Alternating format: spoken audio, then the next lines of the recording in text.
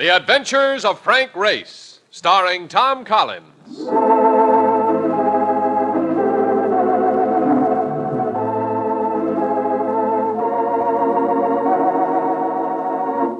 The war changed many things, the face of the earth and the people on it. Before the war, Frank Race worked as an attorney, but he traded his law books for the Cloak and Dagger of the OSS. And when it was over, his former life was over, too. Adventure had become his business. The Adventures of Frank Race.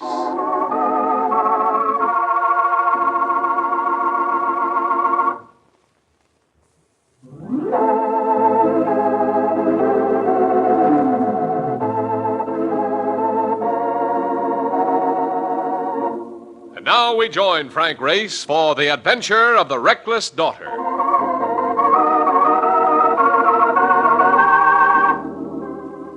Night brooded over the city, and its streets seemed quiet. But you could sense the bitterness that lay beneath the apparently placid surface. This was a section of the European continent, and here the scars of war showed jagged and ugly, with a healing, not a happy process. Oh, brother, talk about dead towns. Everybody here must be between the quilts. It's almost midnight. That's late? In New York, things would just be getting started. I'm afraid it's different here, Mark. Yeah, I'll say it's different. Every guy you meet gives you the dog eye. They all seem to think that no matter... Oh, brother, they come kind of close. Listen. Hey, I say this town was dead. I'm now munching on my words. Well, now with you standing here, let's go. Look, what are we doing in this town, Race? You never did get around to telling me. I don't know what the job is yet. You have to see a man by the name of McDonald. Yeah, well, I can see that there's no... Hey, that one just about took off my ear. Stay back against this wall, right here in the shadow. Look, what goes here anyway? Wait a second. I thought I heard someone call. Americans, you can come here. Hey, it's a dame. The doorway over there. Come on. You made it. Yes. And thanks for the suggestion. Oh, I could not leave you there, could I? Not when those bullets are really meant for me. Yeah, who's on the other side of them? Probably the police. Cops? And leave us not stay here. There's no future in it. Let's... Well, doesn't seem to be much future out here either. The police throwing lead. If they are the police. Oh, you don't believe me. Yeah, I wish it went so dark. The rest of you goes with that voice. You must not strike a light. We would rather fire. Which brings up the question of getting out of here. There is a little cafe in the next square. We could perhaps make a break for it. Well, not all of us together, but I have an idea. Which way is the cafe? To our right. Then I'll make a dash to the left, while you and my friend here leg it for the cafe. We'll meet there. Look, let me do the solo act, Grace. You stay with the lady, huh? No sale. It was my thought. Yeah, but I'm used to driving a cab, which makes me better at dodging things. Go ahead, get going. I'll see you later. He was gone before I could protest, with 2 shots reaching out for him as the girl and I took the other direction. The cafe in the next block turned out to be pretty much like the rest of the city. Not much light, not much glitter, very little sound. Well, do I match my voice? You witch. You knew you'd knock me over, didn't you? You were sure of it. I'm surprised, too. Very pleasantly surprised. Red hair and brown eyes and all the accessories. And I mean all of them. A woman at whom someone fires bullets. Remember? You're gay. You laugh when so many of these around are grim and unsmiling. Why? To waste life on anything but laughter is foolish. Who are you? Stephanie? Just Stephanie? That seems to be it. Would it do me any good to ask you the why of the bullets? Not at the moment, because we're going to be intruded upon. I object to that word, Stephanie. You make it sound too personal. He had the look that spelled bloodhound. And I sensed that because of the girl, he was going to be my enemy. Grace, this is Gregor Savas. Won't you sit down? You will pardon me if I do not. Sit down, Gregor. It will ease that temper of yours. You have a companion, I believe, Mr. Race. Yes, What happened? He is quite all right. but we will have to charge him with resisting arrest. Now you know, Race. Savas is a policeman. A highly placed policeman, to be sure, but a policeman nevertheless. Gregor, do sit down and have something to drink with us. It will lighten your spirits. I am not anxious to lighten my spirits. There are other things to think about. Savas, if Mark Donovan's guilty of anything, then I am equally so. And I. If I thought I could make use of such a situation, believe me, I would. Your companion was guilty of physical resistance. In this country, that is serious. In this country, everything is serious. Let the man go, Gregor. He was only trying to help me. If I have my way, and I think I will, he shall pay a full penalty. And that, for your information, Mr. Race, is quite severe. This was his parting shot. With it, he left us, pausing only a moment or so to say something to a man beside the door. I'm sorry, Race. I'd better start doing something about Mark. Oh, of course. I wish I could help. Will I see you again? Why not? I'm staying with a friend, a countrywoman of yours. Find the church of San Sebastian and walk through its graveyard. Unusual directions. Geraldine Carr is an unusual woman. I'm very fond of her. I headed for the door, but halfway there I got my eye full of trouble. The lad to whom Savas had spoken had a knife in his hand. So I jammed my way past a side door and into a small room that offered exit in the shape of a window already open. I went through this and landed on the pavement outside.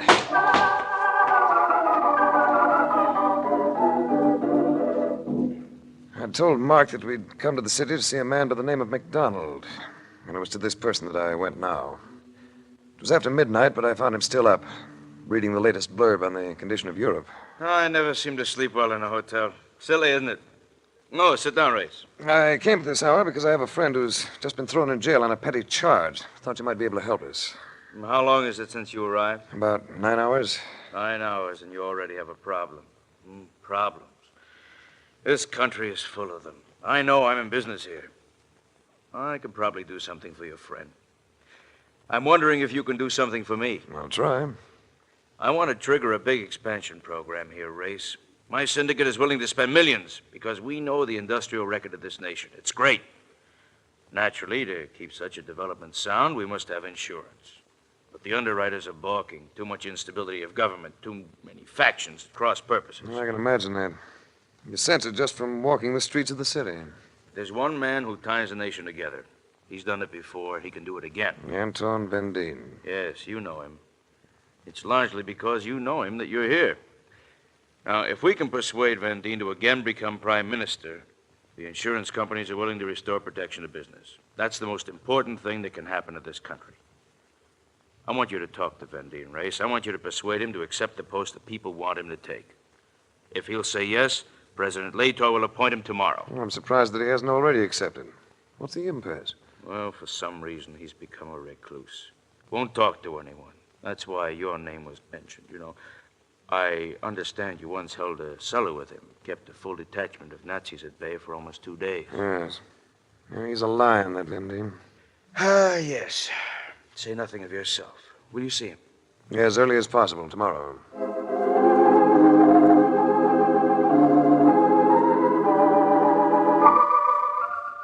I found Anton Vendine working in his garden. I remembered him with dark, gray-streaked hair. Now his hair was almost white. But the look of him was the same. Rugged, fighting features and the eyes of a child running to receive a toy. His eyes had always carried that expression, even in battle. Race, I can't believe it. I'm so happy to see you. Yeah, it seems a long time, Anton. Yes, a long time. We saw some hectic days, didn't we? And now I cultivate roses. Anton, we've always been strong friends. We've always been frank with one another. I can recall that with pleasure. So you can understand why I'm puzzled. The people of this country want you for their prime minister. The post has been vacant for weeks, waiting for your acceptance. Politics.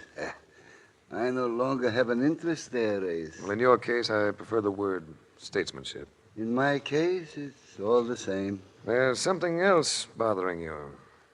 No man could change this much in 5 or 6 years. Yes, there is something else. Do you remember my daughter? You must. In 43, she was 17. Yes, I remember. I recall that you were very close to each other. Yes, we were close, weren't we? She was not only a daughter, she was a companion in arms, a child to make a man proud of himself. Anton, has something happened to her? I thought I had done all the proper things with my daughter. Psychologically, educationally. She saw some very bad times, like the rest of us. But I felt her to be sound inside. I've always admired the women of my country race, admired them for their strength and vitality. My daughter has both of those attributes in abundance. And now she insists on turning them to the pursuits of vandalism and violence. Philosophy she thinks is new and different. Be gay and seek enjoyment no matter what the cost to others. This has become her only aim in life. I see. But you can't let this affect you, Anton. You can't... Race, when a man cannot influence his own child, a girl to whom he has given all his talents, the best of his efforts, how can he expect to lead a nation? Anton, if my memory serves me correctly, your daughter's name is Stephanie. That's right, Race. And she was always very fond of you. And if my memory serves me still further, Stephanie has red hair.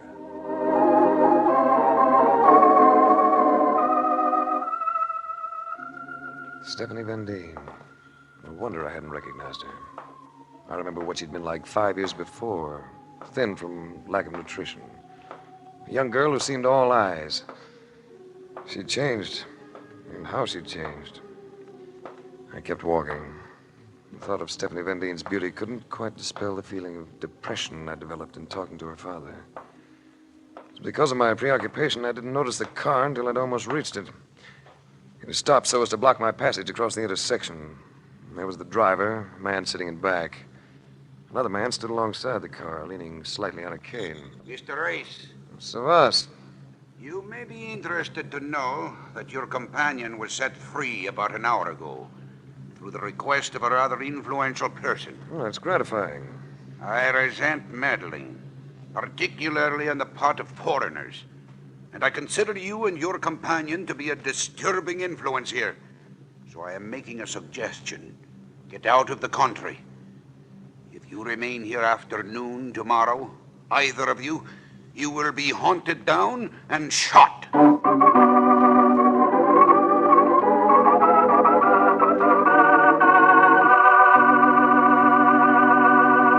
We'll return to the adventures of Frank Race in just about 1 minute.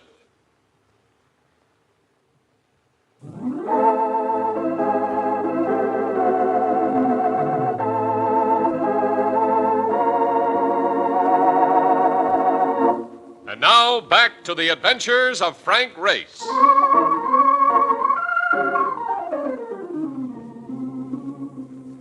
The overall picture had become clearer now.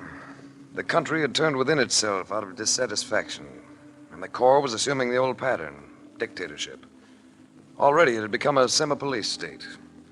And there was a possibility that Savas had the drive to make it his party, the flame that would twist the country into his grip. There was only one remedy. Anton Van Deen must return to the post of Prime Minister, which meant that I had to see his daughter. I think we could have got here a little faster. We could have done a looking by daylight.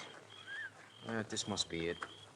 You said a church on one side and a graveyard on the other, didn't you? Now, this is it, all right. And we go through the graveyard in the dark. Oh, brother, what a routine. The girl is living with Bohemians. I thought you said she was staying with an American then. By Bohemian, Mark, I mean Artie. They like to do things in an unusual way. Well, they're doing it. What's the matter with that flashlight? Seems to be getting dim. When you go walking through a graveyard at night, you... What? Hey, Mark, where are you? Here I am, Race. The bottom of this pit. Well, his light went out. Must be the batteries. Wait a second. Ah, there it is. Ah. Well, I'll be darned. What are you laughing at? It's a lucky thing I didn't break my neck. What is this, anyhow? Marcus, you're in a grave. I'm in a what? You're Kidding? An open grave. Yes, me, that's Russian things a little. Yeah, let me help you out, huh? You have to reach way in. They bury him deep in this country. Here, grab. I got it. All right, now dig in with your feet. Yeah, that's it. There we go. Yeah. Oh, that does it. Yeah. Yeah. Now let's see if we can find those women without any more mishaps. Huh?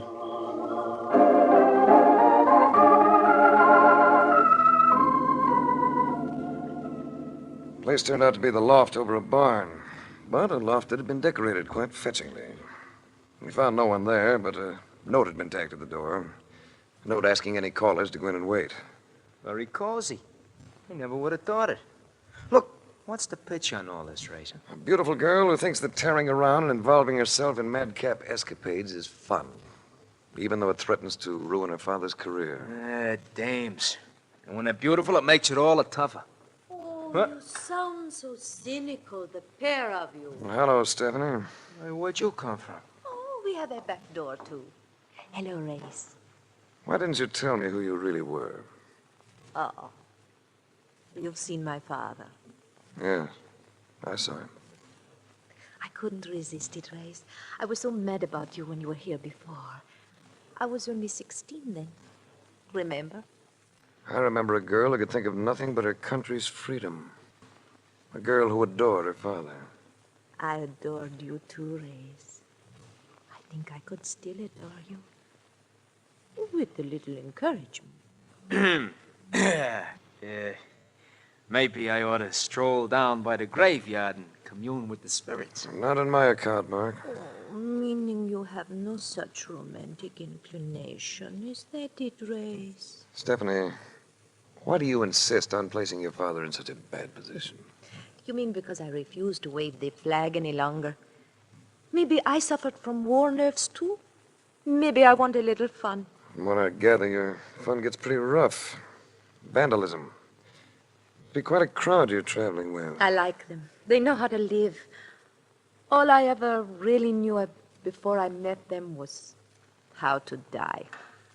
Ah, this is probably Geraldine now. And Ted. Well, darling, we missed you. I thought... Oh, I'm sorry. Why? Because she's got another man here? Well, I'm not sorry. He's too good looking.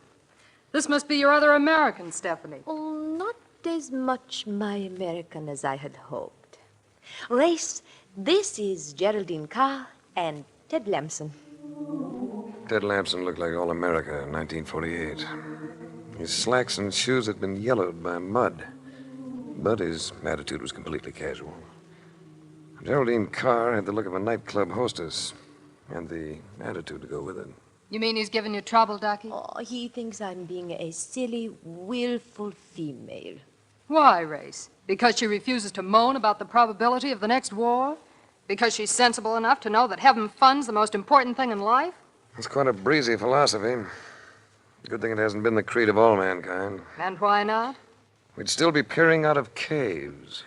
It's our idea that you could be happy and still do things, Race. Oh, I understand you do things, all right. Not very constructive, though, are they? Do come in, Gregor, even without knocking. I am not here socially, Stephanie. This time my visit is official. Then I'm sure it concerns me. I am sure it concerns you, my dear. The Church of San Sebastian has just been robbed, and the custodian murdered. Murdered? His body is lying in the graveyard at this moment, with a knife in its side. What was taken, Savas? A gold statue worth a lot of money. Gregor, if you think I had anything to do with this... What else can I think? The way you have been acting, the things you have been The doing. things I've been doing have never included thievery or murder. I'm sorry, Stephanie. I must place you under arrest.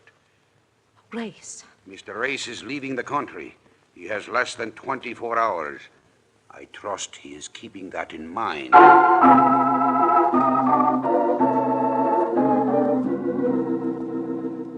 I could think of nothing else but to head for the home of Anton Vendine, where the immediate reaction to my news was one of hopelessness.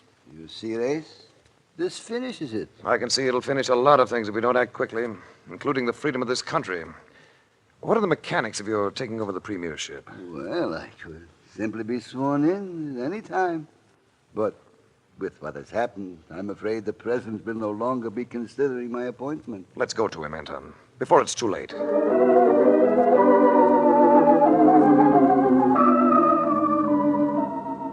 President Lator, a gray little man with furrows of trouble etched across his forehead, shook his head dubiously. The paper's all heavy by now, Anton. I am afraid the feeling is going to run high.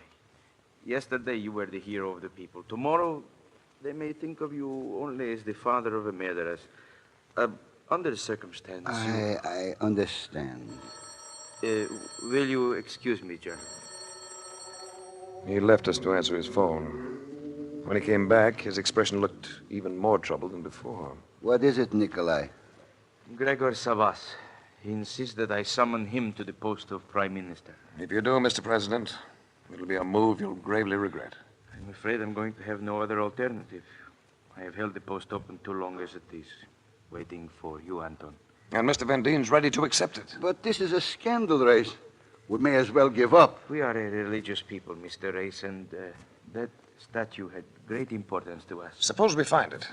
Suppose we prove that Stephanie Van Dien had nothing to do with its theft. Oh, I should be most happy. Then I'd like you two gentlemen to meet me at the side entrance to the Church of San Sebastian in about an hour. I think I know where to find that statue.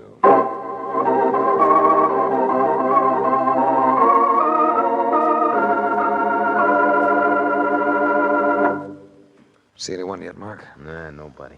But it's a good thing that moon come out, and behind those clouds, they wouldn't be able to see nothing. You want the president and Mr. Van Dien to come first, don't you? Yes.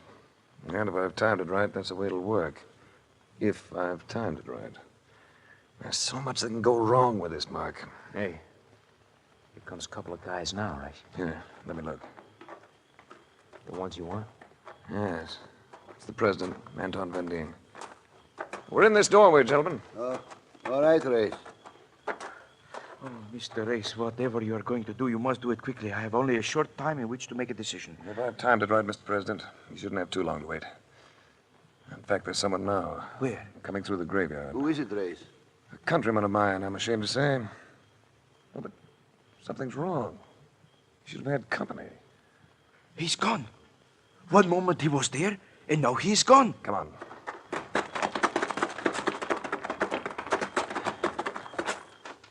All right, Lamson. You can stop digging. Come out of there. That is the one, all right. Same grave I fell into. Climb out, Lamson. But this is nothing but an empty grave. Not entirely empty, Mr. President. Buried at the bottom of it, you'll find that stolen statue. Morty Lamson. You sneak. You trapped me into coming out here. Don't talk about sneaks, Lamson. You've been letting Stephanie Van Dien think you were a friend. Well, you won't get away with it. I'm not alone in this. Go ahead, Lamson. Tell us who else is in it with you. I think I can answer that best, Race. Sebas! Yes, Sebas. And with this as a present for all of you. Sebas! I'm in here too. Watch out for me. You are a bungling fool. You are going to die with the rest of them. He means it. He's going to kill me too. There seems to be others with him. Surely. Savas is set right now to make his first push. Yeah, with us is the Gone Goslings. Wait. Let's give them something back.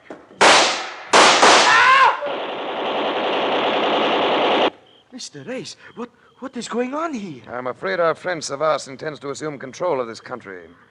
To do that, he knew he'd have to discredit Anton Van Dien. So he took advantage of Stephanie's apparent waywardness and framed this theft and murder. That's the way of it, isn't it, Lamson? Yes. Yes, that's the way of it. Yeah, he'd have made it stick, too.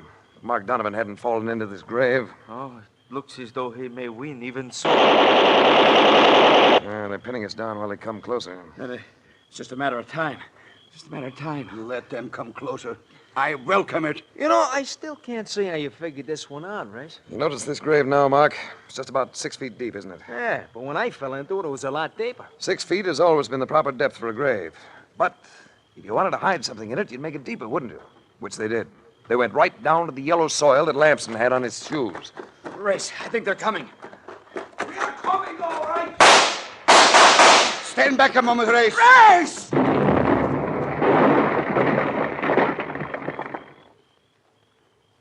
Oh, brother. What was that? Anton. You wiped them out with a hand grenade. We did it once before, Race. Remember?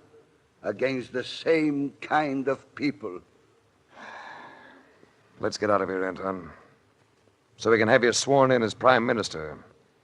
For the second time, you've earned it.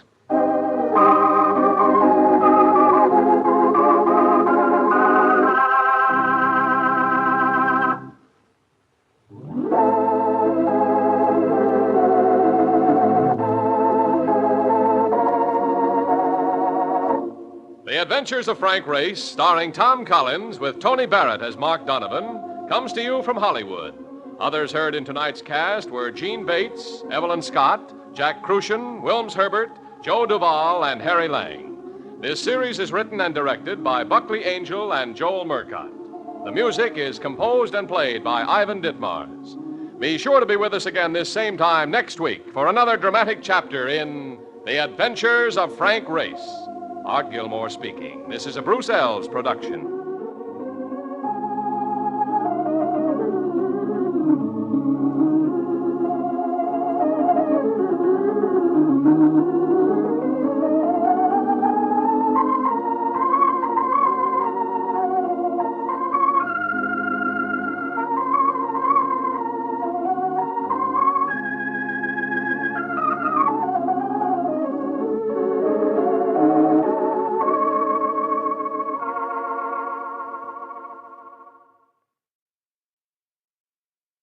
The Adventures of Frank Race, starring Tom Collins. The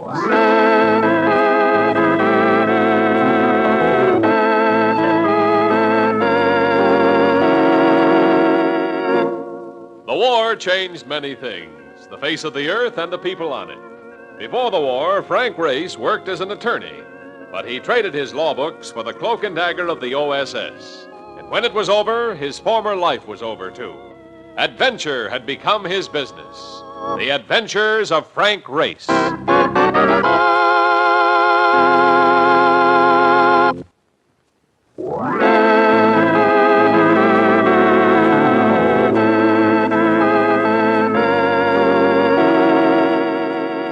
And now we join Frank Race for The Adventure of the Juvenile Passenger.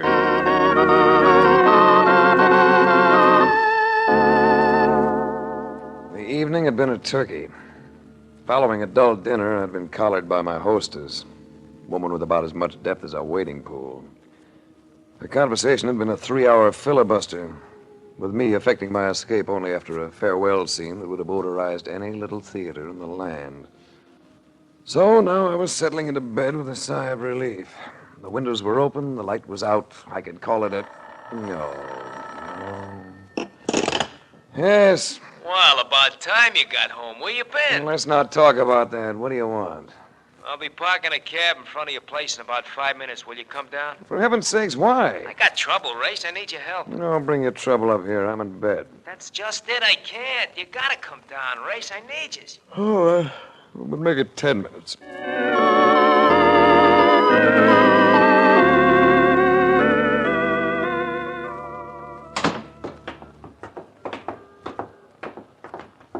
This had better be good. So take a gander back there. Oh, it's a girl. Yeah. And how old would you say she was? 14, possibly? All right. She's 14 and riding around in my cab at 1 o'clock in the morning. She ain't got the dough to pay her fare, and she says she'll kill herself if I don't keep driving her. That ain't a ladle of trouble I'll put in, which is... It'll do. What's your name, dear? I don't care to say. How long's she been riding with you, Mark? Since 11 o'clock. How'd you happen to pick her up? I didn't. I step into a cafe for a few minutes to lap up a cup of coffee. When I come out, there she is, already in the cab. I tried to head for a precinct house once, but she put the nix on it. She knows New York as well as I do. Well, let's all go for a ride. Drive her on, Mark. I'll talk to her.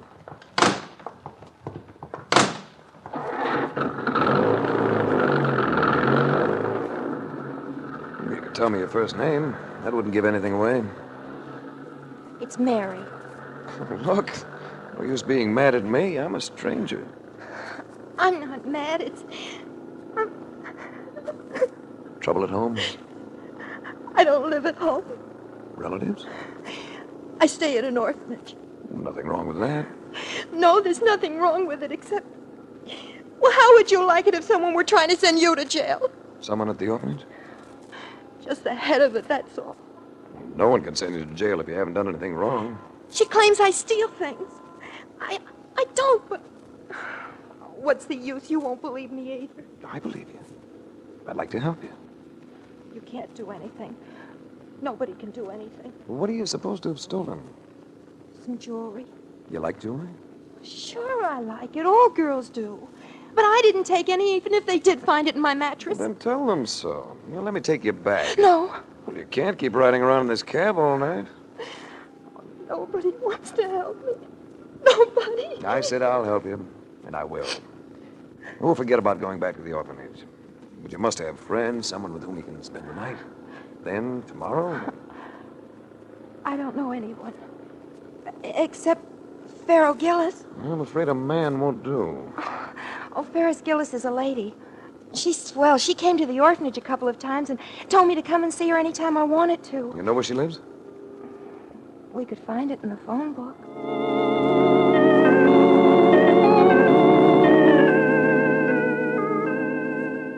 We found it in the phone book. An apartment hotel in the 60s, a place called the Wellington Arms. But the lady we sought seemed to be out. But we didn't exactly draw a blank. While we were still pushing the buzzer to her apartment on the second floor, the elevator clicked to a stop and 3 men got out. We drew their instant attention. Looking for somebody? He could have been the kid who takes your tickets at the theater. Skin was clear. He hadn't been shaving very long. He wore a bow tie and a pork pie hat, but his voice matched his eyes. And his eyes had all the warmth of wet pebbles. You heard me. You can turn off that look of inspection. I ain't liking it. We came to see Pharaoh Gillis. Who's the kid? Her name's Mary. Mary what? What difference does it make? It's all right. I'll tell him. It's Leonard. Mary Leonard. Reads like an act to me. Vinny, you and Lou take him down to the car. Fogel might want to look at him. I'll go through the apartment. You may as well all go through the apartment. The youngster and I are going down by ourselves. What are you trying to do, act hard? I figure you ought to go downstairs with the boys. What do you want, a written invitation? I just want to be understood, clearly. I have an automatic in my pocket. I'm gripping it. Take the elevator, Mary. Get onto the cab. Tell Mark I may be able to use him. Scoop. All right. You don't think you're gonna make me stick, do you? I'm willing to try. What's the matter, Vinny? Need a smoke? Keep your hands where they are. You can wait. You know, I figure you do have an iron in that pocket. Clever of you. But I'm figuring something else, too. You didn't expect to run into us either. Who'd want to? So I'm betting the iron ain't loaded. You go to a lot of trouble, don't you? Why don't you relax, boy? We're strangers. We've never seen each other before. If we just nod, go our respective ways, we'll both stay happy. Now I'm sure you ain't got that gun loaded. He had me. And here was a boy who plainly liked violence for its own sake. There's nothing left for me but the stairwell, so I vaulted the banister and got a decent fall.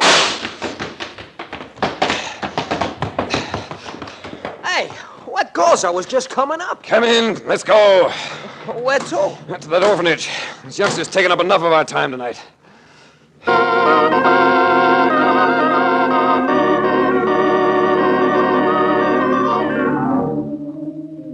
There were cars parked in front of the orphanage, and lights still on inside. In the office, a sort of conference seemed to have taken place.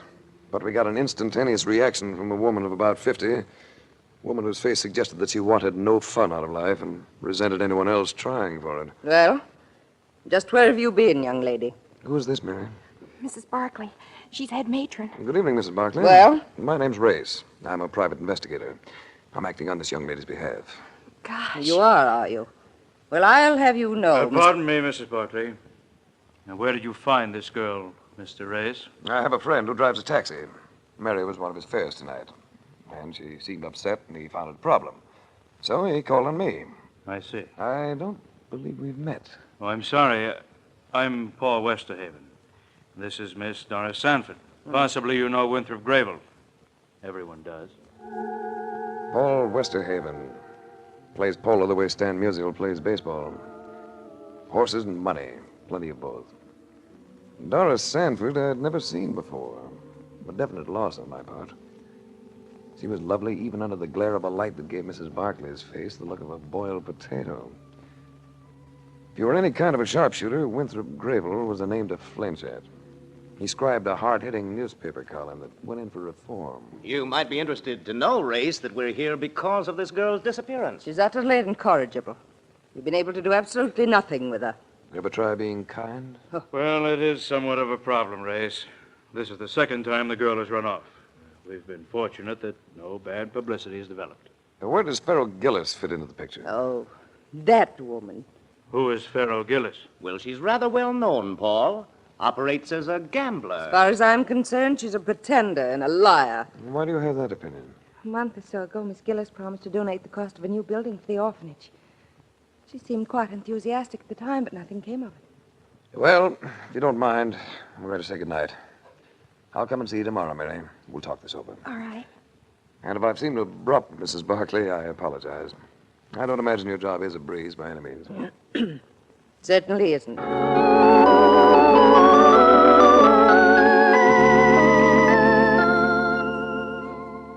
Next morning, I went back to the apartment hotel that housed Farrell Gillis. The manager, pink-skinned man with a mouth that puckered as he talked, was still agog over the shot that had been fired the night before, but didn't connect me with it. When I mentioned Farrell Gillis, he puckered and shook his head. No, she hasn't been here for a week. She often goes away like that, but never tells us where. Well, know anyone else who might know where she is? No one. She's a very strange woman. Gambles, you know. How about her lawyer? I don't believe she has one. Know where she banks? She doesn't. I know that for a fact. Everything in cash with Miss Gillis. It's an idiosyncrasy of hers. Always carries cash. Pays us in cash, pays everyone in cash. It must be a gambling instinct. Yeah, quite likely. Well, thanks. Oh, that's all right, Mr. Race. Didn't you say you were an investigator? Yes. Well, I'm always willing to help investigators. Always.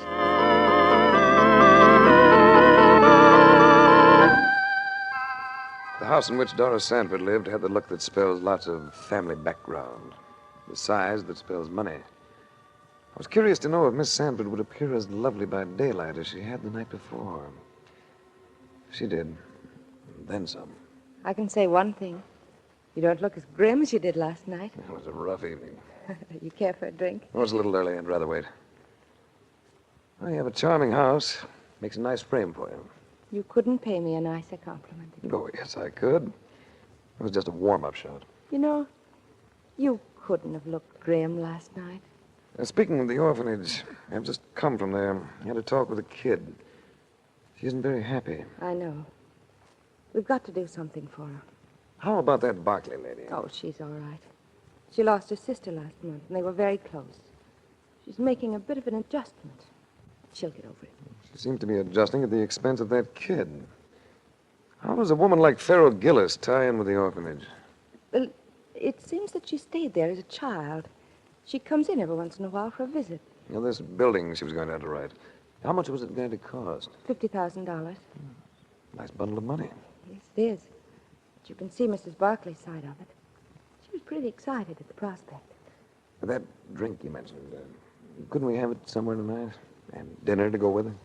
That sounds as though it might be fun. But you have another engagement. I could break it. Couldn't I?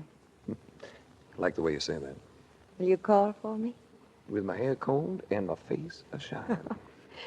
All right, Ray. It's a date.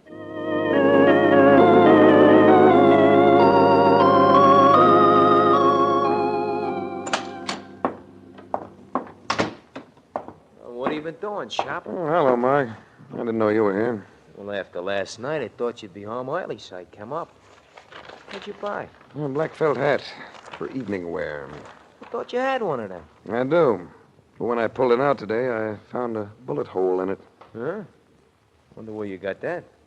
Hey, a guy called about 15 minutes ago. A fella by the name of Tully. Tully? Yeah. Oh, he's the manager of the Wellington Arms. Yeah, that's the one. Said to tell you Farrell Gillis is back. Does that sound important? It might be. I've still got a couple of free hours, Mark. Drive me over there, will you?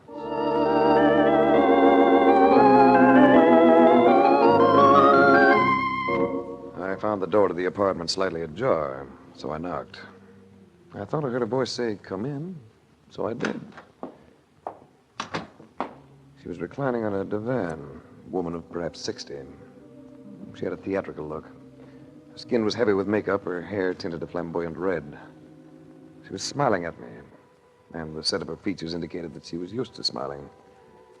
There was only one thing wrong with the picture. Someone had stabbed a knife into her chest. She was dead.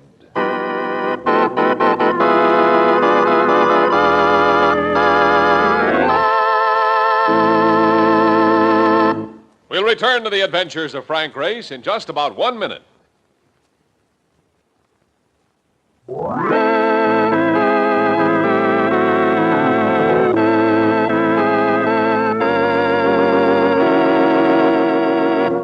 And now, back to the adventures of Frank Race.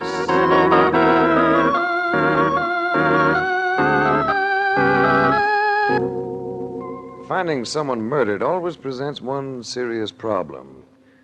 Should you notify the police? If you do, you're going to find yourself involved. If you don't, you may find yourself even more involved. But this time I didn't have to carry out my decision. Just as I picked up the phone, a voice spoke to me in the same soft tones that had invited me into the room. I wouldn't do that if I were you. He'd stepped out from behind a bookcase partition. And dapper serves as a one-word description. He'd been something from a style page in Esquire. He even had the leer to go with it. With him was Slate, the lad who had caused me to vault into the stairwell. The hood called Vinny was also along. I'm Johnny Fogel. The lady is a friend of mine. If we're going to discuss the lady, we may as well get into the past tense, don't you think? Yeah, you see, Johnny, you're sugar cookie, like I told you. You ain't gonna get nowhere with him unless you raise a few lumps on him first. Were you a friend of the lady? Well, to my knowledge, this is the first time I've ever laid eyes on her. Maybe I should have said the lady was a partner of mine. I understand she was in an interesting business. The most interesting business there is. A few weeks ago, she made a killing, a real big killing. Yes? I gave her the tip that clicked for her, so I sort of figure that now she's gone, Lord rest her soul, I'm straight in line to be the heir to what she left behind. I suppose that's a logical pattern of reasoning for a person of your temperament. Talk so Johnny can get what you mean. Never mind, Slate.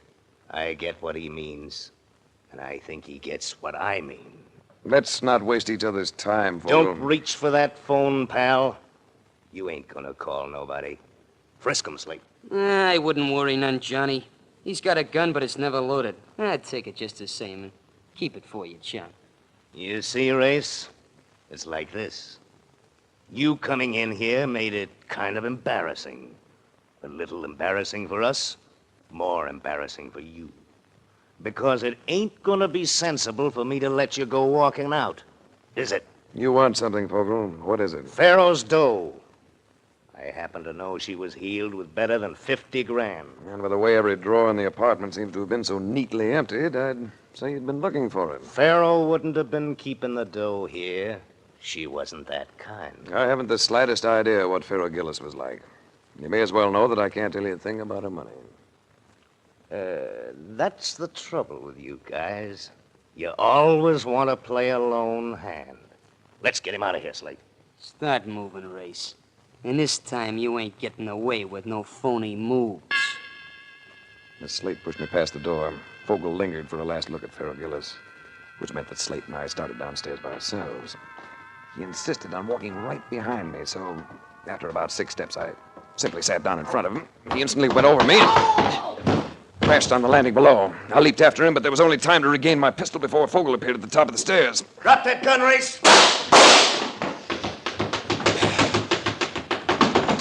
I went the rest of the way on the run, past a gaping manager in the foyer, up to a gaping Mark Donovan at curbside. Oh, not again. Every time you go in that place, you get chased out by bullets. Get me home in a hurry, Mark. I'm due to pick up a most attractive girl in less than 30 minutes.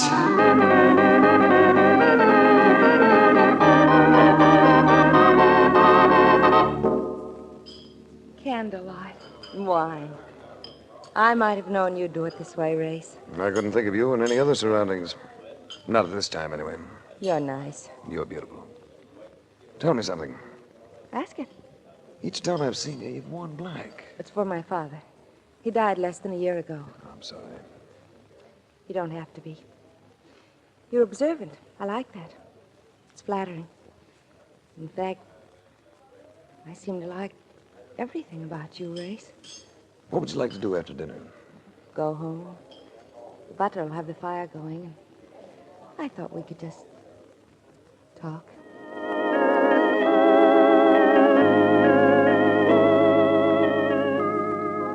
Fire was going, as she'd promised.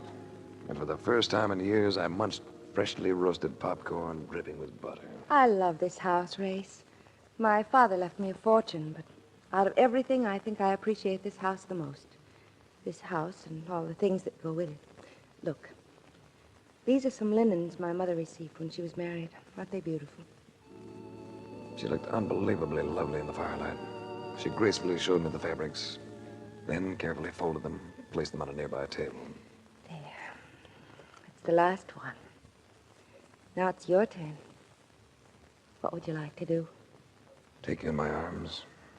You think that's going to be hard? Might lead to complications. You know, you show signs of being a very domestic young lady. Why don't you kiss me?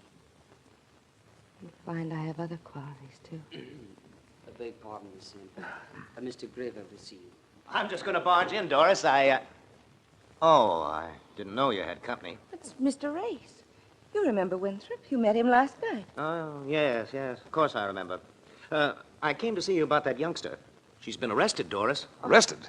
Mary Leonard? Well, it seems that Mrs. Barkley made a report to the police about the missing jewelry. Oh, no. We'll have to run down and get the child out. Well, I'm afraid they don't grant bail on a murder charge. Murder? Murder? One of the items the police recovered from the girl was a diamond earring. The mate to it was found today in the apartment of Pharaoh Gillis, along with Miss Gillis's body. So it seems that the orphanage has been harboring a juvenile murderess.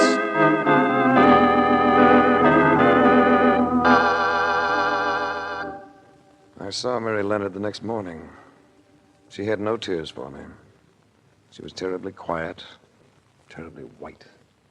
I told you no one could do anything for me. Didn't I, Mr. Wraith? Well, I haven't been able to do much, have I, Mary? But I want you to know that I've got an idea about this affair. It's just an idea, and a pretty hazy one at that. But it might lead somewhere. I'll keep in touch with you.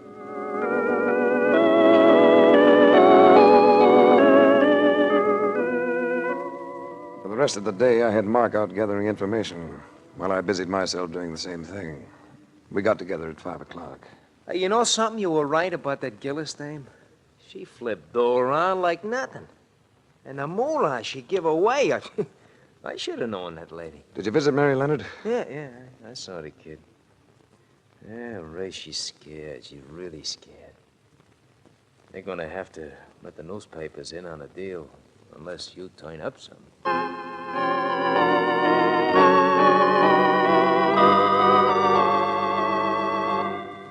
It was about an hour later that I got a call from Doris Sanford. Race, can you come to see me right away? It's important. Trouble?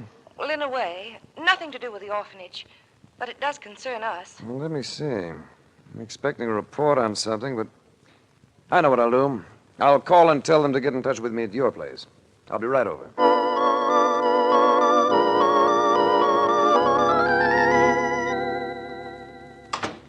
It's Winthrop Grable, Race. He thinks he's in love with me, and he's become insanely jealous of you. Can't help that, can we? After all, he's a big boy now. But he can hurt you with that column of his. There's a phone call for Mr. Race, Miss Sanford. I took it in the library. It was the report I'd been waiting for. When I got back to Doris, I found Winthrop Grable with her. He greeted me with a frigid nod. His face was flushed, and his eyes had a too bright look. Was it the call you've been expecting, Race? Yes. It seems that Pharaoh Gillis not only made a promise to give $50,000 to the orphanage, but she actually delivered the money. What are you talking about? Pharaoh Gillis always did everything with cash, and that's the way it was handed over. $50,000 in United States currency. I guess it was too much for the party who accepted it, because nothing was ever said about it. And that's why Pharaoh Gillis was murdered. So where do we go from there? To the fact that Pharaoh Gillis wasn't murdered just to keep her silent. Drawers and cupboards had been emptied in the apartment. She'd evidently obtained a receipt for the money, which the killer wanted, and got, I believe. And I suppose you know all about the killer's identity, eh? I do know. Who did it, Race? You did, darling. I got my lead on that from the way you folded those linens last night. The way I folded the linens. So carefully, so meticulously. The same way everything was handled in Pharaoh Gillis's apartment. You were disturbed before you could put the things back, but you left everything so neatly piled. You're being ridiculous, Race. I just inherited a fortune from my father. I know. But this afternoon I learned that it wasn't a very liquid fortune. Not much money. So inheritance taxes were going to cripple you, make you sacrifice a big slice of your holdings. I think the courts will accept that as a pretty good motive. Oh, you're wrong, Race. No, I'm not. The item I particularly don't like is the way you set that little girl up for a patsy. Framing her with some frowsy jewelry. Planting the stuff so she'd not only be suspected of thievery, but of murder as well. Win, this man is trying to frame me. Yes, but he's not going to get away with it. Put that gun away, Grable. She's making a fool of you. No, you've been trying to make a fool of me. Making passes at her when you knew she was engaged to me. Well, it's the last pass you'll make at any woman. Why, you... Sorry, Grable. I can only allow you one miss. Oh! Race, Yes, dear. I've been thinking of taking a trip to Lake Louise. Why don't you come with me? After all, you can't prove I did anything.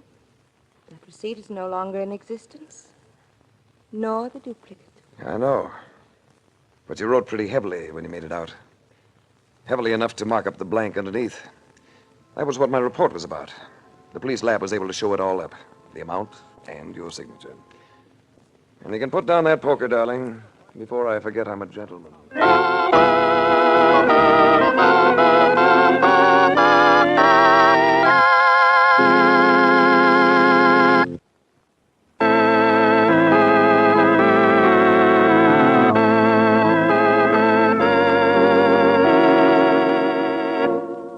The Adventures of Frank Race, starring Tom Collins, with Tony Barrett as Mark Donovan, comes to you from Hollywood. Others heard in tonight's cast were Virginia Gregg, Michael Ann Barrett, Jack Crucian, Jack Carrington, and Bert Holland. This series is written and directed by Joel Murcott and Buckley Angel. The music is composed and played by Ivan Ditmars. Be sure to be with us again this same time next week for another dramatic chapter in The Adventures of Frank Race. Art Gilmore speaking. This is a Bruce Ells production.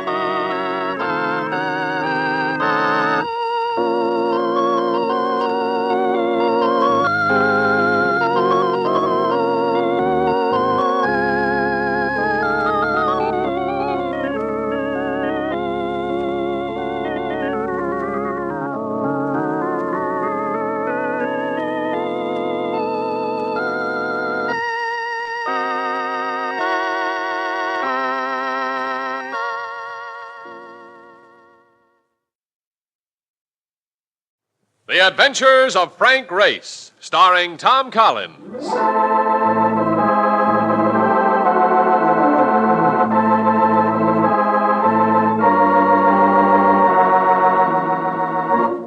The war changed many things, the face of the earth and the people on it. Before the war, Frank Race worked as an attorney, but he traded his law books for the Cloak and Dagger of the OSS. When it was over, his former life was over, too. Adventure had become his business. The Adventures of Frank Race.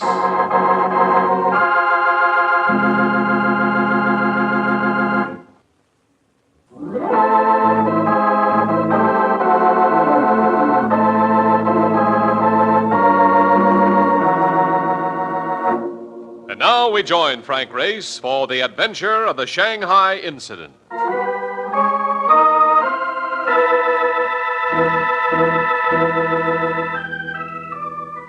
My seat was a park bench that overlooked the oil-scummed waters of the East River. Everything considered, it wasn't what you'd call a glamorous atmosphere. But I was drowsy. The sun felt warm on my back. I didn't want to move. Hey, Race! I flinched. The voice belonged to Mark Donovan. Never exactly a soothing influence. I hunched my shoulders and closed my eyes. Hey, I got a guy who wants to see you. I'll tell him I'm out. He's waiting in the cab. He said to tell you his name is Breslin. That brought my eyes open. Matt Breslin, one of the best blocking backs that ever scythed his way through a broken field. I know him. I carried the ball behind him on more than one of his jaunts. Hadn't seen him for years. I got up and we went to the cab. Well, it's good to see you, boy. Been a long time. Too long, Matt.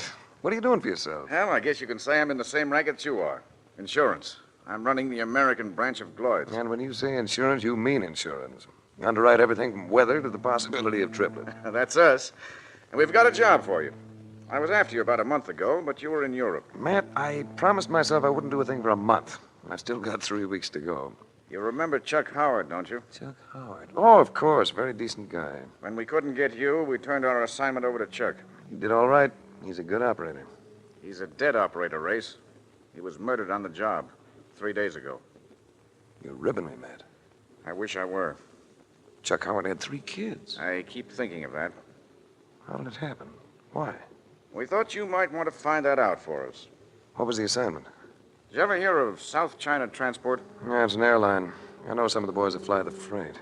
We indemnify them against cargo loss. And lately, there have been nothing but losses. They've been strewing valuable cargoes all over the countryside. Well, it's a great countryside for such goings-on. Who shall I contact over there? A lad by the name of Jack Stacy. He handles operations. Used to be in the Navy.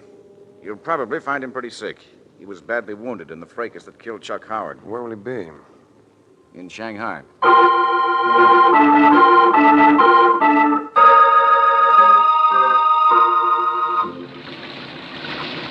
was raining in Shanghai. I got the feeling that all of China was weeping. Maybe I was thinking too much about Chuck Howard. What do you know? To think that when I was 16, I tried to join the Marines just to see China. What kept you out? Were you underweight? Nah. Under the thumb of me old lady. She wouldn't sign the papers. Well, what's the pitch on this, Race? What do we do next? I have to see a man named Stacy at a hotel called the Killarney. Killarney, huh? Probably run by a Lithuanian who calls himself Clancy. What do you want me to do? Go along with you? Mark, whenever you ask a question like that, I always know you have a project in mind. Well, they tell me there is a place here in Shanghai where you can get tattooing done, which will knock your papers out. Ah, that's kid stuff. Don't you have enough of those things on you? Oh, I want just one more. This guy does a dancer which they say will keep you dreaming even after you're too old for it. Ah, go on then. Get your tattooing done. Good, I'll see you early enough so we can have supper again.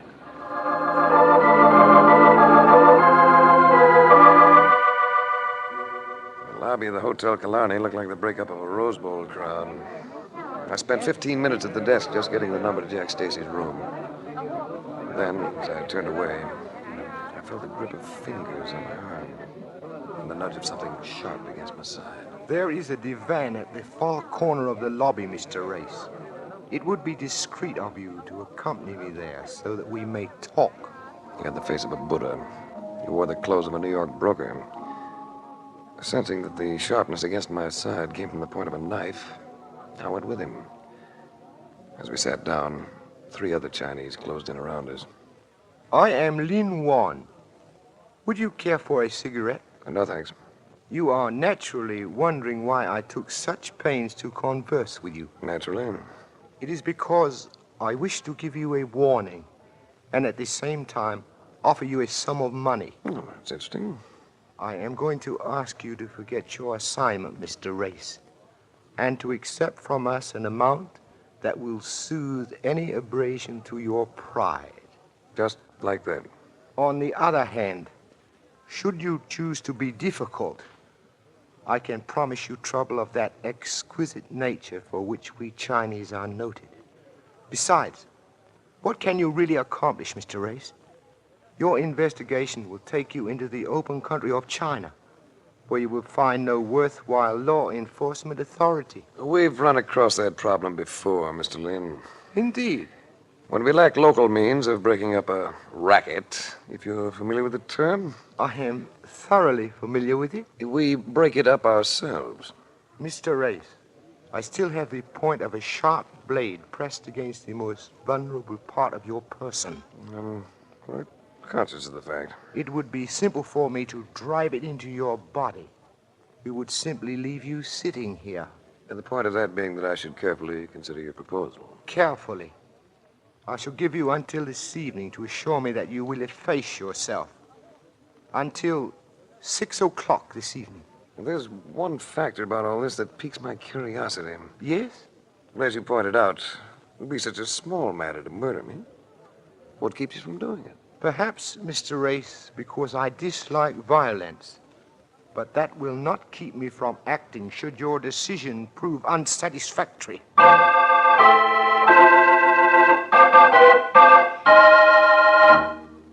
I found Jack Stacy propped up on a couch in his room, his arm in a sling. His disposition a match for the weather. It's a mess, Race. Somebody's trying to force us out. That's the size of it. We've been doing well. Too well, I guess. So now they're moving in. You've no idea who killed Chuck Howard and crippled you, huh? The only thing I know about it is the bullet they took out of my arm. I really knew about that. They were short on anesthetic. That's it? This slug in the mantle? That's it. 38. But over here, that won't mean much. How do they know when you're going to fly those cargoes? Can't you keep it quiet? I've done everything but make my people wear muzzles. Gets out somehow. They never miss. What about your pilots? Could I talk to one of them? Well, there's one of them in the hotel right now. I'll get him here for you in a few minutes. Pilot showed up in about half an hour. Tall, weathered-looking Westerner. Yeah, sure. They try to pump us. Try it all the time. They're cute about it, too. They use women. Mighty nice-looking women. Chinese? Not the one I ran into. Might have been Russian, I'm not sure. Whatever she is, it's an awful exclusive pattern. What's her name? Lisha Vronsa. I don't suppose you know where she stays. Mister, the day I slip up on finding out a lady's address, I'm gonna be ready for that old rocking chair. All right, Brand. You just relieve yourself of that information right now.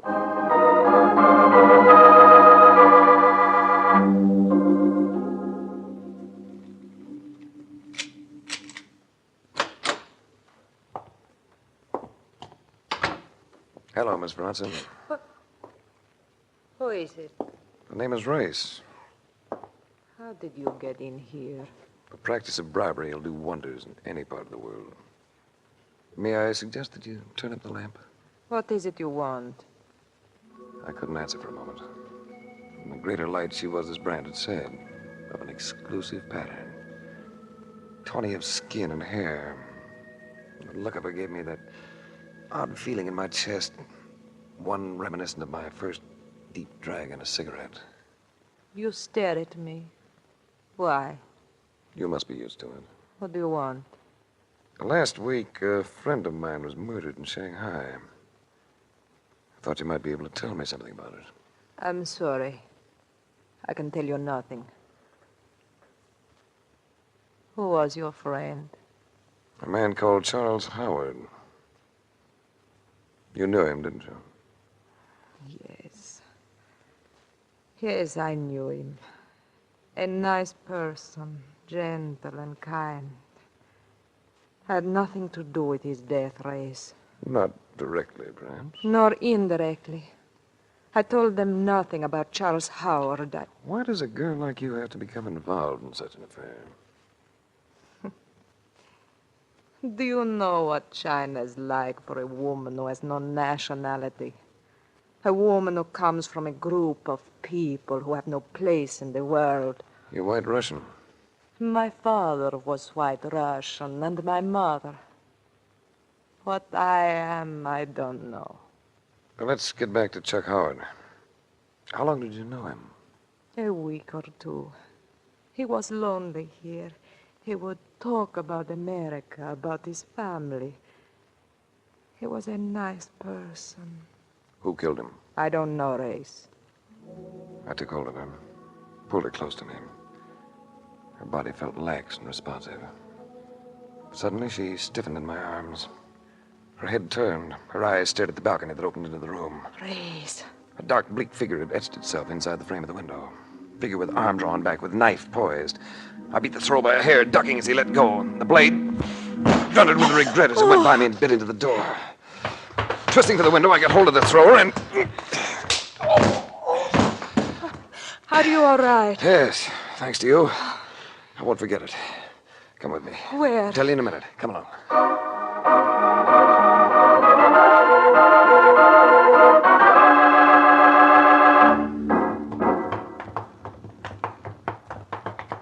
Hold it. What are we doing, Race? There. Look up at the building. Oh. knife-throwing friends climbing down from the balcony. Oh, yes. Now you can go back. I brought you out here to keep you safe. Why did you let him go, Race? He's small fry. I want to follow him to where the big ones are biting.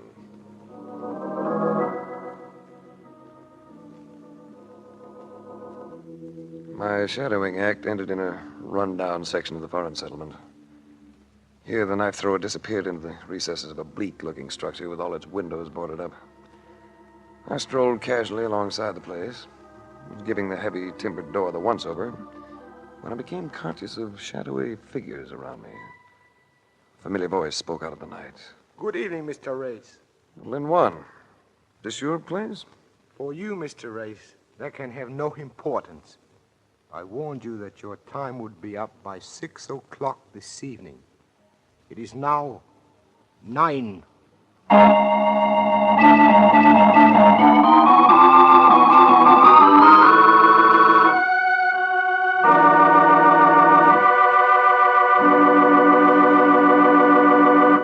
We'll return to the adventures of Frank Race in just about 1 minute.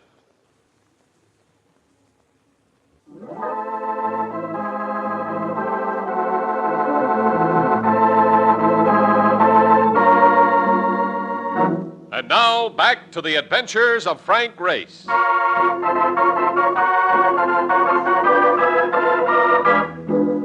must have been 6 or 7 of them. The one nearest me I put out of action with a fast backhand of the Adam's apple.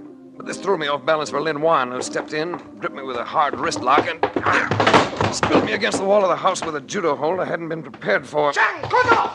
On my back, I caught the first one with my feet and gave him the taste of a fall.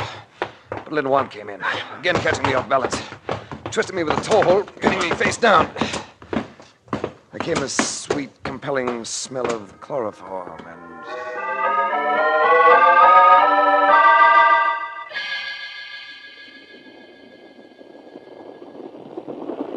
I got back my senses, of all places, on a train.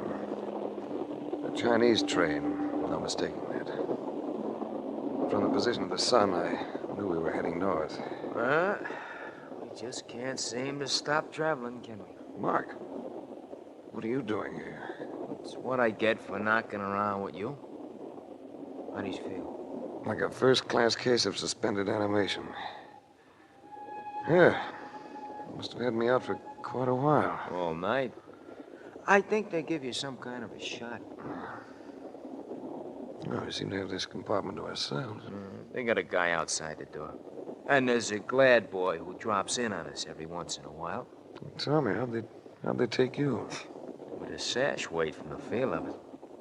I am right now thanking me old man and me old lady for giving me this thick Irish skull. Have to get your tattooing done? Did I? What'd you see? Wait a minute.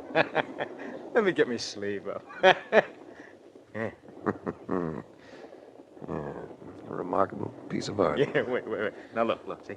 A wiggly old muscle like this. Ain't that terrific, Ray? Just like Minsky's burlesque on Broadway.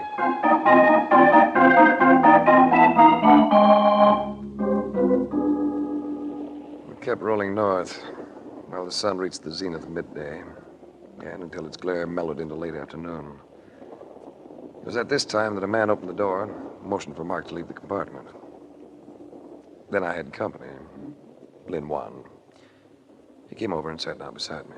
I trust you are feeling no ill effects from your experience, Mr. Race. I'm suffering from curiosity more than anything else. Indeed. You murdered Chuck Howard.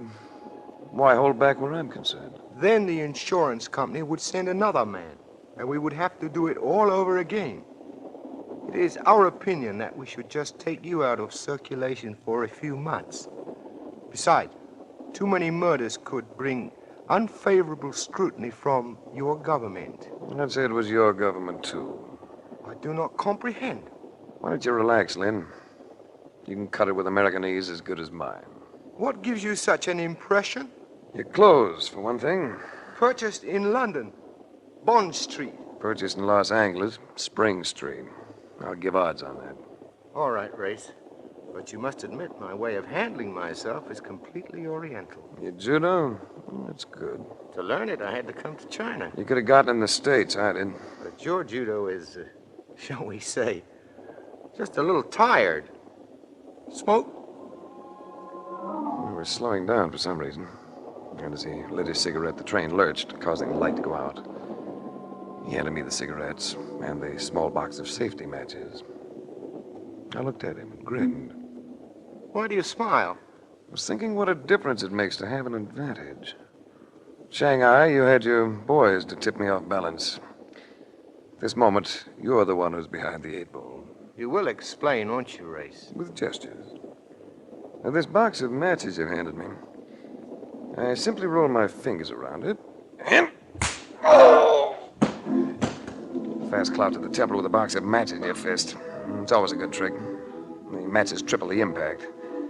I was a little surprised he hadn't been hip to it. But we were even. He had a Colt 45 on him, the old Army model. This I confiscated, figuring that he owed it to me. Mark and I had to get off the train. There was still another lad to handle on the far side of that door. Unfortunately, he stood facing me. We both fired at the same time. Race! I'm all right. I'm all right. Get his gun. You're bleeding. It's all over your face. Crease me. Get that gun. Hey, there's more of them coming. Yeah, get back in the compartment. Hey, they're gonna break in. Yeah, we'll have to jump for it. Break the window. We're moving too fast. We'll have to try it. Break the window. All right. Let's go.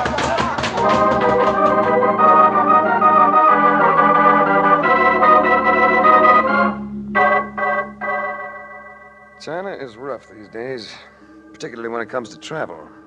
But you can get around if you carry weapons and money, and show a disposition to use both. So we made it back to Shanghai, taking 4 days to do it. And at the Hotel Killarney, I found not only Jack Stacy and Brand the Flyer, but also Matt Breslin, who'd just flown in. You don't know how glad I am to see you. When I heard you were missing, it was too much for me, so I came over. I wish I could report a little progress, Matt. How about this fellow who's been giving you so much trouble? Lin Wan? He's an American. Part Chinese, but an American just the same. Which probably means that he's plenty smart. Ah, see, you've got your arm out of the sling, Stacy. How's it feel? Good as new. Yeah, he needed it good as new this morning. He had to swim with it. What happened? Oh, Brand and I went out in a fishing junk, and like a goof, I fell overboard. Nothing serious. Brand flipped me a life buoy, and that's all there was to it. Race, what about this Lin Wan? How are we going to handle him? I don't know, man. I imagine we'll just have to wait until he pries into the picture again.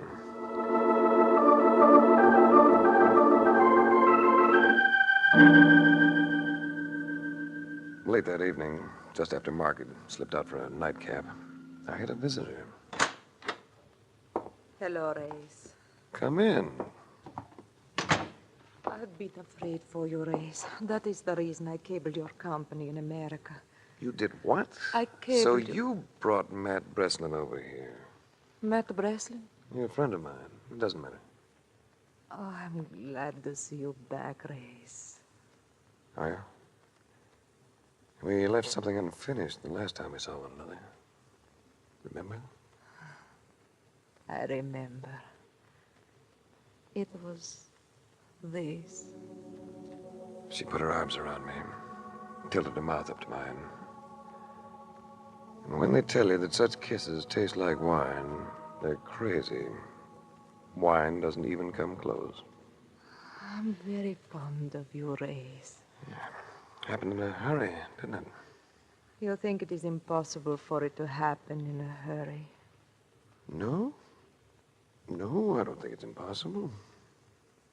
But you might do something to prove it. How? Tell me who asked you to talk to Stacy's flyers. You know the man, Race. Lin Wan. Do you ever say anything about others being tied in with him? No. He just gave me a group picture of all the men who work for the airline. Picture? Could I see it? Wait, I may have it here in my purse. Wait. What are you doing carrying a clip of 38s around with you? The bullets? They came from Chuck Howard's gun. Chuck Howard's gun? I was one of those who found him. He was still conscious. And he seemed to want me to have it. Sort of a grim bequest. Where do you keep the gun? At my place, Could I have it? if you like. Oh, here. Here is the picture. Yeah, let me have a look. Well, does it tell you anything? Tells me a lot. That gun may tell me more. Do you want it tonight? Not this late. I'll come by your apartment tomorrow. Do you keep the gun in a safe place? Where no one would ever find it. In the center of a sack of salt.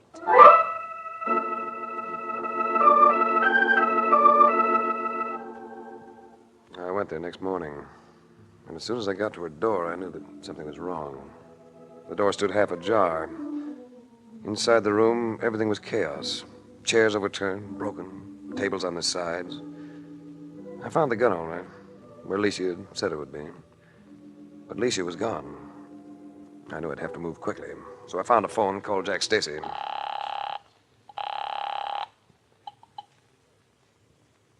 Stacy speaking. This is Race. Gonna need your help. Sure, Race. Do you know where to find Matt Breslin and that pilot of yours, Brand? No, not right now, but I can probably locate him. I told him to let it ride, that we couldn't afford to wait. Gave him the location of the place in the foreign settlement. The house where I'd bumped into Lin Wan and company. Stacy promised to be there in an hour, and was as good as his word. He looked curiously at Mark and me as we met him in front of the heavy door of the structure. This the headquarters? It seems to be. And I think they're holding a girl here. Girl who's been helping us. You willing to go in? Well, sure, if you'll show me how. I thought we might go in by way of this door here. With that lock to open, we'll need TNT. I thought possibly you might have a key for it. You thought that... I don't get it. Neither did I. Till I remembered that you were supposed to have been in the Navy. Well, I was in the Navy. No, Stacy. Or whatever your name really is. No Navy man would ever say life boy. Pronunciation's optional, but you call them buoys in the Navy. Always. Move ahead of us and open the door.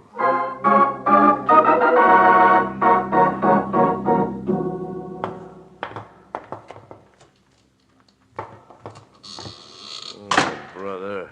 This ain't no great white way. Turn the flashlight straight ahead, Mark. You're making a big mistake, Race. How could I take the place of another man? By murdering him. And firing the men who'd been close to him. I saw a picture of the regular pilot group last night. The ones who were in it before you installed your own boys. Besides, the bullet that wounded you in the arm was fired from Chuck Howard's .38. I checked the ballistics. Door, Race. Over to Mark. So you came to see us again, Race? Race, they've got guns. So have we. So that makes it even up. Try to even this up. Race! Oh!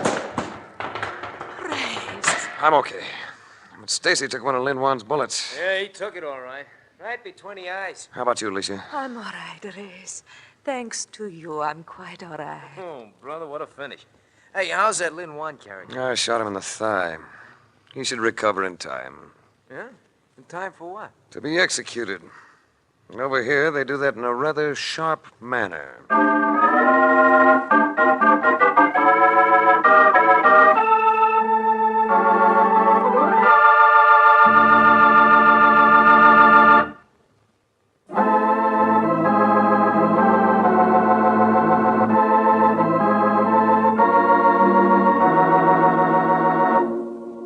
The Adventures of Frank Race, starring Tom Collins with Tony Barrett as Mark Donovan, comes to you from Hollywood.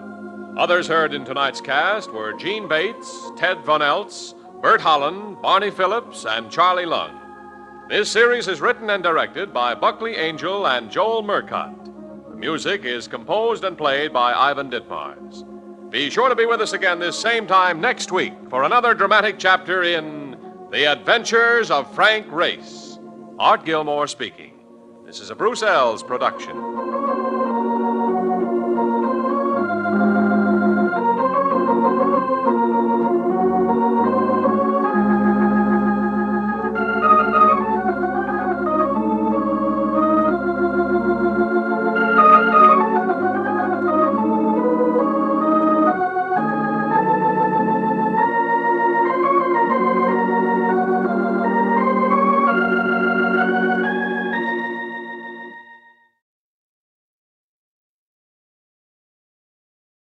are about to hear a new NBC presentation, Cloak and Dagger, program number 1 in 90 minutes of continuous mystery and suspense on NBC. Following Cloak and Dagger, stay tuned for High Adventure. Then listen to The Big Guy, NBC's new unique mystery series. But first, Cloak and Dagger. Are you willing to undertake a dangerous mission for the United States, knowing in advance you may never return alive?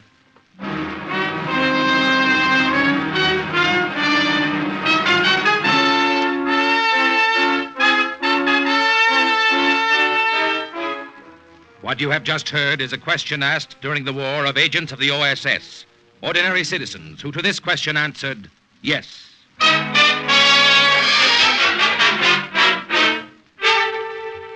We have the honor at this time to present a former OSS officer, co-author of the book Cloak and Dagger, upon which this series is based, Colonel Corey Ford. Thank you. OSS, the Office of Strategic Services, was America's top secret intelligence agency during the war. It was this country's first all-out effort in black warfare, dropping undercover operators behind enemy lines, organizing local partisans to blow bridges and dynamite tunnels, outwitting the best spy systems of Europe and Asia. The success of OSS is known, but the story behind that success, the story of the everyday, average Americans of every race and creed and color who risked their lives knowing all too well that if they were caught, they would face torture and probably death, is what Alistair McBain and I have tried to tell in Cloak and Dagger. We feel it is a story in which every American can take deep pride.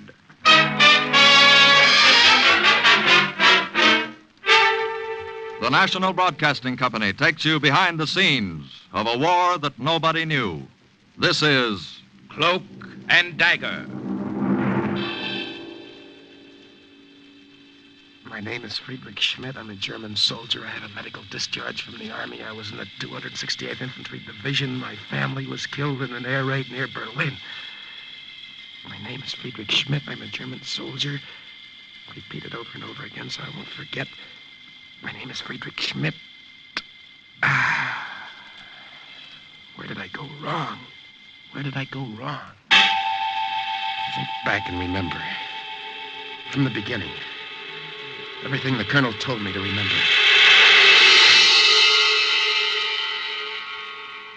Remember, Frank, from now on, you'll be Friedrich Schmidt, German soldier. You have your military pass, forged signatures of adjutants, hospital certificates, ration coupons, permit to travel. You know what to do. Yes, Colonel. Carl and I parachute behind the enemy lines in Austria. We radio back information on the strength and location of German troops around Innsbruck. You realize there'll be no help from headquarters, no contact waiting for you below. Well, sir, Carl knows the country, and his sister is still living there. I needn't tell you the risk you're taking. Of course, you'll land in American uniform, so in case you're picked up immediately, you'll be treated as prisoners of war. However, later, if you're caught out of uniform in enemy country... I think I know what to expect, sir. All right, then. Just one more thing. The information we're after is vital. The Third Army is closing in fast, and we must know what's ahead for them. I'll expect your first message in 10 days. You'll have it, sir. Oh, and, by the way, Colonel. Yes? Don't forget to have that package mailed to Rhode Island for me next month. It's my father's birthday.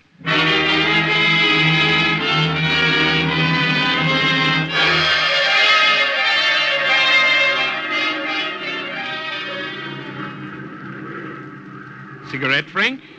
Thanks, Carl.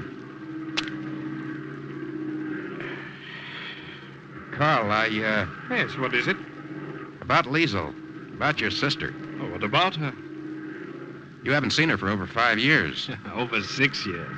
Well, 6 years is a long time. Running in. That's us. Get ready to jump. What did you want to ask about Liesel? Oh, nothing. Forget it. Ready, number 1. Ready? Jump. I'll see you downstairs. Ready, number 2. Ready. Good luck, Frank. Go.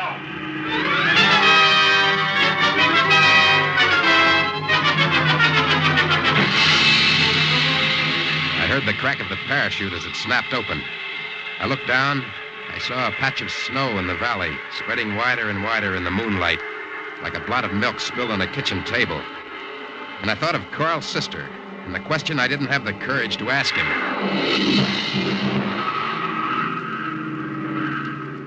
You all right, Frank? Yeah, I'm okay.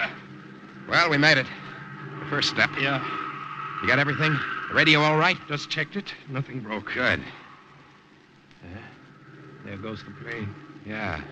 Heading back. She's gone. Let's go while it's dark.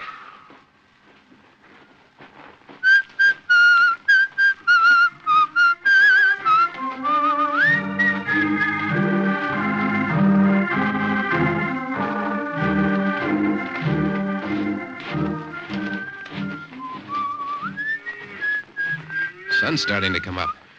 Keep that cape around you. There'll be people on this road soon. What do you think about that sun? What about it? Astronomers must be nuts. That can't be the same sun I used to see back in Providence. Maybe it isn't. Schlaf nun ein, die Nacht ist da, der Morgen naht.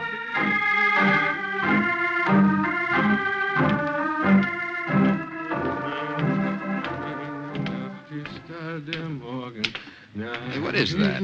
You've been singing that for hours. What is that, a kid's lullaby? I made it up. Oh? Made it up for Liesel when she was a little girl. I used to sing her to sleep with it. Oh. Frank. Yeah? On the plane, before we jumped, there was something you wanted to ask me about her. What was it? Listen. Here comes a cart. Watch your cape. Don't let the wind blow it. Yeah. Heil Hitler. Good morning, Fräulein. Heil Hitler. Guten Morgen. How many kilometers until the railroad station? About 2 kilometers. Vielen Dank. Dankeschön. Good, only 2 more. This rucksack weighs a ton. Hope there's no standing room on that train. I hope there aren't too many German officers. Come on.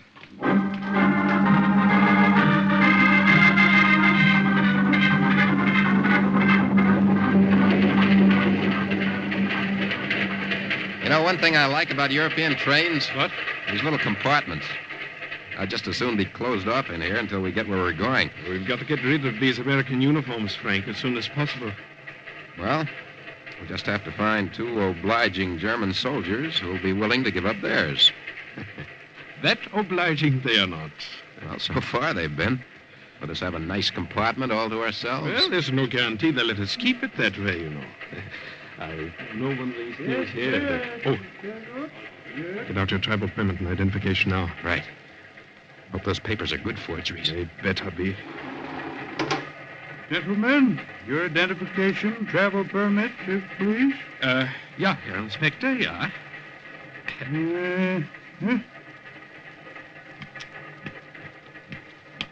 Now, yours, if you please, Herr Lieutenant. Here you are. Yeah. Here are your papers, Herr Lieutenant. These seem to be in order. Dankeschön. How much longer till we get there? About 30 minutes. You think he was suspicious? Well, he didn't act it. Just the same if anyone else comes. If you have to take off your cape, take it off in one motion. Your jacket with it. We might get away with a khaki shirt. Our luck's held out so far. Maybe nobody will come. Let's hope so. See you, Salzburg, Here comes company. Here comes trouble. May I share your compartment, gentlemen? Yeah, of course, Herr Hauptmann. It's stuffy in here. Why don't you remove your capes? Well, it was so cold in the snow country. We're both of us just back from there. Hey, it will take us time to thaw out. Join me in some schnapps, gentlemen. Danke. And you? Dankeschön. These trains, either too stuffy or too drafty. They're all badly on down since the war. Are you warmer now? Oh, much. Then remove your capes. I perspire looking at you. Well, Go on, take them off. The Hauptmann is right. It is hot. Better. Yeah, much better. Are you going to Salzburg? no instinct. Sure, good. You must forgive me. Perhaps it's the heat, perhaps too much of this bottle. I'm going to stretch out in the empty compartment next door. I'd appreciate it if you gentlemen would wake me when we get off at your station. Well, I will be happy to. Well, then I'll see you again. You'll see me again and soon, Frank. Wait here with the radio. What are you going to do? Our friend was warm. I'll help him out by relieving him of his uniform. No, Carl, no. They'll find his body before we get to Listen to Insing. me. They'll find it on the roadbed 2 days from now. No, Carl, you can't take that risk. One of us in German uniform would help. Wait here.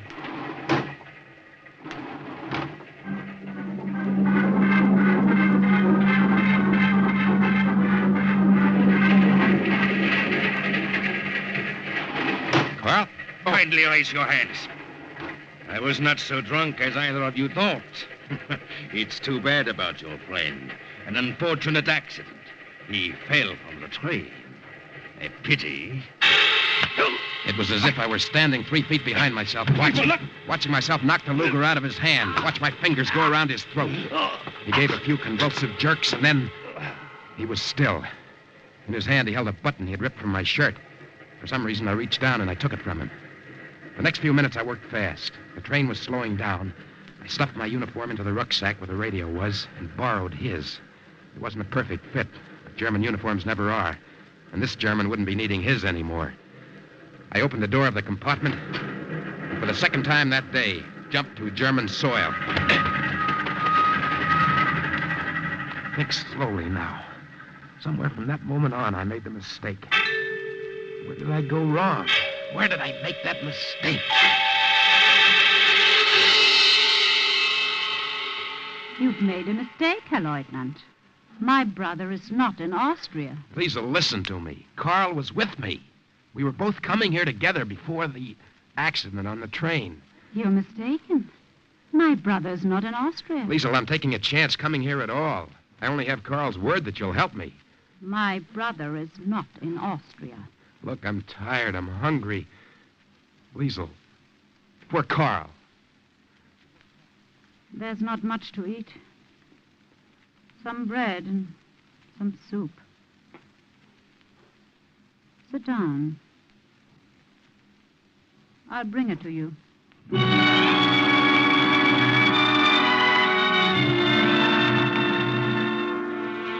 I watched Carl's sister as she went over to the stove. She was small and dark, and her hair was cut short and brushed back. It was fine, like soft baby hair. I felt so tired I wanted to brush my face against it. Here's your soup. Dankeschön. There's more in the pot if you want it. I'll be back. Where are you going? There's someone you might like to meet. A contact. I'll get him. Stay here and eat. I'll be right back.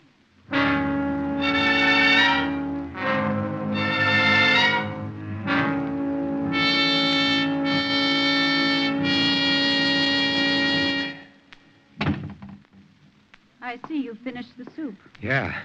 I hope it isn't all you have. Oh, no. It's all right. Where's your friend? Friend? Oh, you mean, well, he's coming. He's coming soon. Good. Carl said you'd be in touch with the Austrian partisans. I need help, Liesel. I need all the help I can get. My friend should be here any minute. I think I'll wash the dishes now. Since everything around us is in such disorder, I like to keep some order about myself. Here, I'll wipe. Do you mind? If you like.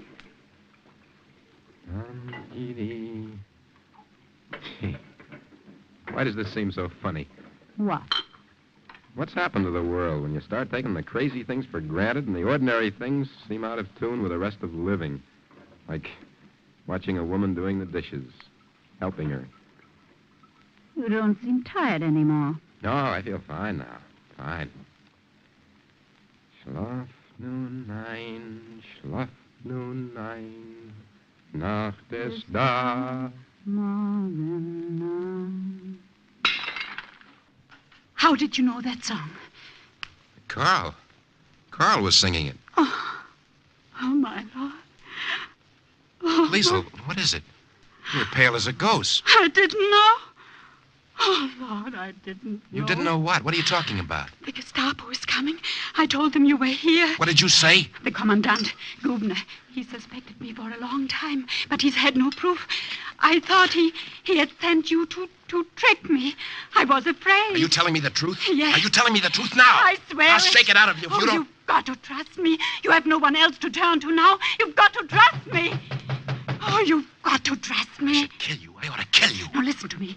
You can get out of the back door now if you want. Oh, but no, you won't get far there. Oh, you better go down there, to the cellar. And trust me. Open up in there. I have no choice. Quick, that door. It leads to the cellar. Go quickly. Open up! In a minute. Well, where is he? Gone. Gone? What do you mean gone? Well, I tried to keep him here. I couldn't without arousing his suspicion. Yeah. So I, Yeah? Well, you asked me not to do that, remember? Yeah, go on. Well, he was only passing through. He said he had a friend in the mountains. In a hut in the mountains.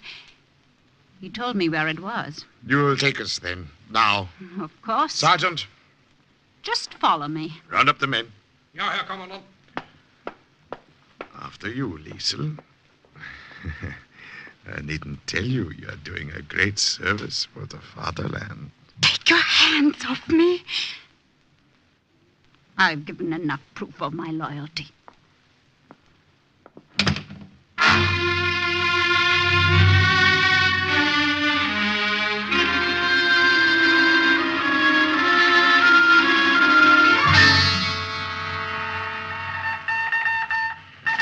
Corporal? Yes?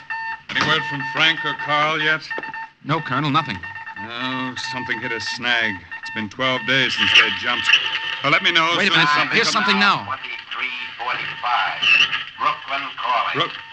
All well. That's it. Brooklyn. This is That's the Brooklyn. code name. Hey, he's coming through clear. Time is now 2345. Huh? Come in. Over.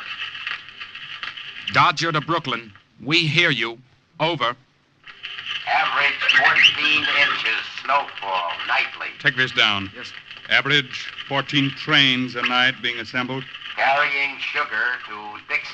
carrying supplies to southern German All front. snow jamming Grand Canyon. All trains routed by Borelberg Tunnel. Juniors gaining weight. Over. Wehrmacht gathering strength. Corporal, let me at that radio. Dodger to Brooklyn. Making this fast. Sending it in clear. Imperative, learn within 2 weeks. Disposition of all airborne troops and units within your area. Good night. Good luck. Over. Wilco, keep the home fires burning. Good night. Over and out. Well, that's the first one, Liesel. They got it. I haven't got much time. You heard him just 2 weeks. Oh, don't worry. We'll have the information. How nice it must be to be Liesel. So confident, so cool and sure. But I'm not. I'm afraid. I don't sleep at night. I'm afraid all the time. Oh, Freddie. Freddie. Liesel.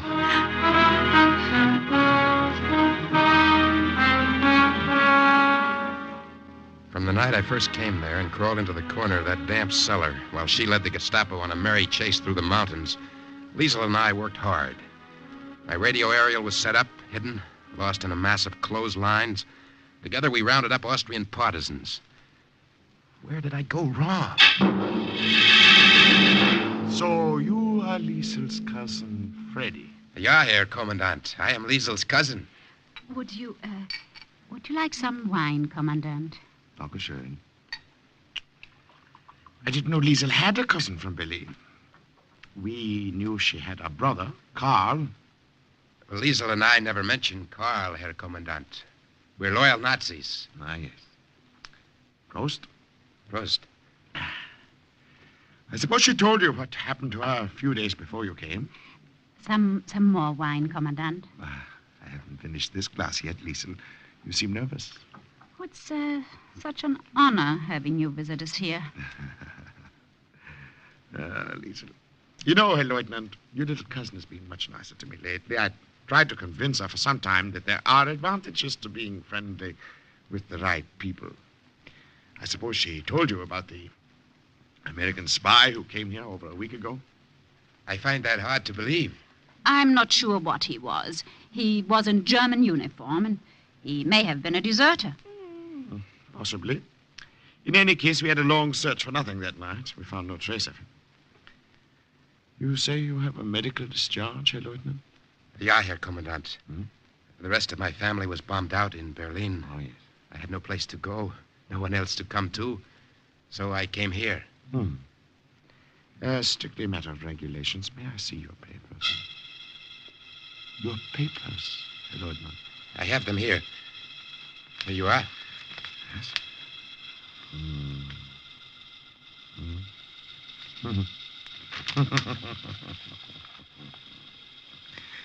You know, Herr Lieutenant, this is the first time I've seen one of these filled out correctly. Thank you for the wine, Liesel. With your permission, I'll come back again.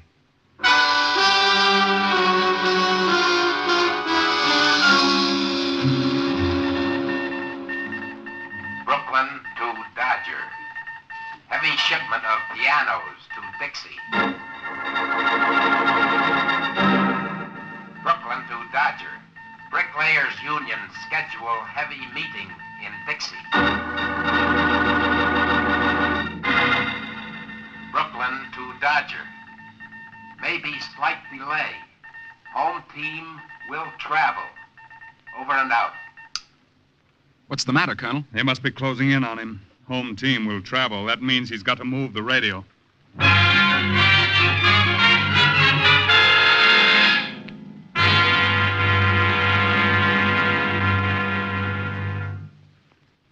I'm going with you, Freddie. No, you're not, Liesel. You're going to stay here. If we both leave when I move the radio, Gubner's sure to be suspicious. But, Freddie... You go to Fritz Heimer. Tell him to send a courier to the other town. Tell him I'll be there tomorrow night. All right, anything you say. Here. Let me sew on that button for you. No, it's all right. I'll do it. Take my mind off things. You're tired. You've worked too hard. If the Allied Army's eyes close as you think, maybe it'll all be over soon. I'll be back.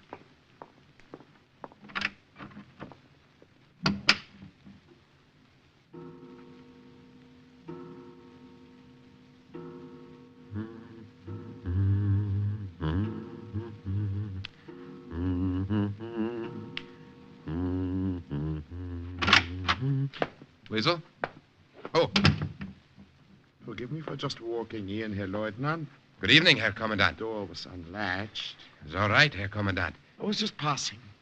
I wanted to say hello to your little cousin and invite her to dinner at my house tomorrow night. You think perhaps she will come this time? Perhaps, Herr Kommandant. Women are never very easy to figure. No, you're right there. What are you doing? Don't let me interrupt you. Oh, just this button. It came off. So I see.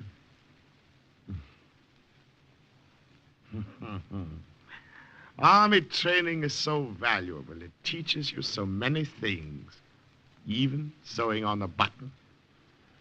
I'll tell Liesel you were here. That's very obliging of you. Only I believe you will not be in a position to tell her anything. What's that? You have made just the little slip I have been waiting for you to make. You are under arrest. Friedrich Schmidt.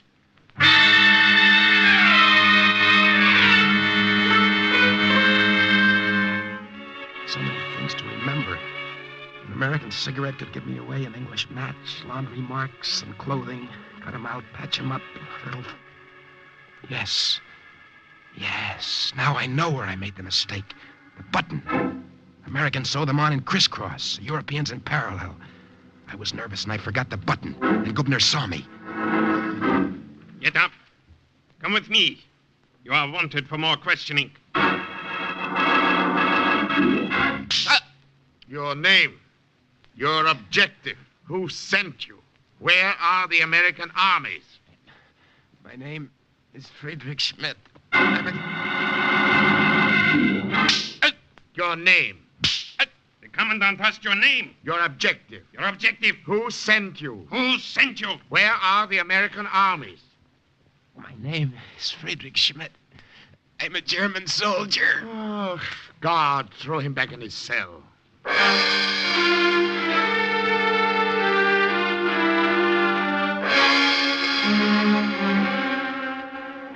Sleep. Try to sleep.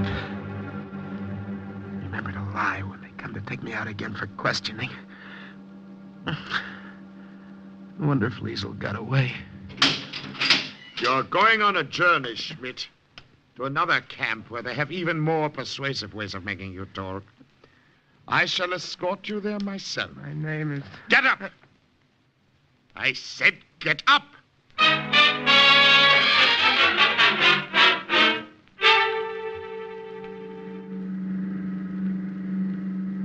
Driver, stop at that tavern on the right. Ja, Herr Kommandant.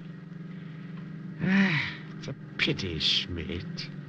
We shall share no more wine and little cakes with Liesel. I have something else in store for Liesel when I catch up with her. Her cousin. I'll be only a few minutes, driver. You're not to speak to the prisoner while I'm gone. Do you understand? Ja, Herr Kommandant.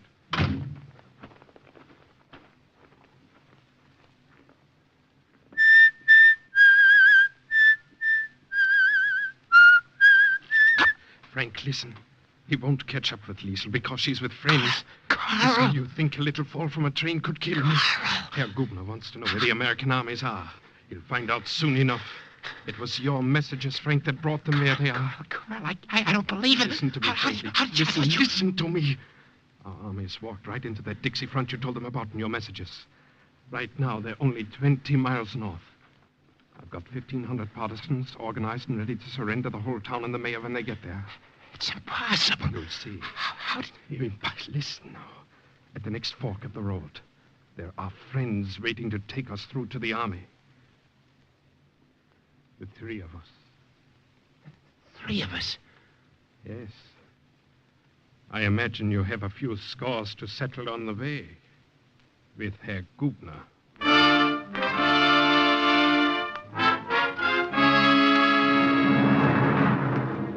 It wasn't coincidence, but a forged transfer that made Carl driver of that car.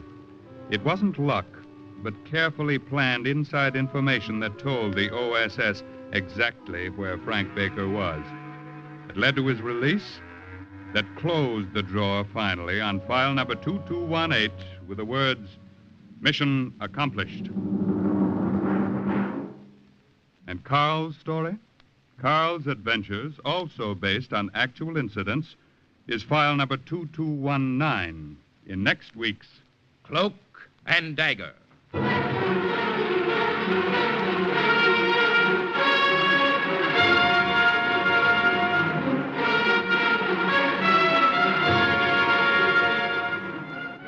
In today's true OSS adventure, the part of Frank was played by Joseph Julian. Ross Martin was Carl, the Commandant Barry Kroger. Raymond Edward Johnson played the Colonel, Bernard Pollock the Corporal. Dolly Haas played Liesel. This has been a Louis G. Cowan production under the supervision and direction of Sherman Marks. Material heard on today's program was based on the book Cloak and Dagger by Corey Ford and Alastair McBain. The script was written by Winifred Wolfe, and the music was under the direction of John Gart. This is Carl Weber speaking.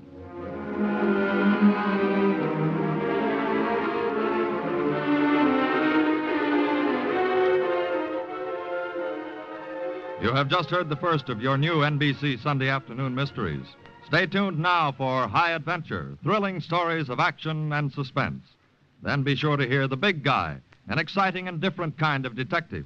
Now keep tuned for number 2 in NBC's new Sunday afternoon mystery lineup.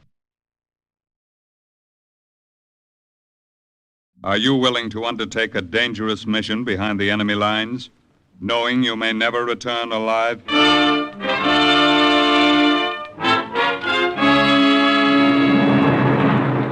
What you have just heard is the question asked during the war to agents of the OSS. Ordinary citizens who to this question answered, yes. This is Cloak and Dagger.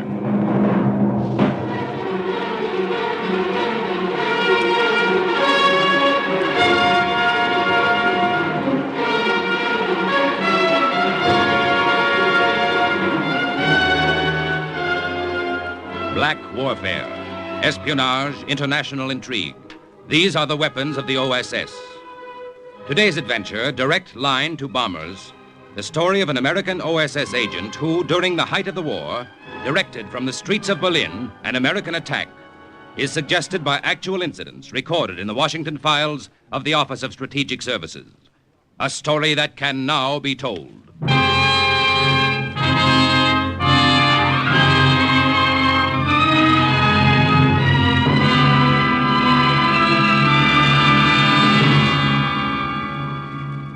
After you get back from a mission, you sit around and there's nothing to do but sit around. So that's what I did. I sat in a room in Milton Hall in England where OSS agents are trained. I thought about the restaurant on 6th Avenue I wanted to open after the war. I was never so bored in my life. Yeah. Hey, Nicky, the colonel wants to see you.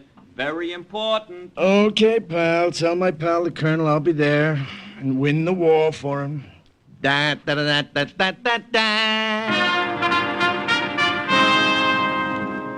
And that was how it all began. November 1944. After that, I didn't have time to be bored.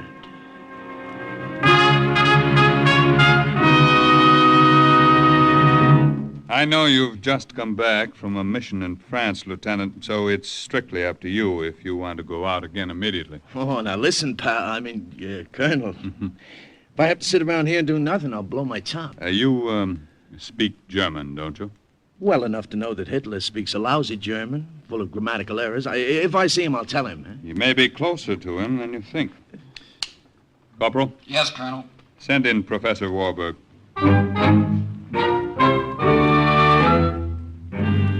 That's how I met the professor. He was a little guy with a beard. He weighed about as much as 10 cents worth of liver. And he reminded me of my chemistry teacher back in Lincoln Junior High School. Professor, tell Lieutenant Olesnikos just what you told me. With the greatest of pleasure, Colonel. Lieutenant, I am an escaped political prisoner of the Nazis, and I am here in England illegally. And you just walked into headquarters and told that to the colonel, huh? Don't you know you can be interned? I know that very well. But I can no longer sit by and be idle while I have a plan that I know can help the Allies. What Professor Warburg suggests, Lieutenant, is that he be parachuted into Germany with another agent, make his way to Berlin. I assure you I can move about Berlin blindfolded. I know it well. Berlin? This could be interesting. What then? Then, with a radio transmitter, we could pinpoint military targets to American planes overhead. We could direct bombs from the streets of Berlin itself. Now, wait a minute. Walk around with a walkie-talkie in the middle of a raid carrying on conversation with bombers? When do we leave, pal?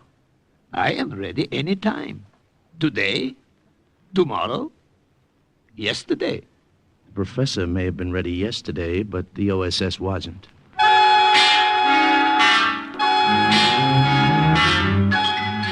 First, we were briefed for weeks how to get food coupons in Berlin, how to buy a railroad ticket, how to post a letter, how to greet a German officer in the street. Little things, an American cigarette, an English match, a laundry mark could give us away. And there were big things, too. We were grilled for hours on cover stories. Forgeries became documents. Fiction became fact. Passes, stamps, signatures. Everything authentic, everything ersatz, including my manners and habits. Till I was ready to pass as a citizen of Berlin. And then a plane took us high over German soil, and we jumped.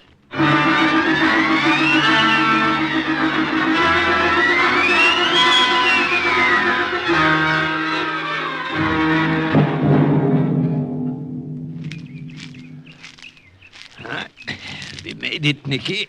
Yeah? It's only a few kilometers to Berlin. We can walk it, make it before daylight. We should find the farmer who owns this field and say Dankeschön for providing us with so ideal a landing place. Yeah, we'll send him a letter sometime. Right now, let's get out of here. You will wait where you are. Kindly keep your hands in the air, unless you want that I blow your heads off, or that my dog tear you to bits. Quiet, Ron. You've been a good dog keeping so still. Well, as your farmer, Professor, you still want to say Dankeschön? Sit still. Do not talk. You have made a mistake, my friend. My companion and I got lost trying to find the road. We came by accident on your field. That's right. We both of us only recently discharged from the army. If you would care to see our papers right here in this knapsack. If you don't keep your hands up, I will let the dog go for your throat. I do not care to see your papers. I saw you parachute from an American plane. Uh-oh. Walk now to the barn. Rolf will see to it that you stay there. Won't you, Rolf?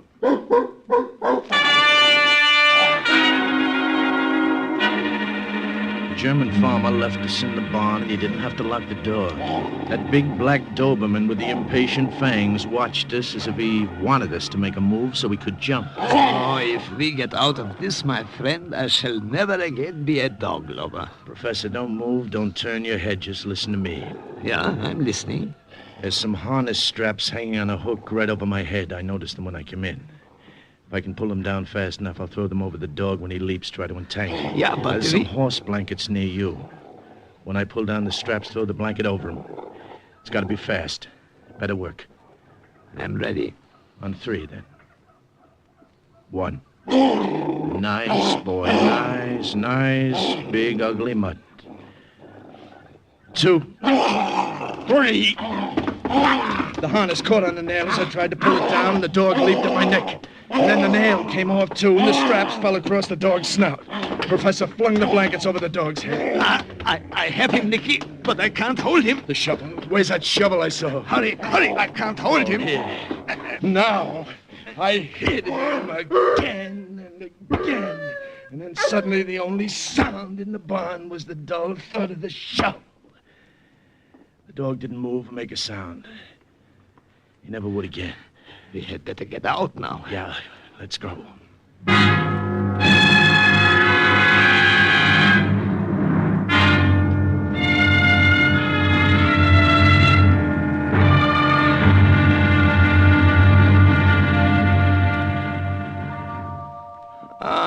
The smell of a bakery is always good. How fortunate it is I have only this morning made Pfefferkuchen, Joseph.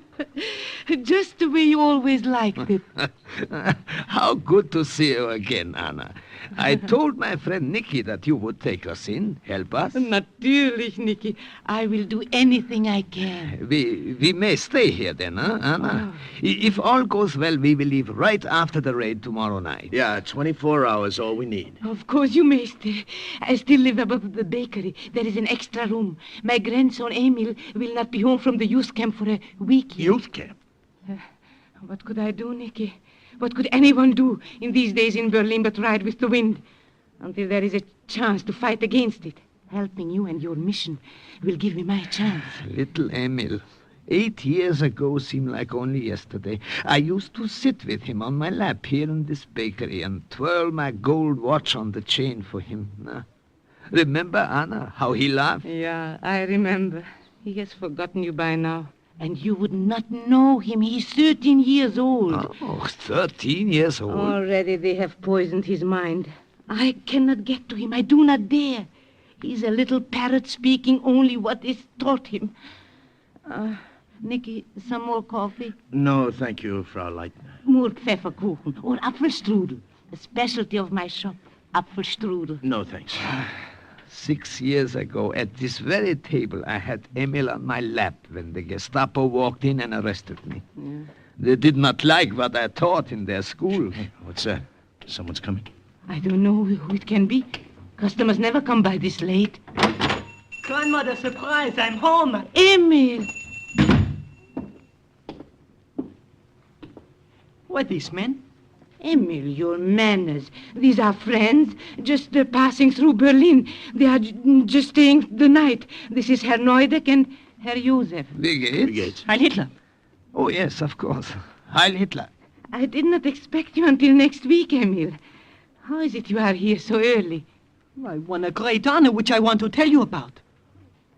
I did not know I'd have to share it with strangers. Shame, Emil. These men were soldiers of the fatherland. Yeah? Yes, Emil, we were both with the elite guard of one of Rommel's Panzer divisions.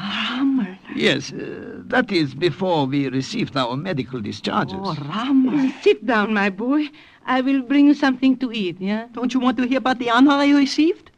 Look, grandmother, on my sleeve.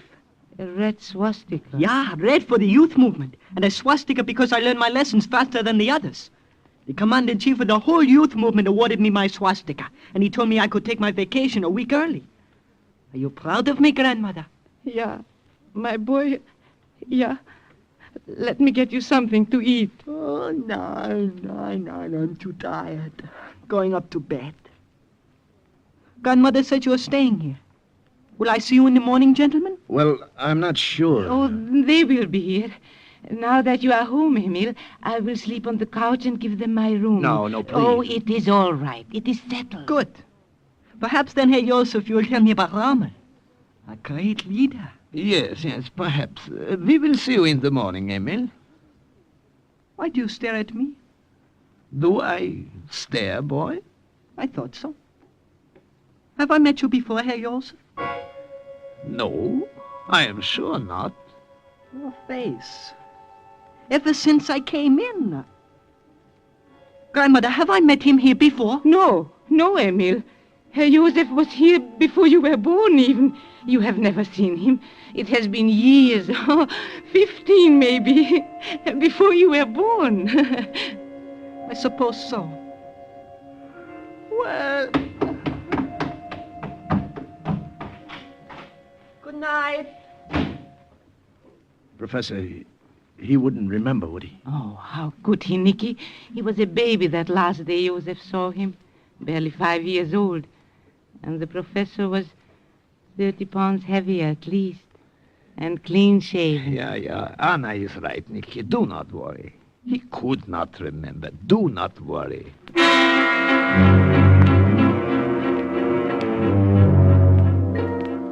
But I couldn't help worrying. I lay awake half the night thinking about that kid in the room next door. The 13-year-old puppet with the new red swastika. It was just a feeling I had, a funny kind of feeling at the pit of my stomach that made me wish they'd kept him in that youth camp until after we were gone.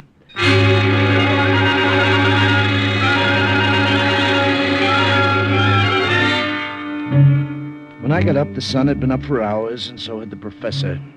I went downstairs to the bakery. There was the smell of fresh bread baking, and I knew Frau Leitner was in the kitchen. But the professor was sitting at the table, swinging his watch on the gold chain and talking to that German quiz what kid. What else have you learned, Emil? But why do you want to know? Oh, I'm just interested. I want to see how well you have earned that swastika. I stood at the bottom of the stairs and We listened. have a leader who has They didn't revolutionized see Germany. me. He is the greatest man who ever was or will be. When I joined the Führer's organization, the man in charge said, "Join no other organization but this. Forward, forward, the banner leads us to eternity." Oh, you have learned your lesson well. Yeah, Joseph. Are you sure I have never seen you before? Of course not, my boy. I seem to remember. Herr Josef. Guten Morgen, Herr Neudeck. Since we're just passing through Berlin, don't you think we ought to see a few of the sights before we leave? Yeah, you are right. We will leave now. Perhaps later, Emil, we will talk more.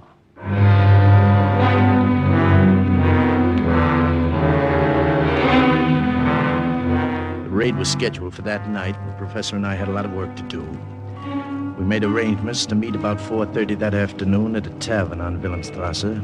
We went separate ways. I did a lot of walking, and I made a lot of notes in my head. The Klingenberg power plant was still functioning. The Ostkreuz junction of the city railroad had been repaired. There was an ammunition dump on the north side that our bombers couldn't see from the air. It was a nice day, A lot of Germans were walking the streets, and I made a lot of notes in my head.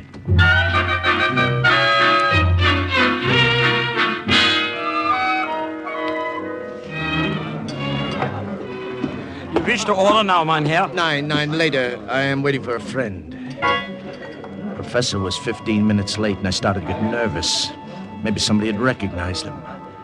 I sat there and sweated it out. 15 minutes, 20 minutes, half hour. And then he finally came. But he wasn't alone. Herr Neudeck, this is Hauptmann Müller. Hi. We met only this afternoon, and I invited him to come and have dinner with us. It was not quite that way, Herr Neudeck. It was I who insisted upon coming along. Gewiss, sit down. You were with one of Rommel's panzer divisions, I understand. Yes, we were only recently discharged from the army. Myself, I am just back. We will have much to talk about. Where is that stupid waiter? They're never around when you need them. He will be here presently. Presently is not soon enough. I will go to see him myself. I'll be right back. Where did you pick him up? He found me, my friend. There is a reservoir near the rail line. I was looking around. I think he was a little suspicious at first, but when I told him I was with Rommel, he became more friendly. Yeah, I am beginning to believe I was in Africa myself. Just the same, I wish you could have shaken him. What did you find out? It was a profitable afternoon. And you? A profitable afternoon. Good. Shh, he comes back.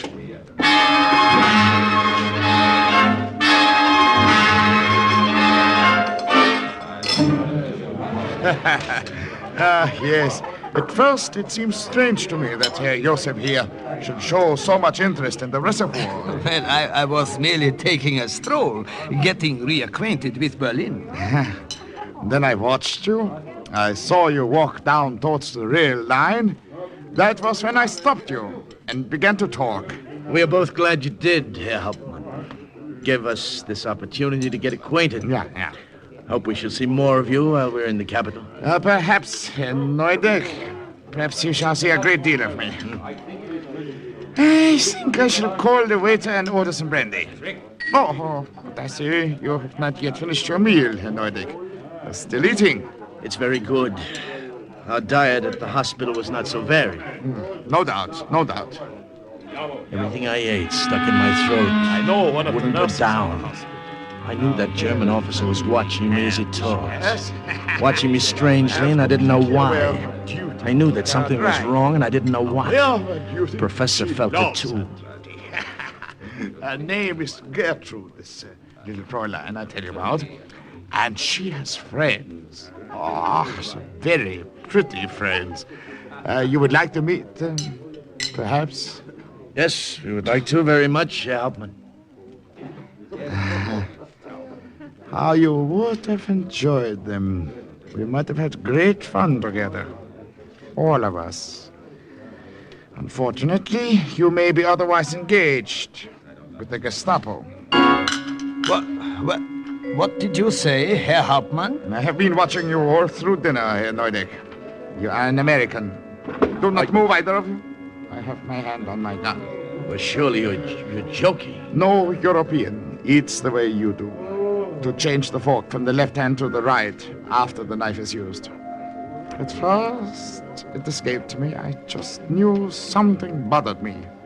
Then I realized what it was. There it was.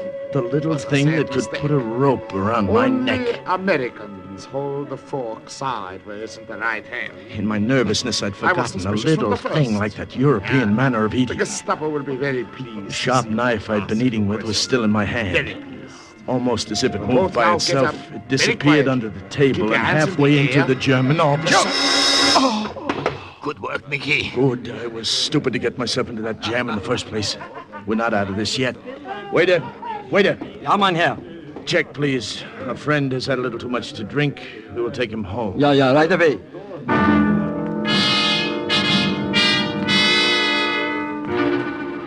Between the two of us, we managed to get him out of there.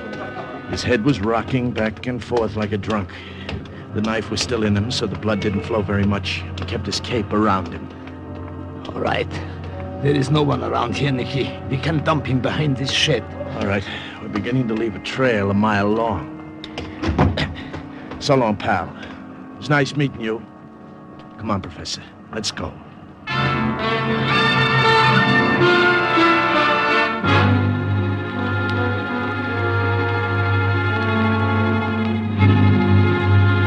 When we got back to the bakery, there was more trouble waiting for us. Trouble 61 inches high, weighing about 110 pounds, wearing a new red swastika on his arm. It is no mistake, They're in the kitchen.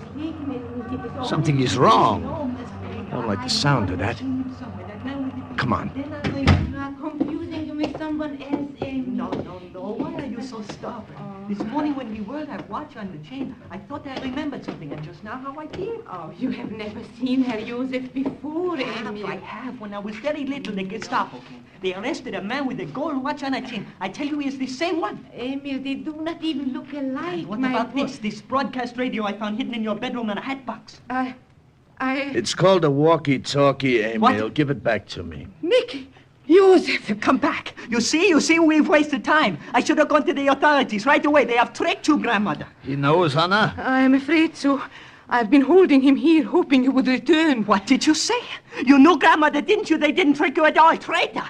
You're a traitor, too! Get away from me! I hate you! Nicky, get him! He's trying to run! I got him. Let me go! I report to the Gestapo. They kill you. They have you shot. You're not going to report anyone. What'll I do with him? Upstairs, his bedroom. Lock him there until after you have gone. Right. Let go of me! Get your hands off me! I hate you all! Let me go!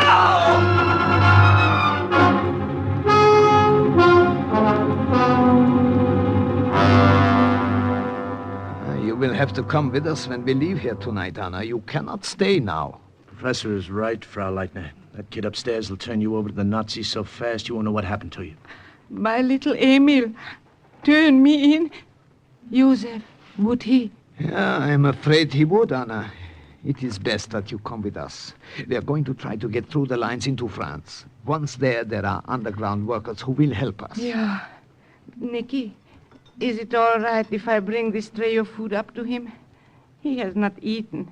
He's still such a little boy. Yeah, sure. You... Oh, take it up, but don't untie his hands, remember? Yes, I will remember. And the raid ought to start soon.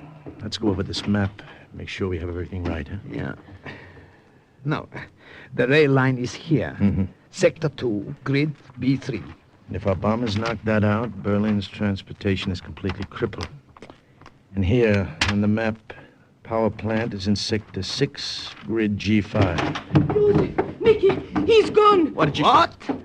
Yeah, his hands. He got them loose. He lowered himself from the window with the bedsheets. What are we to do?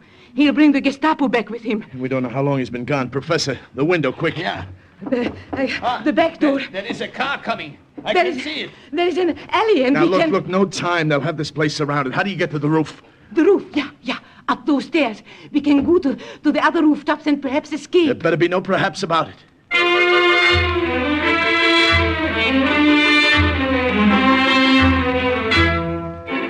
We went up to the attic stairs and onto the roof. You could see the Germans from there. 4 of them in black shirts spilled out of an armored car. 2 of them broke in through the front door. 2 of them started around to the rear.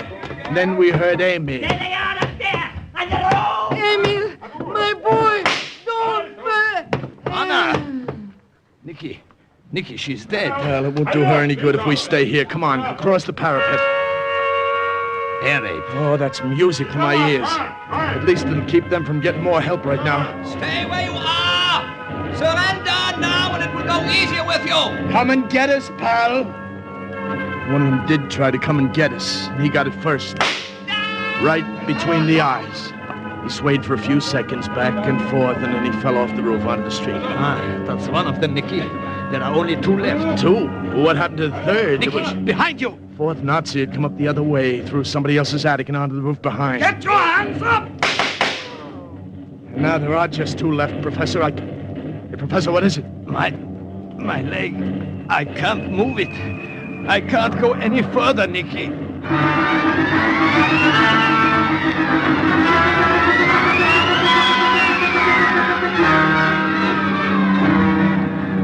happened afterwards was a nightmare. It was as if the earth cracked wide open. It was red hot and burning, and the noise of the planes and the ack-ack and the German guns and the bombing made my stomach turn. We crouched behind a parapet, and I held them off while the professor directed the bombers.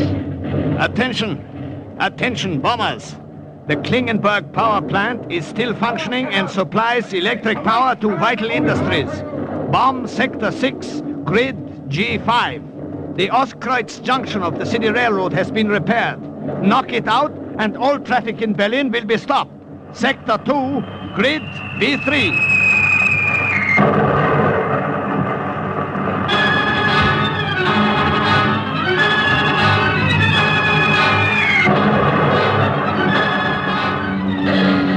All right, go now, Nicky, while there is a chance. I can hold them off long enough for you to get away. I can't leave you here. No, they won't take me. Don't worry. Now look, I'll carry you. We'll make it. Come on. Listen to me, Nicky. Go across the next two rooftops and then down through the skylight. There is a tailor shop. Yeah, but Professor... Go out the back door there. It leads to an alley. Once over the fence, under cover of the raid, you can make it. Now look, I won't go without you. All right, I will change your mind. Attention! Attention, bombers! Hey, what are you doing? Attention, bombers! Imperative. Wait 2 minutes and bomb crossroads at Sector 7, Grid D3. Hey, Professor, what are you doing? You're crazy. That's here, this sector. Go on, run. Run, Nicky. I'll cover you.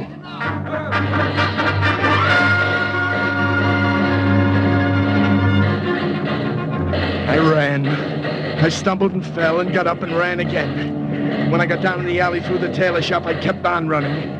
And then the bomb fell and the concussion rocked the ground and I went flat on my face.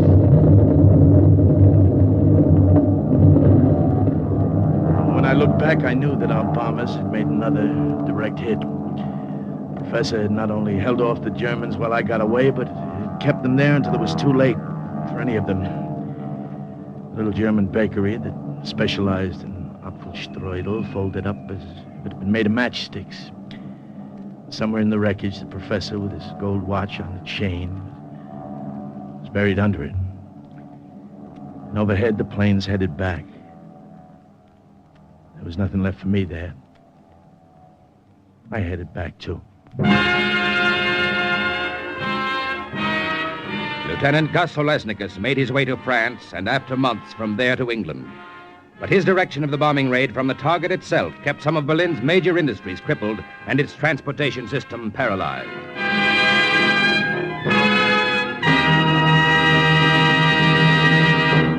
And once again, the report of an OSS agent closes with the words, Mission accomplished. Listen next week when we again present Cloak and Dagger.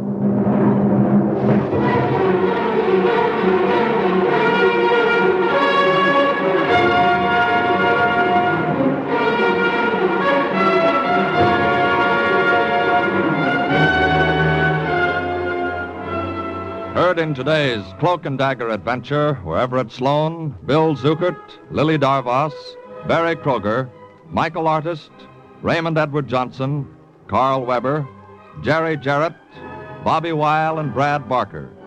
Script was written by Winifred Wolfe and Jack Gordon. Music was under the direction of John Gart. Today's true OSS adventure was based on the book Cloak and Dagger by Corey Ford and Alistair McBain. This has been a Louis G. Cowan production in association with Alfred Hollander, and was under the direction and supervision of Sherman Marks. NBC offers 3 of radio's top mystery adventure shows, The Big Guy, Sam Spade, and The Saint. So if mysteries are your meat, listen in tonight.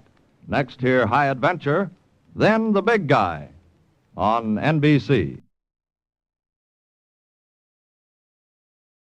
Are you willing to undertake a dangerous mission behind the enemy lines, knowing you may never return alive?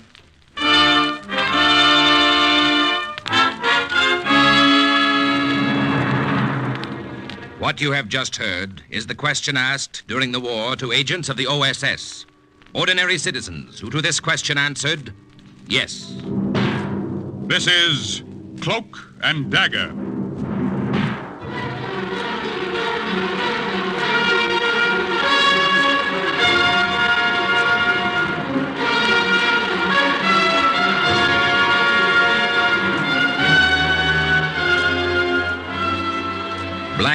warfare, espionage, international intrigue. These are the weapons of the OSS. In today's adventure, The Swastika on the Windmill, the role of Paul Halfond, an OSS agent in Holland, is played by Les Tremaine. The story is suggested by actual incidents, recorded in the Washington files of the Office of Strategic Services. A story that can now be told. My mouth was as dry as ashes. The palms of my hands were wringing wet. My revolver was drawn, and I moved slowly, slowly along the dark hall. Everything I had been taught led up to this moment. The boards under my feet teetered, and for a terrifying moment I almost lost my balance and fell backwards. Something was ahead of me. In a room along that dark passage, I sensed it more than anything else. And then I heard it. I stopped breathing until I passed that room, and the voices of the hidden Germans almost slid past them to the end of the corridor. Halt! Halt, Amerikanischer! There was a Nazi stormtrooper in uniform right in front of me, blocking the exit. Well, fire! Fire! Fire again! Good work, Paul. Well, that's it. You passed the test. Now the colonel wants to see you.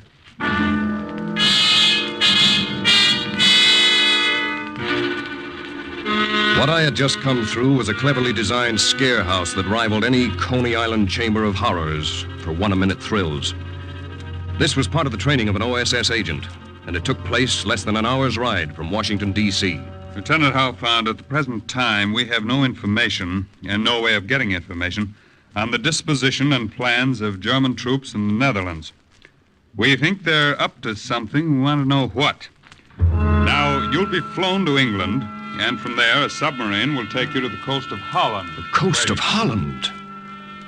To me, Holland was that little country where my Uncle Brom lived, where I visited when I was 12, where the windmills were now under the shadow of the swastika.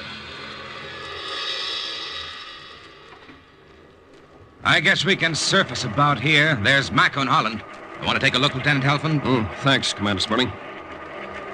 Through the periscope of the submarine tuna, I could see a windmill in the flat lowland of the Netherlands. I couldn't see the swastika, but I knew it was there. The pressure gauge showed 20 feet of salt water above us. Take her up. Take her up.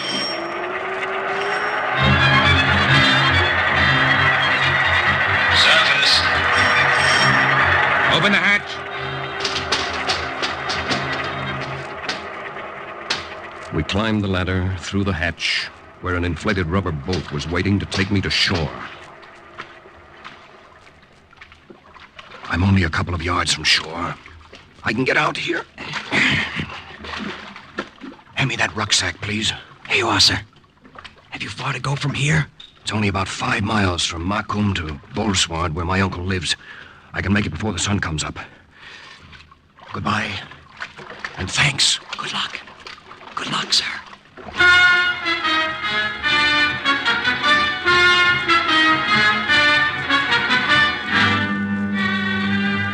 So when you rang the bell at San Paul, I jumped from my bed. The devil, I said. It's the Gestapo.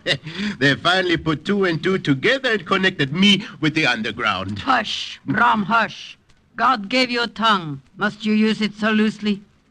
I'm afraid my new Aunt Hilda doesn't trust me completely. I trust no one these days. Oh, Hilda, this is Paul. How often have I spoken to you of the times he came here when he was... How old, Paul? 12, Uncle Brom. Ah, yes, 12. And so proper, so correct. A miniature model of propriety. Well, from the looks of it, you've grown, but you haven't changed much. Still proper as the devil. The result of my strict Quaker upbringing, Uncle Brom, remember? We were both taught never to drink or smoke or lie or swear, Uncle Brom. Yes. How long will you stay in Holland? Only long enough to contact the leader of the underground and get the information I'm after. I see. Tell me, why should we believe that you are an Allied spy? Hilda! Answer me. Surely you don't expect me to carry proof about me that I'm a spy in case the Germans find me? Then how do we know? That's enough, Hilda. The devil, I say. I'll hear no more of this talk. All right, Brom. It will be as you say, and on your conscience. Your wife doesn't trust me. You were surprised, no doubt, to find your Aunt Katrina dead and I remarried. Yes, I was, Uncle Brum. I was lonesome. It's not good for a man to live by himself. And she is a good woman. But she doesn't trust me. She has her reasons. There was a man in these parts not long ago. He passed himself off as a British agent, gained the confidence of some of the underground. Then he turned them over to the Gestapo. Oh, I see. Hilda's family was among those executed. You understand now? Uncle Brum, you haven't seen me nor heard from me since I was a boy. You don't know where I've been during those years in between. You don't know what my loyalties are. Do you trust me? Tomorrow I will take steps to put you in contact with Hans Bock in Leeuwarden, a leader of the Dutch underground. When I awoke a few hours later, it was about 10 o'clock. Through the window of the spare room that Aunt Hilda had made up for me, I could see the neat little milk carts jolting over the Keistinen, the cobblestones, and I could see the endless stream of bicycles. And here and there, a German soldier in uniform, like a blot on the landscape. I'm afraid the breakfast is not as sumptuous as it was in the old days, Paul. Do not apologize for what we cannot change. Aunt Hilda is right. It was very good. The Rogebrod was just as I remembered it. And these currant buns, these Krentenbrudges, they're wonderful. I will leave you. I have a house to clean. You're still suspicious of me? Have I any reason not to be? Hilda, enough! Paul is my sister's son. I will stake my own life's blood that he is to be trusted. Let us hope you do not have to. Hilda! Aunt Hilda. Look. This pistol. I'm giving it to you. It's the only one I have. The only one you have? And you give it to me? Yeah. I put myself at your mercy. If at any time you have proof, even the slightest, that I'm not what I claim to be, take my own gun and turn it on me. I will take your gun and take you at your word. That should convince her, Paul. You are what you say. I hope so. Now, what about this Hans Bock? How can I get in touch with him? I will arrange for a meeting between you halfway at Harlingen 5 days from now to give him time to collect the information you are after.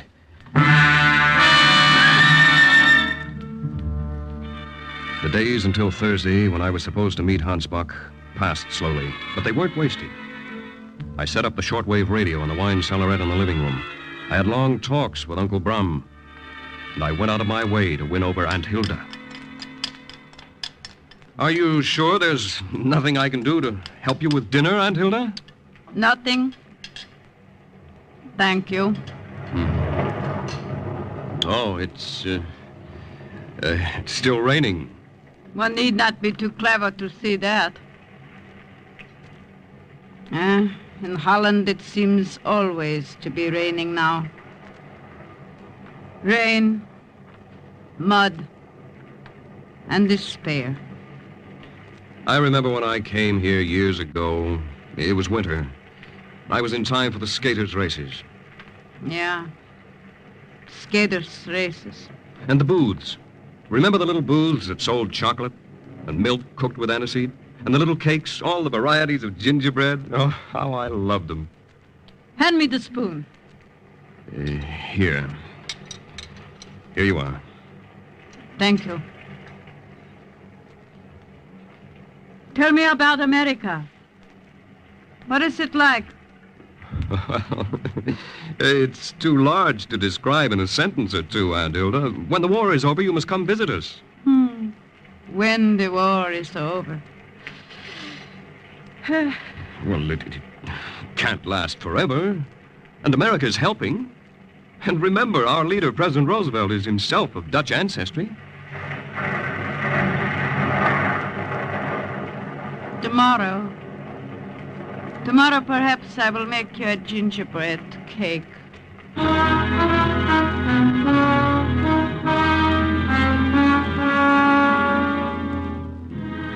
Yes, I won her over slowly. And on Thursday, when I left for Harlingen, she said goodbye to me at the door with Uncle Brum. You know where to meet him, Paul. You have everything clear? Yeah, everything, Uncle Brum. I'm to meet him beside the monument of the stone man on the North Sea dikes. I'll be knotting and unknotting a piece of string, so he'll know me. Good, good. We will see you later tonight, then? Yeah. Paul? Here. This is for you. In case you should have need of it. My pistol. Take it back. Thank you. Thank you, Aunt Hilda.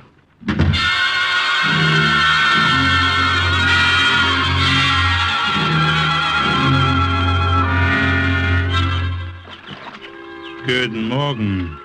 Guten Morgen. This habit you have of knotting and unknotting string, is it not a waste of time? Nothing is a waste if it serves a purpose. Herr Bock? Yeah, Lieutenant Alfond. We meet as planned. The information. Do you have it? Yeah. Where? In my head. You'll have to memorize it as I give it to you. I could not take a chance of writing anything down. I'll remember then. Remember it and use it well. There are 40,000 Nazi troops in Holland and Belgium. But these troops will be on the move within 2 weeks. Where are they going? Northern Italy. They will be used to cut off the American advance there. The colonel did suspect the worst. Thank you. I'll radio this out tonight. It is appropriate, is it not, for us to meet under the statue of this stone man? See the inscription? Terminus. Yeah. It means thus far and no farther. A threat to the sea that is held back by the dikes. Thus far and no farther. A threat also to the Nazis? Yeah. You understand me well. Remember me to your uncle. And goodbye for now.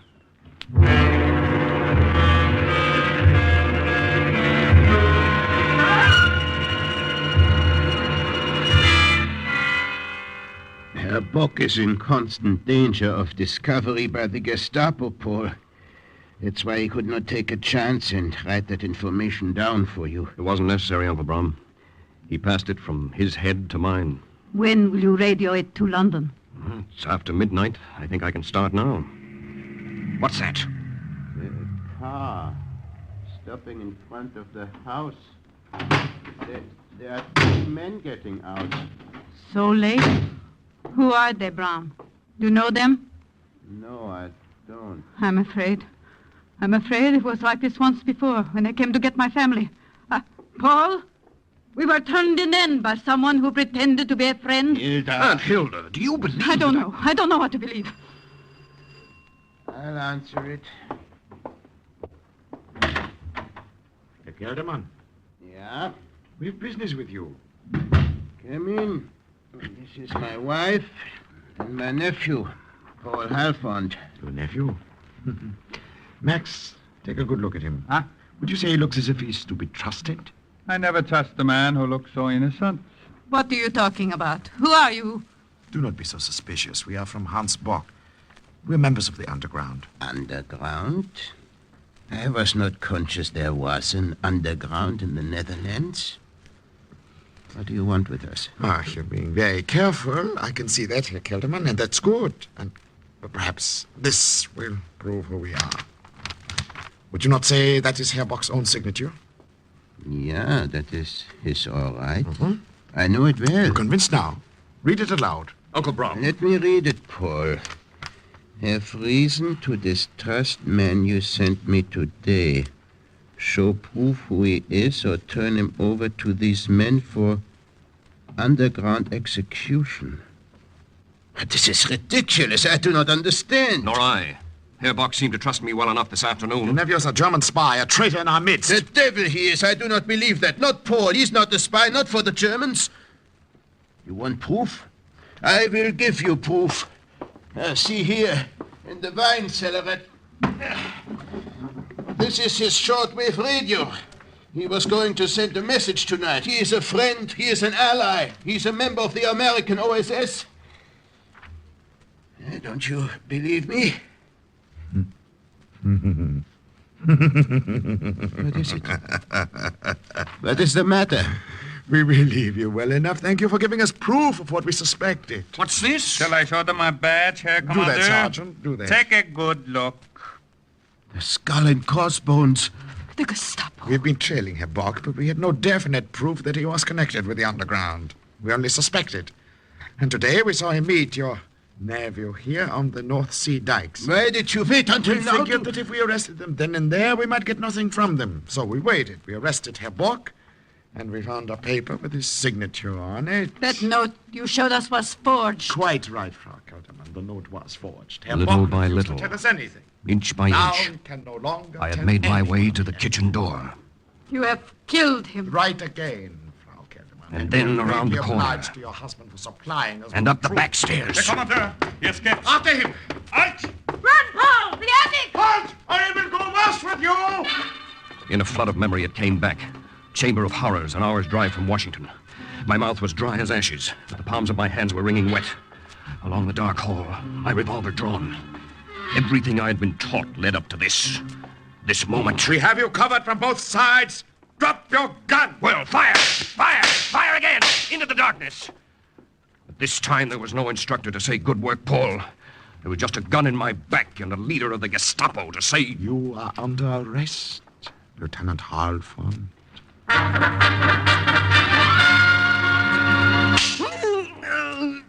How long do you think you can hold out? We have ways of making you talk. No. Must we convince you more? Sergeant. Ja, Herr Kommandeur. Well?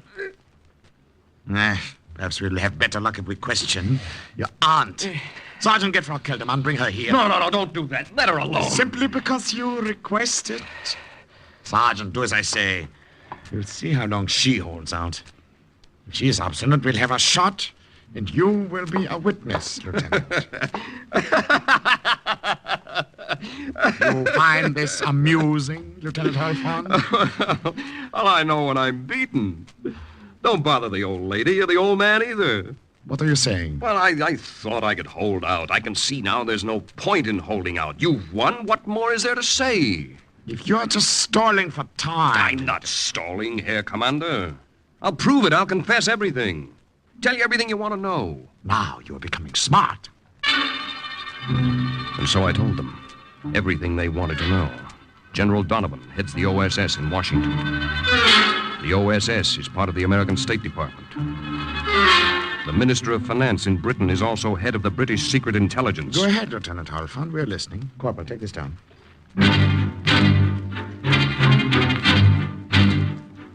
I gave them a mixture of fact and fantasy that would have done the German propaganda ministry proud. The true facts I told them I knew they already knew. The rest they seemed to accept at face value. So I capped my story with a real whopper. You taking all this down, Corporal? Well, take this down with a red pencil. An invasion of North Holland is part of the Allied plan. What? The invasion will be made in the eastern area of Friesland on the Dutch North Sea coast. You are lying to us. We'll see if you know you're beaten. Perhaps you've been on the wrong side, Lieutenant Halfon. You've set up a radio. I think you ought to use it tonight.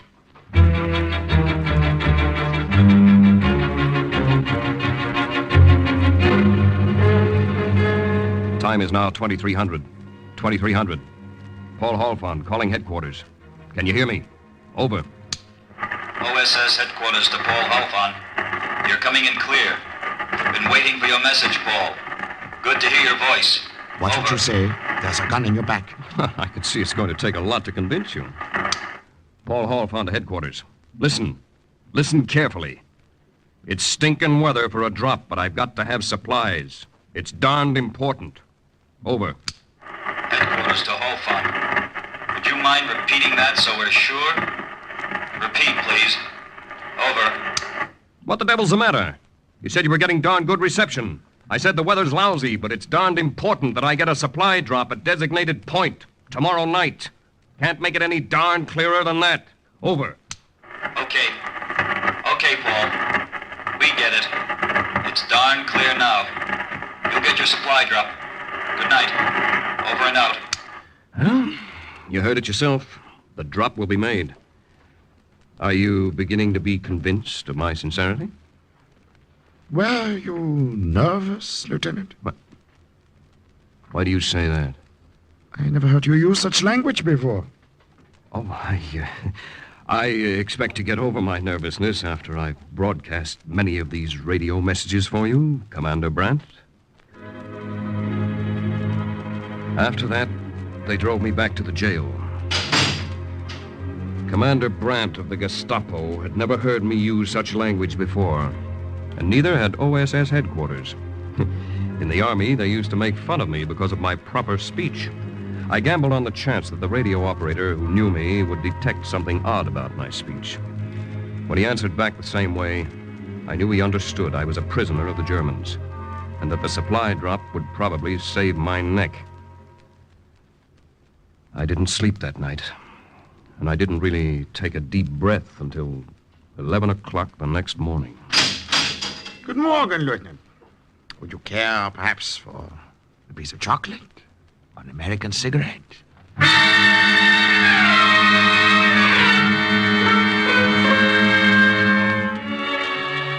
I knew the drop had been successful. They sent us home, Uncle Brom, Aunt Hilda, and me. But we brought a boarder with us in the person of Commander Brandt.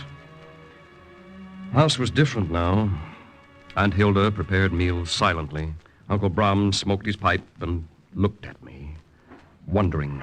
And twice a week they sat in the living room and watched and listened as Commander Brandt and I contacted OSS headquarters. OSS headquarters to Paul Halpin. This is important. 24 blackbirds are coming through the rye. Storm clouds overhead. Take in your washing. Good night. Over and out. What did that mean? 15,000 more Allied troops are added to preparations for the invasion of Holland. Well, then we will rush 20,000 more German troops to the Dutch North Sea coast.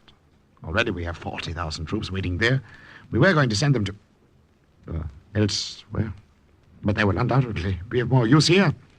Undoubtedly. Yeah. Well, I'm going up to bed now.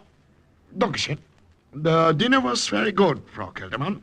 I cannot help being a good cook. Yes, well, good night.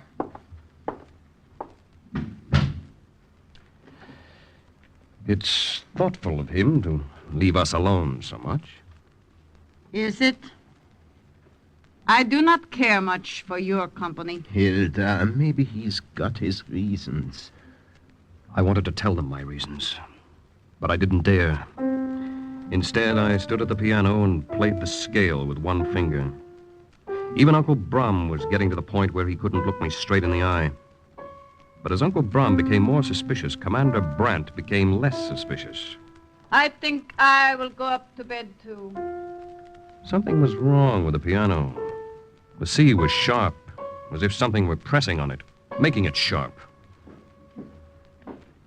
I walked around to the back of the baby grand, and I saw it. It was a small, round disc the size of an overcoat button.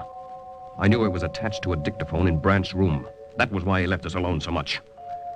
I'd give him something to listen to. Paul, I know there must be some explanations for these things you're doing. Now, look. You haven't had it so good for years. Eggs on the table. When did you have eggs on the table last? Privileges nobody else has. Extra ration books. You might as well face it. This is a new order, Germany's order. And if you're smart like I am, you'll fall in with them. Paul, is this you? I told you he was a traitor, a spy. I warned you.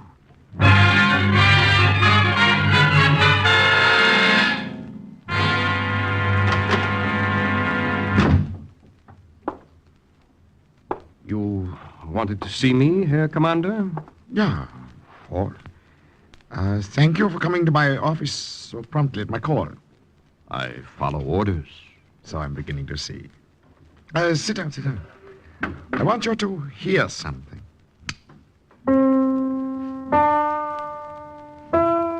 I think I'll go up to bed, What? too. I don't understand. Simple. A dictaphone.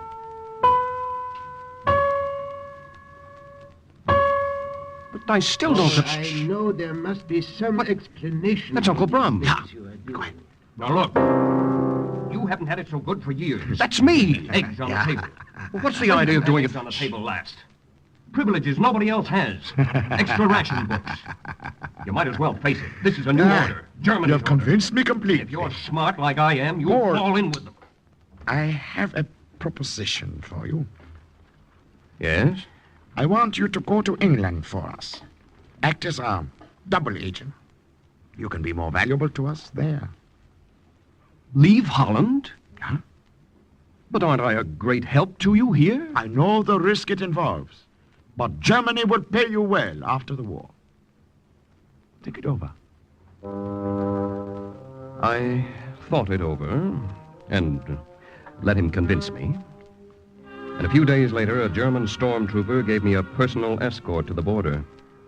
And I made my way back from the enemy lines.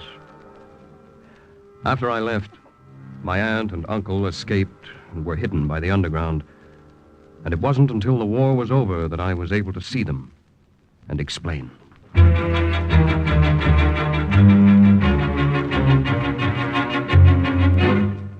Lieutenant Paul Halfand returned to OSS headquarters, and thousands of Nazi troops waited on the shore of the North Sea for an invasion that never came.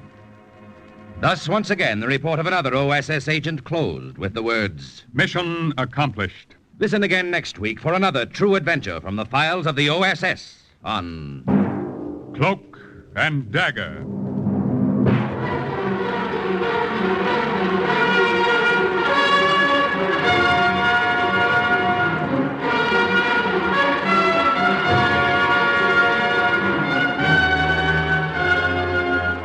Heard in today's Cloak and Dagger adventure as Paul Halfand was Les Tremaine.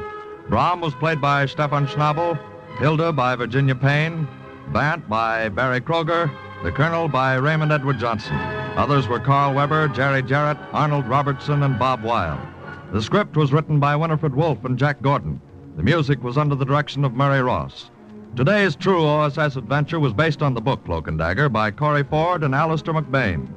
This program was produced by Louis G. Cowan and Alfred Hollander and was under the direction of Sherman Marks. Programs, get your programs here. Mystery fans, there's an exciting evening waiting for you tonight on NBC. First, some listener will have a chance to win a double reward for solving the case on $1,000 reward. Next, when a woman reads her own obituary in the paper, the saint finds himself involved in a case that leads to murder. Then Sam Spade works his way through the rod and reel caper. Yes, you'll find adventure here tonight. Stay tuned now for High Adventure and the Big Guy on NBC.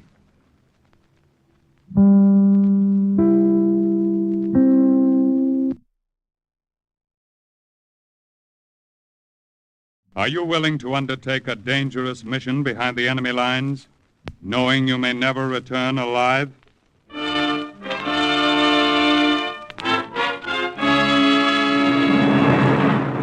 What you have just heard is the question asked during the war to agents of the OSS.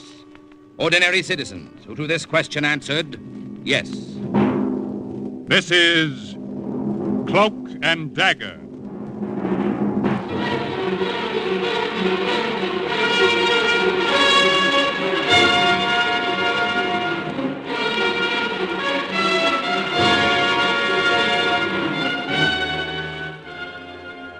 Black warfare, espionage, international intrigue. These are the weapons of the OSS. Today's story, recommendation from Rummel, about an American OSS agent in Italy who almost outsmarted himself, is suggested by actual incidents recorded in the Washington files of the Office of Strategic Services. A story that can now be told.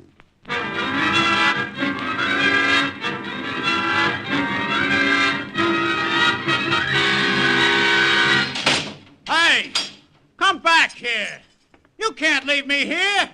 I demand to see someone in authority! Let me out of here!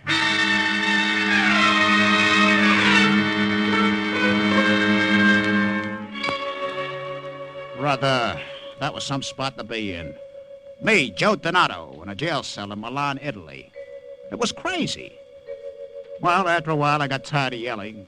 So I sat down on a narrow prison cot and thought back to the way it had begun. On a train from Varese to Milan, the French underground had smuggled me from Lyon across Switzerland, and I made my way over the border. From there on, I was on my own, posing as an Italian chocolate salesman. So I sat back in my compartment, lit a European cigarette, and blew smoke rings over my head to the rack, where my shortwave radio was hidden in one of the suitcases. All of a sudden, the train gave a lurch. One of my suitcases took a flying dive to the floor. It was a suitcase with a penknife scar across the leather handle, the one with the radio. I was glad I was alone in that compartment. I couldn't wait to find out if that radio was all right. You see, the case was lined with a false backing of boxes of chocolates to hide the radio. I unfastened the backing, and there was the radio. It was okay. Nothing was broken. And then before I could refasten the backing, I heard voices outside the compartment door. I didn't have time to refasten the backing. I had just enough time to slam the case shut again, slide it back up in the rack, and get back in my seat. Major, what is this? I was under the impression this compartment was reserved for me alone. There must be some mistake, Herr Field Marshal. There was a mistake, all right. My mistake in picking the one compartment on the train that had been chosen for Field Marshal Rommel. Dummkopf, what is the meaning of this? I do not know, Senor Major. There has been a mistake, a grave mistake. Do not tell me of mistakes. This is your stupidity.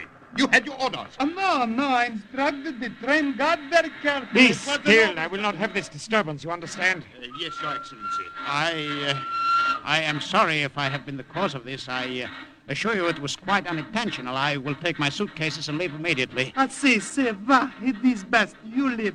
I will find you another compartment. No, wait. It is unnecessary, conductor. The gentleman is already here. There's room for both of us.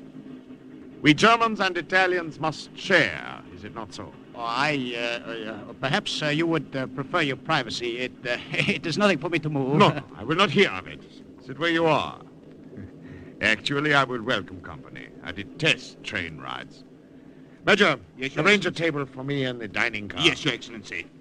You are stupid, conductor. Next time, pay attention to orders. I do not know how this happened. Such a fuss over nothing. Tell me your name. Oh, my name is Donato, Giuseppe Donato, Your Excellency. Where are you headed for, Signor Donato? Oh, I am getting off at Milano. Oh, I see. Well, we shall have time to get acquainted. Be at your ease. Time to get acquainted. Great. What are we going to talk about? Maybe I could get the conversation started by saying, Herr Field Marshal Rommel. Yes. It might interest you to know that I am an OSS spy. I am in Italy to radio back information on your northern supply concentrations. You say you are a chocolate salesman? Si, my office is in Verona. Here is my card. Well, I'm not in the market for chocolates. You may put the card back. Oh, and here. You drop this. Your medical classification in the Fascisti army? Grazie. That was a great disappointment to me, Your Excellency, but you see, an old back injury kept me out of the army. You must not blame yourself for something you cannot help. Still, it is a great disappointment. Yes, I understand. Your Excellency. Yes, Major. Your table in the dining room, it is ready. Yeah. Okay. I will return soon, Signor Donato. We will continue our conversation. We had talked 10 minutes, and I aged 10 years. I wondered if I should change compartments before he came back. No, that might seem suspicious. I looked out of the window. The green rolling hills of citrus and olive trees didn't tell me anything. I just crossed my fingers and hoped we were coming into Milan soon. You, Donato. What do you want with me? I do not want anything with you. The Field Marshal wants to see you, and you'd better be quick about it. Oh, see. No, leave your suitcases. Just come with me, quickly.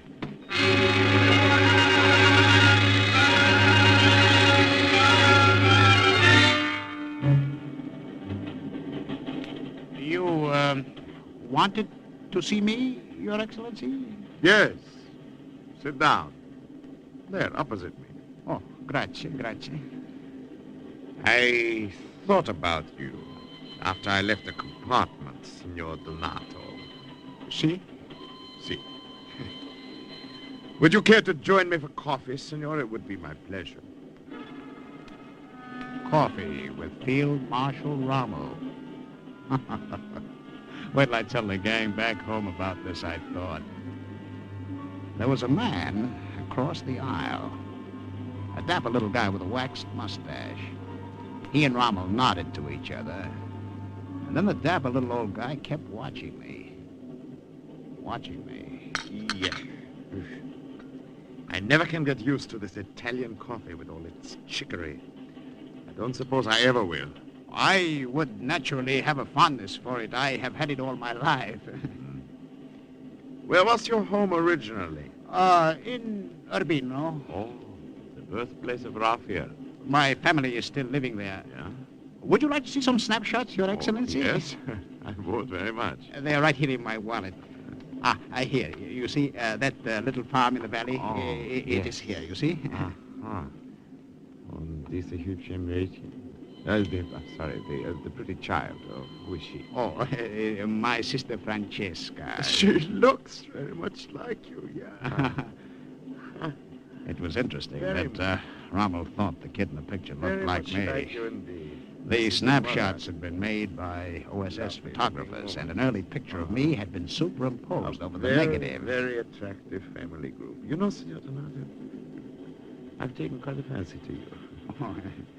Tell me, these chocolates you sell, are they any good?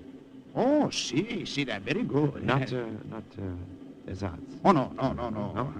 Well, surely, one or two of them would not be missed, huh? Is it all right with you if I send my adjutant to get one of the suitcases? Yes?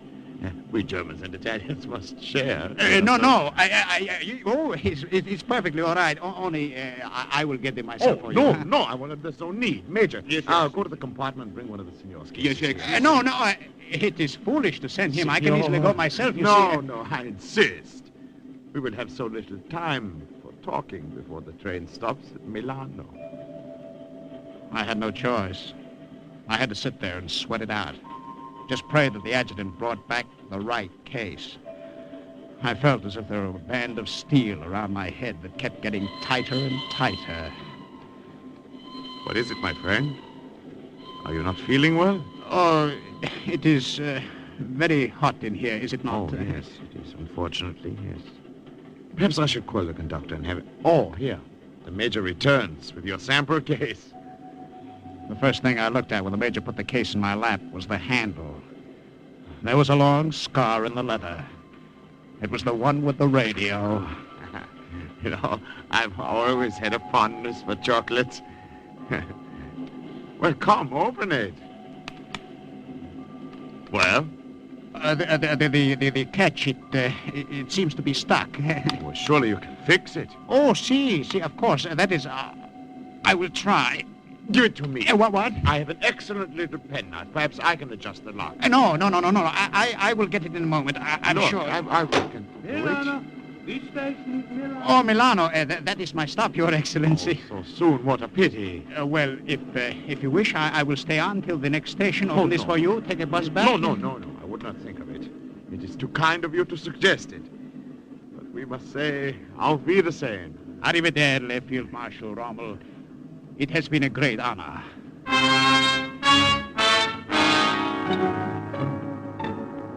I hurried back to the compartment to get my coat and hat. And then on an impulse, I grabbed the other case off the rack, and as the train stopped, I turned and ran back toward the dining room. Senor, this is Milan? I know. I'm getting off in a minute. Un momento. Here, Field Marshal. Senor Donato, I did not expect to see you back. Your Excellency, if you will permit me, here is this this case of chocolates. Oh, for you. oh, signor. You see, the lock works now. Thank you. Grazie. Molte grazie. If I pass through Milano, I will look you up. I don't know where I'd be staying, sir. It is not difficult for the police to find the man. Auf Wiedersehen. And with this pleasant thought, I left him, glad to get off that train. You don't need OSS training to tell you when someone's following you. It's an instinctive feeling you get. I started to walk a little faster, and the footsteps behind me quickened too. I passed a small coffee shop, and through the reflection in the window, I could see coming after me the man in the dining car who had never taken his eyes off me. The dapper little guy with the mustache. He and Rommel had nodded to each other. Was it a signal? Did Rommel just try to string me along? I broke into a run. Senor, stop! I didn't intend to stop until I got past that gate. Then maybe I could lose him in the crowd. I say wait! Wait! Stop him, somebody! Help! Guard, what are you doing? Open that gate. I am sorry, Signora. This gate is closed. Now use the south gate. But I can't... I am sorry. This gate is closed. Senor, I've had such trouble catching up with you. Who are you? Allow me to introduce myself. I'm the Count Pietro Imperiale. What do you want with me? Well, I noticed you were having coffee on the train with Field Marshal Rommel himself. I'm a great admirer of the Marshal, and I have a nodding acquaintance with him. Oh, see? What has that to do with me? Well, I happen to know, Signor, that Rommel does not make friends easily, and so when I saw you two together, Well, amico, would you do me the extreme honor of joining me at my palace for dinner this evening? It would be a great pleasure to entertain a good friend of Rommel's.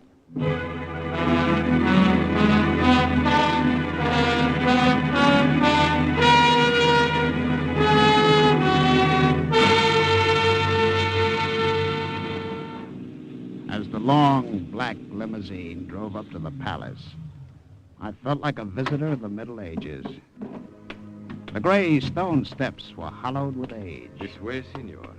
The lower windows were blazing with light, and two torches set in brackets flanked the doors. Quiet, Bobo, quiet. The floors are made of colored marble. On the walls hung ancient tapestries with scenes from the Old Testament. I walked through, past a line of servants.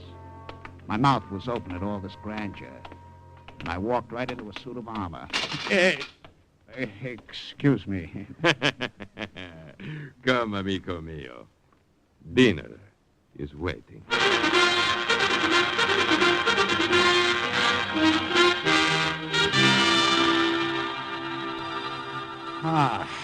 That was a delicious dinner. Grazie, Count Imperiale. Molto bene, molto bene. I'm delighted you enjoyed it.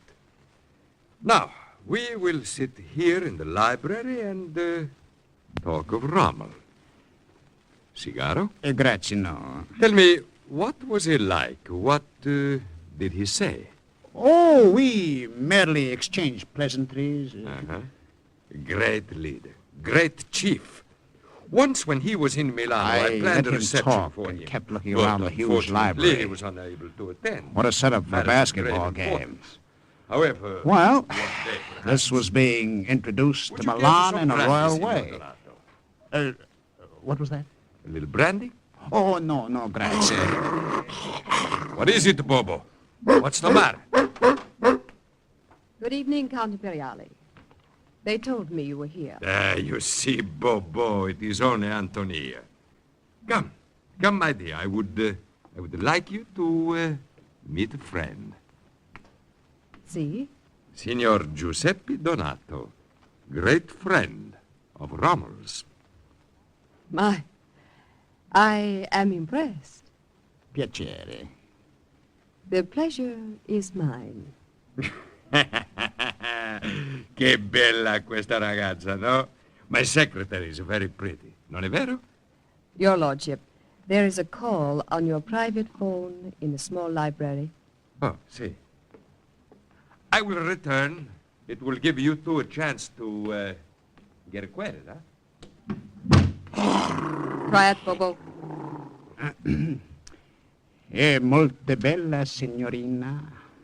You are very pretty. Count Imperiale was right. Did you find yourself forced into that compliment, Signor? Oh, no, not at all. We Italians are proud of our beautiful women, and it is impossible not to notice how well you represent them. Where do you live? In Milano? No. I'm here on business. Where are you staying? Oh, I only arrived today. I've made no plans yet. You are the Count's secretary? His personal secretary.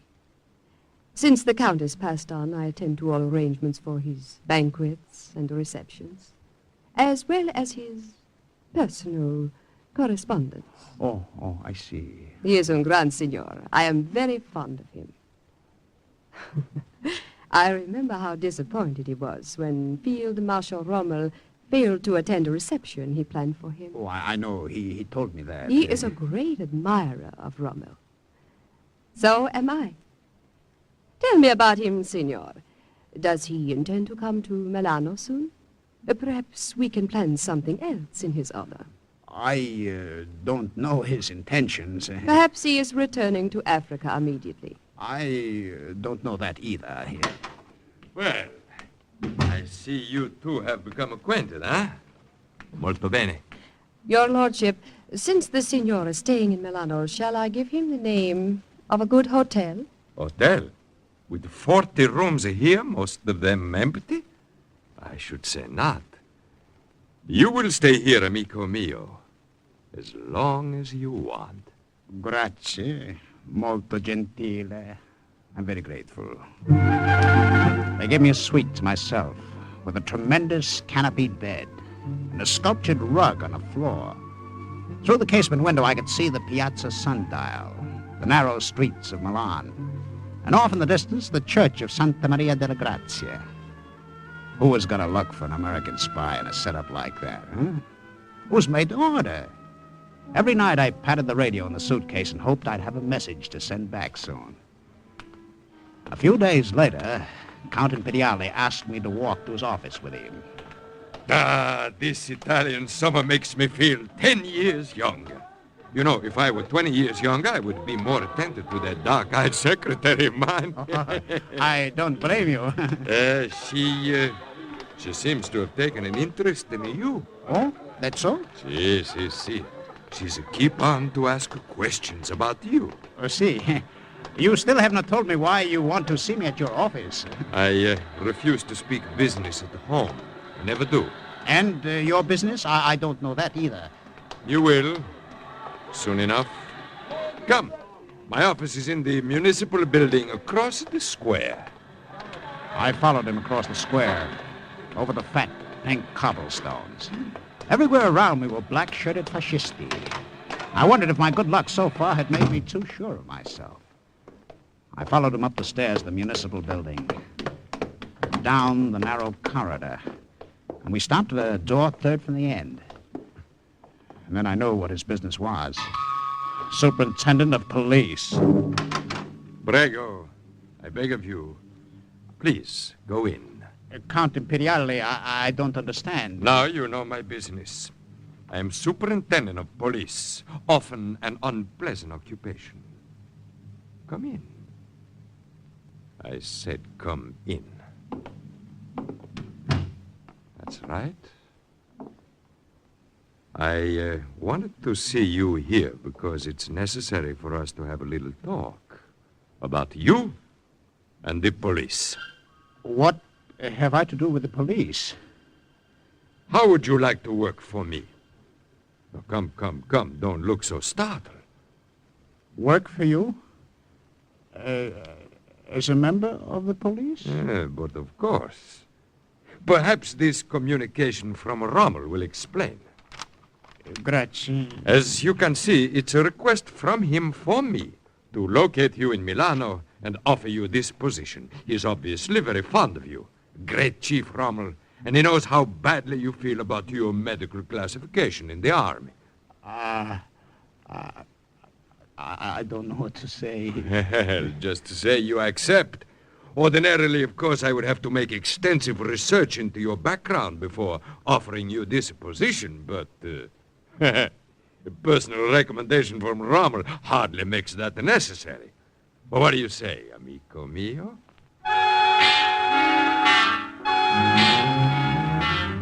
What do you think I said?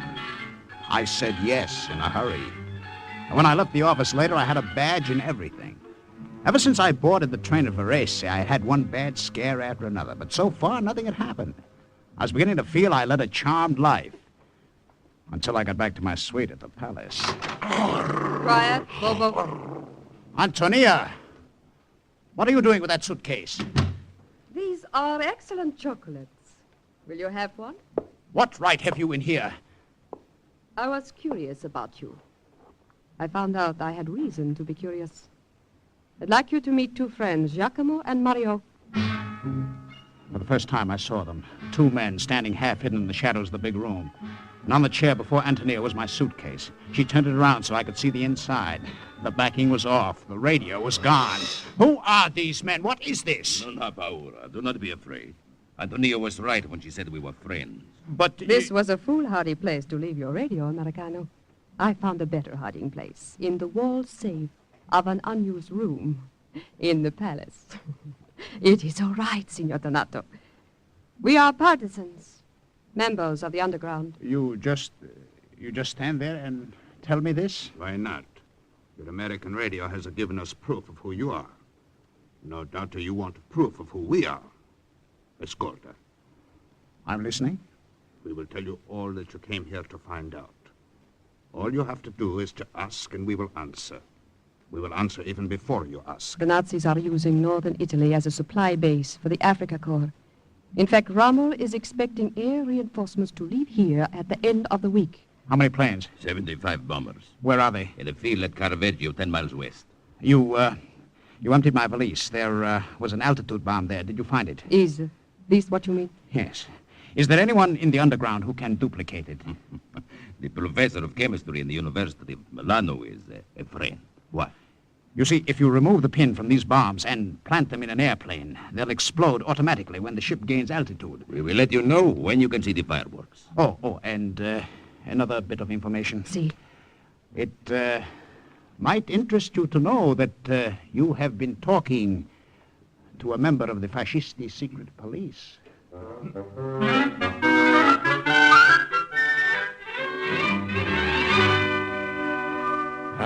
Antonia, you look more lovely than ever this evening. Buenos Aires, my lord. And grazie. And you, amico, where are you going? For a drive, sir. How wonderful it must be to be young again, especially in the summer. Well, go. Enjoy yourselves. Oh, we will. We are sure we will.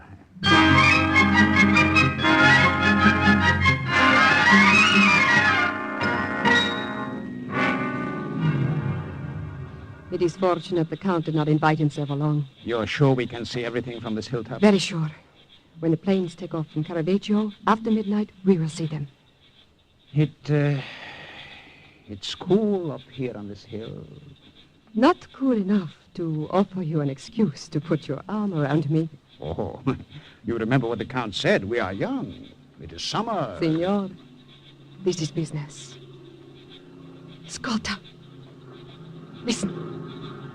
The planes. They are taking off. Any minute now. Any minute. What if something happened? What if they weren't able to plant those bombs? What if... What if, eh? Although this seems a poor way to repay Rommel for his hospitality. Rommel didn't get his 75 Luftwaffe bombers. No sky protection, and that played a part when he was thrown back from El Alamein a short month later. The OSS continued to get total information on northern Italy, supply concentrations, troop movements, and underground activities.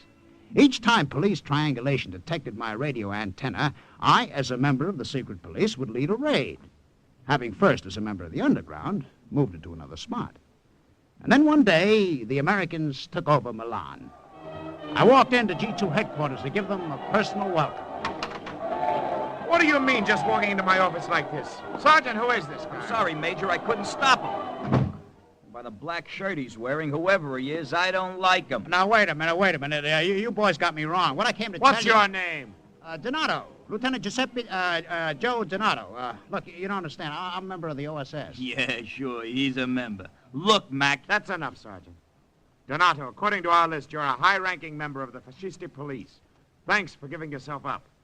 I'm not giving myself up. That's what you think, Mac. I tell you, I'm a member of the OSS. We have your full record, Donato. In his own reports to fascisti headquarters, Count Imperiale thought very highly of you. I don't care what he thought. And in the files, we found a personal recommendation from Rommel about you. A personal recommendation from Rommel, and you expect us to believe you're a member of the OSS? But you Take him away, Sergeant. Throw him in jail. You can't do this Come to on, me. start I'll rolling. write to my congressman.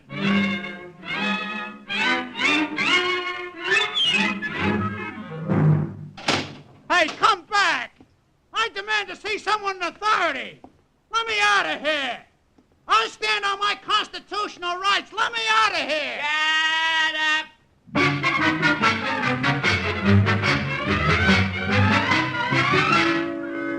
A week later, OSS in London sent verification on Lieutenant Joseph Donato, and an embarrassed G2 headquarters released him from jail. Thus, once again, the report of another agent closed with the words, Mission accomplished. Listen again next week for another true adventure from the files of OSS on Cloak and Dagger.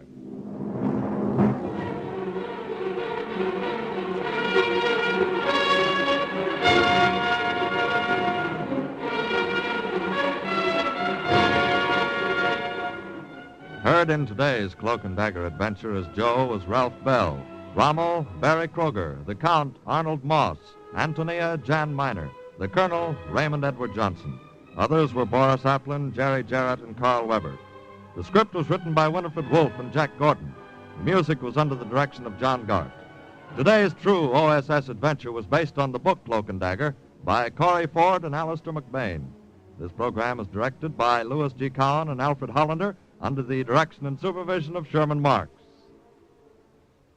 Programs, get your programs here. Action and adventure are yours tonight. $1,000 reward offers a mystery for you to solve at home for a $3,000 cash prize, followed by The Corpse Said Ouch, tonight's case on the Saint, and then Sam Spade solves another exciting caper, searching for the bell King Solomon used to call his wives. That's tonight on NBC. Now stay tuned for High Adventure and The Big Guy on NBC.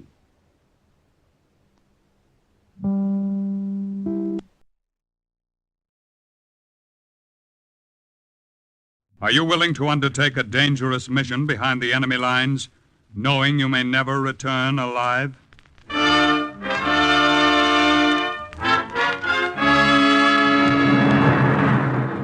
What you have just heard is the question asked during the war to agents of the OSS, ordinary citizens who to this question answered, yes.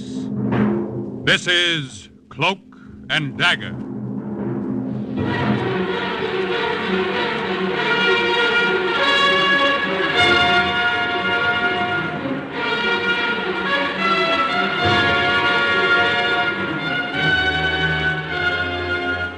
Black warfare, espionage, international intrigue. These are the weapons of the OSS. Today's adventure, Norwegian Incident, is suggested by an actual incident recorded in the Washington files of the Office of Strategic Services.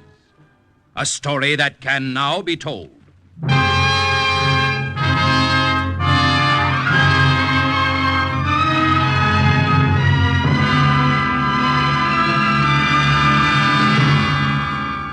It was quite a jump from being an associate professor at Wisconsin to the red dust of Camp Rooker. But like most of the guys, I just got used to it. I got used to the clothes, the food. If they let me lie in it a while longer, I might even have gotten used to that army cot. Hey, Anderson. You awake? Come on, get up. That's what I like about the army. Everybody's so considerate. Come on. The captain wants to see you. Hey, you Oh. too, Farillo. Snap to it and get your clothes on. Hey, what's it all about? How should I know? Ask Private Farillo. He's the guy with all the answers. What'd you do now, Pete? Nothing. The captain wants to see us at this time of the night. You must have pulled a beauty. Oh, you're nuts. The captain's a pal of mine. Probably wants to know if I'm awake.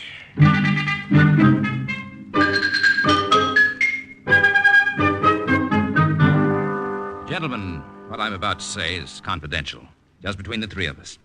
If you refuse my offer, it will not be counted against you, nor will it go onto your record. I understand, sir. The Office of Strategic Services has requested both of you. Well, I accept. I've always dreamt of having an office job with a pretty whack for a secretary. And I'm afraid you don't understand. Have a cigarette? Huh? Oh, thanks. You see, the job of the OSS is to disrupt enemy activity in every way possible. And one of their most effective methods is to drop men behind enemy lines. Oh, me? May I ask why I've been requested, sir? Well, I understand, Corporal Anderson, your parents come from Norway, and that you speak the language. Yes, sir. I've spent most of my last 10 summers in Norway. But, why me? I have a tough time with English. Well, according to your record, Farillo, you were a sandhog. Well, yes, sir. In civvies, I was a demolition expert. So naturally, the Army put me in the infantry. Sir? Yes. Now, this job is strictly volunteer. If you want me to leave you alone for a few minutes... I won't be necessary, Captain. I should have wised that when you give me the cigarette, Captain. Every time I get something for nothing from an officer, I end up in trouble.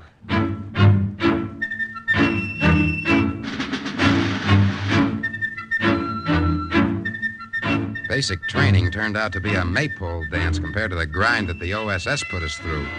Since we'd been kids, the word sportsmanship had been drilled into us. Well, the OSS kicked it out. The other team was playing dirty pool, and we had to go by their rules. Jagged edge of a bottle, stiff fingers in the eye, a knee in the groin, the flat of a hand across the neck became close friends of ours. We slept on the flight across the Atlantic and finally arrived in London. Gentlemen, I will outline your mission to you. As you may have surmised, you're going to Norway. Will you step over to this map, please? What do you say? Shut up. A PT boat will take you out tonight. Tonight? In about 2 hours. You will land at this point. You know the territory, Corporal?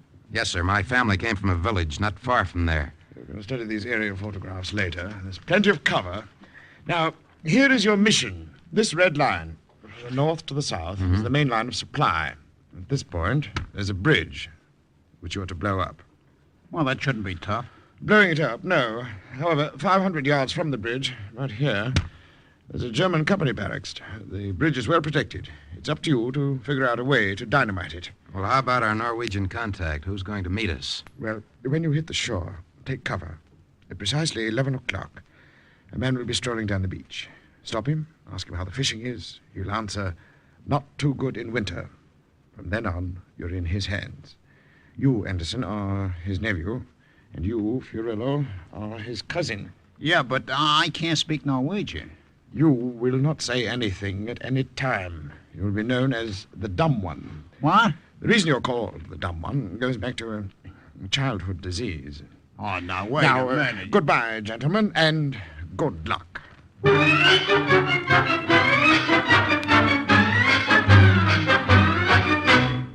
They flew us to the north of England, hustled us on a boat, and tore off for the coast of Norway. I briefed Pete on the terrain, everything I knew about the bridge. We studied the photographs and rehearsed the parts we were to play. The clothes we were given smelled of fish. They'd been made in Oslo, worn by a Norwegian, and probably picked up in a hock shop on the Bowery. Well, we felt the boat slow down, and Pete and I went topside to get our first glimpse of Norway. Well, this is as close as we can get, gentlemen. Now, one of my men will row you the rest of the way and return with the boat. That's just dandy. How do we get back? According to my orders, you have 5 days to do your job.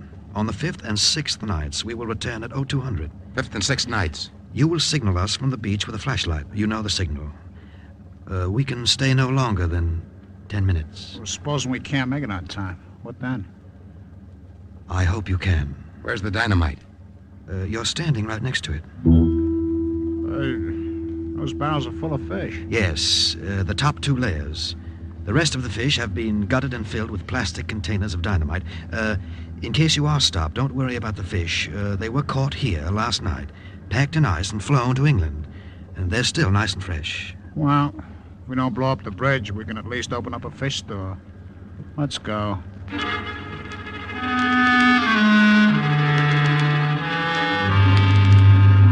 We didn't look back as we rode to the shore. We listened to the waves hitting the beach. We listened to the stillness that seemed to surround all of Norway. We beached the boat, piled our dynamite behind some bushes, and waited. What time is it, Andy? It's about 5 minutes past 11. That Joe was supposed to be here at 11. He'll get here. Supposing he don't make it. Then what? I've got enough rations for 5 days. We'll figure out something. You know, they shoot guys who don't wear a uniform behind the enemy lines. What's the matter? You scared?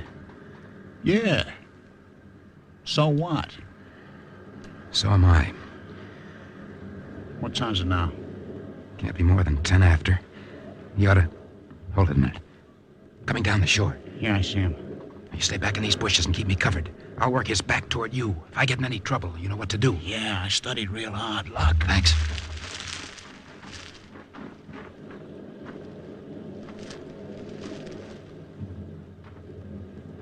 Good evening, sir. Good evening. A nice night. Dark, but pleasant.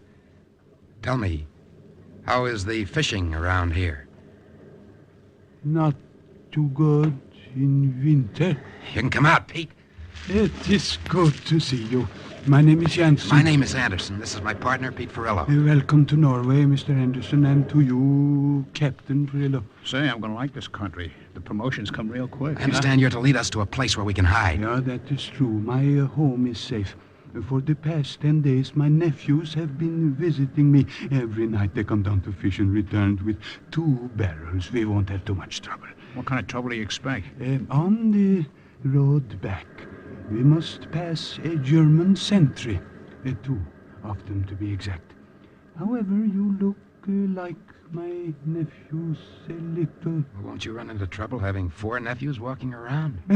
No, the other 2 left by sea before you arrived. They also left their wagon so that we can carry your catch. Say, Pop, ain't you awful old to be mixed up in this sort of thing? Well, what else can an old man do? I've been told that the underground's very well organized in this district. Who's the leader? I am.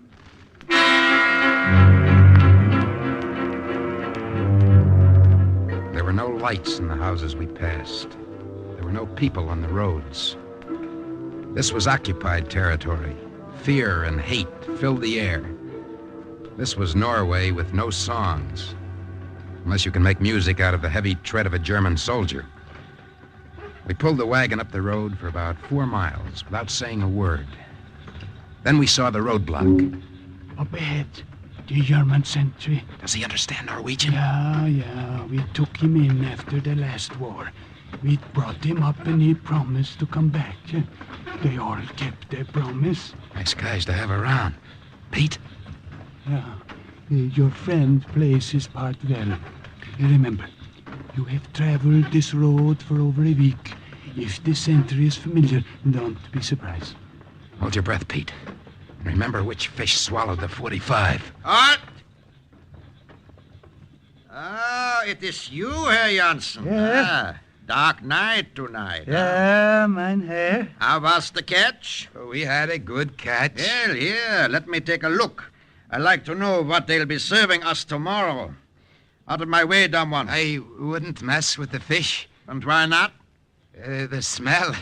It will stick to your uniform, and then the girls will object. You are smart for a Norwegian. Jansen, when am I going to get another bottle of that brandy? Tomorrow night I will bring it myself. Dumb one, why aren't you wearing the pants with the patch? Where did you get the new sweater? Oh, I am having them cleaned for him. I'll bet he is going to see his girl. Yeah. Imagine the dumb one with a girl. He wouldn't know what to say. It is very funny, mein Herr. Of course it is. Move along, Janssen. The stink of fish is beginning to hang in the air. Go along now. Yeah. Hey, dumb one, maybe you will introduce me to your girl. I'll bet she looks like a fish. The guy's got a great sense of humor. He made a move for that barrel of fish. I thought we were done. It was close. Close for him, too. Say, Pop, you and that German sentry were real chummy. Ain't that kind of dangerous for the head of the underground? Yeah, for the head of the underground, but I am also the local Quisling. Reached his house without any trouble. It had been 2 very long days, and we were beat. I managed to get my shoes off before I collapsed. And then the sun broke in through the window, and I got up. Pete and I went down for breakfast. There wasn't much to eat, so we broke out our rations and treated Jensen and his housekeeper to some real special delicacies. Dried egg and chocolate. Yeah, that was good. Real good. Don't let the army hear you say that. Huh? They've dried everything up but steak. Mr. Jensen, are we going to have any unexpected visitors? I do not think so. The Germans very seldom come to my home. Oh, occasionally an officer will drop in, but not often. How many men will you need? I hope we won't need any. Tonight, Pete and I will take a look at the bridge. How close can we get? That depends. On what? On how much of a chance you want to take. We've got to get right on it if possible. When we place the dynamite, it must be done fast. We can't afford to grope. Well, you can walk across. Just like that? If the sentry doesn't stop you, I would suggest that you ask his permission. Is he serious, Andy? Very. See, if we get caught sneaking across, we're liable to be shot. If we can fool the guard at the bridge, we walk across. And supposing we don't fool the sentry? You get shot.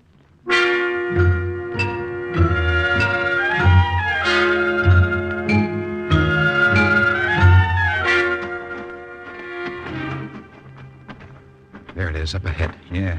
Look at that hiney pacing back and forth. Wait a second. Whatever you do, don't say a word. Even if he sticks that bayonet into you. Don't say one word. I hope you and that guy hit it off real well. Jansen gave me a good story. It should work. Come on.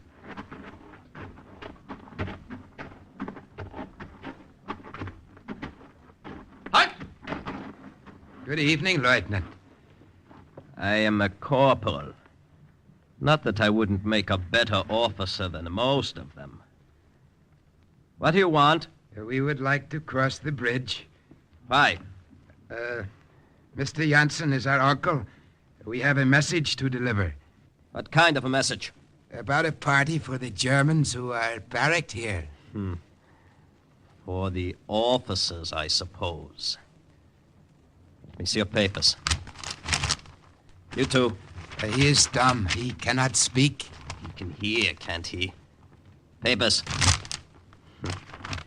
I think all Norwegians are dumb. The party is to be for the enlisted men. Oh. Of course, you understand I was not referring to Herr Jansen. He is a smart man. He knows which side his bread is buttered. Here are your papers. Go on now. Don't loiter on the bridge. Thank you. Keep your eyes open, Pete. You can only make this trip once. Yeah. How does it look to you? We can do it. Only it'll take us at least an hour to set the stuff. An hour? It's an awful long time. This is an awful big bridge. You're going to have to do a good job the first time.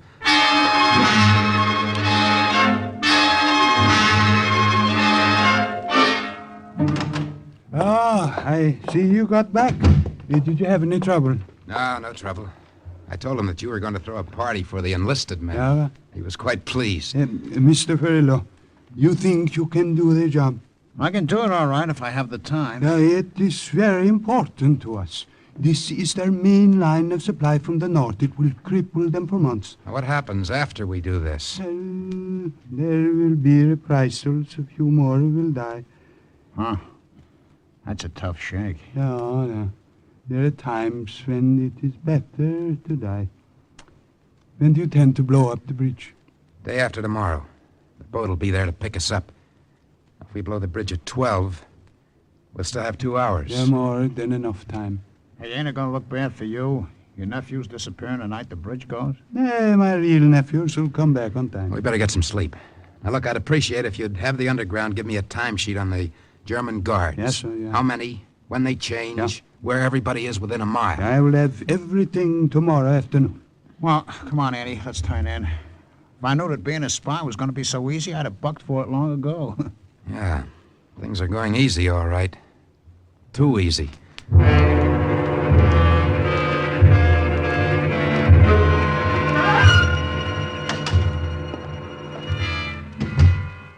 Hey, where you been, Andy? I've been waiting an hour. We got a rendezvous to make, remember? We aren't blowing the bridge tonight, Pete. Well, don't you think you ought to let me in on your plans? It's my neck, too. It's an opportunity we can't afford to pass up. Look, Professor, in this game we play for all the marbles, huh? So stop talking in riddles. According to Janssen, a troop train will be passing through here tomorrow night. The Nazis are moving south, and we can put a real crimp in their plans. Keep talking. Not only do we blow the bridge, but we blow up a loaded troop train. Hey, ain't that shaving it a bit thin? Tomorrow night's the last night we can make that boat, remember? It's up to you, Pete. Stop making me the heavy. I'm willing to do it your way, only I want to know what I'm getting into. That's all there is to it. Well, just one more question. Have you figured out how we get to the beach after the blow-up? Through the woods.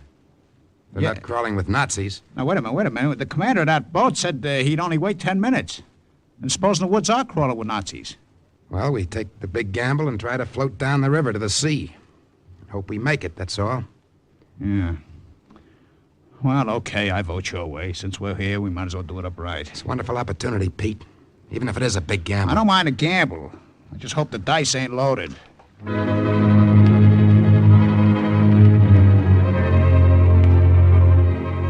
We sat for hours and watched the darkness. At 11, we looked at our watches, thought about the PT boat anchored offshore.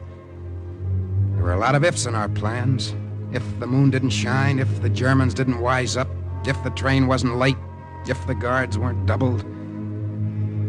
We spent a long night and a long, long day waiting for it to get dark again, when Janssen burst into the room. You will have to change your plans. We can't. We're set to leave in 30 minutes. Downstairs, a Gestapo major. What? Somebody talked. I don't know. He says he's looking for someone. That's just dandy. He was here some weeks ago. He met both of you. I mean my real nephews. Come on, start thinking, Andy. We can't walk past him with our arms full of dynamite. Can't you get rid of him? No. When he is in this district, he spends the night here. He sent me for you. Oh, great. I think you can fool him, Anderson. You resemble my nephew Arne closely, but then a dumb one, I don't know. Yeah? Well, he better be fooled, because I'll be carrying a 45 under my shirt. Come on, Pete. If we can bluff this through, we've got a chance.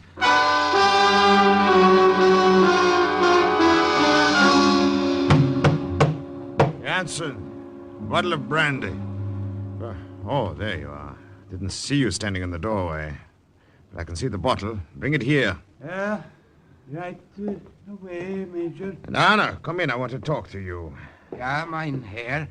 I understand Norway is playing host to a couple of American spies. What? That is impossible, mein Herr. Impossible, but true. However, I shall catch them and teach them a lesson. Do you know what they look like, mein Herr? Of course I do not know what they look like, you stupid lout. Do you think they go around singing Yankee Doodle Dandy? Oh, no, mein Herr. More brandy. This bottle's empty. Yes. I will get some. No. Send the dumb one. Go ahead, go. That's odd. I could have sworn last time I was here he was stoop-shouldered. Hey, dumb one! First the brandy. Well, of course, the brandy. That's what brings me back to this miserable place. Well, I am glad something brings you back. Yeah, I'm sure you are.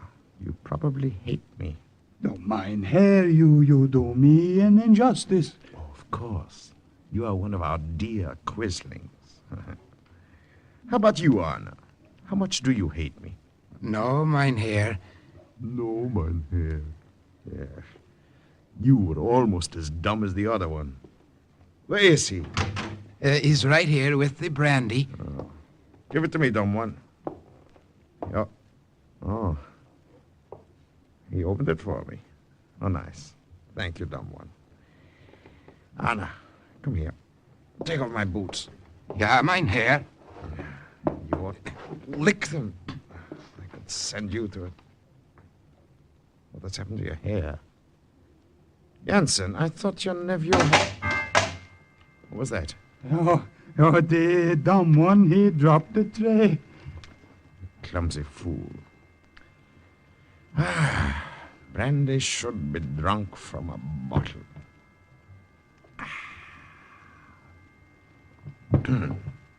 This is brandy, Jansen. It has been a long... Here. Huh? I don't understand it. He could drink 2 gallons and not even get a little drunk. Well, he's good and plastered now. He'll be out for at least 10 hours. I don't understand it. Well, I don't know what the Norwegian word is, but in Brooklyn we call it a Mickey.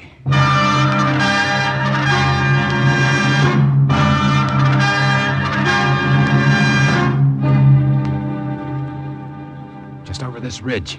We're late, Andy. That train is due in less than an hour. Well, you'll just have to work faster, that's all. Hold it. What now? I got guards in the woods. Yeah, I see them. It's going to be tough to get around them and slip under the bridge. That would take us over an hour. We'd miss the boat. We'll have to walk the road right to the bridge. What about the sentry? Have to get rid of him and pray that we have time to set the dynamite before they discover him. So we hit them together? You walk about a pace behind me. I've got to get close enough to use a knife. It's got to be the first time, so don't miss.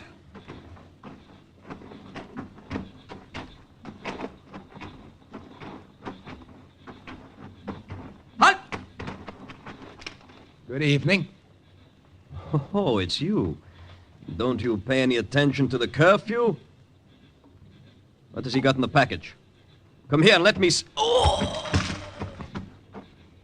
For a college man, you've sure learned a lot of things. Now, look, you'll have to set the dynamite alone. I'll slip on his coat and stay here. Pretend I'm the sentry. I'll set it as quick as I can. Lock. Thanks.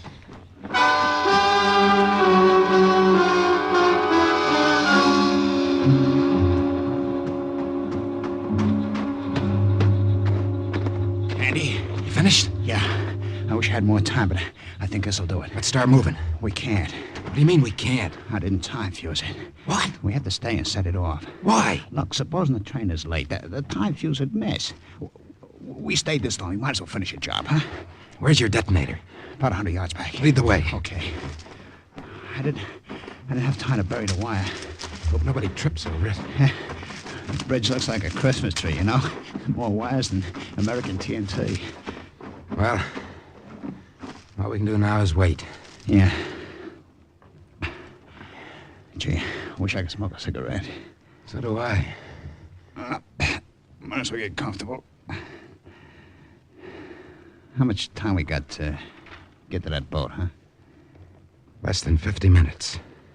Huh? Too late to go through the woods? Too late. Well, so is the river.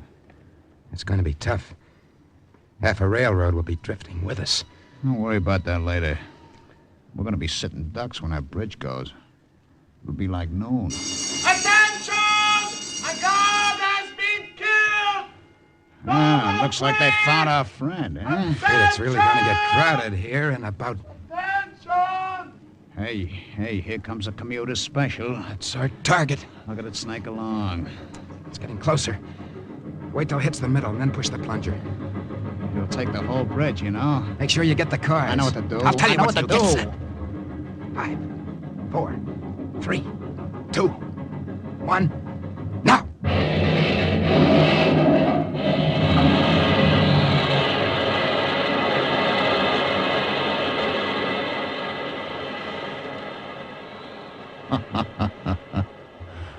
Pretty, ain't it? Hurry up, Jab. You did fine. You should have seen what I did for graduation. Down the slope and into the river. Yeah, right behind you, pal.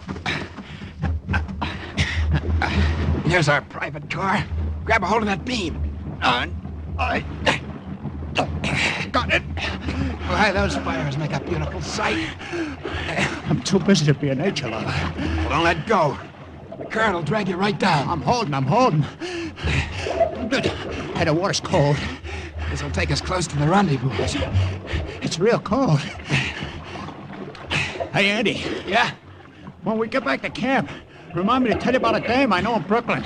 What about her? She gave me the air for a lifeguard, because I couldn't swim.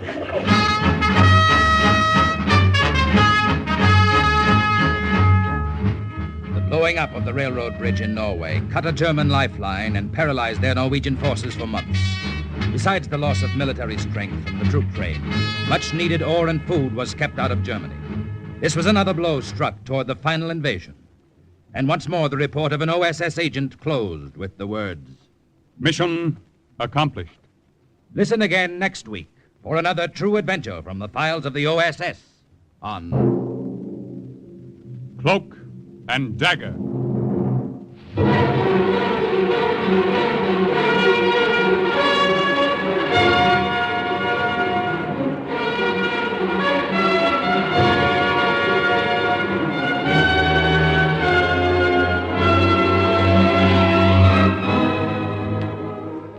Heard in today's Cloak and Dagger adventure as Andy was Joseph Julian.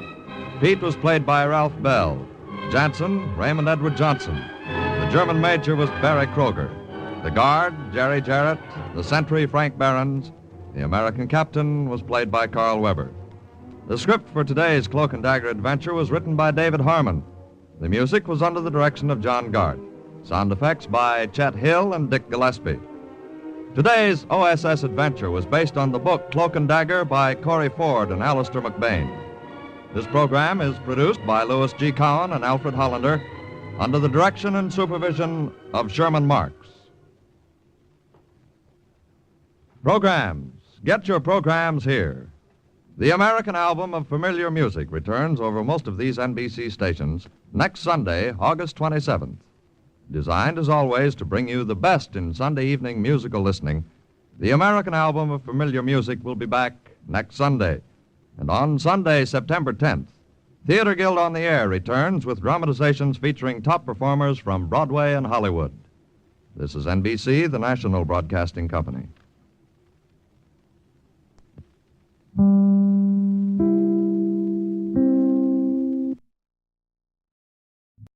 The Adventures of Frank Race, starring Tom Collins.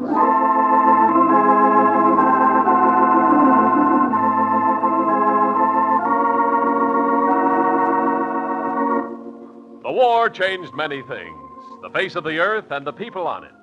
Before the war, Frank Race worked as an attorney, but he traded his law books for the Cloak and Dagger of the OSS. And when it was over, his former life was over, too. Adventure had become his business. The Adventures of Frank Race.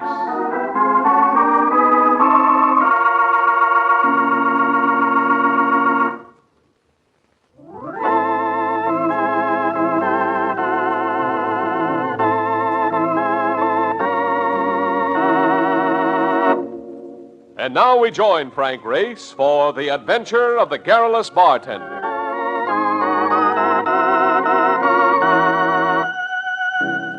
There's something about having a date with a redhead that causes a man to spend an extra 5 minutes with his razor, take a little more time in choosing a tie, and maybe giving himself a last look in the mirror just before he's ready to go.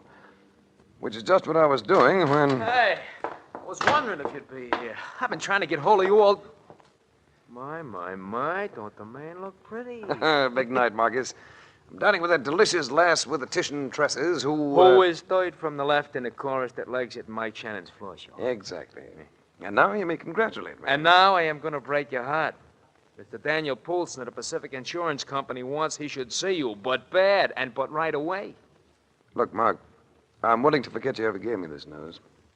Breaking this date tonight would make me very unhappy. Yeah, huh? Mr. Poulsen is already unhappy. He told me so 3 times, all the way from Los Angeles. You mean Polson's been calling from California? Yeah, which costs more than a nickel a throw. He's a big account, ain't he, Race? Yep. Here goes my redhead. What did Polson say? He's at the Biltmore Hotel out there, which, I understand, is a fair to Midland manger. And he claims he wants to see you the first thing in the morning. He told me that 3 o'clock this afternoon. It is now 8:30. All right. Let's go.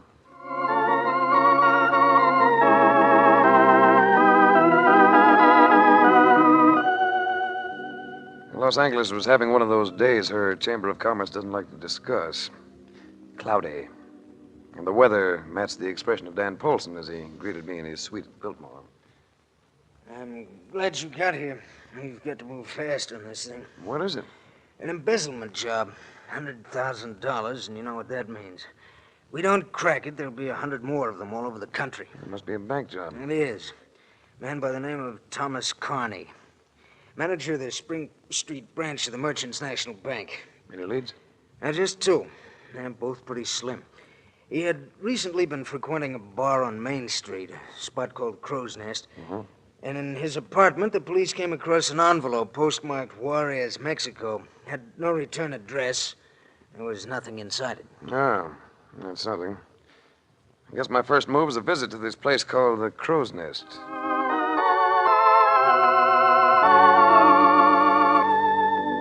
Skid Row with music. That's Main Street, Los Angeles.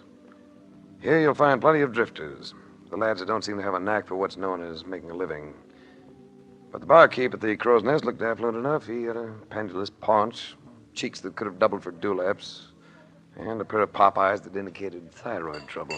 Sure, I know Connie. Not a bad guy. You never can tell, can you?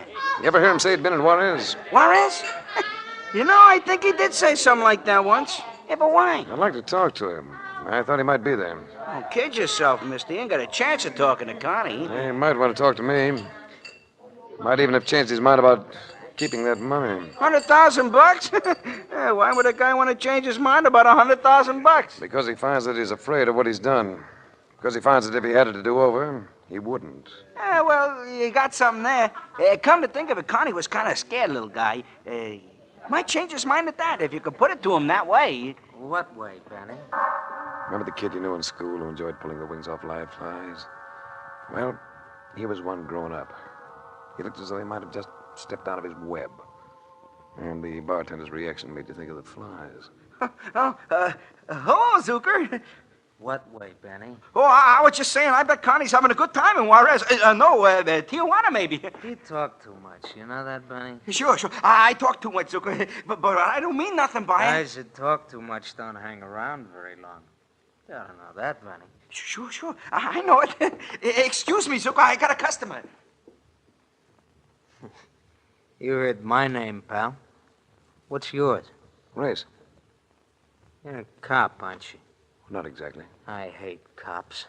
Now, just to keep the record straight, I'm an insurance investigator. It's all the same. You're a cop. Which adds up to what? Gonna head right for Juarez, ain't you? Just because that flabmouth said Connie might be there. I might head for Juarez. Gonna head right for Juarez just because that little flabmouth likes to jabber.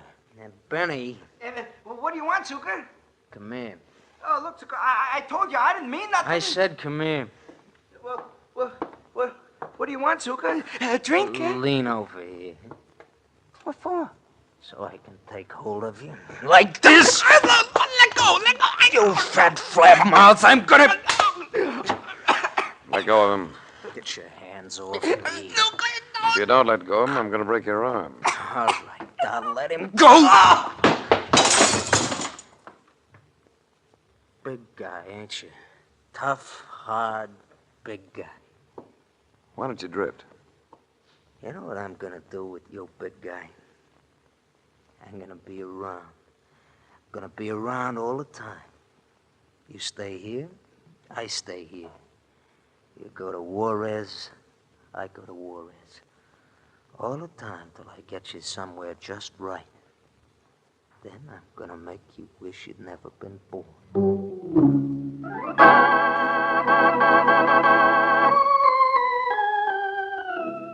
The that character wasn't kidding, Race. He's a bad one. We've had bad ones before.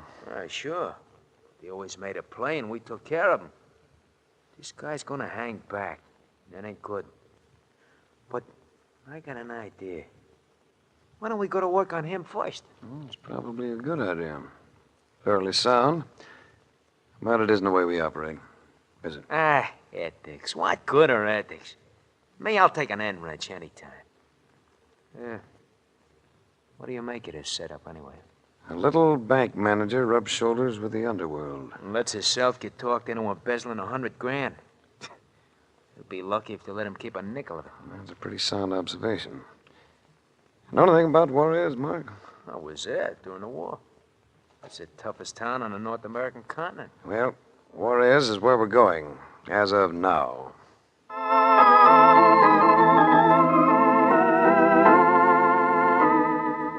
The toughest town on the North American continent looked sleepy, felt unbearably hot, and gave you the feeling that here had been gathered all the dust in the world. It was just after noon, siesta time. But I ran into one native who seemed willing to give his time to something else besides slumber. You better come in from that sun, senor, before it burns a hole in your head. That's probably an excellent suggestion. You were looking for something, senor? My name is Enrique Hernandez. I like to help people look for things. I'm looking for Americans. Oh, we got a few here. How do you like them? Like this or like this? I'm looking for a man. A man by the name of Carney. Carney? A little man with part of his hair gone? That adds up. Can you take me to him? He would be worth something, senor. $100 if I get right to him. See, this evening, senor, I'm going to meet you here. You have the $100 in your hand, and I will show you the way to this man, Carney.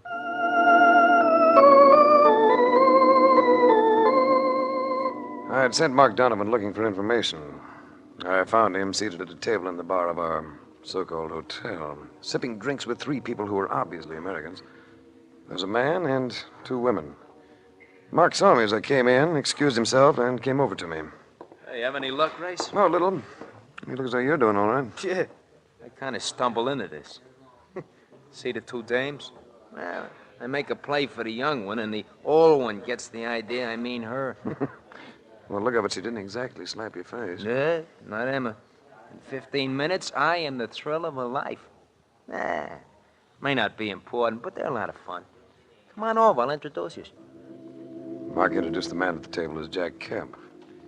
The women as Peggy Dana and Emma Tellifer.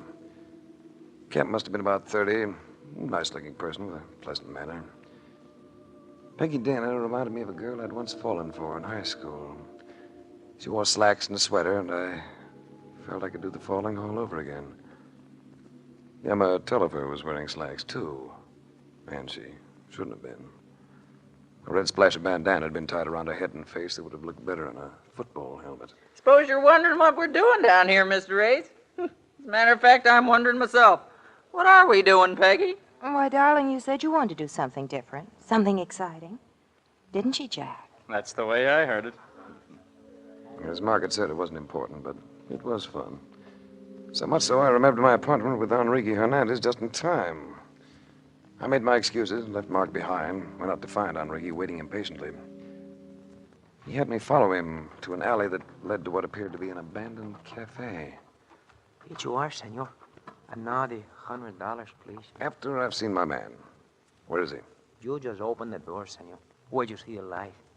You're going to find him inside. All right. I find him, then you get your 100. Who's that? The man on the other side of the room was staring at me with the cool, clear, all-seeing gaze of a drunk peering through a wet window. But he wasn't drunk. He was frightened. Little and bald-headed and frightened. Didn't you hear me?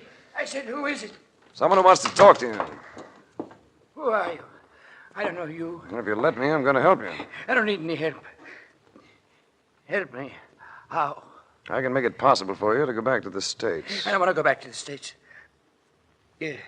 How would you make it possible? I can arrange a deal. What kind of a deal? You turn back the money you embezzled, and I think I can get you off with a light sentence. No, I couldn't do that. You'd rather sweat it out like this, would you? Terror-stricken, wondering what's going to happen next. I know, but I couldn't return the money now. They wouldn't let me. Who wouldn't let you? Never mind, I can't say. You'd rather keep eating your heart out, would you? All I have to do is telegraph. We'd get a reply back in a matter of hours. A light sentence, Carney. Then you're free again. I don't know. I could see I had him going, so I kept talking until he finally gave in. I was to wire Los Angeles. If the deal could be made, if he could get off with a light sentence, he was willing to turn over the money. I left him and found a telegraph office, but it wasn't until the next morning that I got my reply. Then I went back to see him. Connie, you here? Yeah, he's here, Ray.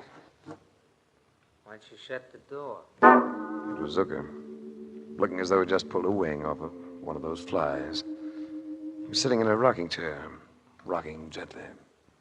Sit down. Or, I'm afraid you'd get your clothes dirty. Where's Connie? He's here, in the other room. Go take a look. I will.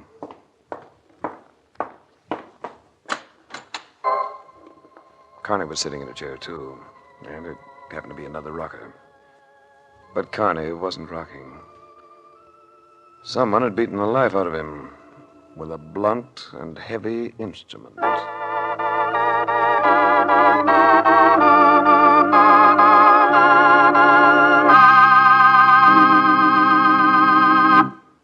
We'll return to the adventures of Frank Race in just about 1 minute.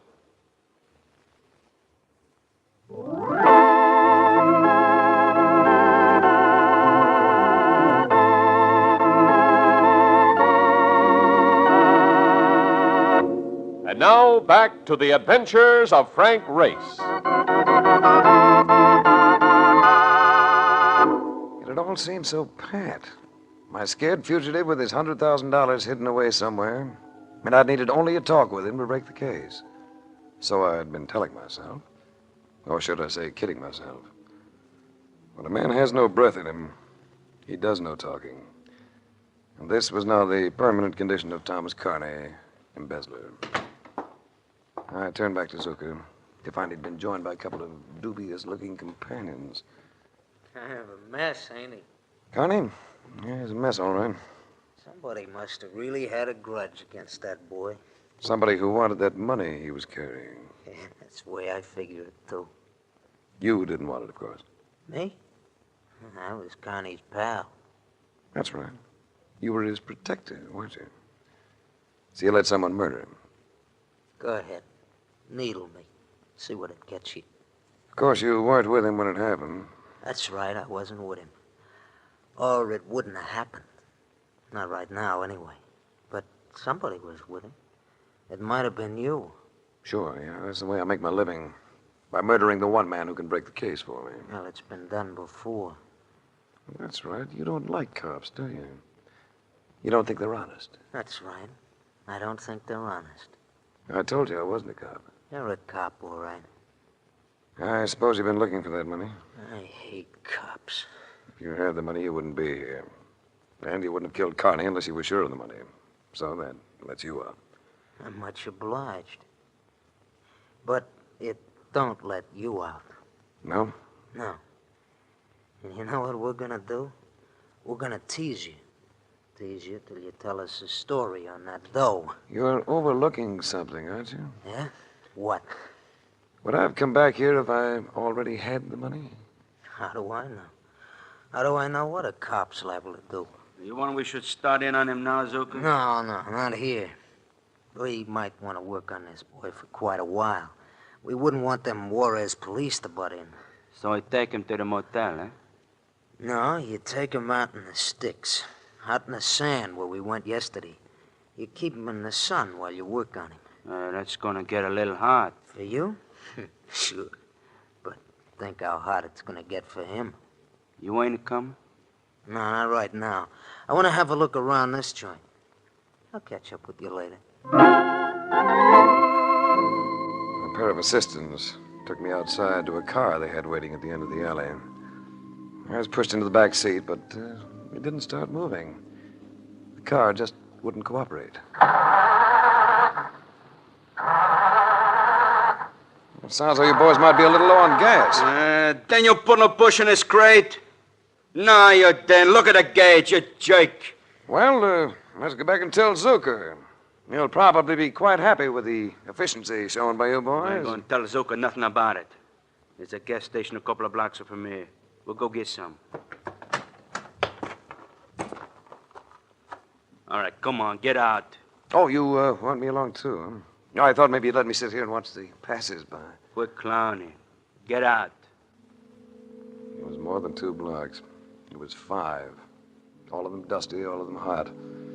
And my companions weren't used to walking. That quickly became obvious. So by the time we reached the gas station, both were thoroughly disgruntled with me, with the weather, and with each other. And then we had to wait. What goes on around here anyway? Ain't there nobody to run this joint? It's 1 o'clock, siesta time. Oh, damn it, siestas. No wonder they never get nothing done around here. Now, here's a can. We can just take some gas, leave the money. We'll take some gas, all right, but we ain't leaving nothing. Here, I'll fill it for you. Okay, where do you want it? In a can, you creep. Where else? I was thinking a good spot might be your face. I let them both have it right in the teeth. Then I dropped the thing and ran. I didn't slow up until I felt purple and reasonably assured that I'd lost them. It was then that a familiar voice spoke to me. You better come in from that sun, senor. It's not good for running like that. Oh, it's you, Hernandez. And you're so right. Only an idiot would run in heat like this. See. You had not forget my $100, have you, senor? No, Enrique, I have not forgot. Yeah. Oh, gracias, senor. Muchas gracias. I was a little surprised you weren't waiting for me when I came out of that place last night. I would have waited, senor, but I was afraid. While you were in that place, there was someone else who came. Someone else? Who? What'd they look like? I could only hear, senor. It was too dark to see. But they stood outside while you were there, and that $100, it was for telling about Carney, not for fighting about him. You have sound logic, Enrique. Should carry you a long way. Is there anything else for which the senor would like to employ me? There may be, Enrique. We'll see.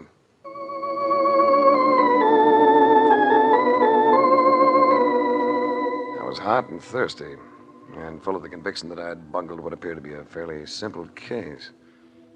Combination of circumstances that called for a drink. A long, tall, cool one that I secured at the bar of our hotel. And while I quaffed it, something feminine and lovely sidled under the stool next to me. Something feminine and lovely by the name of Peggy Dana. Hello, Race. Hello yourself. You look as though you'd been running. I have, but we won't talk about that. What would you like? I didn't stop for a drink. I just thought I'd like to talk to you. Mm-hmm. Had I known that was coming up, I'd have gone downstairs and prettied up a little. You look all right as you are. You look all right, too. You look awfully all right. Race, why are you down here? Hasn't Mark Donovan told you? You know he hasn't. He's not the type. What are you doing down here? I just came down for a look at the place. I'd heard it was wild and woolly. Now I guess I'm just staying because you're here. But you've been keeping so busy. What about the boyfriend, Jack Kemp? Yes, what about me, Peggy? I thought I was in your good books. I think you're wonderful, darling. See, Race, the girl really loves me. So quit trying to steal her, will you? Look, why don't we go to a table where we can start some serious drinking? Oh, Jack, it's too hot. Not for me. How about you, Race? I don't think I could handle another one. Good man. Now, I'd like to make you a bet. Just finish one more of those things you're sipping now, and I'll give you any odds you want that it's the beginning of your downfall. He was almost right. A hot day and a bartender who knew how to hide dynamite in a cool, delicious drink. That's enough to cause your grandmother's downfall. By the fourth one, I knew I'd have to slow up. It didn't seem to bother Kemp. The only way he showed any effect was by insisting on paying for every round, and by the careful and exact way he counted out the bills to pay for them. I was finally rescued by Mark, who somehow got me up to our room. Now you off your rocker. You can't drink like that in this country. Or in any other. What do you want? Hot coffee, cold shower, or both? I don't want either, Mark. Be quite truthful, I just want to go out and send another wire to Los Angeles. You nuts. Here, just let me ease you down on this bed now. Ease down onto yourself, boy. I'm going out and send that wire. I just thought of something I think is going to crack this case.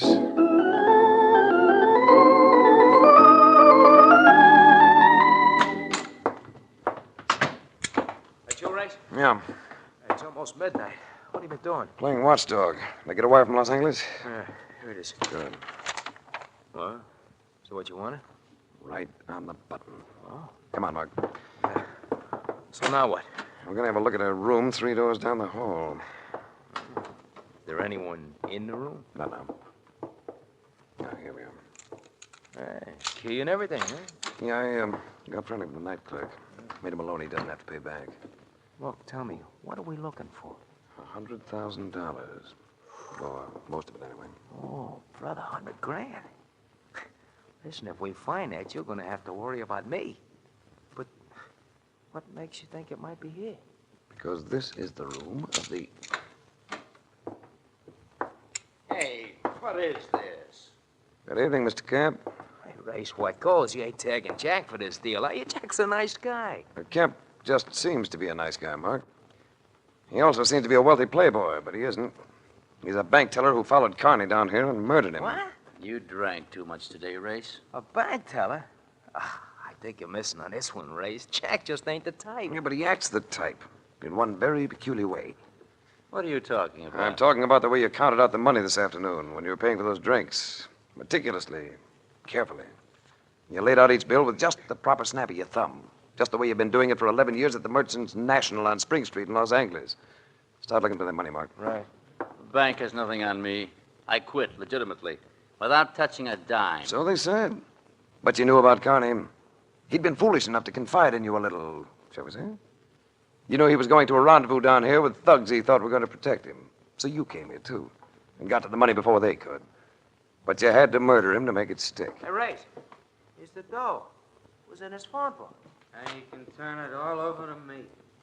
Thanks for leaving the door open, boy. It's a written invitation. It's still open, Zucker. For you to back out. I ain't backing out of nothing. Come on, chum. Bring me that phone book. You can still leave, Zucker. But not with that phone book. Like I told you before, Race, I don't like cops. You crowd me too far, and I'll prove it to you. Bring me the phone book, chum. That gun he's got in his hand, Race, that's a good argument. I've got a gun in my hand, too, Mark. In my pocket. But, maybe you had better give him the phone book. Oh. All right. I'll give it to him.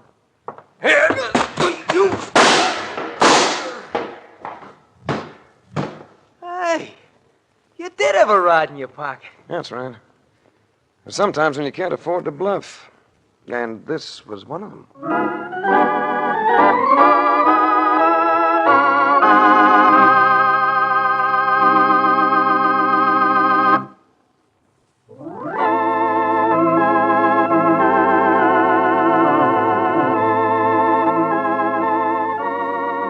The Adventures of Frank Race, starring Tom Collins with Tony Barrett as Mark Donovan, comes to you from Hollywood. Others heard in tonight's cast were Michael Ann Barrett, D.J. Thompson, Wilms Herbert, Tom Holland, and Jack Crucian. This series is written and directed by Buckley Angel and Joel Murcott. The music is composed and played by Ivan Ditmars. Be sure to be with us again this same time next week for another dramatic chapter in The Adventures of Frank Race. Art Gilmore speaking. This is a Brussels production.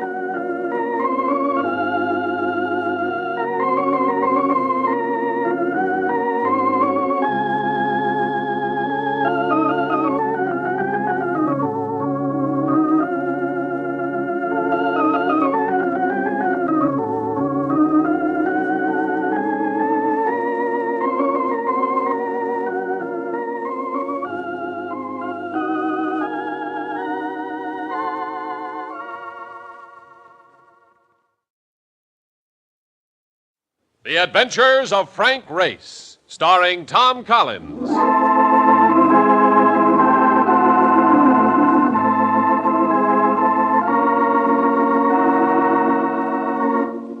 The war changed many things, the face of the earth and the people on it.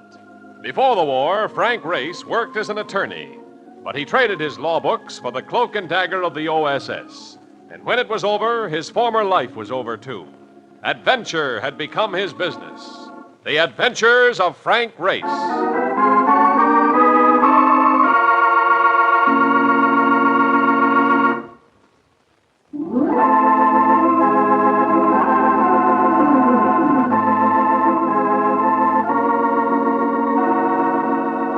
And now we join Frank Race for The Adventure of the Silent Heart.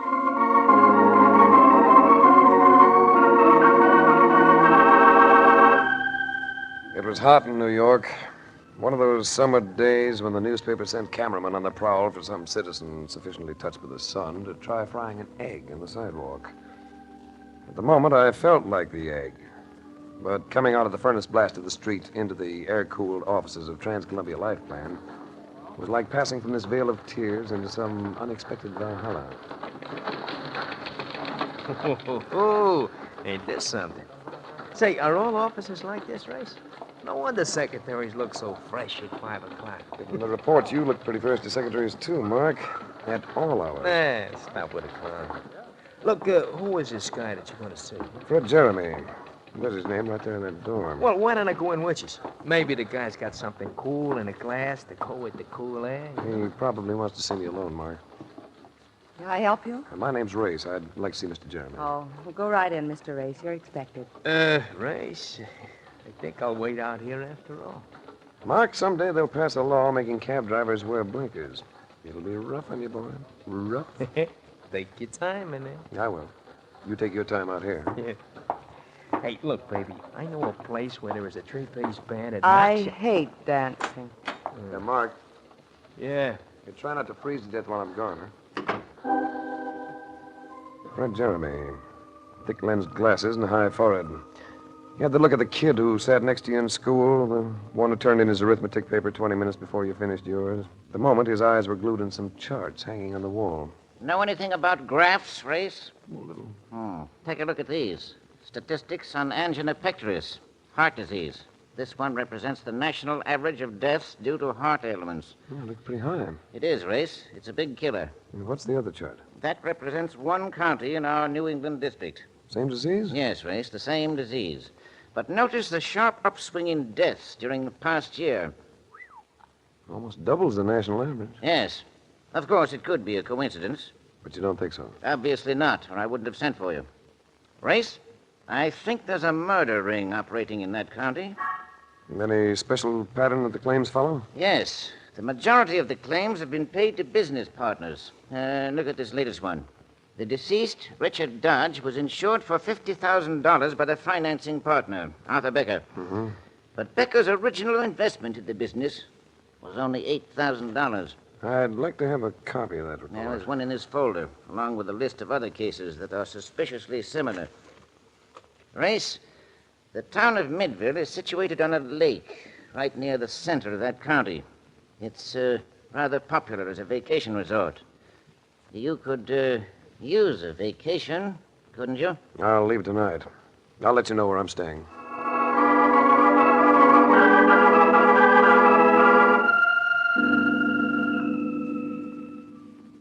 Oh, brother, what a layout. Now, this is living, Race. And did you see those gorgeous chicks down by the lake? I am gonna like it here. Yeah, be careful of your heart, Mark. This place is becoming noted for angina pectoris. Yeah? You know anybody who can introduce us to the dame? Now, this is one you wouldn't enjoy meeting. Come on, let's climb into some swim trunks, huh? That is exactly what I had in mind. Come in. Mr. Race? That's right. My name is Arthur Becker. He was a fat man. But the way he carried himself told me that muscles were hidden under those layers of flesh. Muscles that would respond viciously if ever he was cornered. His eyes were those of a hunter. Light blue and cold. Very cold. Too cold for this to be vacation. My business partner, Richard Dodge, passed away a short time ago. I had him insured to protect my investment. I understand you're investigating the claim. Who sells you your information, Becker? This is a small town race. You sent a wire reporting your arrival to the insurance company. The boy who took the wire has rather a poor sense of ethics. He reads things. What do you want, Becker? What do you want, Race? I might help you to find it quickly and save us both a lot of time. You insured Richard Dodge for $50,000, but you only invested $8,000 in the garage he opened. It doesn't add up. I like Dodge. He was a competent mechanic with a good reputation. And according to the medical report, when the insurance examination was made, he was a very healthy mechanic with a very good heart. People have been known to take sick quite suddenly. Yeah, well, this is a bit too convenient, especially with the money involved. Well, I can see you haven't a very trusting nature, Race. I thought I might be helpful. After all, none of us know when the old pump might give out, Race. Could happen to anybody. It might even happen to you.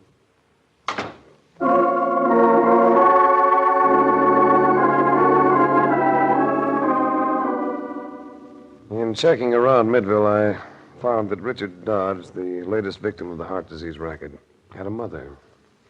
I went to see her. I can't understand what happened to my boy, Mr. Race. He was so big and strong. He played football when he was in high school, you know. Did he have any insurance? Any payable to you, I mean? Well, he did before he went into the business with Mr. Becker. But then Richard increased his old policy and made it over to Becker so that the premiums wouldn't cost too much. You mean Richard paid the premiums himself? No, I paid them. I had a little money left over from my husband's pension. I see. I have some pictures of my son in his football uniform and when he was a soldier. Would you like to see them, Mr. Race? No, I'd... Yes. Yes, Mrs. Dodge. I'd like to see them.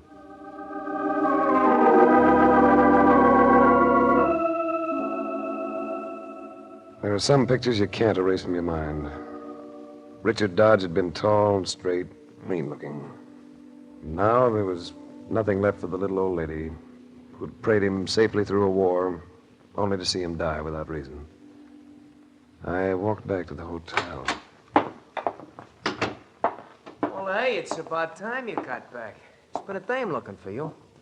She said there was something you didn't know, and she thought might help you. I must be this week's target for good deeds. Everybody wants to help me. She leave a name? Yeah.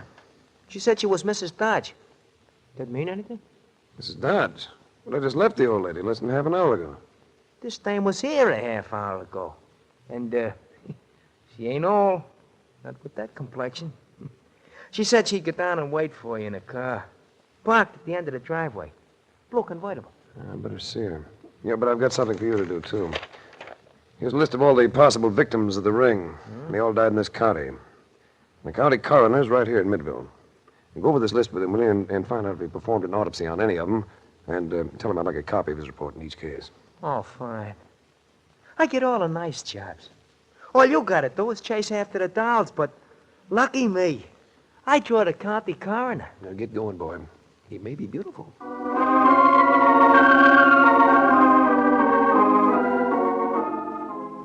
The blue convertible was at the end of the driveway, all right. The girl behind the wheel steered to the highway. I saw her face in the last glow of the sun. It was lovely. Lovely enough to make me forget for a moment why I was here. Finally, she turned into a small country lane and stopped. Got a cigarette? Here. Thanks. You didn't know Richard Dodge was married, did you? That's something I still don't know. We were married secretly more than a year ago. I don't want to sound like a house detective, but I suppose you have a license. No. Richard kept it. Well, that was an odd choice. Most men keep the bride. Especially when she looks like you, Mrs. Dodge. Call me Rain. Rain. That's an unusual name. Not really. It stands for Lorraine. When I was a child, it was too much to handle all at once. Why did you bring me out here? Not just to tell me that Richard Dodge had a wife. Our marriage was secret. I didn't know what would come out in your investigation. You're safe. His insurance wasn't made out to you. Richard and I never announced our marriage because I was sorry I ever got into it. wasn't until later that he told me about his heart. Told you what about his heart? He was sick. He was always afraid that he was going to die. The insurance examiner doesn't agree with him. Neither did the doctors in the United States Army. They could be wrong, couldn't they, Ray? You believe me, don't you? She leaned toward me, and her eyes were blue in the dusk. As blue and smoky as a Harlem band at midnight. Her hair brushed the side of my face, and her arms went around my neck. A man who gets kissed like that needs a strong heart. I could grow very fond of you, Race, if you'd let me. I shouldn't object, should I? After all, you recover quickly.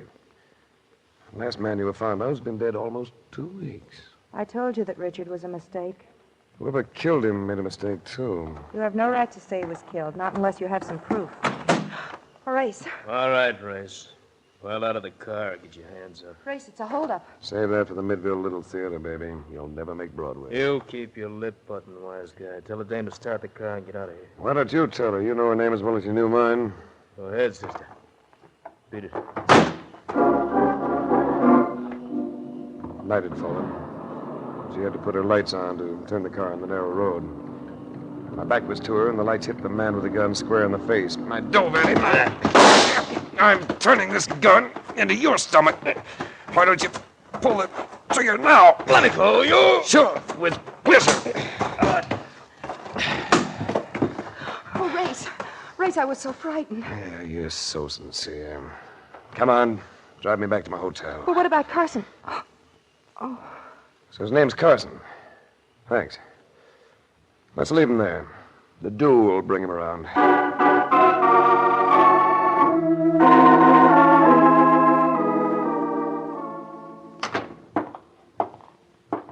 Brother, what happened to you? You got lipstick on your mouth, but the rest of you. What did she do, kiss you and then push you into a concrete mixer? Your rival popped up. A fellow named Carson. How'd you make out with the coroner?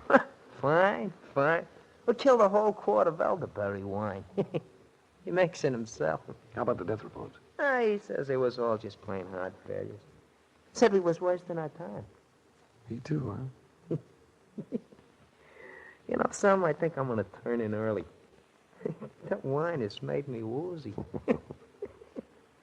Will probably have me a Technicolor hangover. A few minutes ago, everything looked blue, and now everything looks yellow. Ain't that funny, Rick? Yeah. Yellow. What looks yellow, Mark? Everything. It's funny, everything. Mark, light up, boy. Right here on the couch. Race. What's the matter with me? Your order, please. Tell room service to shoot up some ice and plenty of black coffee right away. And send the house doctor up. Hurry. Race. What is it? I feel... Yeah, Mark, you gotta be quiet, boy. I'm afraid you're gonna have a heart attack. Got about a 50-50 chance to save your life.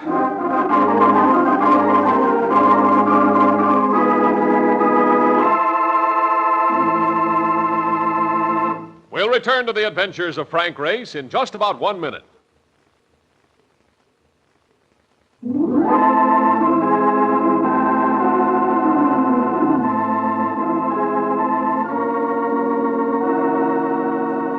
And now, back to the adventures of Frank Race.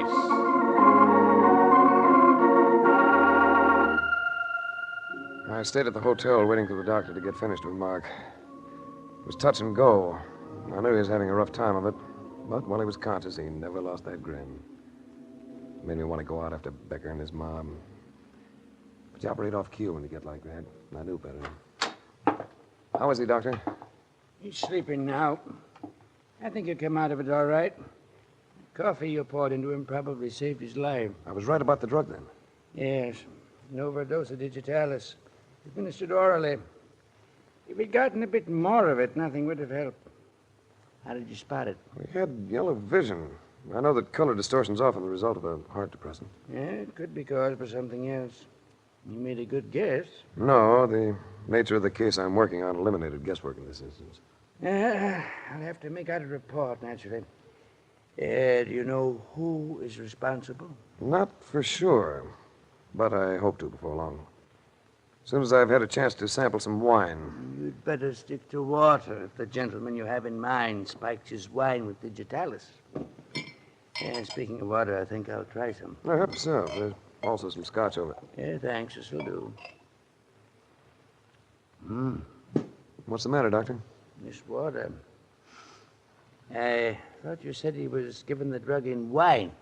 You mean there's some in that water? Enough to kill a mule, I'd say. I'd better have this analyzed. Yes. I'd better start shopping around for a new suspect. For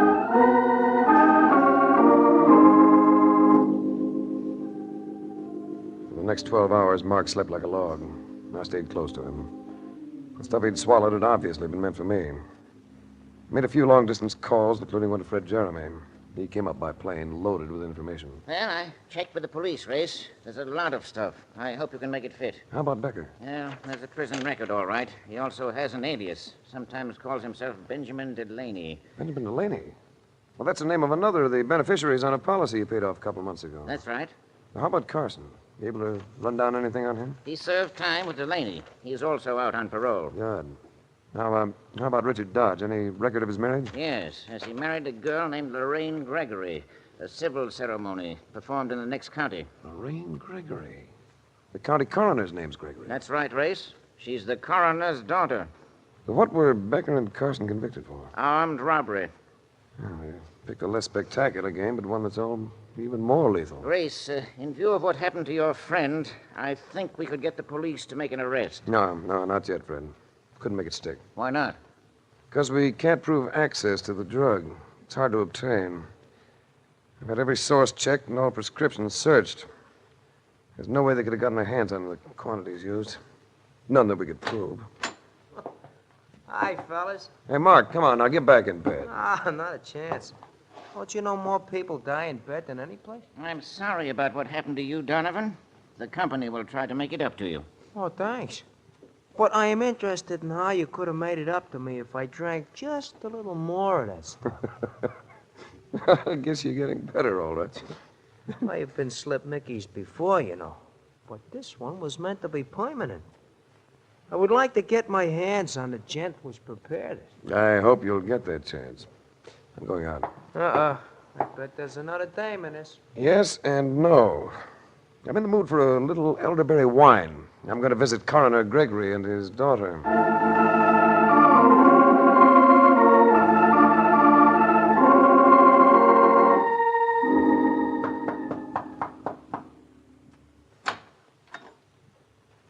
Well, hello. Hello yourself. Is your father home? Come to ask for my hand, Race? When I ask for your hand, baby, I'll be carrying handcuffs in mine. Who's out there, Rain? A man named Race. He wants to see Father. Well, bring him in, girl. Enter, Mr. Race. Mother, Dad, this is Mr. Race.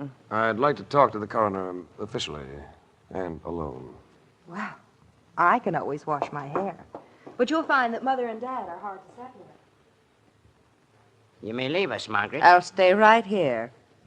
You had too much wine to be left by yourself. You mean he might say things I shouldn't hear? What I mean is my business. Gregory, you almost had another heart failure case in your hands. A friend of mine. That's so. If he had died, your report might have been interesting. I wonder what it would have said. Since he ain't dead, there's no way of telling. I think you'd have passed it off as a natural death, just as you have in so many other cases. Heart trouble is a common disease. Yes, but not when it's caused by digitalis.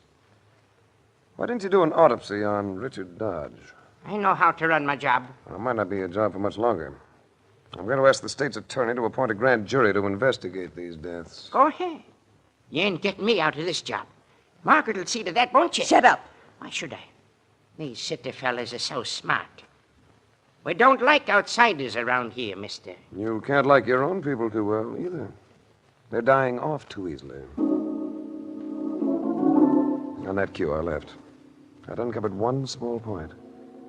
Wherever Gregory's local political strength came from, it came through his wife. I checked around and found that he'd held some minor political office or other for years. But the key was Margaret Gregory. And it wasn't long before I could fit her into the jigsaw. I went back to Fred Jeremy and Mark. Well, what's the answer, Race? Who tried to do away with me? Well, we're getting close. The coroner? Only part of a setup. I know now why Becker and Carson and probably quite a few others are wandering around loose. They were paroled. Yes, but they shouldn't have been. Not if the parole board had been given the full facts. But who could hide the facts? Only one person. The secretary who prepared the reports. And when they were released, that secretary happened to be the coroner's wife, Margaret Gregory. Well, that ties it up, doesn't it, Race? All but the digitalis. But I think that I know where that comes from. Well, it must have come from someplace. They got gallons of it. There was a third man in that holdup with Becker and Carson. A man named Otto Rodman. Yes, but Rodman was never paroled. It was his third offense, and he got a stiff sentence. He has another 10 years to serve on a 15-year rap. Yes, but he's behaved himself very well for the past 5 years. He's a trustee at the prison. Yeah, so what's that got to do with the Digitalis, Mark. That's what I said. I think Rodman supplies it. Because for the past 14 months, as a trustee, he's been assigned to the prison hospital. Ah, that's rough, Race. Things get around quick on a prison grapevine. If we went in to investigate, he'd know it before we got to him. Not the way we're going to do it, Fred. I'm going to set it up with the state's attorney. Mark and I are going into that state prison as a pair of convicted hijackers.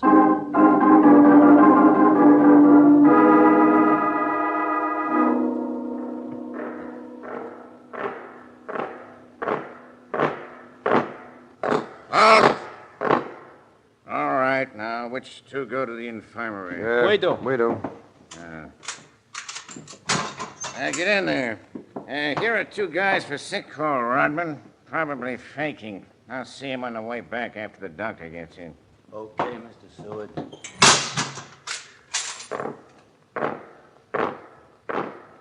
What are you guys in for? The cops say we hijacked a truck. Yeah, but of course you didn't. Well, of course not. Yeah. Ain't it a shame the way we innocent guys keep getting thrown in here for nothing? It was a frame-up. What are you in for? I borrowed some money and forgot to give it back. You guys really sick or just stolen? Yeah, my heart's been giving me a little trouble. I guess being in this place brings on heart attacks. Nah, you get used to it. We ain't had more than 4 hot cases in a year I've been on this job. How do you get an assignment like this? Keeping my nose clean. Is this better than the other spots? Yeah, grub's better. Few special privileges. Private room visitors 3 days a week. Does it work hard? No. Guy's got to be pretty sick before they let him stay in here. Mostly it's a clerk's job, keeping records, ordering supplies. Those books right there beside you. That looks pretty simple. Aspirin, bandages, codeine, and digitalis. Quite a lot of digitalis. A large order every month, yet you've only had 4 heart cases in more than a year. Well, the stuff's spoiled. It's damp here. You got to make sure it's fresh. Besides, you better put that book down before the doc gets here. Get over and sit on that bench. Rodman, you've been slipping that digitalis out of here 100 grains a month to Becker and Carson. You're crazy. You're nuts, both of you. Watch him, Race. What are you, a couple of stool pigeons? Rodman, you're an accessory to more than 20 murders, and you'll die for it unless you get smart. Die? Will I? Put on that scalpel, Rodman. Put it in your... Look out, Race! Look out! Stay back, Mark. This thing is sharper than a razor. Can you take... I'll kill you and... Drop it. Drop it. You lose, Rodman. There's an electric chair in this setup someplace. Who's going to sit in it? You, or Becker, and Carson, and the Gregorys? All right. All right, I'll talk. Save it. I'd like the warden and a couple other people to hear it. Open up, guard! Hey, you know something, Race? I'll bet we're serving the shortest sentence anybody ever served here.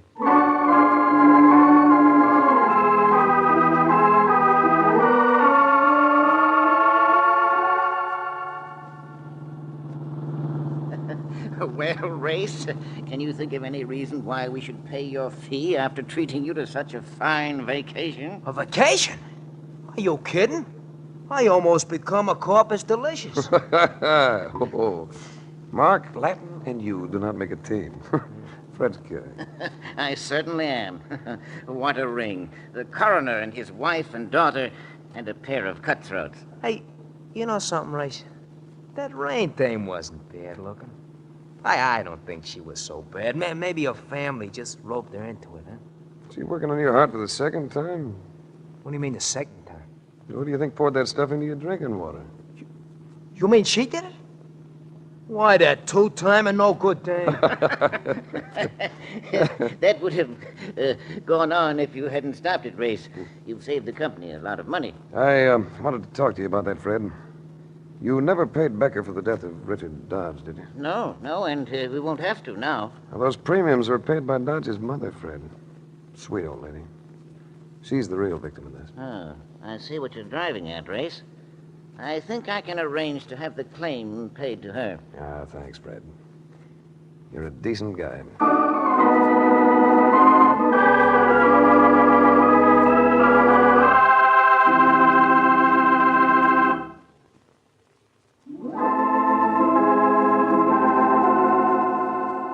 The Adventures of Frank Race, starring Tom Collins with Tony Barrett as Mark Donovan, comes to you from Hollywood.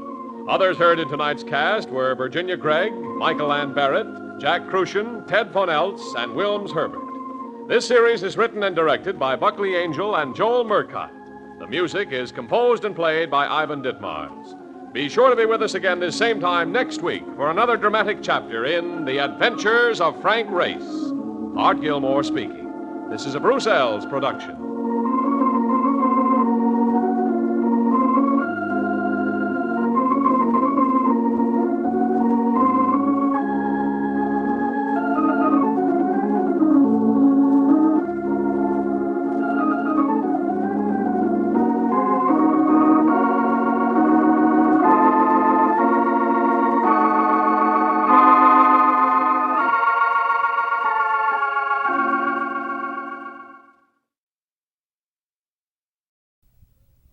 The Adventures of Frank Race, starring Tom Collins.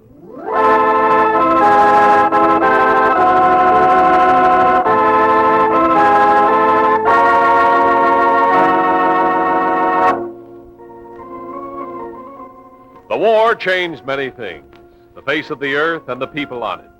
Before the war, Frank Race worked as an attorney, but he traded his law books for the Cloak and Dagger of the OSS. When it was over, his former life was over, too. Adventure had become his business. The Adventures of Frank Race.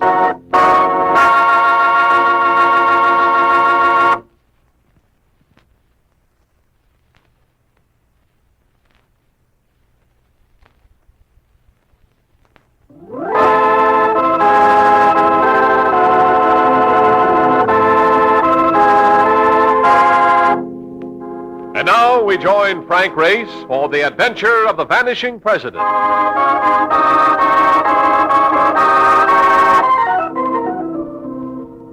was the first of the seventh at Polo Grounds. Dodgers at bat, score tied. Time for anyone to sit forward with anticipation. And I was doing just that when there came a sound that startled even the Brooklyn bench. Hey, Ray! There was no mistaking the voice. It belonged to Mark Donovan. I watched him work toward me through the crowd, using a combat technique that reminded you of the way he drove a taxi. Race, you got a call. Intercontinental Underwriters. No, let it wait. I want to see the end of this game. No, I can't wait. A guy named Jules said they had to see us right away. Some kind of a crisis. Jim Drew, chief claim adjuster for Intercontinental Underwriters. A man with the instincts of a ferret and a gaze you could use for sandpaper. He looked relieved when he saw me. I was beginning to think you weren't going to make it. I almost didn't. I was watching a good ball game. You've tackled a lot of foreign service, Race. How about another assignment? Oh, just in the middle of a hot series. All right. What's boiling? We've got another of those mysteries. Vessels disappearing without trace. 3 of them inside a month, all on the same shipping lane. Same operators? No, a different company in each case. You have a lead? 1. The SS Lucy Wilkins sails from here tonight. She's for South American ports. She's casting off without a cargo in her hold. Each of the others sailed the same way, empty. I see. I want to emphasize something, Race. Those vessels disappeared completely, ship and crew. It may have been piracy, it may have been mutiny. We can be pretty sure it included murder. So? So, when the Lucy Wilkins sails for South America tomorrow, we'd like to have you aboard.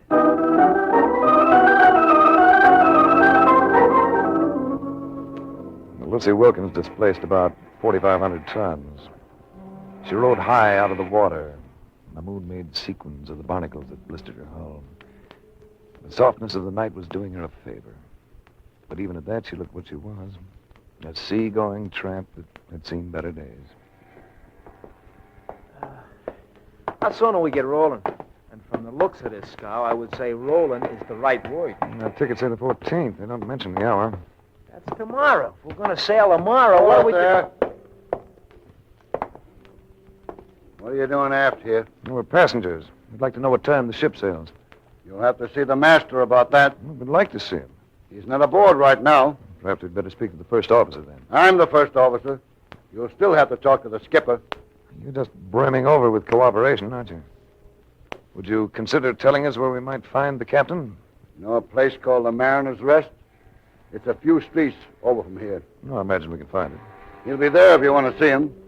Not that it'll do you much good. By this time, he's probably stinking drunk. You didn't have to look very hard for the Mariner's Rest. You could hear it for blocks. Wow, the joint is throbbing. What are we going to use to get in? A shoehorn? There's always room for more. Come on. Now, this is the way to spend your last evening ashore. You want to lean against the bar, do we grab a table? Take a look, my boy. To get even close to that bar, call for a bulldozer. And as for the tables... Is there a spot to sit down?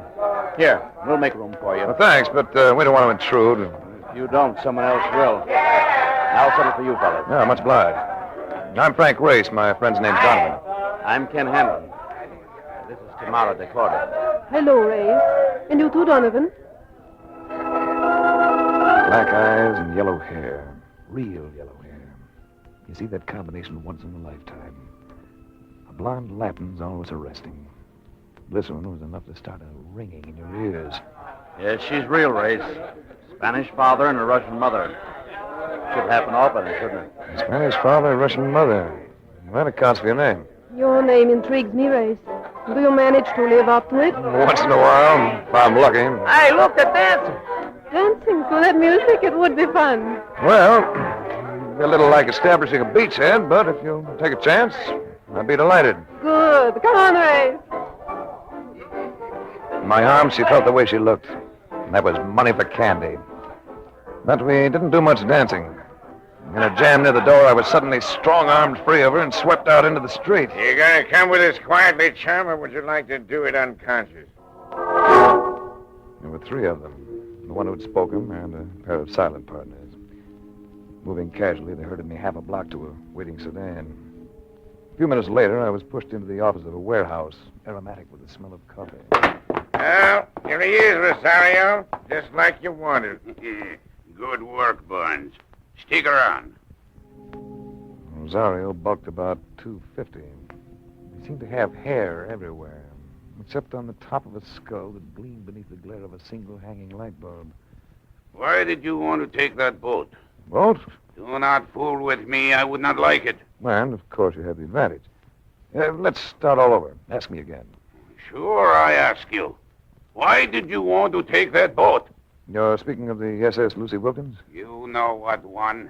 Well, I'm reluctant to admit it, but I've been a little run down lately. My physician thought I could use a rest. Sea voyage seemed to be the answer.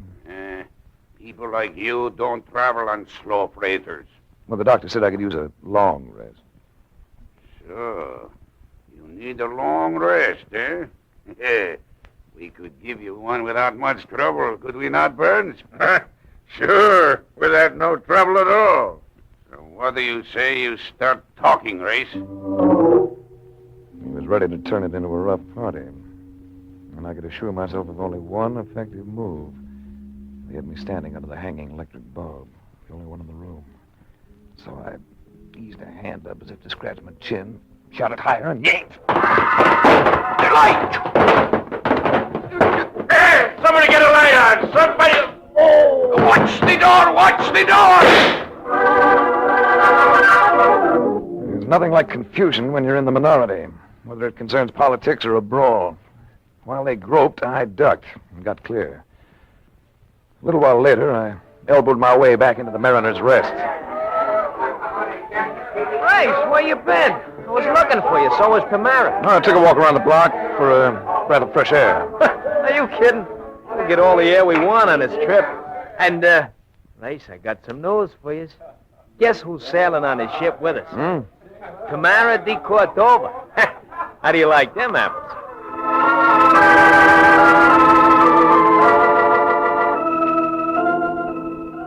The SS Lucy Wilkins still rode high out of the water next morning. But where there'd been a dock on her port side the night before, there was now only open sea. A lot of it. All rough. At 11 o'clock, Mark still occupied his bunk. As he'd prophesied, the Lucy Wilkins rolled, sashaying from trough to trough in a manner both feminine and diabolic. So, as I walked the deck, I walked it alone. Hello, Race. Hello. I wasn't sure you'd be in circulation. Oh, I'm a pretty good sailor. You look well, Race. You look unbelievable. Thank you. A woman usually needs the dim lights of evening to draw a compliment like that. You don't need anything. With this breeze in your hair and the look in your eyes. Hold it a second.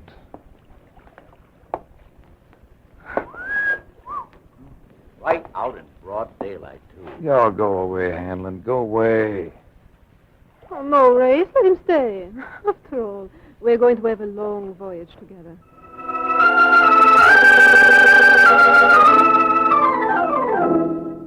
We had dinner at the captain's table that night.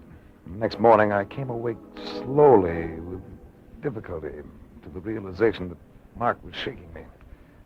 I felt stiff. Stretching didn't help any. The body seemed full of pulses, all of them throbbing. Come on. You just don't want to wake up at all, do you? No. You know, I feel like 4 nights in a turkey's bath. You must have got it worse than I did. Got what? You kidding? Don't you know the feel of a Mickey when you've had one? Mickey? So that's it. I've been drunk. Both of us. I'm as fluttery as an old maid at a wedding.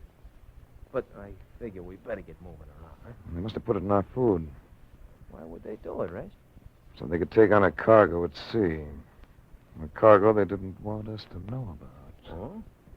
Well, we need a little exercise to snap us out of this fog. Why don't we get down to the hold and make a little inspection?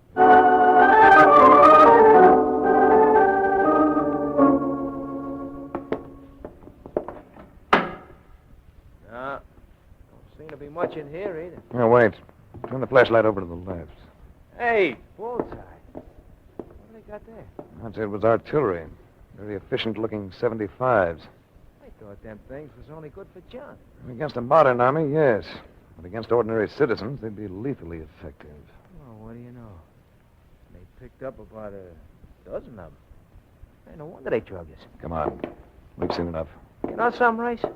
Kind of looks like somebody wants to start a war somewhere. Yes. We're traveling with the heavy equipment for it. Right to the end of the line. Yes, we were carrying a cargo of evil. Just 4 days later, shortly after nightfall, the Lucy Wilkins drew into her first South American port of call. Mark and I were sweating it out when... Oh, I'll get it. May I come in, Race? Of course. I must speak quickly and to the point. Why did you take passage on this vessel? I've been wondering when someone would ask me that. Oh, I'm not just being curious. Something has come up, something of critical importance. I represent a maritime insurance company. Ships have been disappearing along this sea lane. I'm here to find out why. You must leave this vessel at once. Otherwise, you will be murdered. That's a dashing thought. Oh, I'm entirely in earnest, Race. The ship is carrying arms for the start of a revolution in my country. And they can't afford to try landing them with us still alive. Ken Hannon overheard them making the plan. A machine gun has been set up on the bridge. They intend to murder most of the crew as well. Tomorrow, we've got to make it fast. We're only 4 miles offshore. Oh, Ken, tell Race how serious it is. I think I already know. How do we leave the ship? It's a black night. We'll lower a boat. Well, you'll never get away with it. Not unless someone creates a diversion. I can make enough noise to satisfy that requirement. No, Mark, I've got a better idea. I'll go forward and let the crew in on the picture. That ought to stir up plenty of diversion. You'll be taking a big risk, Race. That machine gun is trained right on the forecastle bulkhead. I couldn't leave this ship knowing those men were to be murdered. You three go to the boat. And as soon as the scramble starts, lower it. Topside, I slowly and carefully worked my way forward, thankful for a cloud formation that switched off the moon. Everything was quiet. Too quiet. I had just reached a point beyond the bridge when... What's up, mate? Who are you? Hawkins. Able seaman. Either ruddy whispering. All right, Hawkins. Listen. You've got to be murdered tonight if you don't leave this ship. You and the rest of the crew. Blimey. I'm not just talking. The ship's going to land arms tonight. Contraband. And did men tell no ties? You don't have to say no more, mate. We know about the guns. Blimey, they've turned the light on us. Duck!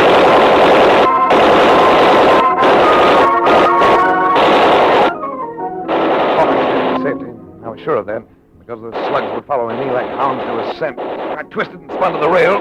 Then it was into the drink for me.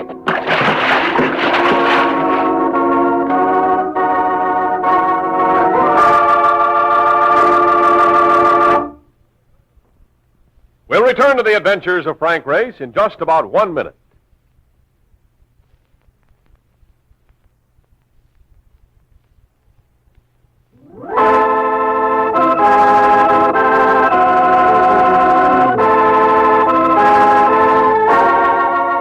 And now, back to the adventures of Frank Race.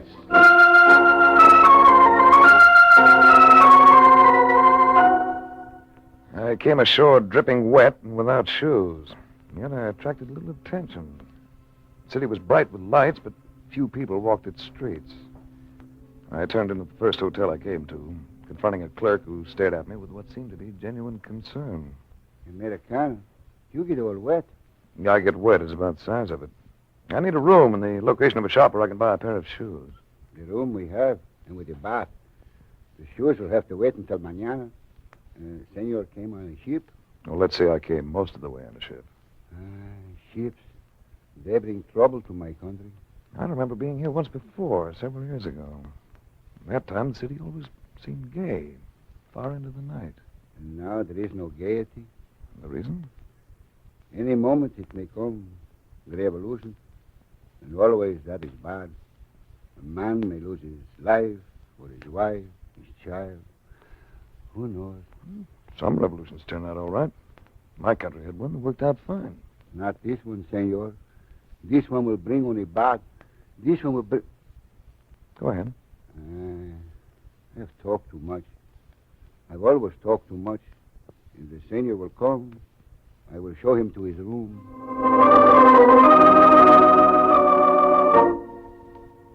I had another pair of shoes by 9 the next morning. By 10:30, I'd located Mark Donovan and Ken Hanlon. The three of us sat down to breakfast together. Boy, was I worried about you. They told me that harbor's full of barracudas. What happened to Tamara? We lost her right after we came ashore. No, that's a loss a guy could mourn about. Lost her? She just slipped away from us. I guess she had her reasons. Hanlon, you're a newspaper man. Why are you down here? To cover an impending revolution. As if you didn't know. You know, I may be wrong in my impression, but the man in the street doesn't seem to want a change in the government. I guess you can't blame him. Since the Cordova's been the boss, they've had plenty of food and not too much hardship. They're happy with things the way they are. Wait a minute. Did you say T. Cordova? El Presidente. That's Tamara's name. He's a father. Well, who's leading the opposition, Hanlon? Might be a lad called Kizalo, but nobody seems to know for sure. Everything's been kept beautifully undercover. How soon do you think it's coming? I filed a story on that this morning. I told him it could start any minute. What do you plan on doing today, Race? Why don't you kick around with us? Why don't we all separate, see what we can find out? We can meet for dinner.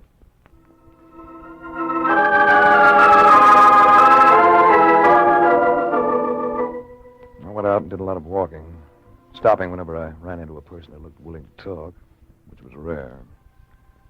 I found myself regarded with about as much confidence as a drunk in a wine cellar.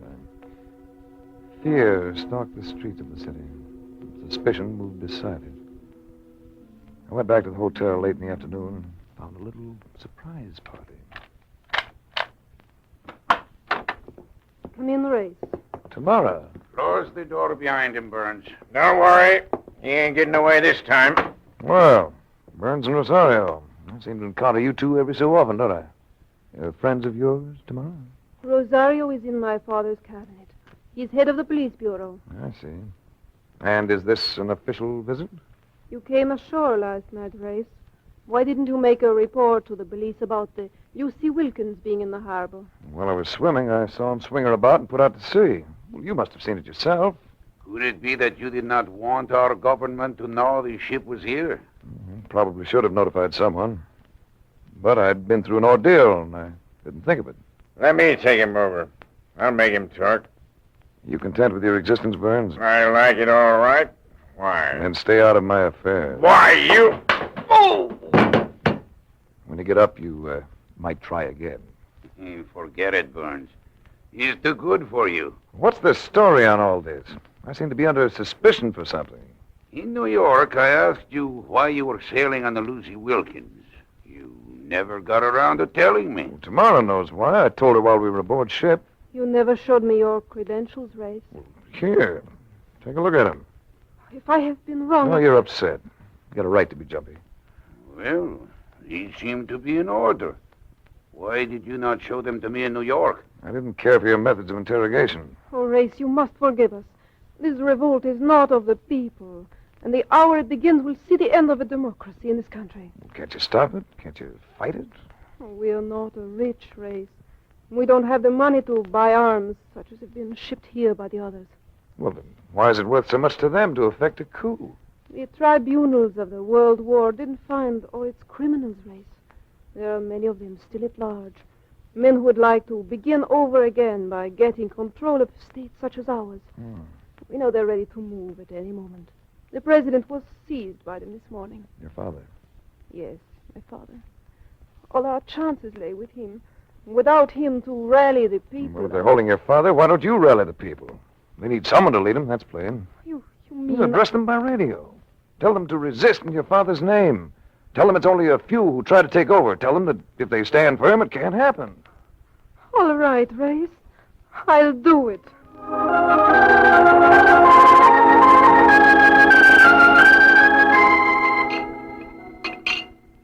How about taking in the sights tonight, huh? This town looks dead on the outside, but there must be one or two joints that know how to get up steam. Cafe del Toro. I'll meet you lads there later. I have a report to make out to the company. Who knows where the local cable office is located? Not me. Hanlon? The desk clerk can probably tell you. Or we can look it up in the phone book. Look, fellas, I think you guys are going overboard about this revolution deal. This country's too sleepy to break out in a rash like that. Calm before the storm, Mark. I've seen it before. When those things start, they're pretty vicious.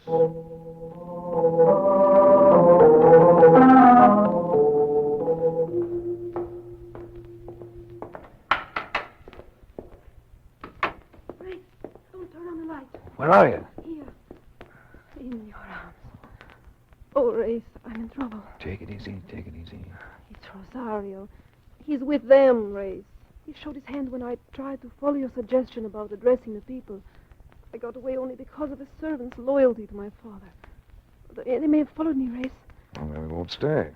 Shouldn't have come. It only puts you in danger. There's a clerk here who'll help us get away. Come along.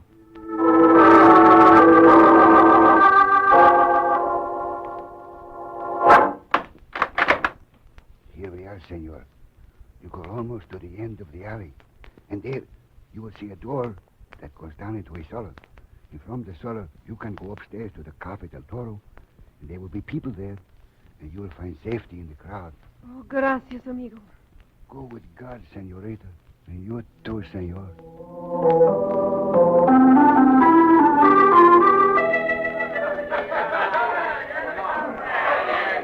What next, Race? Well, they hunt us. I think we should do a little hunting on our own. Do you know where Rosario lives? Yes. I want to locate Mark and Hanlon. They're around here somewhere. And we might be able to use a little help. I'd like to see the inside of Rosario's house.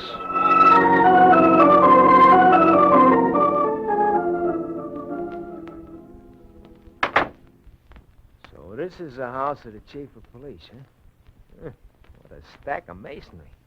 Makes them Hollywood movie mansions look like a Third Avenue boarding house. Did you notice that aerial on the roof? I noticed it. High-powered transmitting type. Now that we're here, what's the program? And we'll go through the place. You and Tamara take the lower floors, Mark. Hanlon and I'll comb the upper section.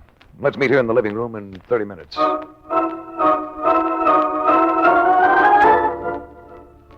Hanlon and I located the radio transmitter in a small room on the second floor, just off the stairway.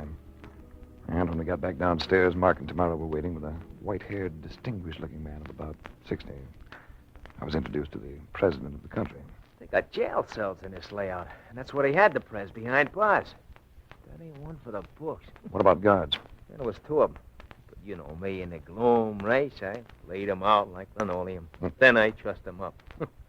Do I rate your approval? You do. Race, my father insists that in that drawer, in the desk, there is some kind of plan for the revolt. The desk is locked, but... Yeah, I'll get it. Hey, look through that window. Car driving up outside. How many in it? Rosario and 5 others. Yeah, I got it. And here's your plan. Oh, that's it. It shows the places where the arms are hidden. And here comes trouble, Race, right now. So, here you are. Get your hands up. Oh, there's no time for you, Rosario. Oh! Or for you, Burns. Mark, where's Hanlon? I don't know. Come on. Watch out, there's more of them. Bolt down, you and that OSS shooting. No, just winged him. Let's get up the stairs. All right, where goes with Hanlon? He's at that transmitter. It only needs his signal to touch off the revolt. Hanlon, the newspaper guy? There's Hanlon. Now, here's the door. Lock. Stand back, Mark. I'm going to blast it. Get away from that table, Hanlon. I'm going to send a signal if it's the last thing I do. Throw that gun, Race. Throw it. Hit. Bullseye. Nice pitch, Race. Yeah, pick up my gun, will you, Mark? Yeah. Well, that takes care of Hanlon. Race, are you all right? Yeah, I'm all right. There's your kingpin on the floor, Tamara. He's just about to signal the start of hostilities. And if your father works quickly with that plan, he can round up those arms in a hurry. Hanlon, I can't believe it. How'd you know he'd be up here, Race? He claimed to be a newspaper man, a correspondent. He mentioned filing stories to American newspapers. But earlier tonight, when I asked for the location of the cable office, he didn't know where it was. Well, what do you know? You stopped them just in time. Oh, Race, you saved everything. I'll never be able to thank you enough. Oh, yes, you will, baby. Yeah, but we can talk about that later.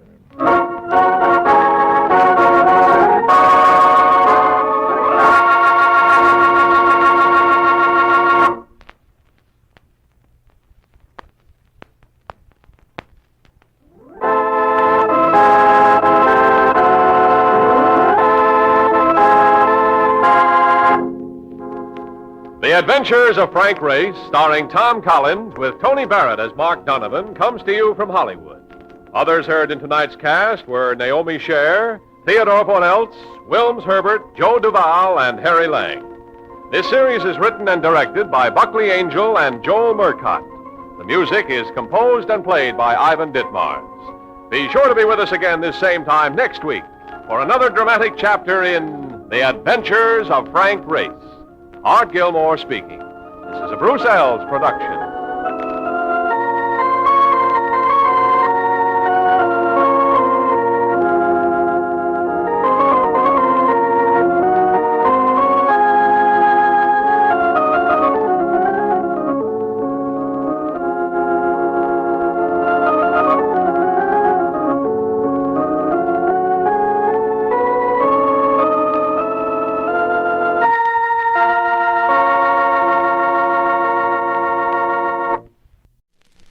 The Adventures of Frank Race, starring Tom Collins.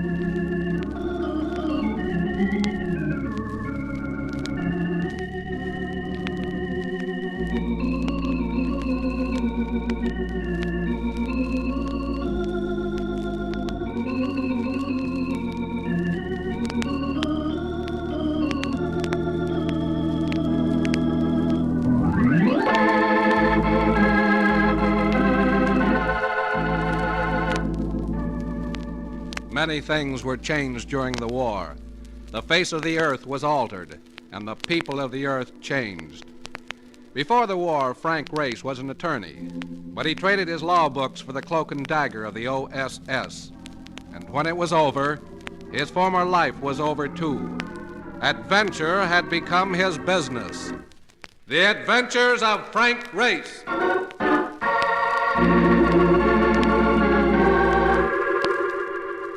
New York in the spring, just after a rain, with the sun sneaking a look at you now and then. Everything glistened, particularly the girls in those transparent raincoats. I was walking right alongside one of them, a blonde who was putting ideas in my head, when Mr. Race! Frank Race, hey! it was Mark Donovan, coming in fast as usual.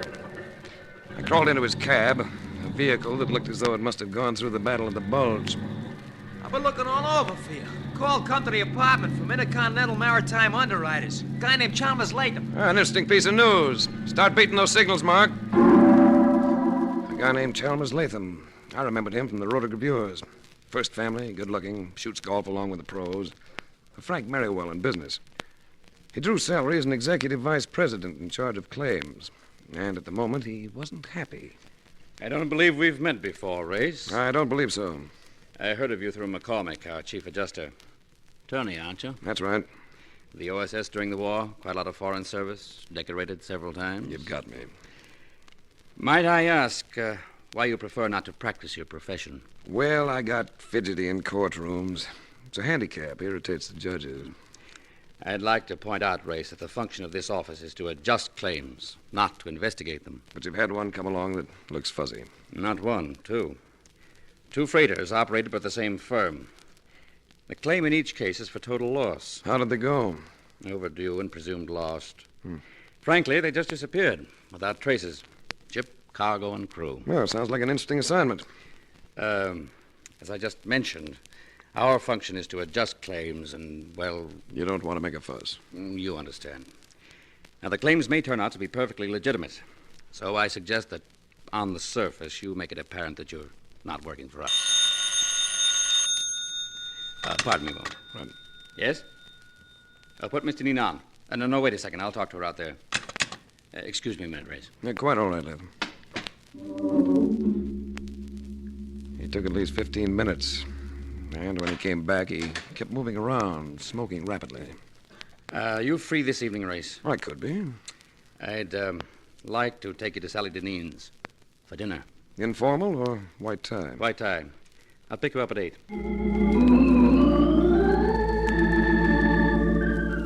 I left Latham's office and headed for the elevator, but I never quite got to it.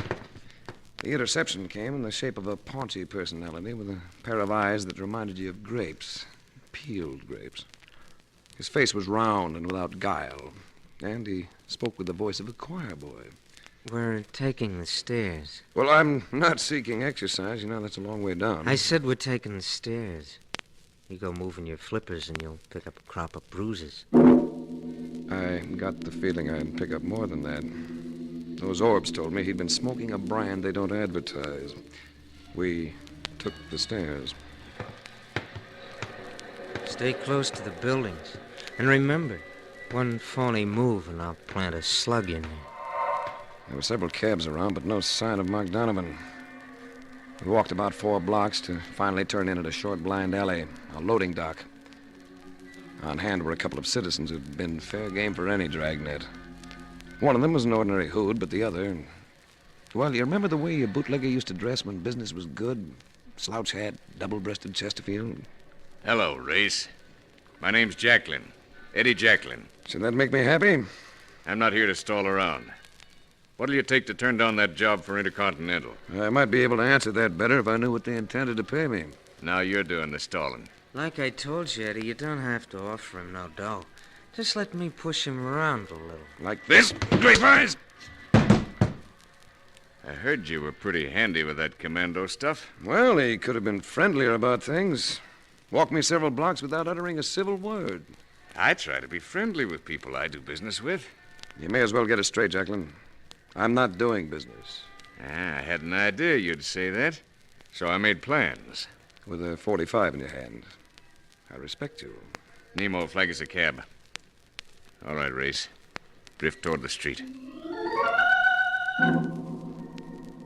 Jacqueline gave the cabbie an east side address, and we lurched away. Our flying start made me glance at the driver, and I had to swallow a grunt when I saw it was Mark.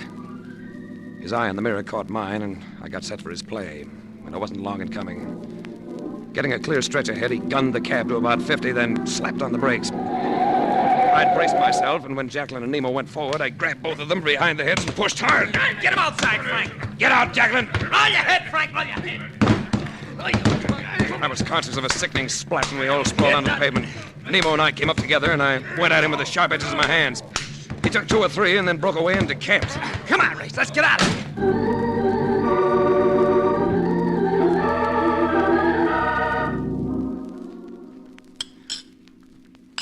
A fine fare you turn out to be. Wait for me, says the man, and that is the last I see of him. Well, if you'd been watching, you'd have seen me come out of that building with a gun barrel bruising my backbone. I took 5 minutes maybe to snag me a cup of coffee. How much coffee do you drink in a day?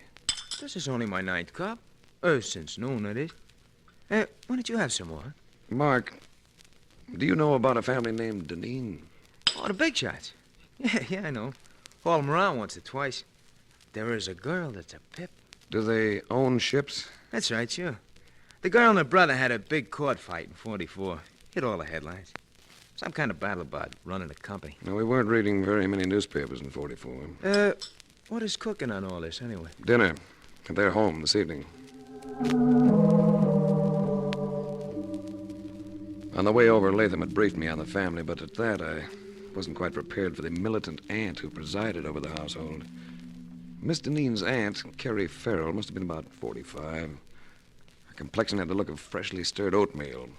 She spoke in tones that seemed to be directed at someone behind you, about 50 feet behind you.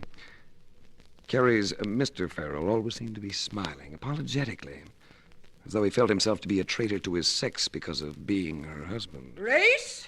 Well, that's an odd name, isn't it?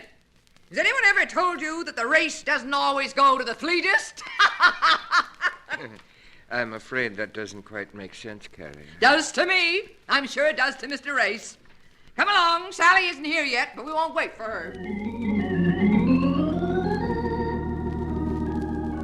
We were dabbling with a chocolate souffle, and I was wondering why Latham had bothered to set this up when she appeared in the doorway. You know, the loveliness of some women affects you gently, like the sampling of fine wine. With Sally Deneen, it reached out and took you by the lapels and said, "Look at me." She wasn't a blonde. She didn't need to be, not with that coloring, not with that thick, dusky hair. Her eyes were large and sultry. When they settled on me, I wasn't conscious of where I was. Sorry I'm late, everybody. Hello, Chalmers. What have you been doing lately? Fretting about your ships? Oh, bother the ships. Yeah, that simply amazes me, the way you all accept the situation so resignedly. What else can we do, Chalmers? None of us here knows a thing about shipping. Bob does, or should. By the way, Sally, where is your brother? I thought he'd be here tonight. With me here? Don't be silly, darling. Well, I wanted to see him because, well, I'm going to be frank with you. I hate to have to do it, but I'm forced to investigate the loss of those 2 vessels. What? And we'll keep it as quiet as possible. And I gather that Mr. Race will do the investigating. Yes. Well, whatever you think best, darling. As Uncle Matt said, we know very little about shipping.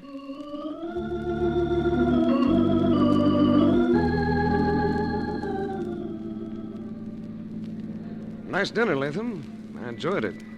What did you think of them? Interesting people. Do they share ownership of the company? Sally and Auntie and Brother Bob. Farrell is in only to the extent of marriage. How are they financially? I'm not sure. You see, Race, I have an emotional interest in their affairs. And I caught that. How soon can you leave for San Francisco? That's where the ships are? Most of them. Well, I'll be phoning for a reservation while I change my clothes. Good. And Race, there'll be a $1,000 bonus if you make good use of that discretion of yours.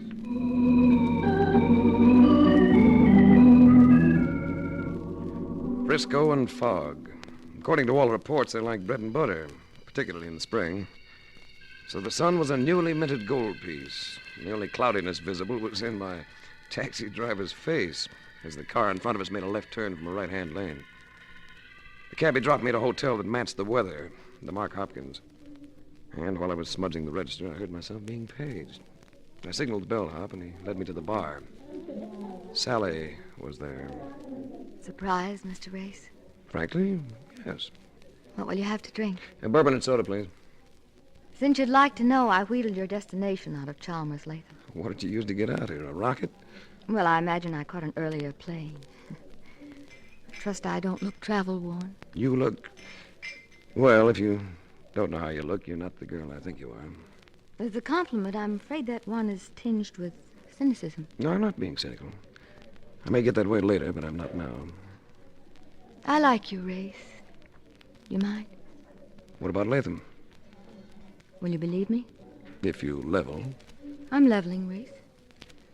Chalmers doesn't know I'm not interested. It isn't my fault. That's good enough for me.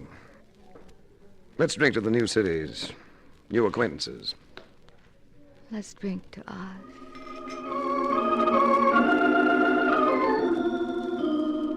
I spent the next couple of days kicking around and asking questions about the missing ships. And I drew a lot of blanks.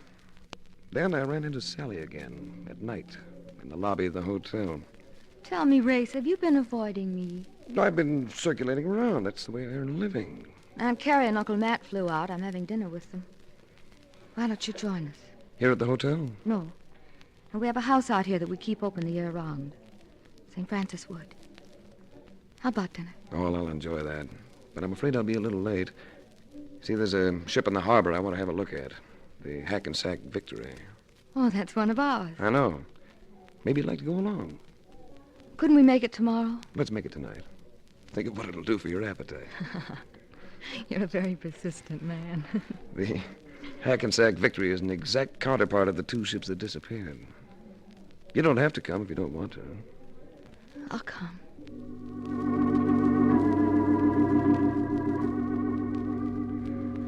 We found the Hackensack Victory with her gangplank down. When we reached the deck, I led Sally aft to a cabin door that bore a brass plate, identifying the quarters as belonging to the master. The captain may not like this. Don't happen to know him, do you? To the best of my knowledge, I've never even seen the man. What do you want? We just thought we'd like to have a look around. We've got no time for sightseers. Captain, this is Miss Sally Deneen, one of the owners. Now, how would I know that? Maybe you'd like to see a driver's I'm license. not interested. I'm sorry, but you'll have to go ashore. I think we better do that, Race. He's perfectly within his rights.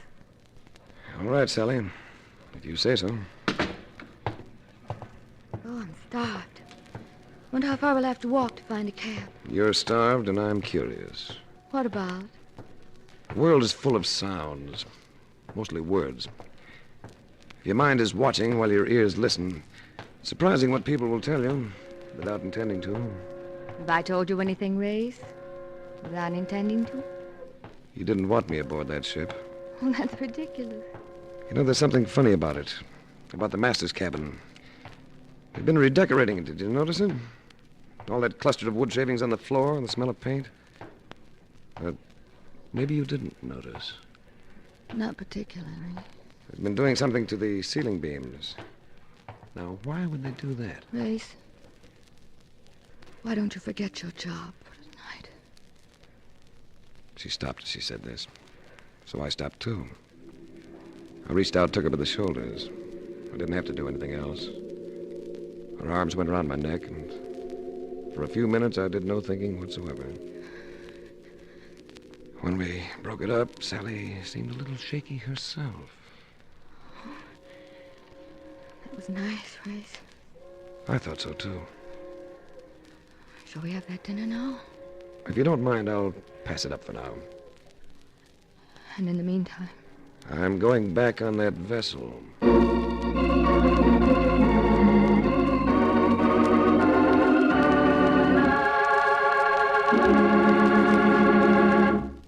We'll return to the adventures of Frank Race in just about 1 minute.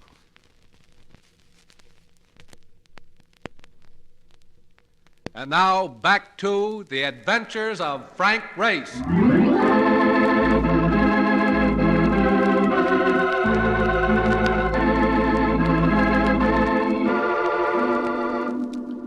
There was something wrong with the Hackensack victory.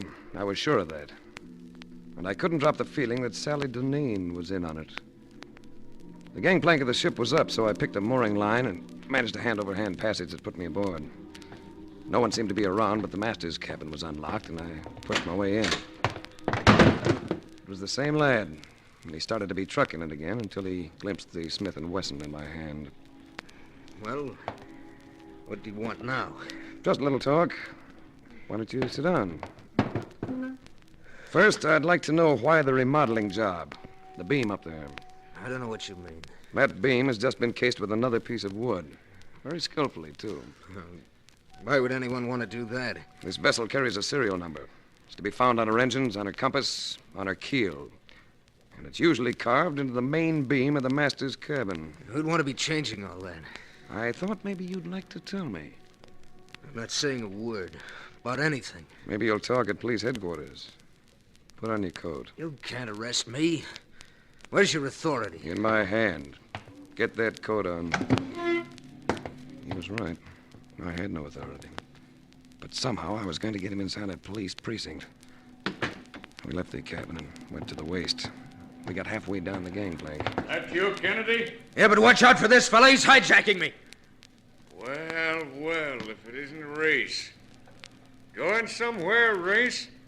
They were at the foot of the gangway, all of them. Jacqueline, Grape Eyes, and Nemo. Take it carefully. He's got a gun on my side. We got rods, too. 3 of them. Why don't you try coming by, Race? Listen, Jacqueline. Listen carefully. I'm coming down with Kennedy in front of me.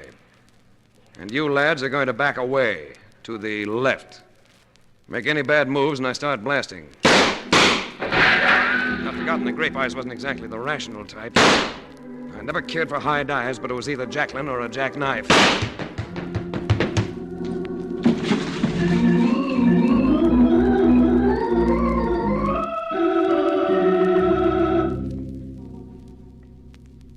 I must have been a sad sight parading around with that oil slick all over me.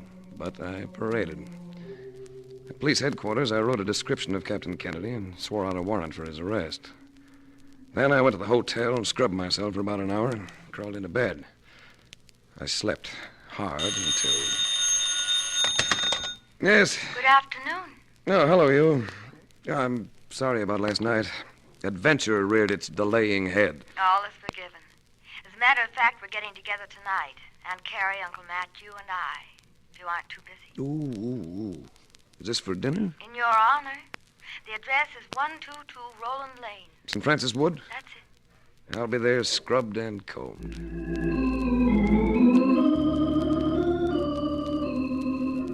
122 Roland Lane turned out to be an attractive sort of place. Monterey style, not unusually large. When I got inside, I was provided with the surprise of finding Chalmers Latham on hand.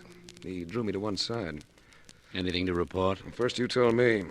Did Sally Deneen and her brother ever patch up that disagreement they had a few years ago? No, they never patched it up. Where is the brother? Haven't any idea. Does anyone have any idea? What are you getting at? If the brother were to die, would Sally come into any money? To the best of my knowledge, his will cuts her off with a customary $1. Oh, there's Carrie and Matt. I'll talk to you later. Well, what have you been doing with yourself, Mr. Ace? Suppose I could say I've been looking for victory ships. Oh? Are there a lot of them? Good heavens, my dear. There were hundreds of them built during the war. And many a welder lost his life working between their double hulls. Some of them weren't built very well. A number of them are broken apart at sea. And that could have happened to ours, couldn't it, Race? Yeah. You look pensive, Race. Did you hear me? I said you look pensive. Yeah, it must be this cigarette. I'm trying a new brand. Oh, come now, Race. Or maybe it's because I just realized what happened to those 2 vessels. You what? All right, Race, let's have it. If you own ships insured for $250,000 apiece, it's sometimes profitable to collect that insurance, isn't it? Quite profitable. But it would be more profitable if you could collect the insurance and still have the ships, wouldn't it? More profitable and less open to detection. What are you driving at? Victory ships, and the fact that so many of them were built. Ships that are exact duplicates except for their registry. Some of them are worth $250,000. Others you can pick up as salvage for a few thousand. Please come to the point, Mr. Ace. The Hackensack Victory was originally bought for a salvage price, wasn't it? I think so. I believe our company had it refitted. And that happens to be my point. The Hackensack Victory was never actually rebuilt. What? The Hackensack Victory isn't the Hackensack Victory at all. It's the Jackson Victory, one of the ships you were supposed to have lost. Why, you must be insane. It makes quite a picture. You have a sound vessel insured for a fat amount. You buy a battered sister ship for a couple of dimes, sink it somewhere, then transfer its identity to the valuable ship and declare the good one lost. Sweet maritime racket for somebody. But who? Who among us would do a thing like that? I beg your pardon, madam. There's a phone call from Mr. Ace. It was the hotel, relaying a message from police headquarters. They picked up Kennedy and wanted me to come in and identify him. Sally had come to the phone with me, and I told her about it. Never mind calling a cab. We'll take my car. Come on. What could I say? We went to the car and blew out of there. Took me several minutes before I realized she was headed away from the city instead of toward it. I let out a yelp. Just relax, Race, and everybody will be happy. Hey, you little ninny, what are you trying to do? I'm sorry, Race. The company's been losing money for some time. I guess that brother of mine just couldn't take it. But I care for him, Race. I care for him, even though we don't get along. I care for him too much to see him disgraced. Hey, you little idiot, slow down. Don't move, Race. I'll wreck us if you do. I knew what I had to do. Grab the wheel with one hand and hit her with the other. It'd be touch and go, but...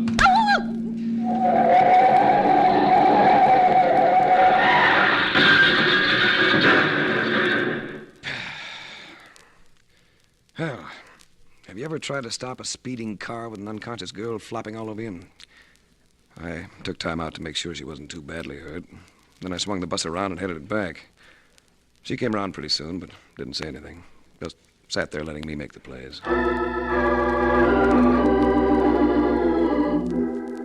The police had Kennedy all right, in the hospital. But it wasn't easy to identify him. His features had been altered too much, and he was unconscious, almost dead. I left the place, and Sally and I drove slowly back to St. Francis Wood. It was pretty late by then, and the house was dark. But I went in anyway. In the dim light of the living room, I took Sally in my arms. And in spite of what I had done to her, she responded. Oh, Race. When we care for each other the way we do, is it necessary for you to be so hard about things? Can't you work for me instead of the insurance company? Sally, what do you think happened to the crews of those two ships? Well, I don't know. It hadn't occurred to me. It occurred to me. I believe they were murdered. And, Sally... Yes? I think your brother has been murdered, too. Oh. I'll take it, Race. I let her. She needed something to concentrate on after a wallop like that. Quite a lot of conversation seemed to come from the other end. That's good. Finally, still holding the phone, Sally turned to me. It's the police. Captain Kennedy has regained consciousness, but they don't expect it will be for long. They want to know if you have any suggestions. Here, let me have him. Hello. See if you can get a statement from him, will you, Inspector? And keep driving at him with one name, Matthew Farrell. Keep repeating it to him, and I think you'll blow the whole thing wide open. Oh, that's funny. What's the matter, Race? The line seems to have gone dead. It's been dead for several seconds, Race. I cut it just before you offered my name to the police. Uncle Matt! He stood there fully dressed, and he was gripping what seemed to be a Luger, gripping it steadily.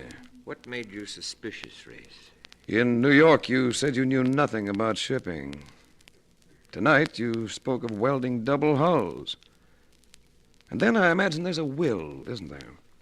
Bob Deneen's will, leaving his share of the company to you and your wife. My wife had nothing to do with it. No, I can believe that. And you're going to have nothing to do with it. Either of you. I'm sorry, Sally. Oh. He had a gun on me, but he was looking at Sally. It was a chance I had to take. I dove at him. Race! It's all right. Oh, he's dead. Yes. Had to be him or us.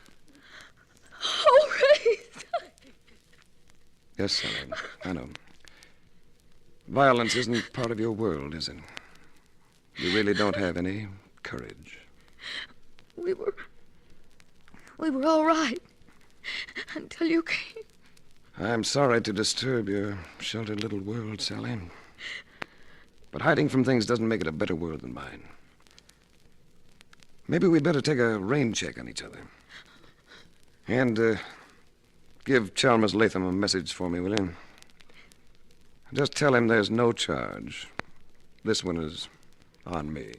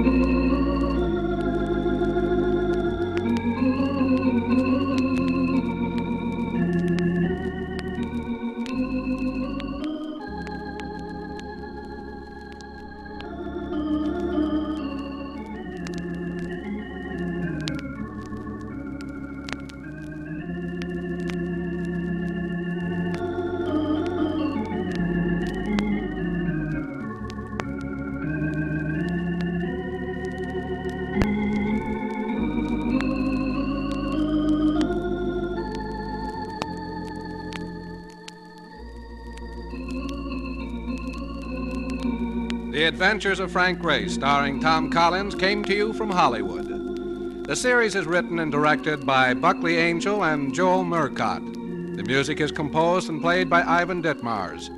Be sure to be with us again this time 1 week from today for another dramatic chapter in The Adventures of Frank Race. This is a Bruce Ells production.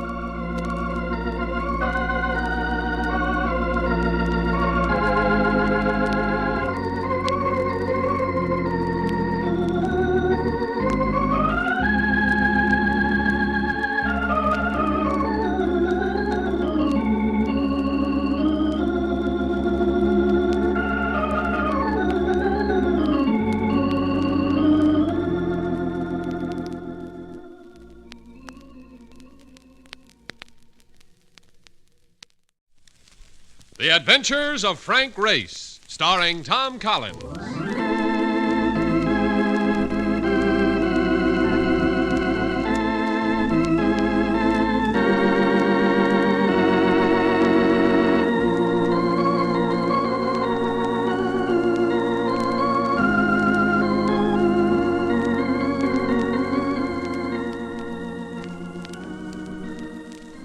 The war changed many things, the face of the earth and the people on it. Before the war, Frank Race worked as an attorney, but he traded his law books for the Cloak and Dagger of the OSS. And when it was over, his former life was over, too. Adventure had become his business. The Adventures of Frank Race.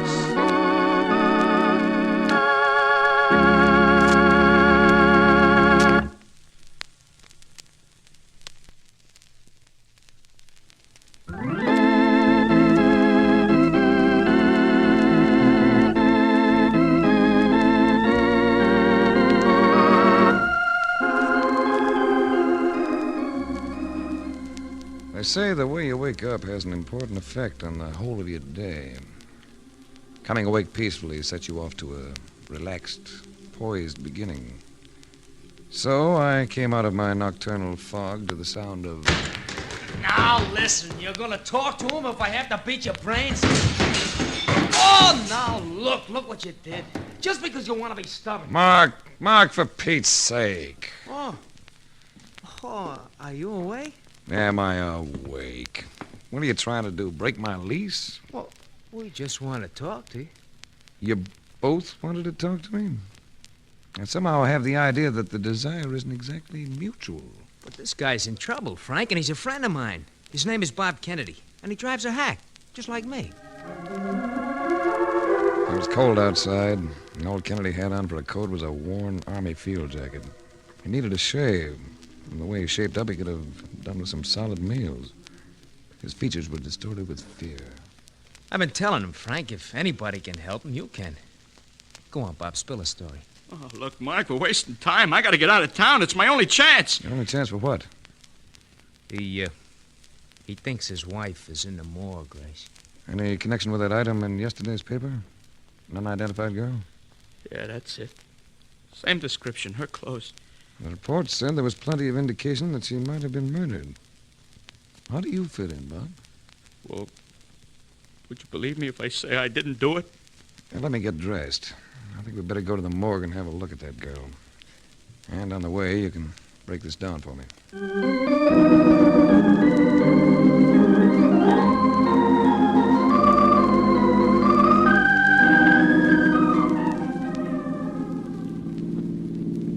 He was an ex-GI, studying architecture on a BA program. His wife had been an English war bride. He told me about it as we drove. I didn't marry into the royal family or anything like that. She worked in the factory during the war making ammunition. But she was pretty. No guy could have a better wife. Yet you had a fight. Yeah. We picked a great place to pull it off. In a cafeteria with a million people around.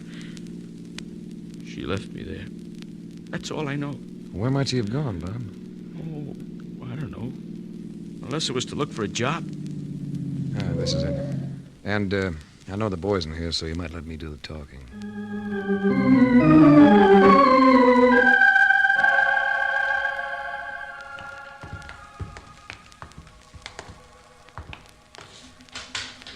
The girl in the morgue was Bob Kennedy's wife, all right. She still looked pretty and young, even lying there. Bob's stricken eyes came up to meet mine, staring at me. I shrugged at the attendant, and he replaced the sheet. I think you ought to go to the police, Bob. Oh, after that fight? You know what else? We had insurance policies on each other. Double indemnity endowments. Yeah, they were her idea. For our old age and to protect the kid. There's the big fat motive they're going to pin on me. You have a child. 2 years old. Boy. That money could be important to him. Sure. Sure it could. He'll never use a quarter of it if the court declares you guilty of murdering his mother. And hiding out now is going to look bad. You turn yourself in. Not a chance. I haven't got a prayer, and I know it. I'm going to say thanks and get lost.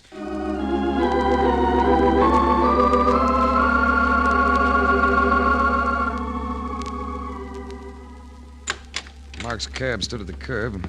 Mark shot me a warning look as I came out. There was reason for his attitude. On the sidewalk waited a couple of gentlemen who might have been war dealers dressed for getting out the vote. The smaller of the pair intercepted me at the bottom of the steps. You're Frank Race, ain't you? That's right. And you? What's the idea case in the morgue? Maybe I live here. You don't, but you might. What's the story? Sorry. Saving that for my biography. Yeah? Well, we'll see how long you save it. Okay, get in the cab. He had his argument in his hand, a snub-nosed automatic. So I shrugged and moved toward the taxi. At the same time, Mark slid across the seat and stepped out as though to open the door for us, and immediately pinwheeled into action with a 14-inch end wrench. Take the big guy, Frank! Watch it, Mark! Hey, miss me. Get on this, Eddie! It is washed up as of now. And you too, Marlowe! Oh, brother, that wraps him up. Come on, Frank, let's get out of here before that shot brings the boys in blue. Yeah, as soon as I unload this gun. What's the story on that Milo personality? You seem to know him. Milo Morgan? He belongs to Larry Carmichael, the racket boss. Why? Yeah, Larry Carmichael. Good lad, Marcus. You've steered me into the lead I've been looking for.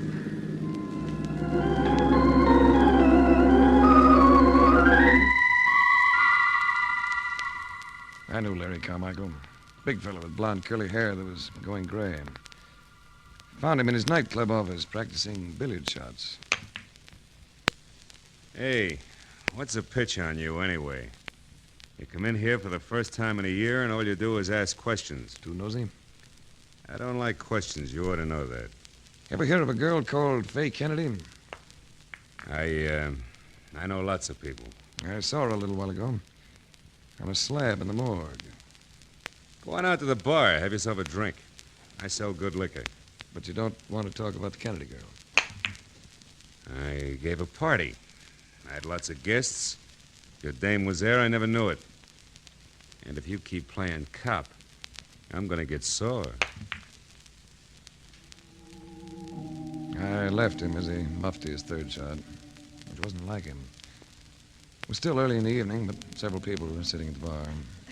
As I went by, a voice tagged me. Heave to, Frank. It's martini time. Well, Larry Carmichael, Jr. You've grown up. Sit down, Race. This is Bunny Covington. Hello, Rays. Dusky hair and blue eyes are always tough on a man. When they go with everything else this girl had to offer, you wanted to sit down. Slowly. Bunny Covington, #1 glamour deb of the season. Top of the bottle for looks, poise, or money. Quit staring, Ray. She's going to stay a while. What have you been doing? I just finished chatting with your father. How'd you find him? His billiard game is off. His disposition's off with it. If he's playing billiards, he's feeling happier than he did yesterday. Might be a good time for me to interview him. Stay put, children. I'll be back. So the kid has made the big league. Meaning me? According to the Rotos, you're an ultra-exclusive package. People talk about you, too. I'm not as pretty, though. Well, you make an impression. I understand you enjoy getting into trouble. Kids like Larry inclined to exaggerate. Is that what you're doing now? Getting into trouble? If you're talking about this very moment, I'd say the answer was yes. I'm going to enjoy you, Race. How would you like to take me somewhere else? I'm in the mood to patronize several spots tonight. What about young Larry? Oh, he's a charming boy, but I'm not wearing fraternity pins this season. Well, I must make a phone call first. Well, go ahead and make it. And to ease your conscience, I'll say goodbye to Larry Jr.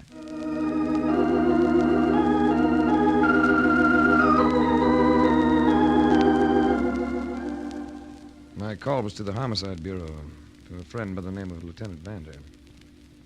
I asked him if the girl in the morgue had been identified. Sure, a kid called Faye Kennedy. Well, how's it go in the book? Homicide? She was found alongside the highway, dead from a blow on the head. What do you think? Picked up anyone yet? What's your interest in this, Frank? Oh, just curiosity. You and your curiosity. I'd still like to know if you've made an arrest. Well, we brought in the girl's husband about an hour ago. I'm calling it open and shut? Oh, no, not this early. But the guy was skipping town when we took him. I don't think he did it. Does that mean you know something, Frank? I'll keep you posted, Lieutenant. Listen, Frank. You ready to go now? I'll have to call a cab. Oh, we can use my car. What about Larry Jr.? Still talking money with his dad. The child has to live, you know.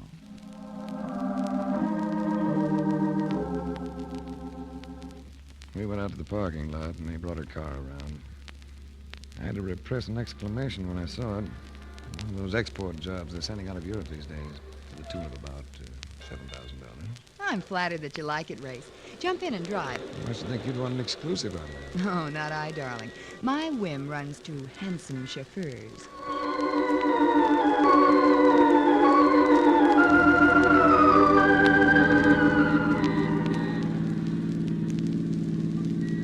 You know something? What?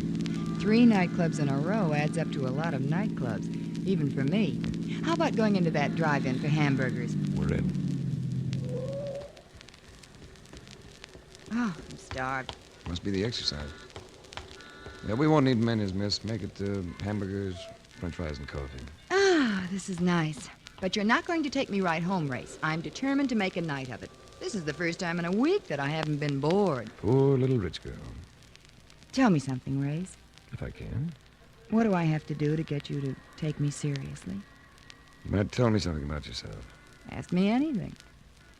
How long have you been running around with young Larry? Oh, a few days. Just for laughs.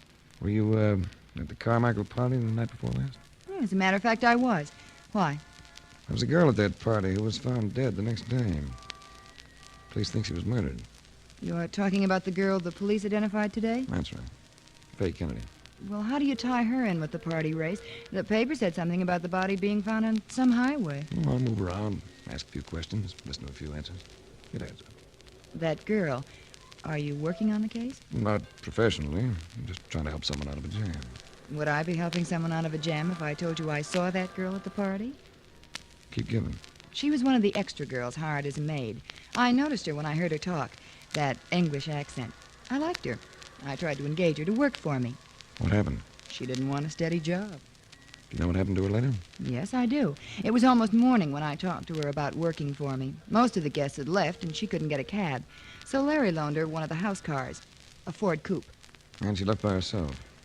All alone? You sure of that? Well, yes, I'm positive. I watched her drive away.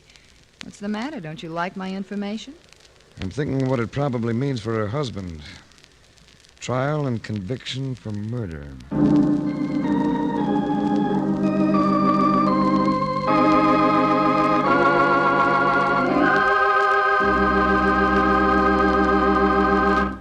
We'll return to the adventures of Frank Race in just about 1 minute.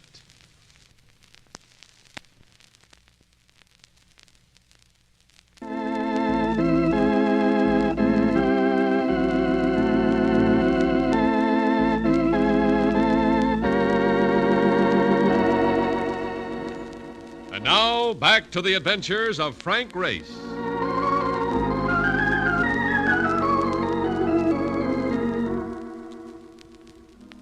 I've had cases that have been failures, plenty of them. But when a kid has been accused of murdering his wife, the mother of his son, and something tells you he's innocent, you don't like the thought of failure. So I called it homicide and interrupted Lieutenant Vander doing some desk work. Sit down, Frank. What can I do for you? I'd just like to get a look at Faye Kennedy's effects. Well, I happen to have them right here. Look all you like. As compact, lipstick, 4 pennies, and a photograph of a small boy. That all? That's the business. Did you know that she worked as a maid? Yeah, we know. She only worked a few days at a time, but I guess she was looking for a regular job because she just applied for a Social Security card. Now it's your turn, Frank. What do you know about her? Nothing worthwhile yet. When I do, I'll bring it to you. Where are they holding the child? Juvenile hall. Why? I'd like to see him.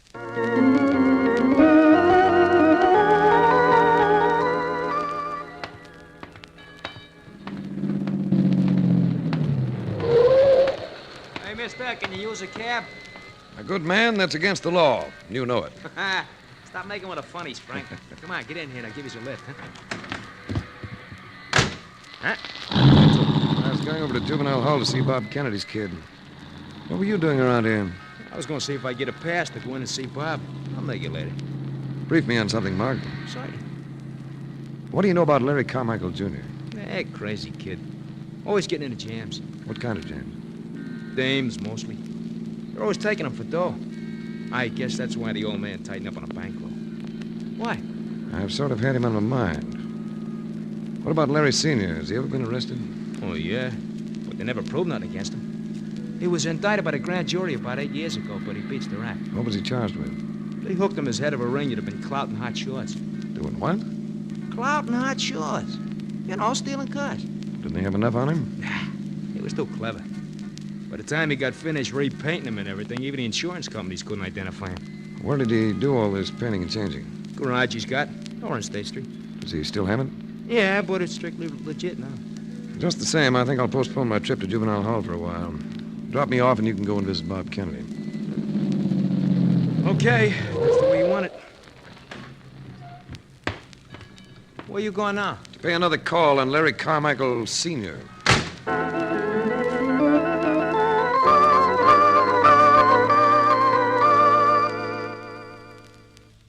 Hello, Race. You back again? Oh, I just thought you might want to talk to me now. I might. Care for a drink? You can owe me one. Hey, I thought you and me were friends. We are, aren't we? The way you mauled a couple of my boys yesterday. Oh, come now. They wanted to prod me around with pistols. So they thought you were somebody else. They knew me. I still think they made a mistake. Why don't you call them in here? We could ask them a few questions. Well, they're not around right now.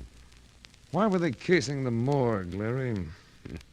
Would you believe me if I told you I didn't know? I might. Go ahead and tell me. Who are you working for, Frank? What are you so busy about? Now you're making sounds that don't mean anything. You know the story. Kennedy girl? Didn't want to talk about it yesterday. Well, I didn't know I was going to have you breathing down the back of my neck. What are you trying to prove? I don't want to see her husband go to the block for something he didn't do. You got ideas I'm the one that tripped him up, huh? Did you, Larry? Look, Race, I thought you worked for insurance companies. That's right. Well, go back to work for them. You'll be happier. Tell me something, Larry. You own a big garage, don't you? One of those open all-night affairs? I own a service station. So what? Oh, just a casual question. May want to sell you some advertising one of these days. What are you talking about? If it's about me, I want to hear all of it. Hello, Race. Hello, Bunny. Going somewhere? As usual. Take me? Why don't you hang around here, baby? I'm sorry, Larry. I need some fresh air. How about it, Race? I've got your favorite car outside. It won't be exciting. Let me decide that. Where are we going? To see a little kid.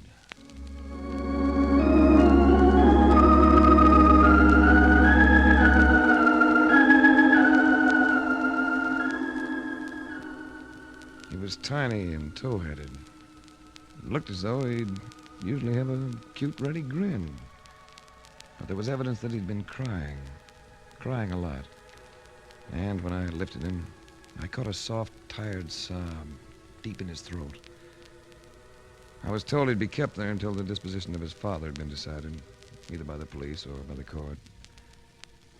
Later, when Bunny Covington and I got outside, there seemed to be more clouds in the sky than when we'd gone in. More bleakness to the day. What did they call him, Race? I didn't get it. Kimmy. His first name's Cameron. Let's go.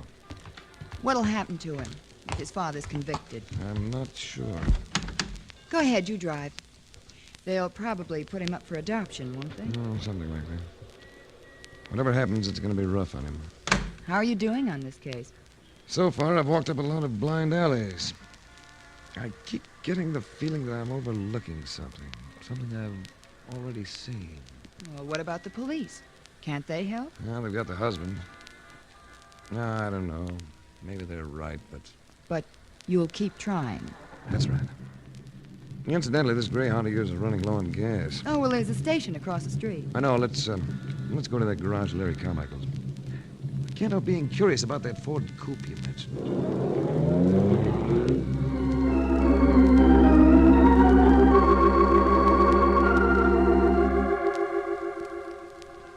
The service station was one of Larry Carmichael's pet enterprises, one of those super service subdivisions that peddle everything from windshield wipers to body and fender work. It was toward the body and fender building that I made my inquisitive way. Well, the car took time out for gas, and Bunny took time out to pretty up. There was no activity going on, but the Dent and Scratch Emporium was open, so I prowled in. I'd been peering around for about 5 minutes when someone switched on a light. It was one of those uniformed private police boys. And the moment I caught his malevolent grin, I knew something ugly had turned up. While I was thinking this, he leveled a .38 at me. I dove behind a Buick station wagon, crawled as far as the rear wheels of a Dodge truck, where I jumped up and tore for an open door at the far end. What's the matter, Race? Come on, let's get out of here. Oh, whatever happened? Some lad set me up for a clay pigeon. He almost won the Cupidon. Oh, there's never a dull moment with you, Race. Shall we drop in somewhere for a drink? Yeah, sounds enticing, but on the way, I'd like to patronize the first public telephone we see. More cops and robbers? Getting shot at seems to have blown the fog from my brain. I just caught the idea that might wrap up this package. Good. Then maybe you'll have a little time for thinking about me.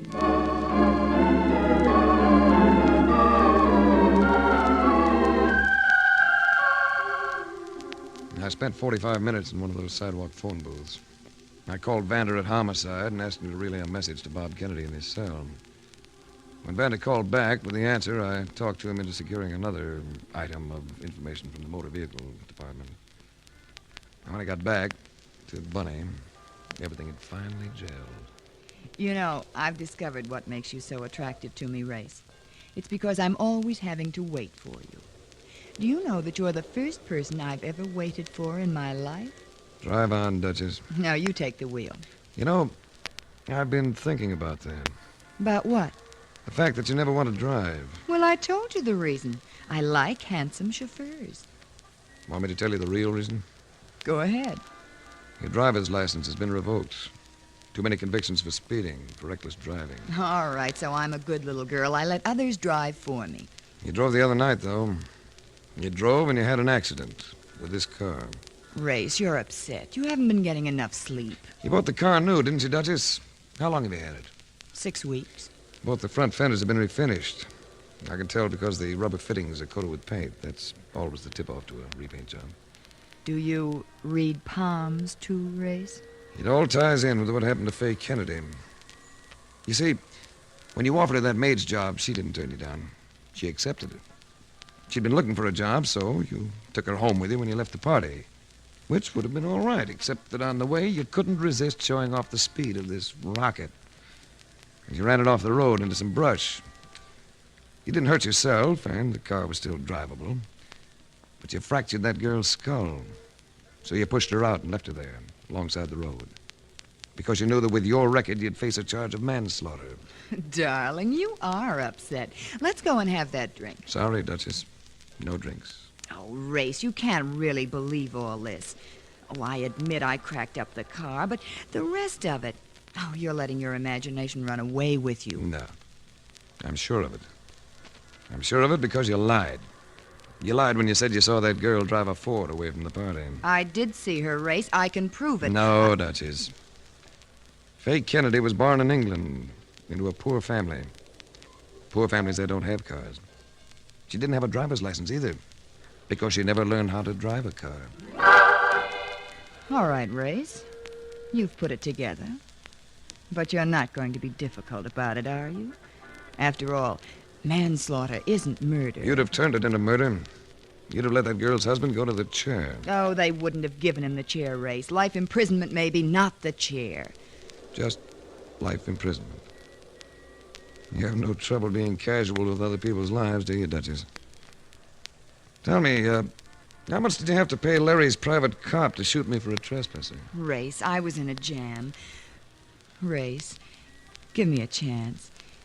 Give me a chance to show you my real inner feeling for you. I had a look at your inner feeling, Duchess, when we saw that baby. You were about as sympathetic as a poleaxe. Where are we going, Race? To Center Street, Homicide Bureau. Last year, debutante, you came out. This year, you're going in.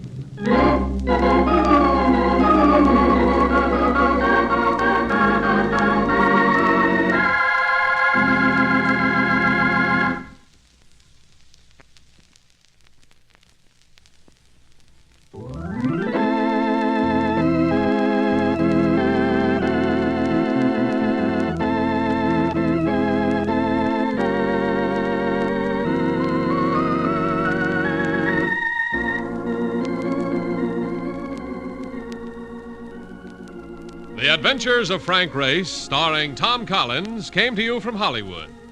The series is written and directed by Joel Murcott and Buckley Angel. The music is composed and played by Ivan Ditmars. Be sure to be with us again this time, 1 week from today, for another dramatic chapter in The Adventures of Frank Race. Art Gilmore speaking. This is a Bruce Ells production.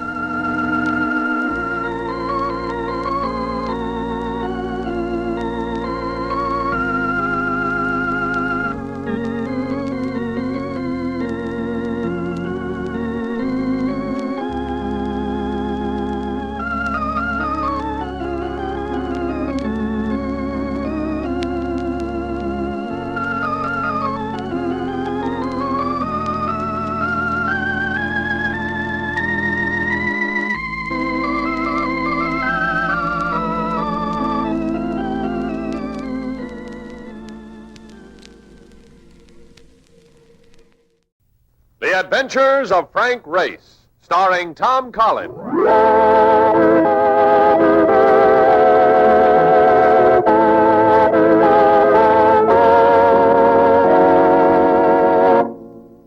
The war changed many things, the face of the earth and the people on it. Before the war, Frank Race worked as an attorney, but he traded his law books for the Cloak and Dagger of the OSS. When it was over, his former life was over, too. Adventure had become his business. The Adventures of Frank Race.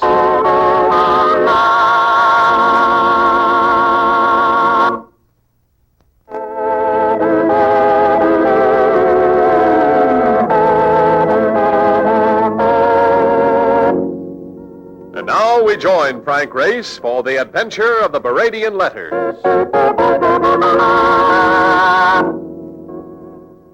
Paris, at the end of a windy day. Dusk had fallen, but walking along the Quai du Louvre, we'd been able to see whitecaps on the River Seine. And now, waiting to cross the Rue de Rivoli, we caught the Eiffel Tower looking as though it might take a bow any minute. Everything seemed to be going places, particularly masculine hats and feminine skirts.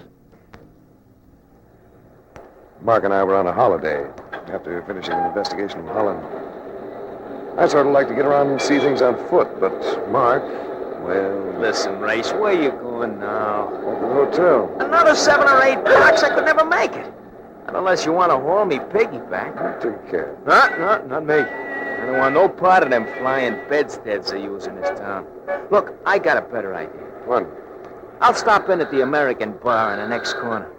I promised that bartender in Brooklyn I'd swing by and shoot a fat one. All right, I can meet you there later. Swell. Make it about 8, huh?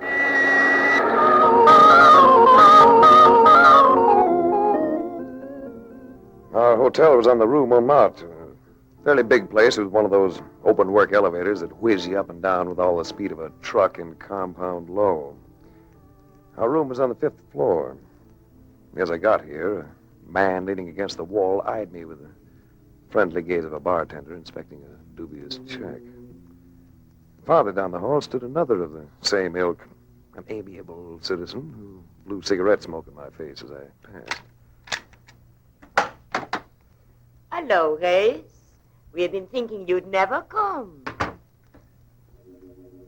There were 2 of them, both brunettes, both beautiful. The one who had spoken might have been 30, the kind of 30 to make a 16-year-old regret his youth. The other was younger, maybe about 22. I was sure I'd never seen either of them in my life. You don't remember me, do you, Race? Can't say I do, but you're nice to have around. Both of you. September 14th, 1943, in St. Calais. Does that mean anything to you? Yes, it does. Means a lot. 2 days before, on September the 12th, you had parachuted down near Le Mans for a rendezvous with other OSS operators. But something went wrong. So I went on the run and ended up at a farmhouse near St. Calais, where a certain lady... Wait a minute. You couldn't be Paulette Dubrac. But of course. Paulette Dubrac. How did you know I was here? Oh, I saw a little squib in the newspaper. So I came. Well. I came, Race, because I am in trouble. But before I say more, I want you to know my friend, Amy Kenter. American? Cleveland, Ohio. Hello, Race. As I came in just now, I passed a couple of men in the hall. One was pockmarked, with a small mustache. The other one had a ring in his left ear. Would they have anything to do with this trouble you mentioned? Oh, so they followed me here. Who are they? Oh, they've been stalking Paulette for days. There seems to be a gang of them. Last night she was fired upon. Not a hangover from the underground, is it, Paulette? I don't know, Race. I only know that I am not as carefree as I used to be. I'm afraid. Oh, they're here. Don't open that door, Race. I have the adjoining room. Slip in there, both of you. Here. When you hear me let them in, leave. Where can I find you later? Across the Seine. Just off the Boulevard Saint-Michel. There's a small orphanage, Saint Martin's. You'll find us there. Yeah, I'll come. We'll talk this over. Well, come in. It's always nice to have company. Where is the woman? You're the boy I saw in the hall, aren't you? The one who blew smoke in my face. Get away from the door to that other room, monsieur. Sit down, make yourselves at home. I'll order drinks. You have had your warning, monsieur. Now I act! I rarely use a right-hand punch for an opener. This lad had come in chin first. His pal gaped down at him, as though looking at a freshly hooked haddock. Then, staring at me, the pal backed out and highballed down the hall. I relieved my conscience caller of the blackjack, which he'd tried to brain me with, and then frisked him for anything else of interest. He had a wallet containing several 5-franc notes, and a letter scrawled in undecipherable French, and a card bearing the embossed name of one Charles Baradian. While I was doing the checking up, my visitor stirred and came out of it. You'll be all right in a few minutes. Pierre. Where is Pierre? Your friend left for greener pastures. Here's your wallet. and its contents. Who's Charles Beradian? I do not know. All right. Suppose I have a right to retain some self-respect. I'm going out. I suggest that you get yourself a drink, lie down for a while. Just don't be here when I get back. The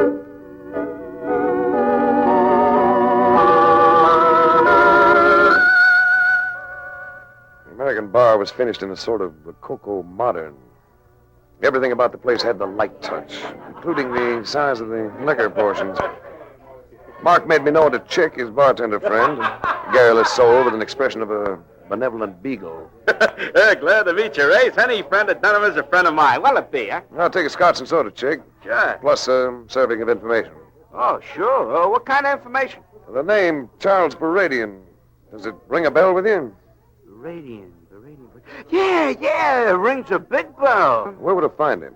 I listed all the rest of the elegance. Boulevard Houseman. Thanks, chick. Oh, sure. Now, wait a minute. You going out there now? I thought I would. Well, I'm going with you.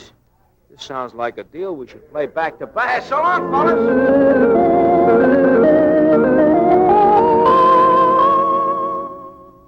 Getting across the threshold of the Beradian mansion was like trying to pry your way into the Chase National Safety Deposit Room without proper credentials.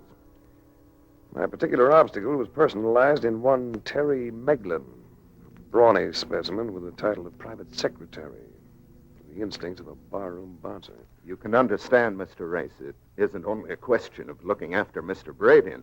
There's his collection to protect. Almost $1 million worth of rare violins and objects of art. In that case, I can appreciate your sense of responsibility.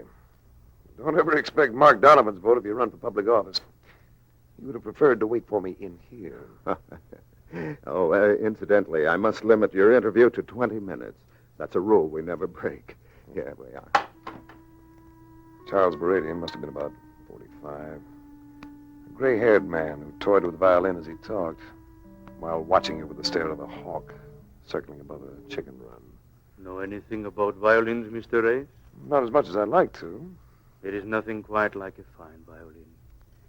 It looks beautiful, feels beautiful, makes beautiful sounds. Very few women have all those attributes, am I not right? Meglin tells me you came to talk about Paulette Dubroc. Yes.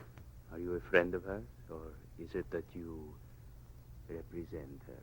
I'm groping a little, so I'm going to be frank with him. I suspect that you have something against Paulette. I don't know what or why, but I thought you might be willing to tell me. Yes. Yes, I will tell you. Several years ago, I allowed myself to become infatuated with Paulette. She was the only woman to whom I ever wrote letters. Lately, I have been getting those letters back, one a week. Each letter cost me quite a sum of money. Why do you feel you must pay for them? In a few weeks, I am to be married. Also, I am in the process of embarking on an important business venture. Shall we say I feel I cannot afford the publicity? Frankly, Mr. Ace, I've grown tired of it. Of course, if Paulette is willing to accept a a lump sum. After all, I was once very fond of her. I see. Suppose I talk to her. Return tomorrow. I have no objection. There is just one thing. You might tell Paulette I don't mind buying anything that will keep me happy, so long as I pay for it just once.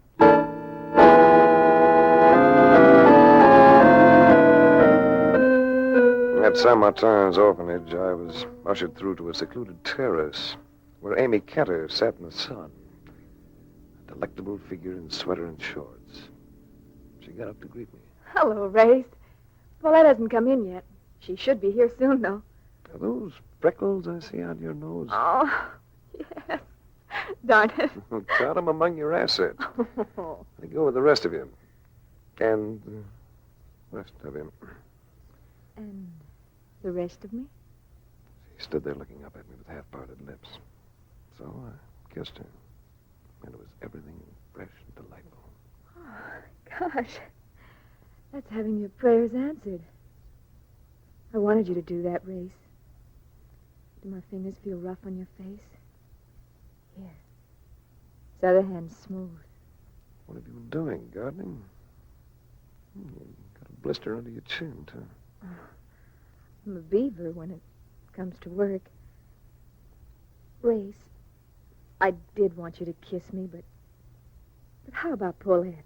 Well, that's the question I was about to ask you. How long has she been dabbling with blackmail? Paulette? She ever told you anything about a man called Baradian? Well, no. Who's he? A dangerous citizen. No one for Mademoiselle Dubroc to be tangling with. Is she still Mademoiselle, by the way? Oh, gosh. 1 minute the man's kissing me, and next he's giving me the 3rd degree. I'll come back to our personal relations later. Well, she's still not married. What tie-up do you have with this place, apparently? Oh, Paulette just keeps her going, that's all. I'm a career girl. I work here.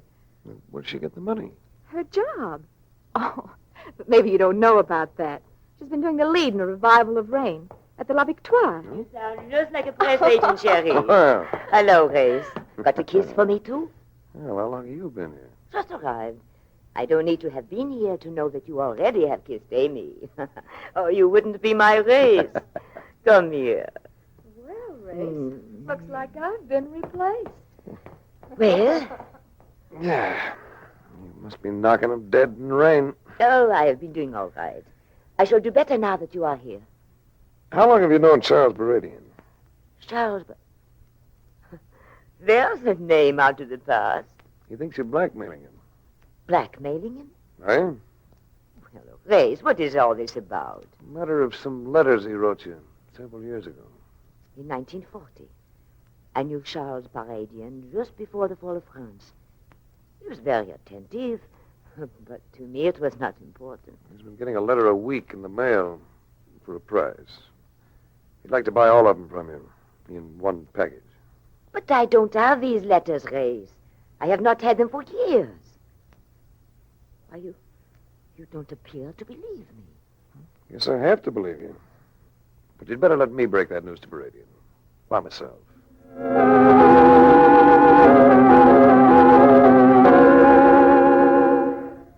Next afternoon, I rented a car.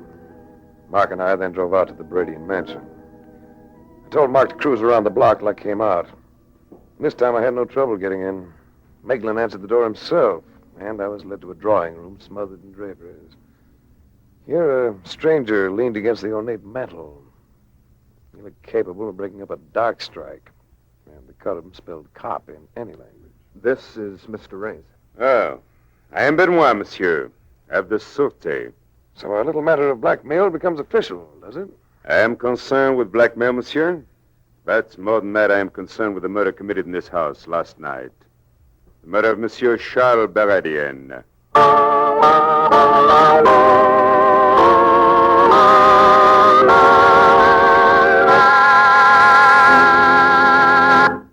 We'll return to the adventures of Frank Race in just about 1 minute.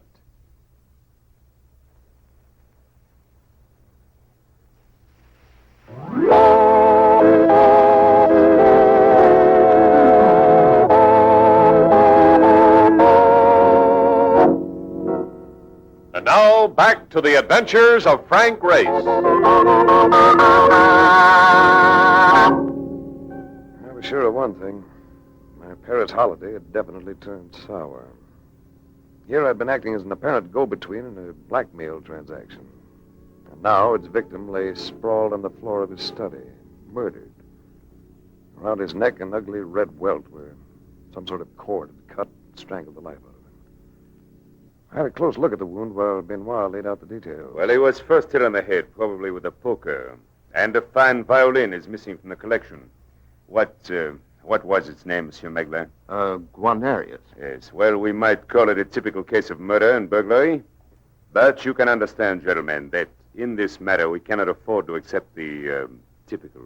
What about the weapon? Naturally, it was not left behind. And now, Monsieur Race, if we could repair to another room. He was going to be questioned and probably placed under arrest. So I maneuvered to let Meglin and the detective precede me from the room. Then swung the door shut and locked himself in. Hey, he locked the door. Hey, open the door. I stayed there, frozen, waiting for Benoit's mental machinery to work. Open the door. If he thought the way I anticipated, he'd figure on my breaking for a window. In that case, he'd move to warn his men on the outside. I waited until I heard them move away. Then, after a few more seconds, I quietly turned the key and opened the door. The hall was empty. As casually as I could, I walked to the front entrance. The front door stood ajar, but no one stood on the steps outside. Sidling out, I caught sight of Benoit, talking and gesticulating to a uniformed gendarme. Then I saw Mark in the car, and as he came abreast of the door, I made my play. Get going, gun it! Get going! Hey, Empress, think you can get away from him? Are you kidding? This might be Paris, but I learned to drive in Brooklyn.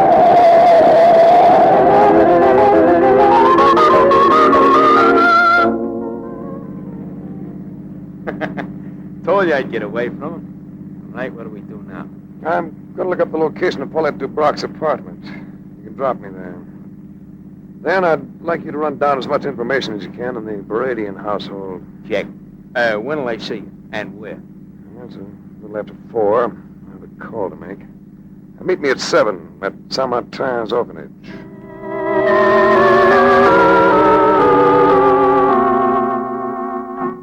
An actress playing leads usually does pretty well when it comes to money. But Paulette's apartment proved to be frugal, even old-fashioned, to the extent of having portieres between the living and dining rooms.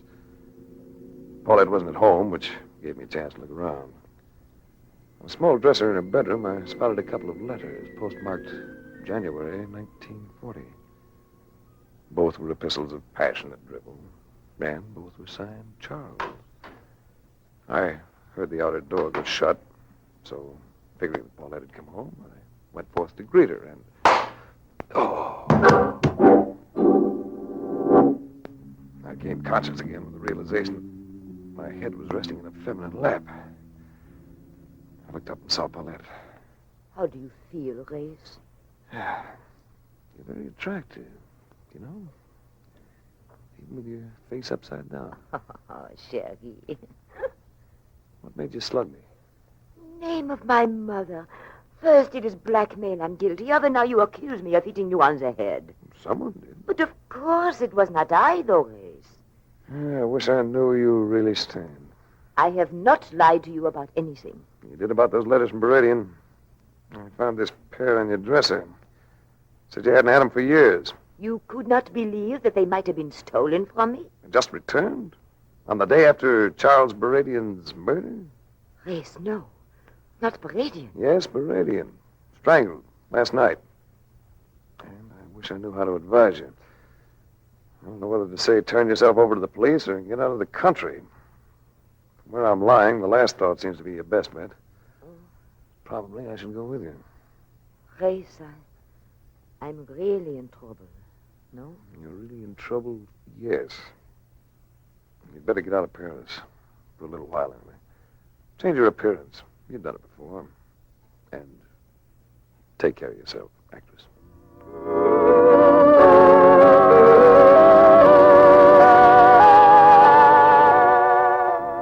In front of the orphanage, I found Amy sitting in our rented car with Mark. Oh, want to take me for a ride, Race?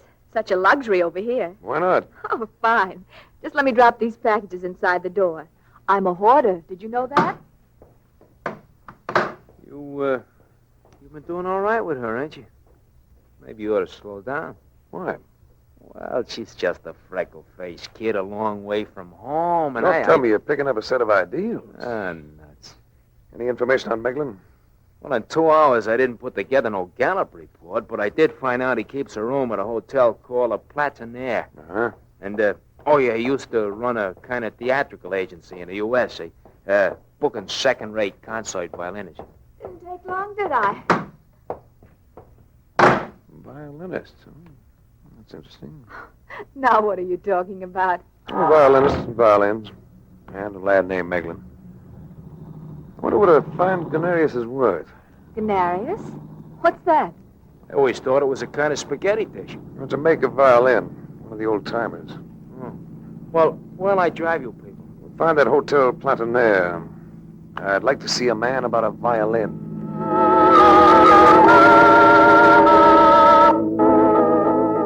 I drew a blank at Meglin's hotel. He was out. And had given no indication as to when he'd be back. Later that evening, just before midnight, Mark and I had him for a visitor at our hotel. His attitude hadn't changed. He was still the same self-contained career boy. But he had come to see me, which indicated a fissure of worry somewhere within him. You called on me, Race. Why? I think you're involved in Baradian's murder. Blunt, aren't you? Well, it won't work with me. I have an unbreakable alibi for last night. I'm sure of that, or you wouldn't be loose. But do the police know of your interest in violins? I don't know what you're talking about. You do, but I won't press it. I'd rather emphasize another point. I found 2 of Baradian's letters today, with fingerprints on one of the envelopes. That's tripe, and you know it. Paper doesn't produce a good enough impression. In this case, the impression doesn't depend on the paper. It happens to be on the glaze formed by the glue. You're lying. It would have been a shot in the dark, but it registered. Meglin had turned ashen. He walked to a chair and slumped into it, trying to ignite a cigarette with shaking fingers. What's your stake in this, Race? You got all my credentials yesterday. I'm an investigator. I have a client's interest to protect. What are you going to do with those letters? I imagine the French police would be rather enamored with them. Don't you? Now, listen, Race. You can tag me with the blackmail end of this, but not with Baradian's murder. Baradian... The bullet had come from the fire escape. Mark made a lunge for the window and disappeared in pursuit. I yanked at the phone and put in a sharp summons for a doctor. Then I turned to help Meglin. I knew that nothing was going to do much good. The bullet had nicked his lung, and the man was coughing his life away.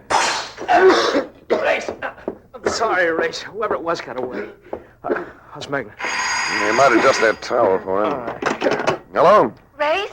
Yes. This is Amy Kenner. Can you hear me? Yes. Where are you? At the orphanage. Oh, Race, I'm worried. The police are here, and Paulette's coming in at any minute. Paulette? Well, I advised you to get out of Paris. Well, she called me about an hour ago. Said she wanted to pick up some things, and...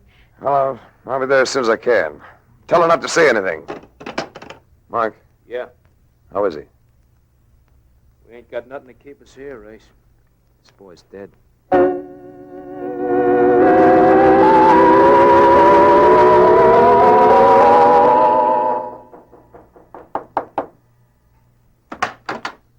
Come in, Monsieur Race. We've been expecting you.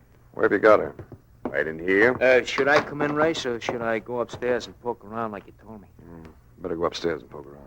Right through this door. Right here, Race. Hello, Race. I thought you were going to get out of town. I am not guilty, Race. They should know that. No woman would have the strength to strangle Charles Baradian. We can't sell him on that, Paulette. Baradian was knocked unconscious before he was strangled. As Monsieur Benoit will tell you. Exactly. A woman could have done it, or a man, or both, and with blackmail as the motive. It points to Paulette and possibly myself. Exactly. What was to prevent someone else from blackmailing Baradian? Someone who knew Paulette.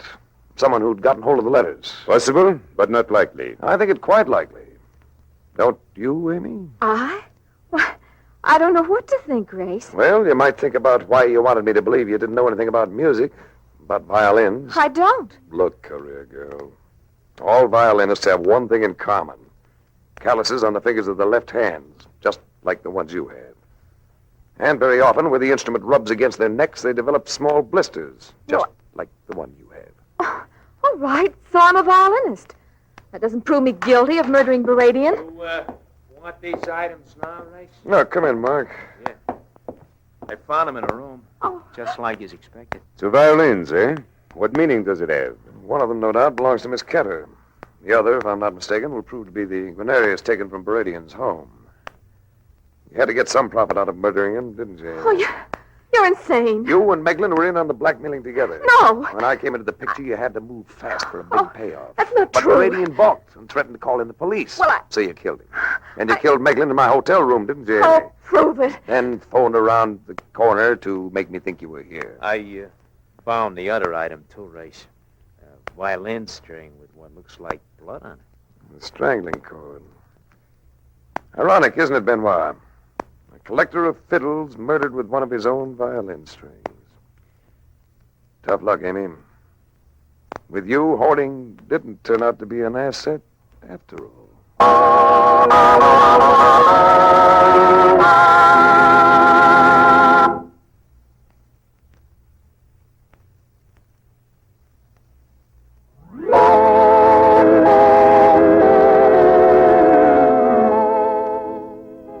Adventures of Frank Race, starring Tom Collins with Tony Barrett as Mark Donovan, comes to you from Hollywood. Others heard in tonight's cast were Ann Stone, Truda Marson, Gerald Moore, Stan Waxman, and Jack Crucian. This series is written and directed by Buckley Angel and Joel Murcott. The music is composed and played by Ivan Ditmars. Be sure to be with us again this same time next week for another dramatic chapter in The Adventures of Frank Race. Art Gilmore speaking. This is a Bruzel's production.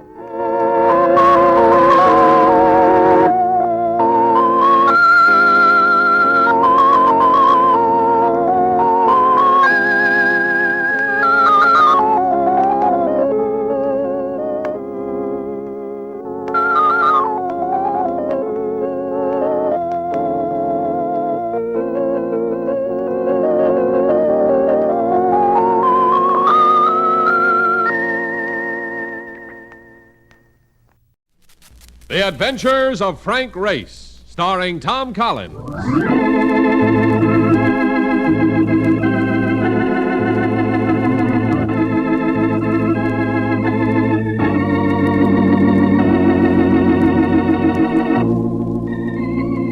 The war changed many things, the face of the earth and the people on it. Before the war, Frank Race worked as an attorney, but he traded his law books for the Cloak and Dagger of the OSS. When it was over, his former life was over, too. Adventure had become his business. The Adventures of Frank Race.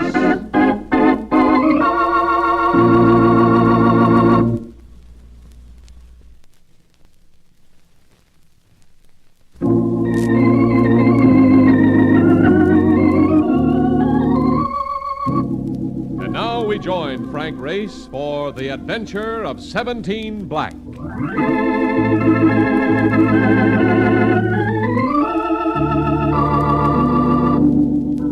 Saratoga, city of sport and health, where you can watch the thoroughbreds come thundering into the stretch or increase your physical efficiency with its spring water and sunshine.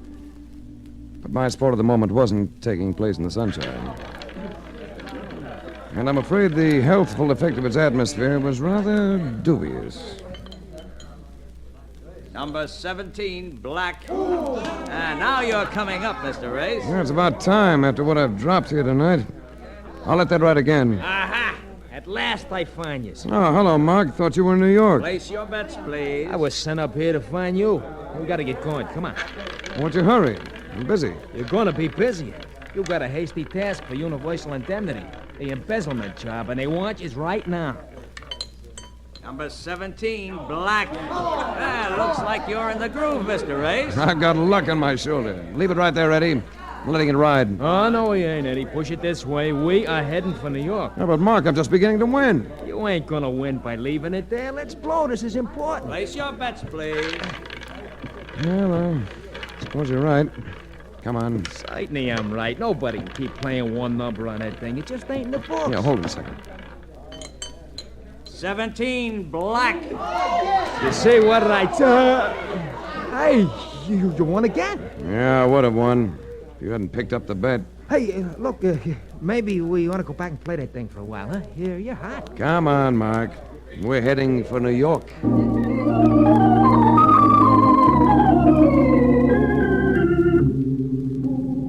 Who talked to you from the insurance company, Reed? Yeah, just A, Reed. I told him you wanted a little time to yourself, but he said I was to get you anyway. He told me all about it, see, so I could brief you. What's the story? Some guy keeping books for a construction outfit took 70 G's of the company's money. He was bonded with Universal. Reed wants me to go after him, huh? No, not the guy. He's dead. Suicide. Reed wants you should see if you can find the dough.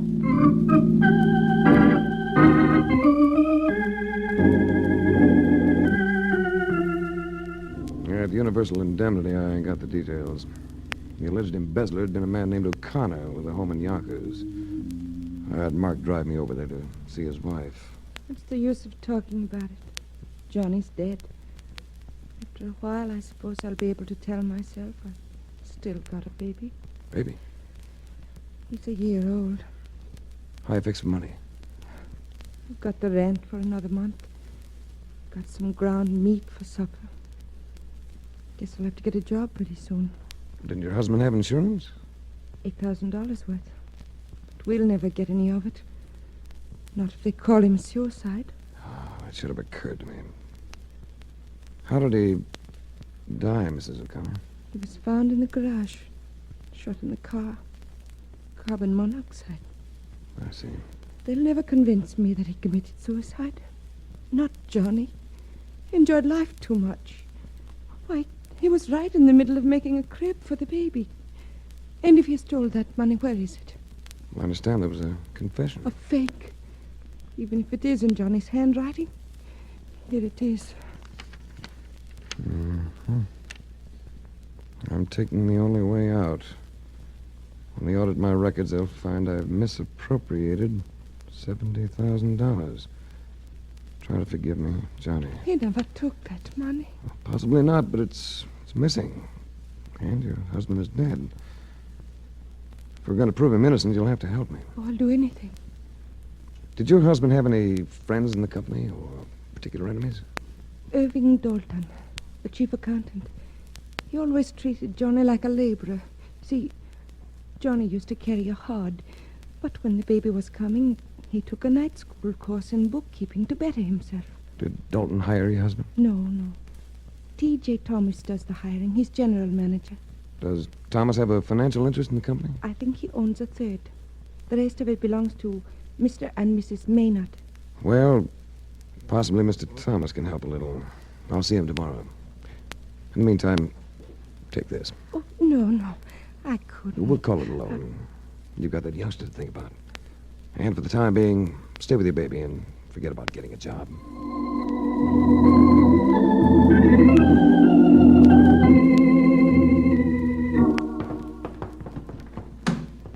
Take me back to the city, Mark. What's cooking? Know anything about a family named Maynard? Ah, certainly a hard bunch to get along with. The old man's a retired cement finisher. See, the boys, they don't believe in labor of any kind. No, you're working in the wrong neighborhood. The Maynards I refer to are the big-time contractors. Oh, big shots. No, I know. Hey, Race. What is it? That sedan behind us. What's that they're waving out the window? It's a Tommy gun. Right. You better do some twisting. They're waving it at us. I'm doing the best I can. You got a gun? In my hand. But against that firepower... He's gaining on me, Race. We're gonna get it.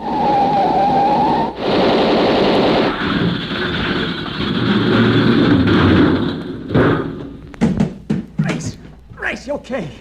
Let me get my arm free. Let me help. He's coming up with that machine gun. He's lining us up, Race. He's gonna... You got him. The other guy's running. Watch out. I didn't kill that one. Just hit him in the leg. Yeah, but he lost the chatterbox. We're okay. Yeah, let me help you out. Yeah. Easy now. Take it easy. Okay.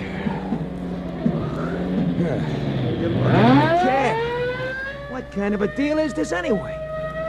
Looks like a lethal deal, Mark. Somebody's playing for big keeps.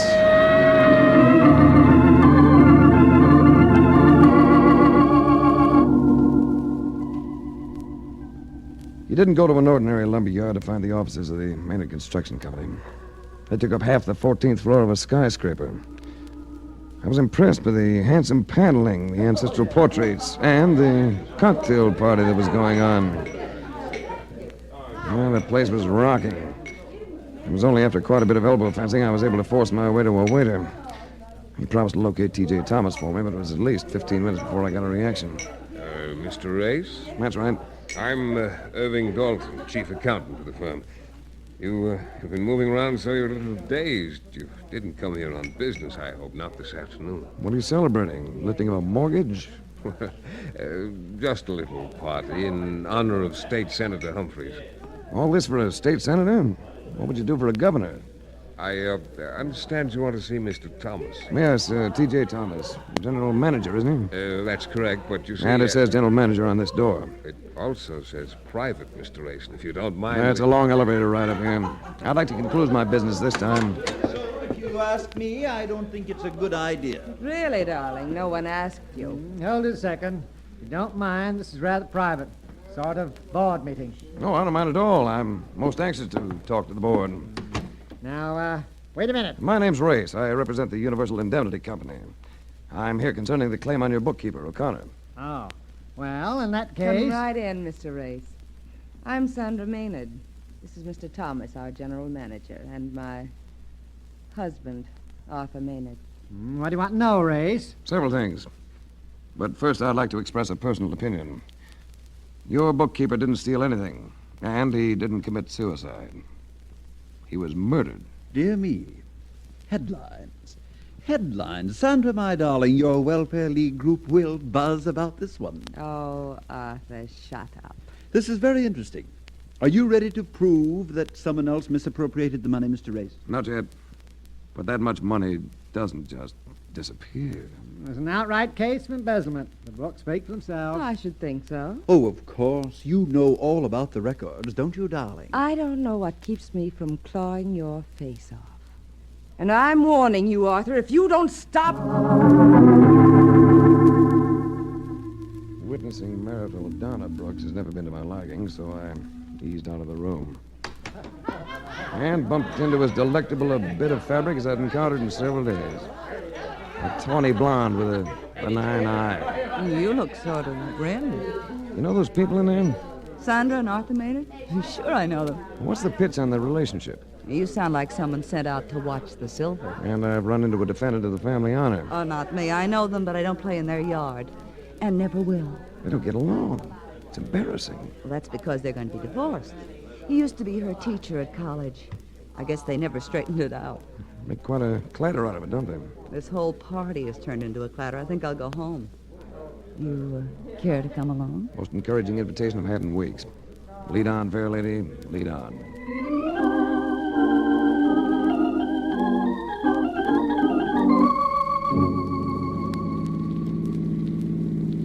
What's the matter with that cab driver back there? Sounded like he was putting up quite a squawk. Mark? No, he's a very unreasonable fellow.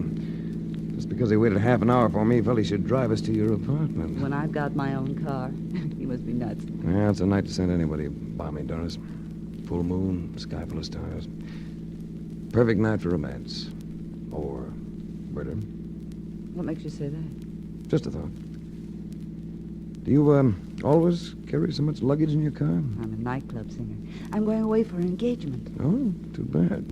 Well, come with me. What'd I do, push your piano around? Race.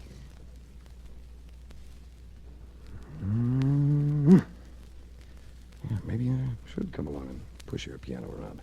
Come inside.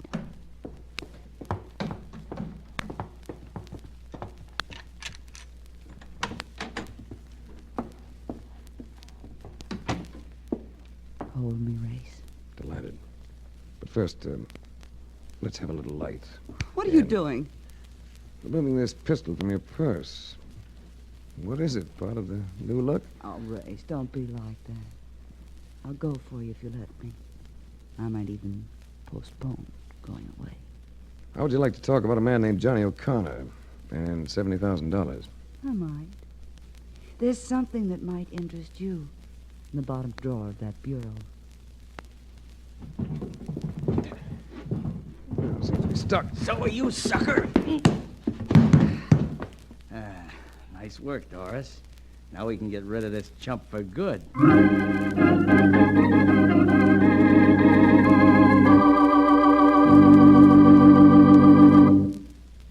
We'll return to the adventures of Frank Race in just about 1 minute.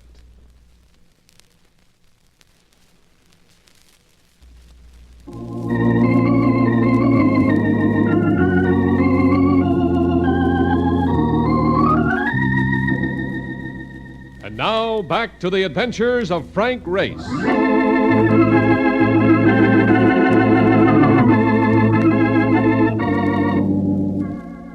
I came alive regretfully. The hazy conviction that my head had grown at least double and was still trying to expand. I told myself irritably this was no procedure for establishing Johnny O'Connor's innocence, nor securing his insurance for his wife and child.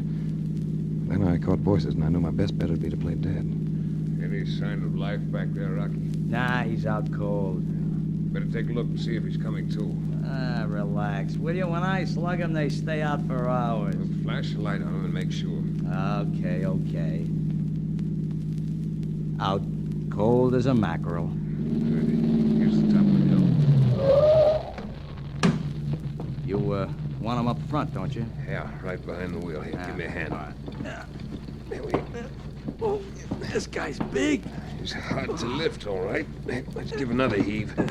Oh, Yeah, it's good. Now pour the liquor over. this ain't no new idea, you know. It's got to be done right or the cops get hip. It's good enough. Now put the car in high. I want to stay. Watch it go through that guardrail on the curb. Nothing doing. We're getting out of here. All set. Okay, then let it go. Said to grab the wheel, but the lurch of the car fooled me, threw me sideways in the seat. I tried getting up, but the reflexes were off. That curve. I had to get control. If I didn't...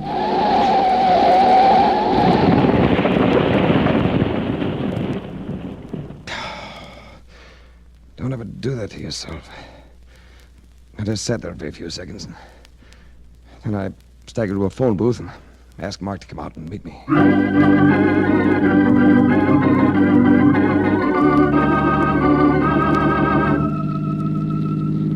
All I can say is it was your own fault.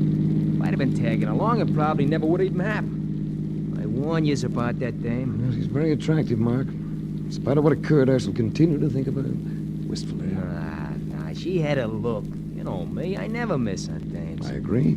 As the poet says, they're the most dangerous species. Most dangerous of the species, Mark. You take it from me, they ain't of anything. When it comes to working angles, dames are all by themselves. What are we gonna do with this car? Take it back. It ain't cracked up as much as my cab was. Ain't a bad car at all. Whose is it? The registration says it belongs to Thomas and Humphreys. Used car sales. That's where we're taking it? At midnight? The joint will be shut tight in Atlantic City in December. Well, let's get inside. You know something? They could call this breaking and enter. Do you mind?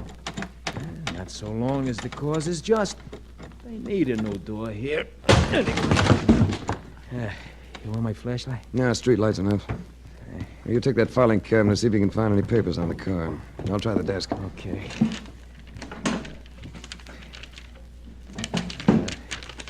How do they file these things? By license number, make a car, what? I ain't having no luck. Never mind. Take a look at this. What do you got? Here's a registration application for the car. Made out in my name. According to this, I own it. Then unload it as soon as you can. It needs new rings and a rebore. A tight little arrangement. Look, I don't get it. I do. If I'd been killed tonight, Mark, this slip would have been mailed to the Motor Vehicle Bureau in the morning. It would have covered my accident very nicely. Uh-oh. Looks like you're up against tough pitching, right? And there's more to this than just the missing 70,000. I wonder if I could squeeze any information out of Sandra Maynard. Squeeze? Another dame? In this case, chum, that ain't good. Well, you're wrong, Marcus. In this case, it ain't bad.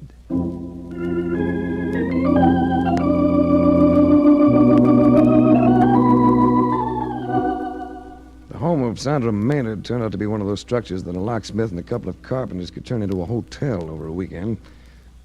The lady of the house greeted me in a sequence, something that gave almost as much flash as she did. I instantly recognized one quality in her that I tabbed as dynamite. While you were with her, she'd make you forget all the other women you'd ever known. After our scrambled meeting last night, this is rather unexpected. But it's nice. Cigarette? Thanks. There'll be drinks along the moment. Manhattans and martinis. I'm sure you must like one or the other.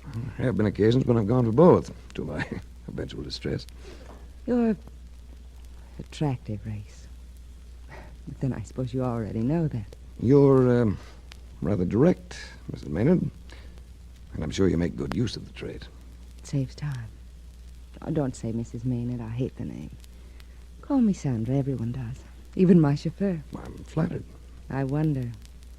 Have I stepped off on the wrong foot? With your facade, why worry? Suddenly I do find myself worrying. Do you mind if I try to impress you, Race? I think I'd enjoy it. Why did you come to see me? To talk business. Can't it wait? I don't think it should. Race, I have a feeling that you might be crusading. Did you know Johnny O'Connor? Do I look the type to know anything about a construction company? I inherited the thing from my father. I care so little about it, I've given my husband a quarter interest to get rid of him. What about your Johnny O'Connor? He was the bookkeeper who was supposed to have committed suicide after embezzling $70,000. And you don't think he did? Either one? Well, it seems that he handled the expense accounts for the firm. Entertainment bills, items like that. I don't get the significance. The state's attorney general has been asking for funds from the legislature to investigate contracted bids for public works. Been complaints that your company's had inside information on supposedly sealed bids. So a lot of expense vouchers in your office became too hot to hold. Expense vouchers that might have been linked with the bribing of public officials. Oh. What does all this have to do with that bookkeeper? Well, shall we say that with all those vouchers missing, say, $70,000 worth, O'Connor would be the patsy with nothing to back up the entries in his books, especially if he weren't around to offer excuses. I'm afraid you've lost me, Race. I let Thomas run the company. And you know nothing about this? Nothing. But I do know one thing. What's that? I'm glad you came into the picture. Thanks. I'm gratified. Oh, stop looking at your watch. You don't have to rush off, Ray. Yeah, it's getting late, and I've another call to make. On another woman? On your chief accountant, Irving Dalton. I want to see you again. If you'd care for my case history, I'm 26 and rather wealthy. In about 60 days, I shall no longer be encumbered with a husband. An interesting deposition. Don't worry. You'll never be lonely.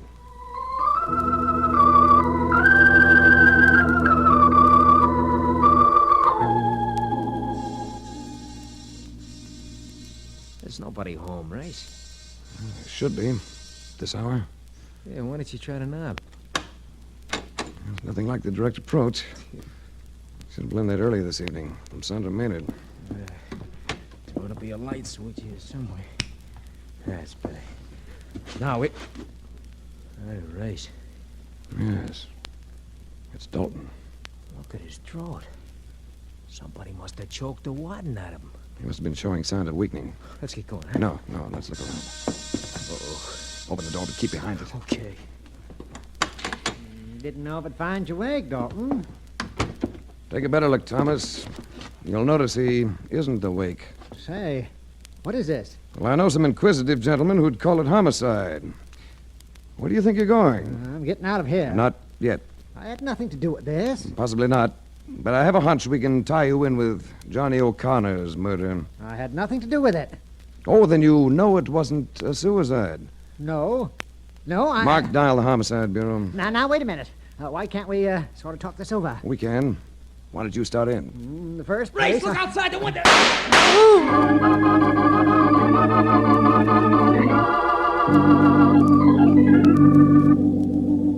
There were lights still on in the home of Sandra Maynard. I told Mark to drift around the grounds, keep his eyes open, and then I rang the bell. The butler, appearing in a robe, insisted that his mistress had retired. I had him take me to her bedroom suite where we found her still up. She dismissed the butler.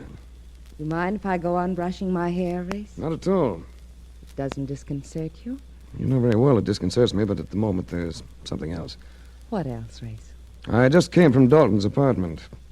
He's dead. Wait. And so is T.J. Thomas, your general manager. Dalton was strangled. Thomas was shot. Race, you're not serious.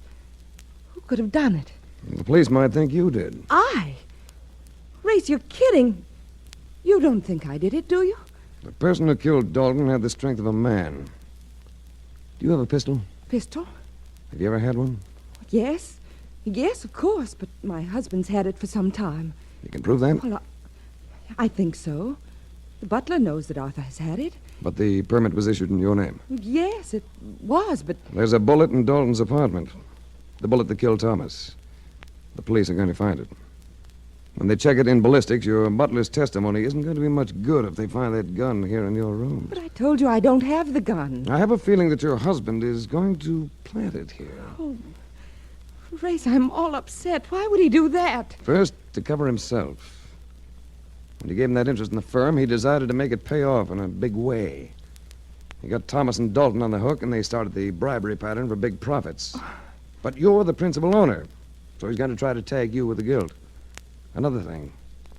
If you were to be executed for murder, he'd get another big chunk of your estate, since he's still your husband. Race, what am I going to do? Well, we can wait for him. Then, when he gets here... I'm already here, Miss Race. What's the matter, my darling? Lost your poise? Emulate Mr. Race. He's quite controlled. That your gun he's holding, Sandra? Yes, that's it. You've caused me a great deal of trouble, Mr. Race. The obvious suicide of O'Connor satisfied the police. Why didn't it satisfy you? Johnny O'Connor didn't have your educational background, Maynard. He'd never have used a word such as misappropriated. Not even in a suicide note.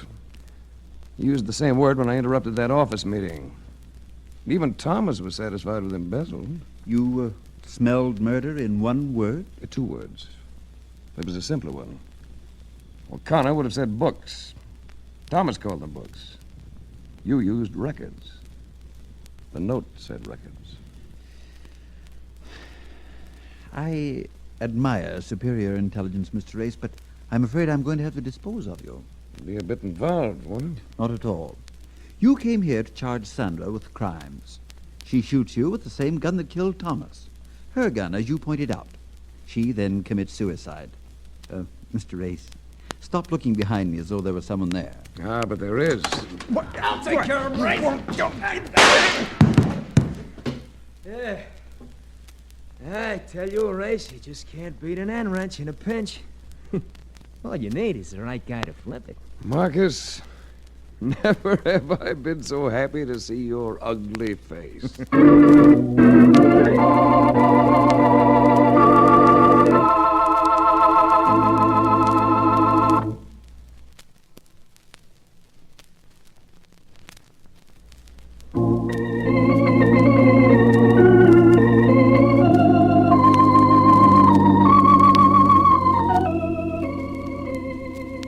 The Adventures of Frank Race, starring Tom Collins with Tony Barrett as Mark Donovan, came to you from Hollywood.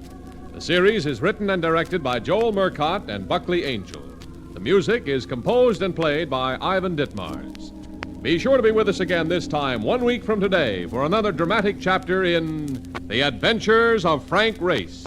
Art Gilmore speaking. This is a Bruce Ells production.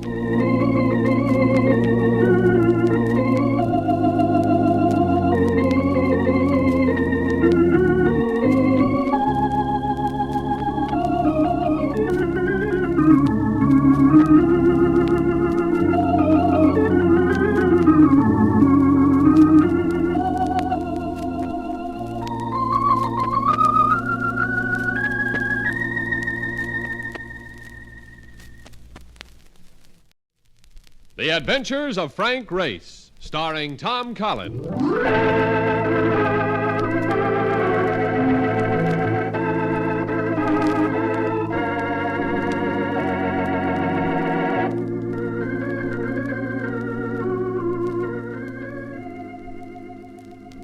The war changed many things, the face of the earth and the people on it. Before the war, Frank Race worked as an attorney.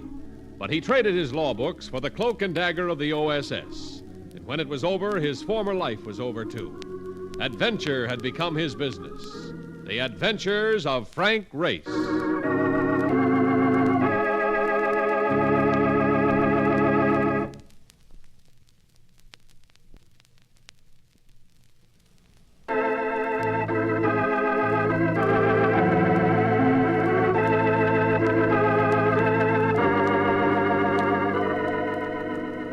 And now we join Frank Race for the Istanbul adventure.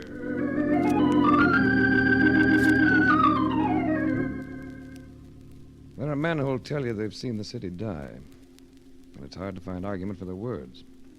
Our population has dwindled to half between the wars. Our trade has dried to a trickle. But somehow, with a wet night engulfing crooked streets and shadowy bazaars, I was feeling the old exhilaration, the expecting sense of violence. There's always Istanbul. Here, this doorway.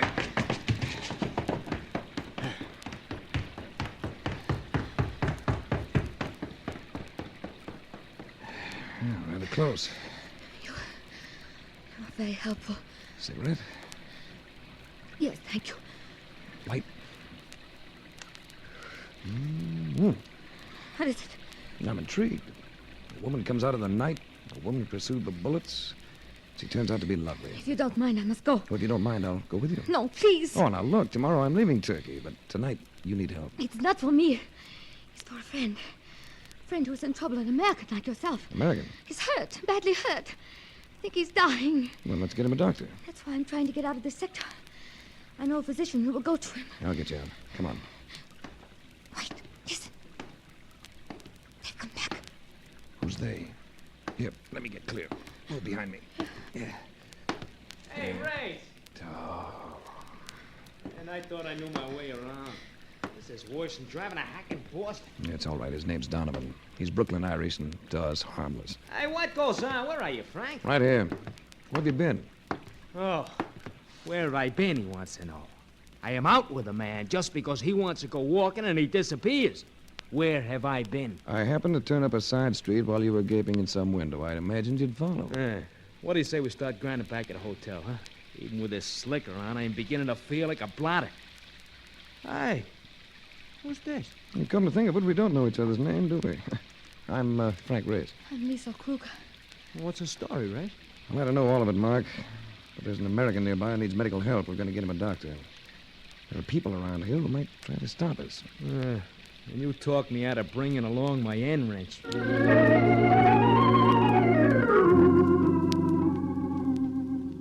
From another section of the city, Liesel made a phone call. Within 15 minutes, we were joined with a physician. He was young and tall and dark, with a face you felt you could believe in. Liesel introduced him as Dr. Amarand. Gentlemen, I want to thank you for helping Liesel. I believe we shall manage all right now. It might be harder getting back into that sector than it was getting out. We'd better stick with you. The rain had stopped, and with it had gone the freshness of the night. With no wind stirring, the street smelled fetid, oppressive. There was no lift to the blackness, and you got the feeling of continually being about to walk into something. Then there was a gate. Beyond it, a small light coming from what looked like a stable. Mark and I were asked to wait, and the other two left us. You know, I wonder if we're going to get a chance to cancel them reservations. What reservations? On the boat. Why should we want to cancel them? Race, I got to look at that girl. You won't be taking no boat tomorrow. Which, to me, is kind of sad. Here she comes. Come, Race. You want your friend? I told the American about you, Race. He wants to talk to you. He is too weak to say much, Mr. Race. If you will kneel down. What's his name, Doctor? Dwyer. Johnny Dwyer. Hi, Johnny. Hiya, fella. Where you from? I work out of New York. I was born in Indiana. Hey, sounds like home. I'm from Dayton, Ohio. Who hurt you, Johnny? Some bad ones, fella. Pulling a bad deal. Liesel and Doc will tell you they're great people. He'd better not speak anymore. Someone, he's coming. On the candle.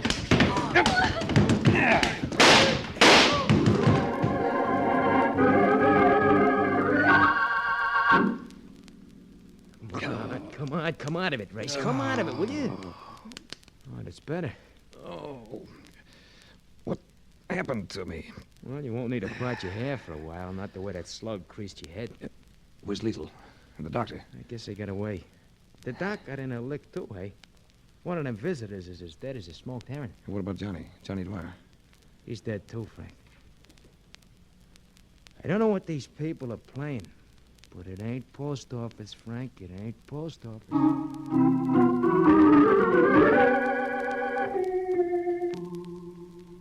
As Mark had prophesied, we missed our boat because I went looking for Liesel. I spent almost a week at it before giving up, after which I lapsed into an inertia of just lying around the hotel. Look, I never knew you to get this low over a dame before. Why not think about other things, huh? Here, I brought up a telegram for you. Yeah, read it to me. All right. Hey, who is Anthony Woolwine? Tony Woolwine. He's an executive for Intercontinental Underwriters. Yeah, well, he wants to see you. Urgent. Well, that means he gets your wish about Fifth Avenue. Don't sound like New York to me. This is from France. Someplace called Cannes. Cannes. It's on the Riviera, not far from Monte Carlo. Monte Carlo? Where all that high-powered gambling goes on? The same. Oh, no kidding. Well, look, if it's all right with you, I just as soon postpone seeing Fifth Avenue for a little while.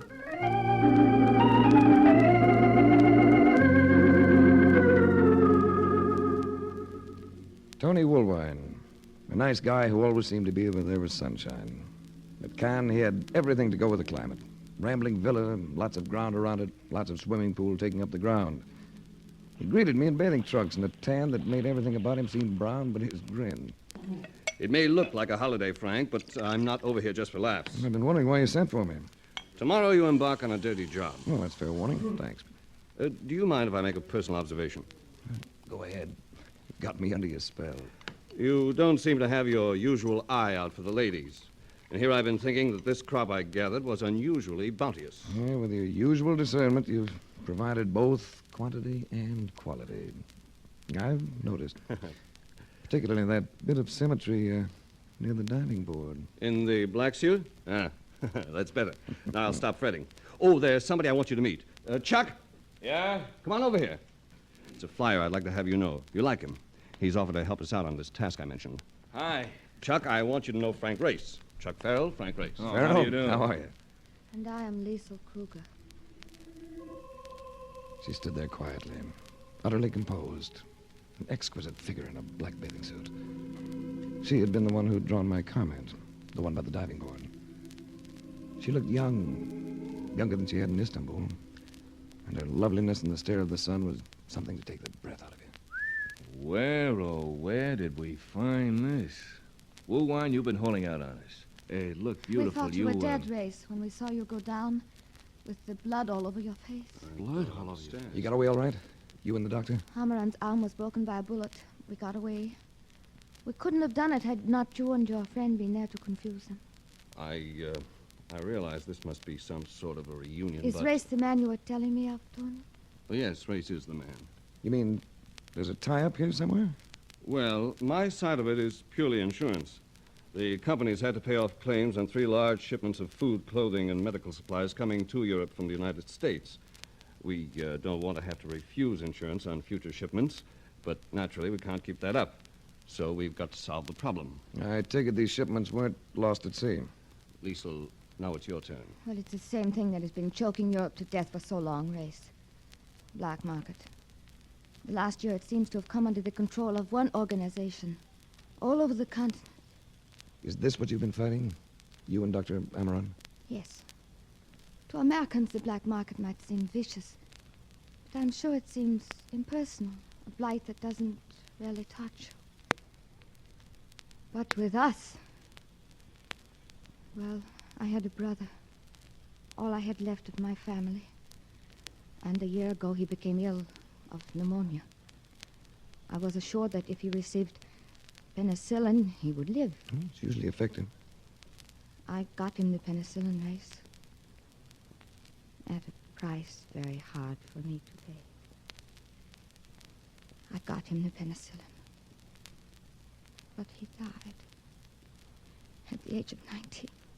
Oh, I'm sorry, Liesel. He died because the drug was worthless. What happened to those shipments that were lost? Destroyed. Cargo, train, and crew. Nothing left each time but smoldering ashes. I don't get it. What happened to them? The black market would have stolen those shipments, but they knew it would be too difficult. So they destroyed them. Nobody knows how, because the train crews are always killed. And then the black marketeers get their high prices with shoddy clothes and bad food and synthetic medicine. Sounds like a rough bunch. Race knows how rough they can be. He saw some of their work in Istanbul. There'll be 2 more trains going through this month. One on the 19th, the other on the 27th. They must not be destroyed, Race. Listen to me. There is an epidemic of diphtheria breaking out through the western portion of France. Unless those trains get through with diphtheria toxides, thousands of children are going to die.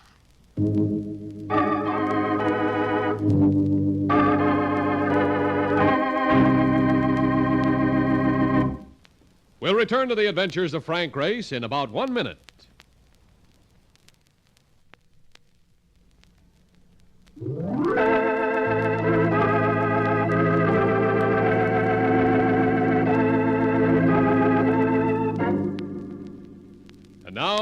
to the adventures of Frank Race.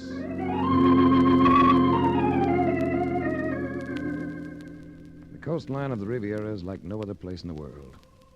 But for me, Liesl Kruger made it even more glamorous. Glamour. It was a quality she would carry with her wherever she went, heightening it with her beauty and a willingness to involve herself in lethal danger for a cause without profit. There's no other spot like this, Race. For me, that is. You've probably seen other places just as lovely, just as unique. As lovely? Yes. As unique? Not quite. Oh, it's such a beautiful evening. Liesl, Yes, Race? how do I get my teeth into this fight of yours? Where do I start? Amran. Amran can tell you more about it even than I. Where is he? In Toulon. He would be happy to see you. You seem very close, you and the doctor. Well, when two persons share the dangers we have shared, there will naturally be a bond. But I'm not in love with him. If that is what you mean. Why do you do it, Liesl? Why do I fight? That was my brother. And I suppose there's something else. Something it would be hard to put into words. You should know. You have the same feeling. I get paid for what I do. Oh, do you always get paid? Who paid you for helping us in Istanbul? Get out of it, Liesl. Let Amaran fight them. Let me fight them. But you get out of it. Why do you say that? We stood facing one another. And over my shoulder, the moonlight spotlighted the terrific face of hers, with its provocative lips and frame of thick, lustrous hair.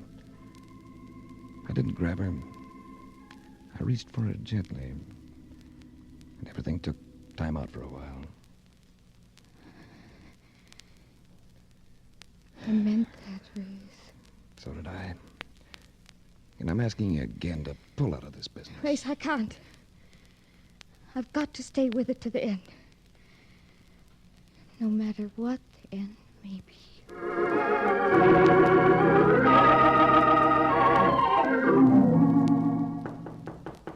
You awake yet, Frank? Yeah, come in. You're being invaded. What's up? We thought you might like to look the country over from the air. How long will it take you to dress? A quarter of an hour. Where's the plane? Oh, not more than 20 minutes from here. Oh, what have you got? A salvage job I picked up. A P-47. Some ship, Frank. Chuck thought he was getting a bargain when he bought that ice wagon. Lots of power, and he bought it for dimes. The payoff is that operating it will keep him in hock for the rest of his life. P-47 adds up to a lot of planes. I wouldn't have anything else. She pays her way. Say, what's wrong with your hand, Chuck? When'd you do that? Oh, I nicked it as I was gassing up the other day. It's a little swollen. A little swollen? You'd better do something about it, Chuck. Tomorrow. Today I want to fly. Chuck, since this is just a tour of duty with no destination, would you like to drop me in Toulon for a couple of hours? Toulon? Why, sure. I'll be calling on a doctor there. We'll get him to take a look at that hand of yours.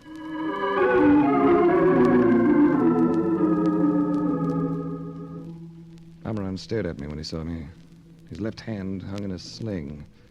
One of his eyes was almost shut with a bruise that extended down the whole side of his face. Race, but we thought that... You thought I'd been killed, Liesl told me. Liesl, you've seen her. Oh, why do we stand here? Come in. She told me where to find you. Huh? I'm in this with you now, all the way. And there's an American insurance company behind me. Oh, thank heaven. You cannot know how much we need help. Tell me about Johnny Dwyer. Where did he fit in? What happened to him? Well, he was, first of all, an idealist. So many of you Americans are. And he knew how to fight. So they murdered him. What was he doing in Istanbul? He'd learned too much. So the black marketeers chased him from here. From Toulon? Is that why you're here? Yes. Johnny Dwyer stayed at a quayside hotel there, a rat trap called the Charbonnier. Why he went there, Liesl and I never learned. Too many things happened too rapidly. But it was from the Charbonnier that they hounded him. First to Marseille, then to Rome, then to Istanbul. It was from Rome that we got his call for help and word to meet him in Turkey. You know what happened there. The Hotel Charbonnier. I imagine they know you there. Oh, I wish I could say I knew them as well. You have no idea of an identity behind it? Oh, nothing worth a sou. We've dealt with one or two, but they were no more than underlings. We learned nothing. I'm going to take lodgings at the Hotel Charbonnier. with a friend who was with me in Istanbul. There must be a safer way. But none quicker than I can see. And now, I wonder if I may ask a favor of you. Anything. The pilot who flew me over here has a bad hand, an infection. I wish you'd look at it. He is here with you? He remained in his plane, but I've got a cab outside. Well, then let us go to him.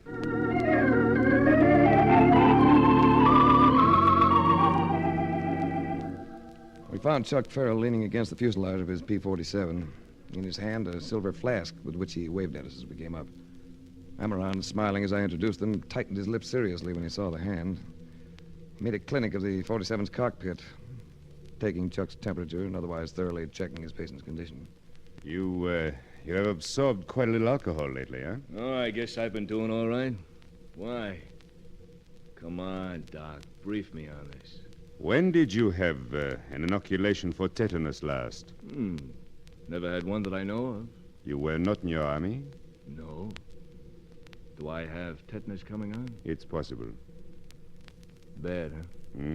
Since you have received no toxoids, then I can bolster an inoculation with antitoxin. It's indicated. Well, then let's have it. Will it make me sick? It may not, depending on your sensitivity to it. You should not fly this plane. Oh, ever been checked out in a P-47 race? Yes. Good. Then you can ferry us back. Well, possibly Dr. Amaran will come over and check your condition in a day or so. Of course. And when will you keep the rendezvous we discussed? As soon as I can pry Mark Donovan loose from those Monte Carlo gaming tables.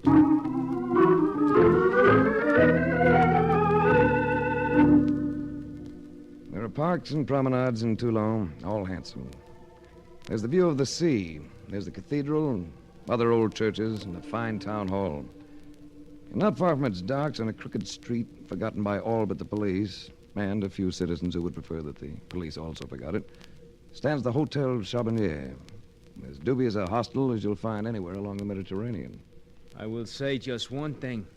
If I'd have known I was leaving Monte Carlo for this, honest race, I think I'd have run out on you. Now, cheer up, Mark. You'll find after a while the place grows on you.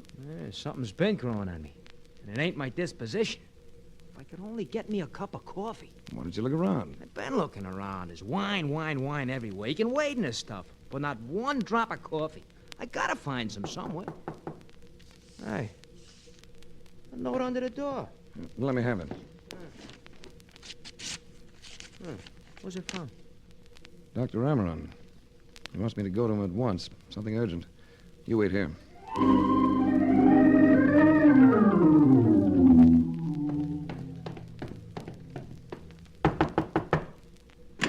Oh, come inside, Race. What is it? Trouble? Worse than that. Tragedy. Look over there. Liesel! She's been hurt. What is it, Amaran? What happened to her? She's dying, Race. She got here about an hour ago. She's been trying to tell me what happened, but she's had only strength enough to say your name. You've got to save her. I've done everything I can, Race. Talk to her. She will hear you. She wants to hear you.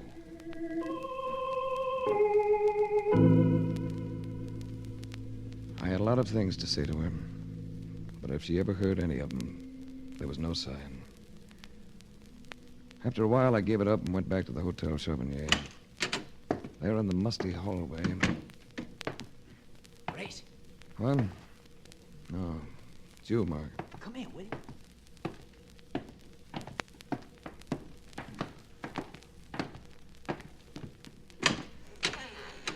Gotta have a look in here. I heard this morning that this place used to be a cafe, see? So I started poking around in the basement, thinking I might accidentally run across some coffees.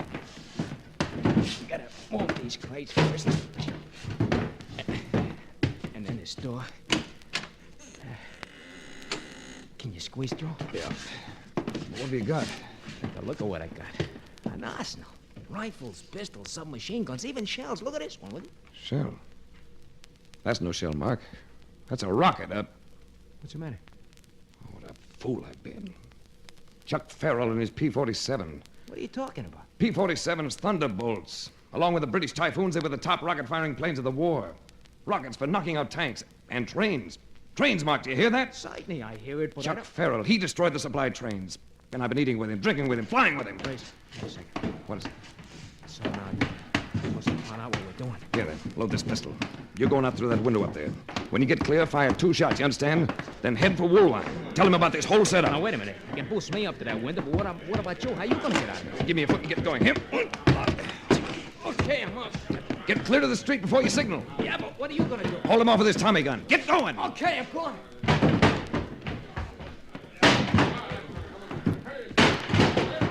Okay, one more rush to get that door open. Race, What can I do for you? it's Chuck Farrell.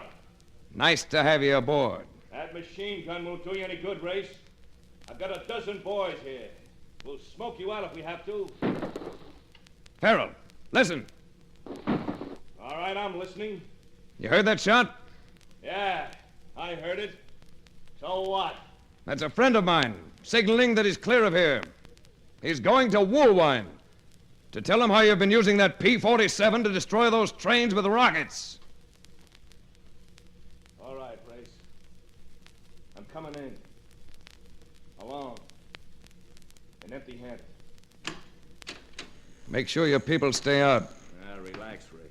They're getting lost. With Woolwine knowing about the rockets, why should I sweat out a lost cause? Always play the cool hand. Is that the philosophy, Farrell? Why not? We'll work out other deals. I've made plenty of money and I've still got it. What can you do? Extradite me? Nuts. Of course, you might turn that chatterbox on me. But you're not the type for that. Are you, Race? I don't have to be, Chuck. You're all taken care of. What do you mean? You look sort of feverish. What? Sure, I'm feverish. I've got tetanus. But I've been treated for it. You took care of that. I know. I saw your doctor about an hour ago. He was trying to save the life of a lovely girl you murdered. I didn't do that, Race. You were part of it. The same way you've been part of murdering a lot of other people, including kids. But you finished, Chuck. Amaran said you weren't in shape for a bout with tetanus. Stop trying to annoy me. I took that antitoxin, didn't I? Dr. Amaran learned this morning that the antitoxin he gave you was worthless. Worthless? It was worthless because it came through your own black market channels. And there's none available that'll be effective. Not until a new supply arrives from America in 15 days. And in 15 days, Chuck, I have a feeling you won't be around.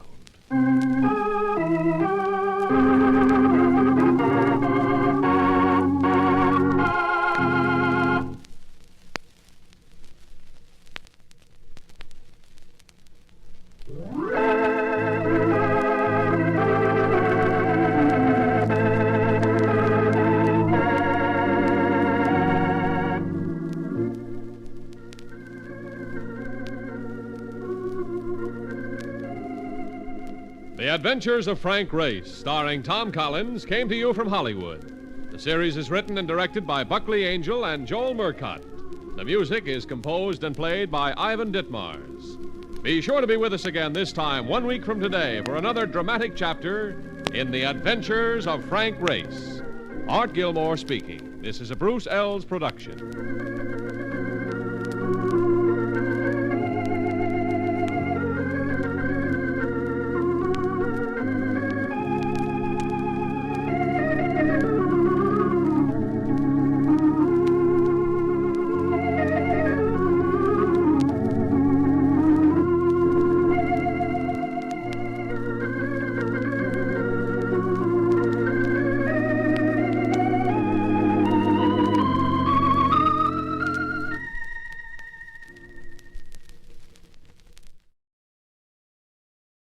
We delay the start of this program to bring you a special bulletin. From the NBC newsroom in New York, here's the latest on Korea. Seoul has been raided by American and Australian warplanes. They shot down 2 enemy planes, one of which was marked with a Russian red star. A spokesman says that we have made 142 raids against enemy targets in both South and North Korea in the past 24 hours. American officials say there is a serious threat from Red ground forces south of Seoul. Keep tuned to your NBC station for the later news.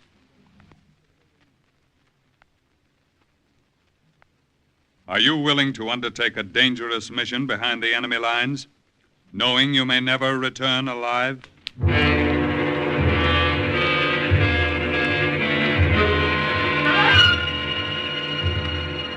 What you have just heard is the question asked during the war to agents of the OSS. Ordinary citizens who to this question answered, yes. This is Cloak and Dagger.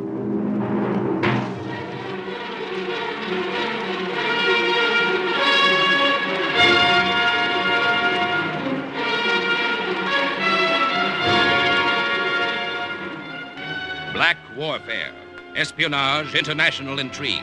These are the weapons of the OSS. Today's adventure, The Eyes of Buddha, concerning an American OSS agent who went deep into enemy territory to enlist the help of a nation which had declared war on the United States, is suggested by actual incidents recorded in the Washington files of the Office of Strategic Services. A story that can now be told.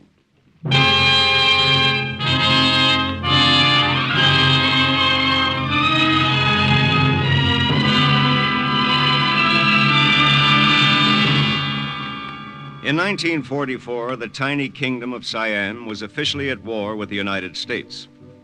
So there I was in March of that year in an official Siamese plane on my way to ask Siamese help in rescuing an American flyer from the Japanese.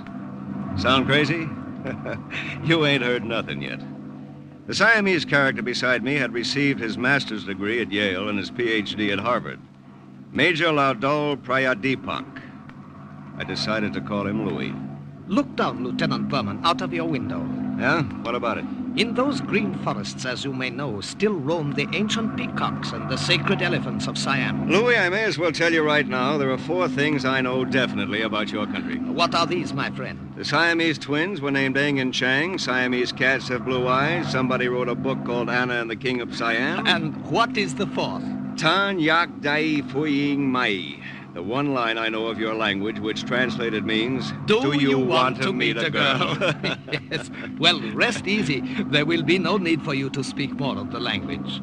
Must a ghost have need of words? Once we arrive at Bangkok, you will be spirited from one place to another, my friend, as a ghost. Fasten your seatbelts. Kindly fasten your seatbelts. We are coming into the Don Muang airfield. Well, so far, this has been too easy. From Rangoon to a secret airport in Siam, where you picked me up in this plane, and here we are in Bangkok. Is this another hidden field, Louis? No, not exactly. What do you mean, not exactly? Oh, I should say there are about 800 Japs on hand about the field. Huh? Fasten your seatbelt, Lieutenant Berman.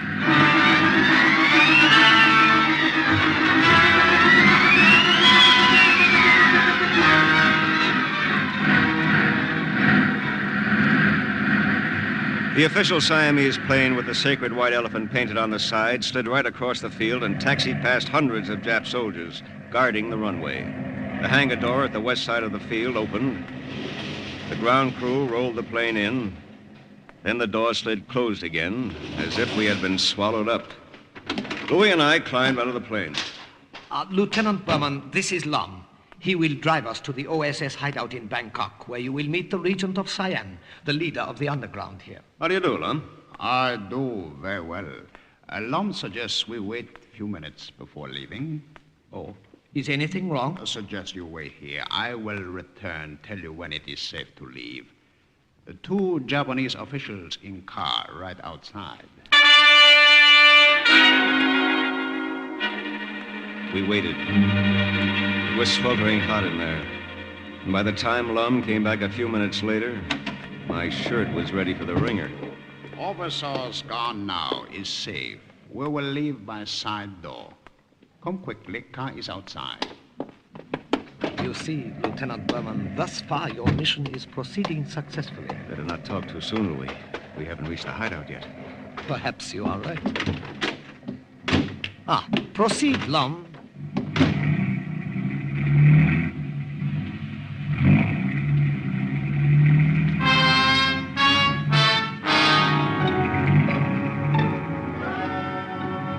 Plum drove us right through the downtown district of Bangkok toward the palace, which is being used as underground headquarters. As we drove through the streets, I could see Jap pillboxes in the internment camp, and everywhere around us, walking the streets, guns in their holsters, were Japanese. Then we turned at a busy intersection, and it happened.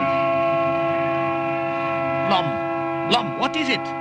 What is wrong with that horn? I do not know, Major. I do not know. It's stuck. Will not stop. Oh, great. Everybody's turning around to look at us. Can't you do anything about that? Little horn. A little horn. Quiet. Talking to it isn't going to help, Lum. Stop and yank out the wires. Little horn. Do not blow. Do not blow. This is very unfortunate. My friend, you've a gift for understatement. Lum, we are causing too much attention. Do as the American says. A horn, please. I beg of you, quiet. Nice little horn, pretty little horn. Lum, stop the car and pull out the wires. Oh, there's no need, Major. It has stopped by itself. All I had to do was speak nicely to it. Oh, my aching back.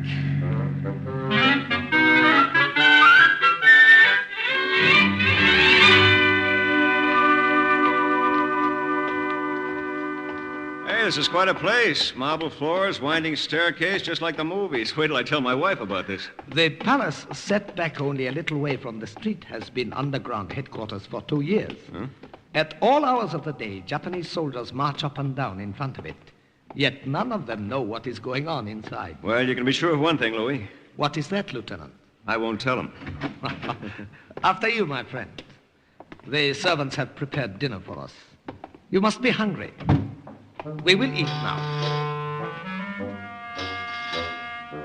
Only a couple of miles away were camps where Allied prisoners lived on little more than bread and water. Yet here I was, an American, right under the noses of the Nips, consuming a dinner that began and ended with iced beer and included roast duck and freshwater prawns, salad, curried beef, dried fish, topped off with large bowls of fresh bananas and pieces of sumo, the Siamese improvement on grapefruit.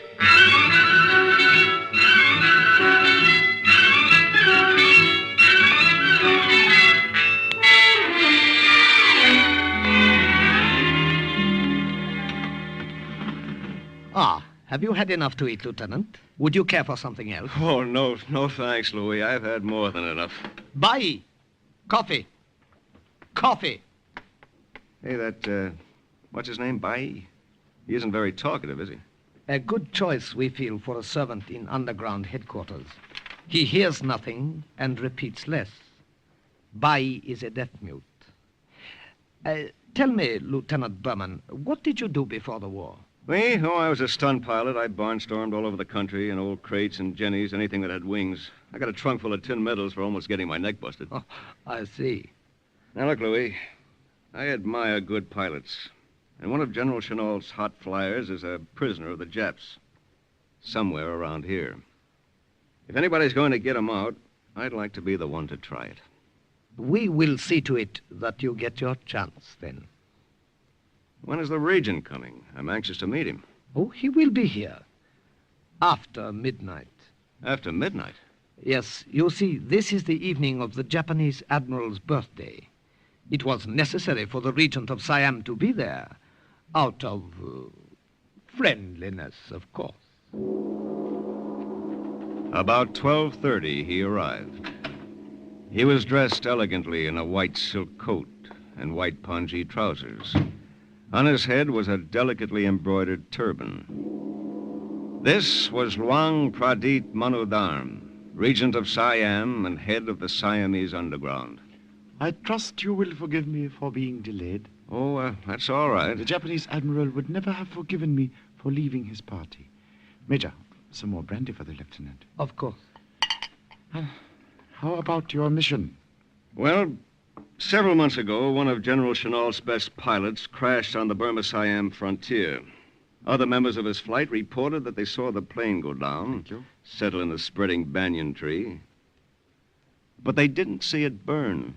So the presumption is he is still alive, somewhere in Siam. Yes, that's it.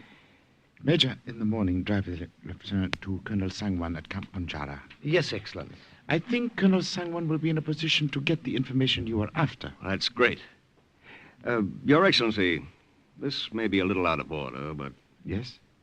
Don't you ever get the feeling you're walking around with your head in a noose? A very good question. Well put. I imagine I am a great mystery to the Americans of the OSS. No doubt they feel mystery shrouding our whole people. After all, you are supposedly an ally of the Japs. Supposedly. We are an independent nation, Lieutenant. Our people are proud and freedom-loving. Siam sits in the heart of Southeast Asia, an inscrutable Buddha. The Japanese overran our borders and from our capital in Bangkok declared war on the United States. The green flames of the jungle consumed us. So the Buddha sits, arms folded on its bronze breast, its face expressionless. But the eyes of the Buddha wink. Is that it? The eyes wink, Lieutenant. Its ears are tuned to the enemy, and the jeweled lips whisper. There are 50,000 Japanese here in Siam, my friend. We will continue to wait and watch and listen until they are driven out. The next morning, Louis and I, with Lum driving, set out for Camp Punjara. Ever since my arrival in Bangkok, I had the feeling I was sitting on a powder keg that was liable to go off any minute. Driving through the streets in broad daylight didn't make me feel any better. But I figured the Siamese knew what they were doing. This time, nothing went wrong with the horn, but something else happened that gave me quite a turn. It sounds fantastic, and it was, but it really happened. A Jap MP directing traffic held up his hand, and the official car we were riding in stopped. I didn't like stopping. I felt better while we were on the move. Then, all of a sudden, I saw a Jap soldier looking curiously in the window, staring at my Occidental face. We looked at each other for a few seconds. Neither of us said a word. Then the car moved on. Louis, that Jap soldier, he saw me. I know. Even with his civilian hat and this shirt over my uniform, he couldn't have mistaken me for a Siamese. No doubt. But if he saw me, Louis... Put your mind at ease, my friend. I'm sure he doesn't believe what he thought he saw. And if later he convinces himself it was true and goes to his commanding officer, he will lose face for telling so ludicrous a tale. You mean they won't believe him? Oh, come now, Lieutenant Berman. What would an American be doing in Japanese-occupied Siam, driving along the streets in full daylight? Ridiculous, don't you think?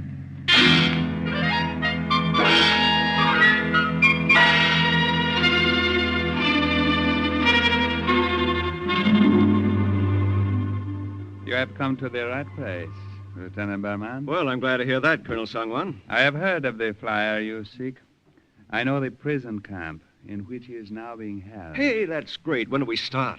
Not so fast, Lieutenant. We must make plans first. This is not a matter to be undertaken lightly.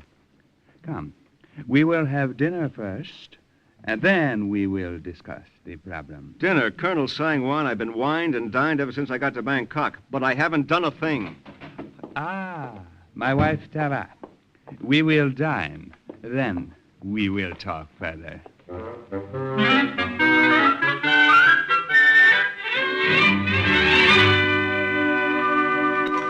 Does my English surprise you, Lieutenant Berman? I was educated in America.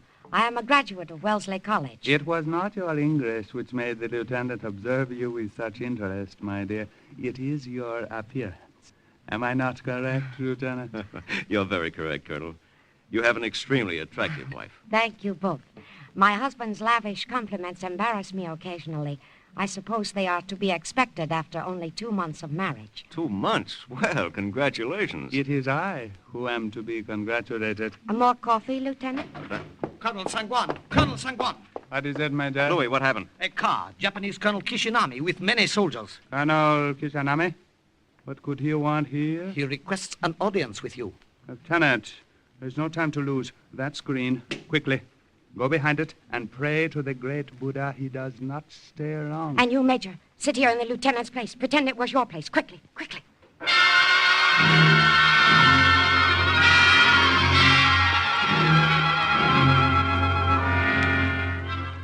Nobody had to tell me to be quick. I got behind the bamboo screen, and Louis slid into my chair at the table. Then he stood up immediately with Sangwan as Kishinami came in, a great ornate sword swinging from his side. He stood so close to me, I could have reached out and touched that sword. Would you care for some coffee, Colonel Kishinami? No, thank you. Colonel Sangwan, I am here on official business. Ah, yes, Colonel Kishinami. What can I do to help you? We have discovered a clandestine airfield in this territory. Surely it is not so close to this camp without your knowledge? Airfield? Oh, certainly, certainly. It was constructed as a temporary emergency landing field some years ago. It has been infrequently used. Our observation shows it to be in excellent condition and indicates constant activity. I cannot believe this. Let me accompany you and see this airfield. Tava, my dear, you will forgive me? Of course. I will be here. It happened so fast I couldn't believe my eyes. As the Siamese colonel turned to say goodbye to his wife, that treacherous Jap sword was whipped out, and Sangwan was very neatly decapitated. Beheading Sangwan must have been the signal for the Jap soldiers in the room to take out their guns. But before they could do anything with them, Tava sprung at Kishinami, and with a meat knife from the table, stabbed him through the heart. The nip soldier tried to get at her, but Louis got him first. Then that powder keg I'd been sitting on really went off.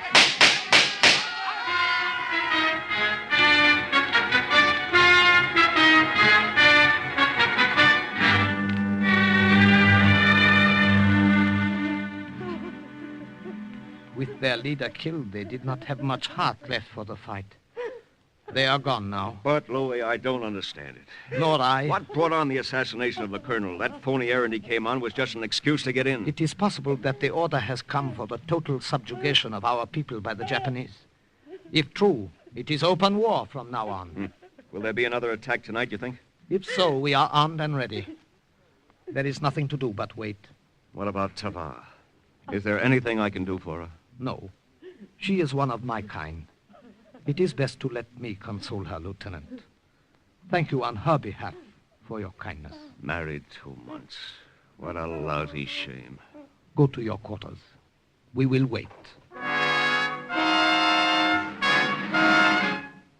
Nothing further occurred that night, but none of us slept. In the morning, a big black official limousine drove up.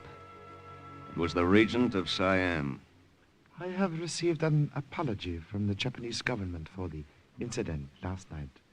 They are quite adept at apologizing. My husband has been killed, and you call it an incident, Excellency? Yeah, how about that? It is my belief that the order for the subjugation of Siam had been issued by the Japanese High Command and rescinded because they did not believe the time appropriate. But what about last night, Excellency? Evidently, through some oversight or the difficulties of communication, Colonel Kishinami had not been warned that the plan was off. It is my belief that all will be quiet now for a while. Shall we sit quietly once more and wait for them to attack us again while our backs are turned? There are many of us in the underground. Tava is right. Let us attack them. Let me avenge my husband. Now listen, wait a minute. You've played a waiting game so far. Wait a while longer. I know the fuse is burning close, but wait. That time is past, Lieutenant Any Berman. open act on your part will really make the Japs crack down. Right now, Siam is the best listening post the Allies have in the East. Believe me, Washington knows what it's doing. You're a better help that way. The lieutenant is right. We will continue to be a docile puppet state and sell out the enemy to the Allies. But, Your Excellency... I say we will wait. I have myself promised President Roosevelt that we Siamese will continue to be loyal and silent. We will wait until we are told otherwise. Did you get the information you came after, Lieutenant?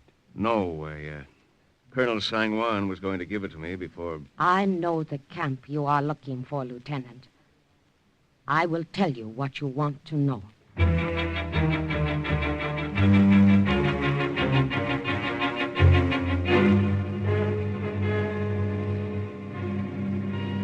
The Japanese prison camp at Korat is only about 5 minutes' drive now, Lieutenant. The object of your mission ends there.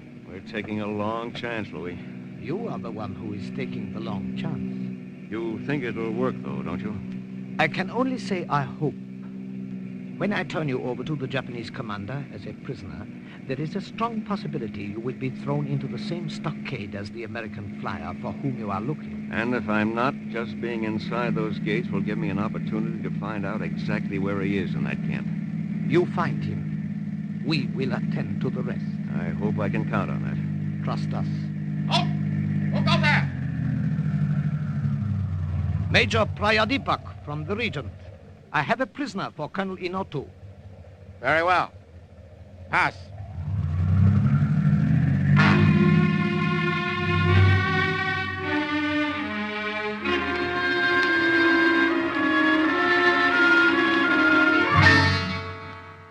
I am indeed indebted to you for bringing this prisoner to me, Major. I have brought him, Colonel Inotu, with the compliments of the Regent of Siam. Is it not to be expected, since we Siamese are the allies and the friends of the Japanese? Of course, of course. You will be cooperative and answer my questions. You understand? I don't know any answers. How did you get here? He just told you my plane crashed near the border. What was your mission? How many were with you? Were you headed for a secret airport in Siam? Which one? Where is it? Who is your contact? You're crazy. I haven't any contact. I tell you, I just crashed. This American is going to be stubborn, I fear, Major. Give him time. He will break down. They all do. Unfortunately, they do not. The American flyer we have had interned here for some months has resisted all our efforts to obtain the truth. Is it not possible he has told you all he knows? Oh, come, Major. You Siamese are too trusting. Perhaps, Colonel Inotu. Perhaps you are right. American, I will have you taken to the stockade, where I ask you, take good look at the other flyer. Look well at him. Know that our worst fate awaits you if you do not cooperate. Sergeant. Yes, Colonel Inotu. Throw this prisoner in the stockade on the west side of the camp. I will deal with him later.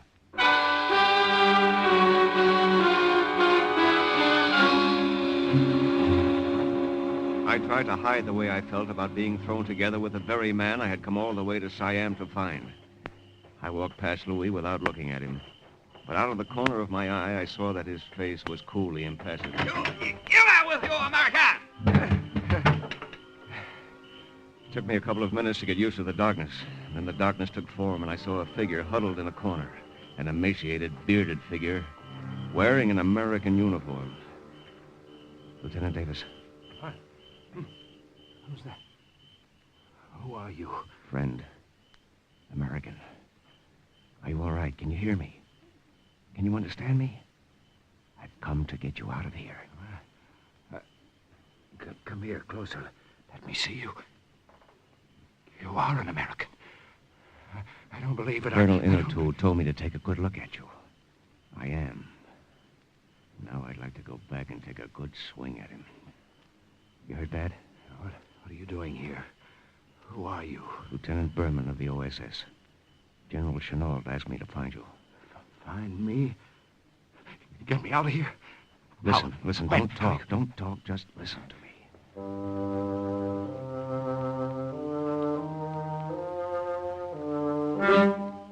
He listened all right. And even in the semi-darkness, I could see the light come back into his eyes at the idea of getting out of that place.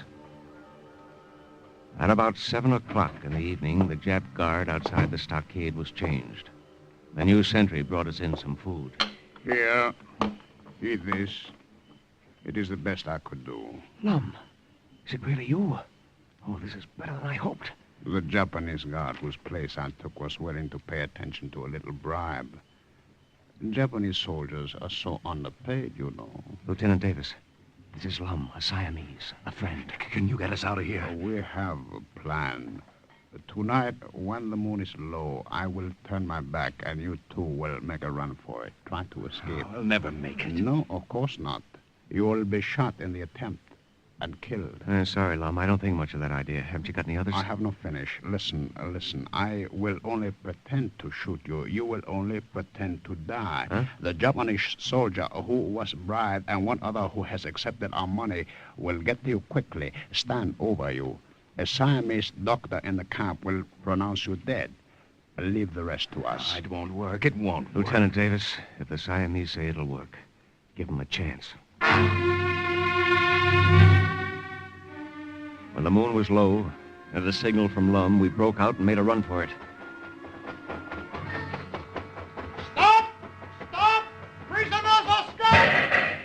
When we heard the shots, we threw ourselves face down on the ground and held our breaths.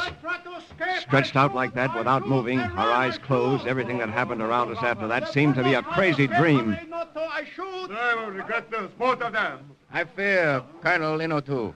They are already sorry. Who's that, Doctor? What did you say? These Americans, Colonel Linotu. They are both very dead. Dead? What shall we do with them, Colonel? I await your orders. Do with them. If they are dead, bury them, of course. Take them to the cemetery and bury them.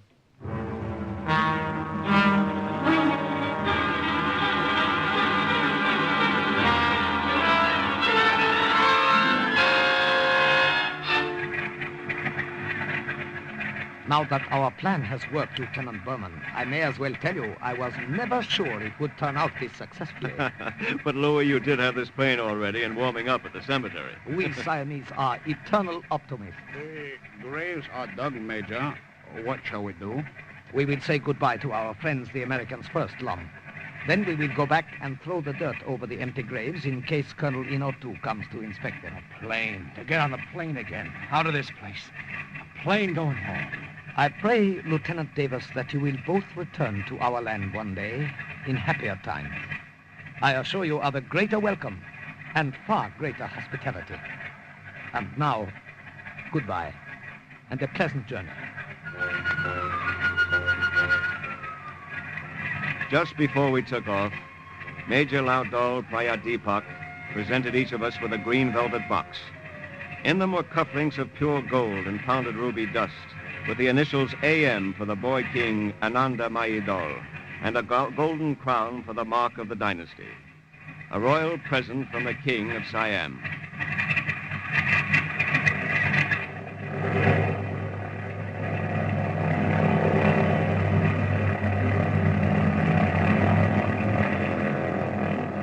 As we looked down, we could see Lum and the two bribed Jap soldiers with Louis directing operations, shoveling the dirt in over our graves.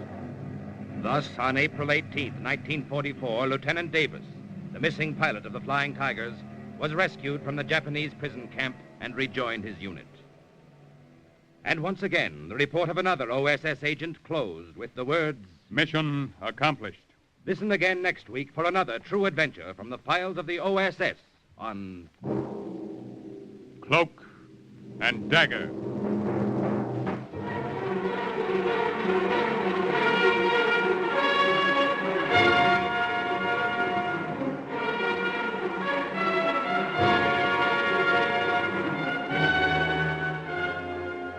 Heard in today's Cloak and Dagger adventure were Grant Richards, Everett Sloan, Ralph Bell, Barry Kroger, Raymond Edward Johnson, Eileen Heckert, Carl Weber, Martin Balsam, and Jerry Jarrett.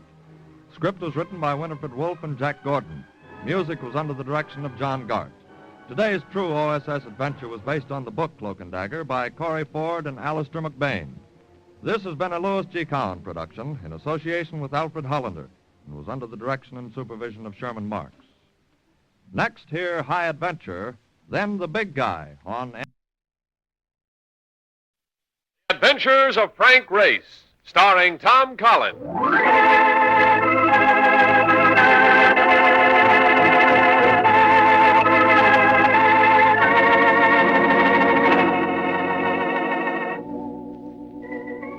The war changed many things, the face of the earth and the people on it. Before the war, Frank Race worked as an attorney, but he traded his law books for the Cloak and Dagger of the OSS. And when it was over, his former life was over, too. Adventure had become his business. The Adventures of Frank Race.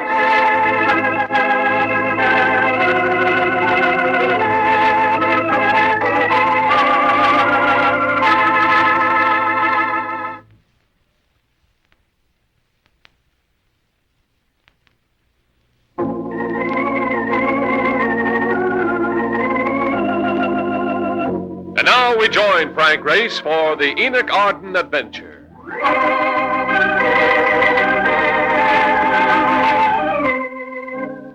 It was one of those places that features music, not only for atmosphere, but also to drown out the cries of the patrons when they get their checks. Mine was a mellow mood. I expected to be joined at any moment by a creature both feminine and alluring. So I was settling myself for a gentle and interesting evening when... But I cannot admit you, monsieur. Hey, Ray, tell these guys you know me, will you? Now, don't make a scene, Henri. Let the gentleman in. There, you see, wise guy. Wise guy. Well, what's the pitch, Martin? I got a dame in a cab. She wants to see you. Why didn't you come in? She's supposed to meet me here. Huh? You expecting a dame? You don't think I'd go white tie and to dine alone, do you? I got me a feeling the dame in my cab ain't the one you're expecting. Blonde, statuesque, rather beautiful. Redhead, stacked, completely a pip. That good? Mm-mm. All right, you sold me. Henri. You wish something, Monsieur Race? There'll be a lady seeking me. I've been taken suddenly ill. Ill? You'll make it convincing. Oh, but of course, Monsieur Race. You are dying. To steal a phrase from Mark, the lady in the cab was a pip. I had a look at her while lighting a cigarette. I held the match until it almost burned my fingers. Then I sat back to await developments. I'm Hilary Stewart. I have a personal problem that I think you could help me with, Race. A matter of insurance. The policy's for $500,000. Something tells me the insurance is on your husband's life. Yes. And at the moment he's alive? I don't know. You see, Race, I'm 26 years old. I was married 8 years ago. Almost 7 years ago, my husband disappeared. Disappeared? Just disappeared.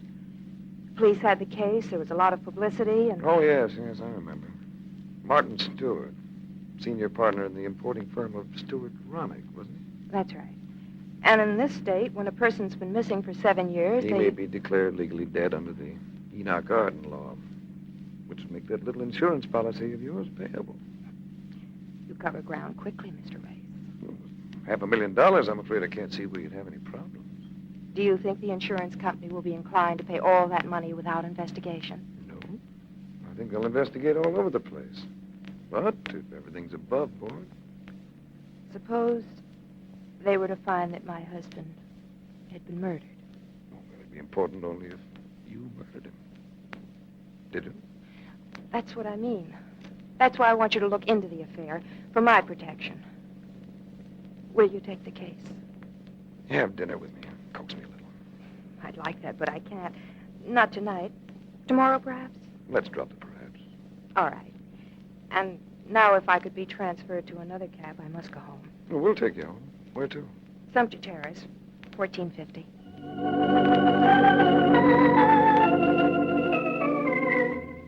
Sumter Terrace is an exclusive district. One of those streets where tall, thin trees line the curbs and short, fat women parade their dogs. There was a man standing before the entrance to number 1450 as I escorted Hilary Stewart up the steps. She spoke to him. Hello, Gary. I'm sorry I'm late. I've been waiting an hour. I'm truly sorry. I'll go in and get ready right away. Thanks a lot, Mr. Race. If you'll call for me... Tomorrow. I'll remember. I watched her go into the building, then I turned toward Mark in the cab. But I didn't go toward them. Gary was there on the steps, blocking the way to the street. Stay away from her, understand? Now you're making me very sad. It's practically an engraved invitation to come back. Yeah? And what's this? His punch nailed me to the wall of the building. His outline danced in front of me as I fought to breathe, to stay upright. I was conscious of his grinning at me, an ugly grin. Then he pulled the door open and went inside. Hey, what went on there? What goes on, Race, you hurt? Well, just embarrassed, Mark. Yeah, I'll be all right. A second. I thought I saw him throw a snake punch at dirty low-down. No good. What'd he slug it? Well, I digest my food. I went inside. I'll go in and beat his brains. No, not now, Mark. I can take care of myself. I have an idea we'll be seeing him again.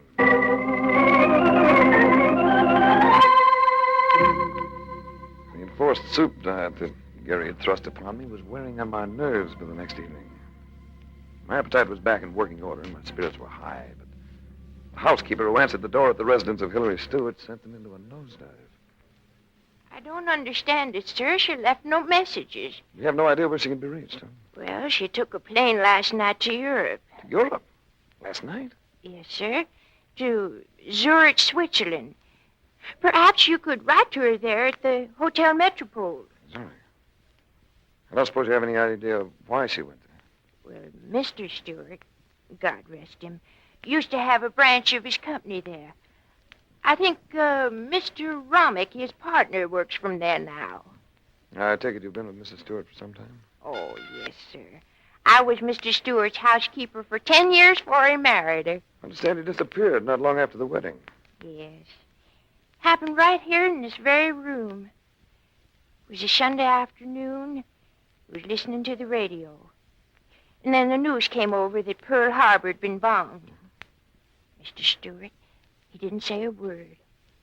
Got up and walked out of the house, and we never saw him or heard of him again. Well, thank you. Thank you very much.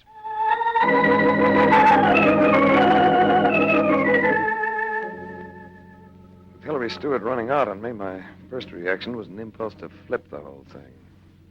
I can do without women to play games, even glamorous redheads.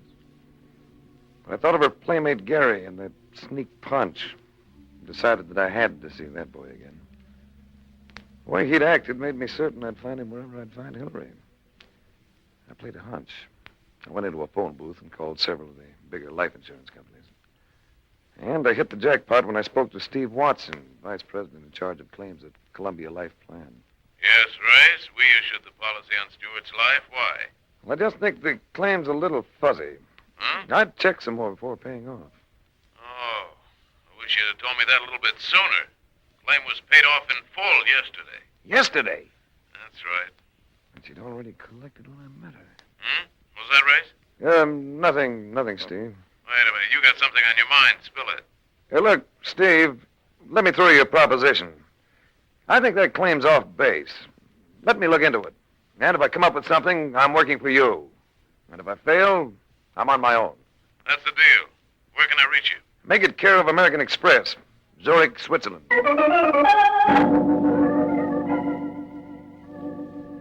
Switzerland, land of peace and comparative plenty, nestling in the heart of a war-torn and starving continent. Setting down on the runway of the Zurich airport was different from most European landings. There were no bomb-shattered buildings, no rubble-choked streets. Mark and I smudged the register at the Hotel Metropole. I found Hillary Stewart's name in the book, but she wasn't in, so I left Mark at the hotel and located the office of Stewart Romick.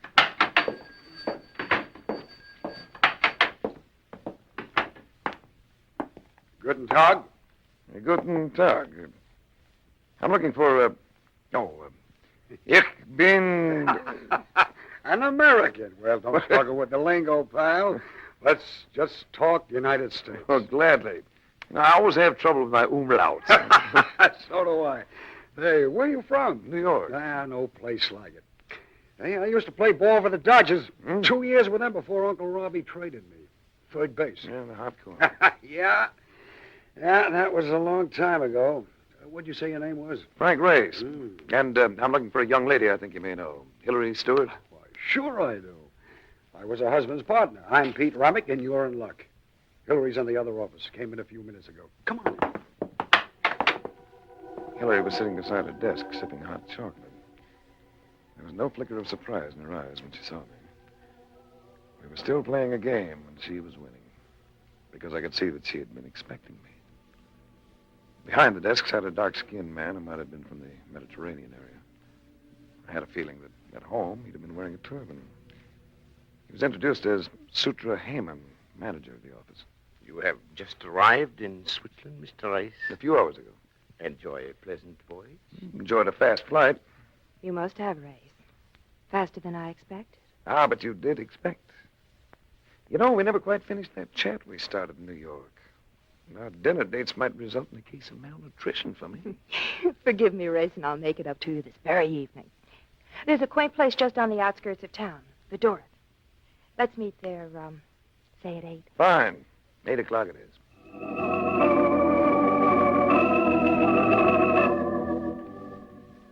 The Dorth is the kind of place you dream about. It had all the old world charm, along with candlelight and exquisite linen and fine old silver. The place did something extra for Hillary's eyes. And it was difficult not to forget that this lovely creature was a very dangerous companion. Oh, I'm enjoying this enormously, Ray. It's the sort of place I'd enjoy spending every evening with someone like you, after I get the insurance money. You must be suffering from amnesia, child.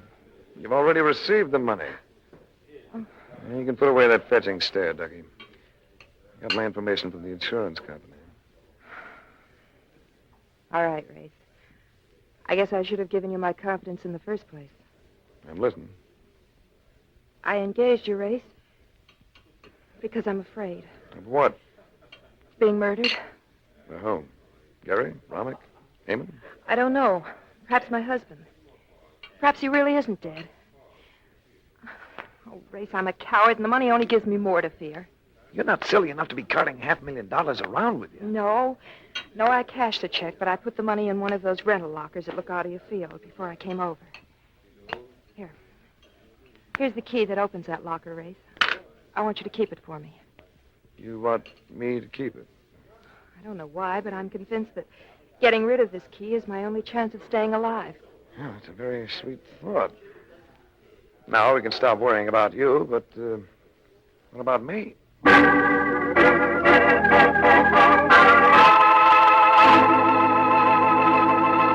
We'll return to the adventures of Frank Race in just about 1 minute.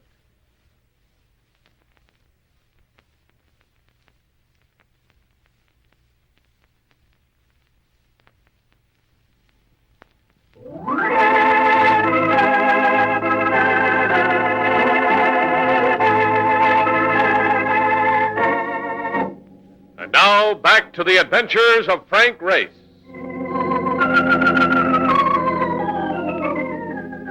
I waited for somebody to make a play, but nothing came. Until I got an invitation from Sutra Heyman to take part in some winter sports at a chalet he owned above Snowline. Inside the chalet, there was a roaring fire in every room. Romick was there, and so was Gary and a few other people I didn't know. But Heyman didn't bother with introductions. He showed me up to my room, and he came in, too. Closed the door. There is a small balcony outside the window, Mr. Race. But do not become overly enthusiastic about the view. There is a sheer drop of almost 1,000 feet. You didn't come in to tell me that. Merely polite conversation. A prelude to more important things. What's on your mind? Hillary Stewart. In what way? I'm in love with her. I want you to leave her alone. So you invited us up here to spend the weekend together. Rotten planning. I have several plans. Some of them pleasant. And the others? Most unpleasant. They do not come within 1,000 feet of being pleasant. What do you want? The girl or the money? Because if it's the money, you have to deal with me. What do you mean? Stewart's insurance. $500,000. It's locked up, and I've got the only key to it. Then you are not interested in Hillary. Only in a casual sort of way. Any man would be. Gary's the lad you better keep the eye on. Gary works for me. It was his job to keep other men away from her. Oh, so that's it. Well, brace yourself for a shock, Hammond. Your muscle man has fallen in love with his work. Gary? You are joking. It's no joke, Hammond. He'll kill anybody who tries to take her away from him, including you.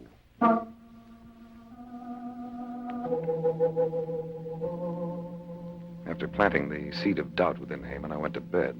But I was restive. With that 1,000-foot drop outside the window, I felt like a flagpole sitter the day before he breaks the record. It was with sleepy delight that I found myself alive in the morning. But the sleepiness wore off with tobogganing and skiing and the inevitable snow fight. Ouch! Watch him, Race.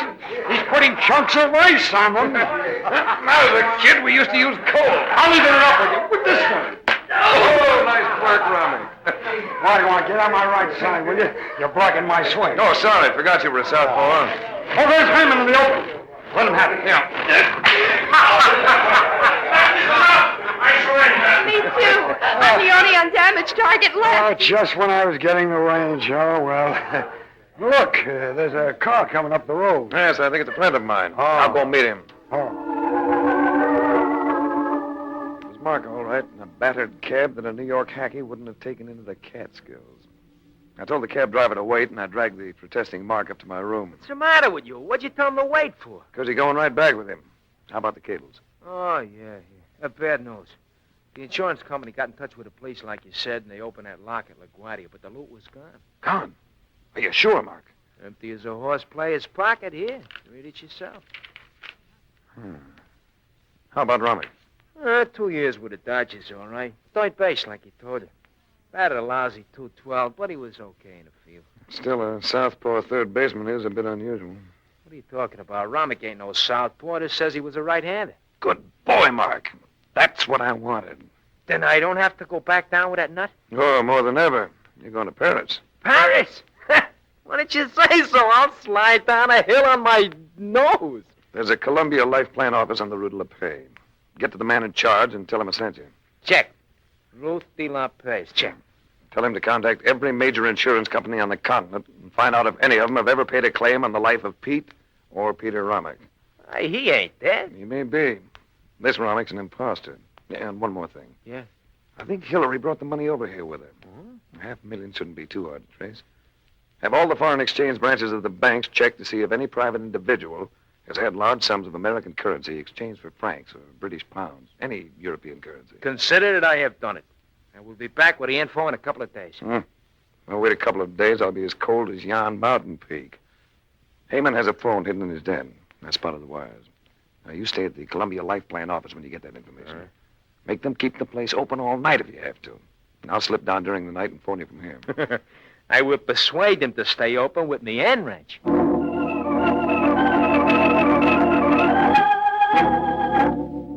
I had less time than I thought.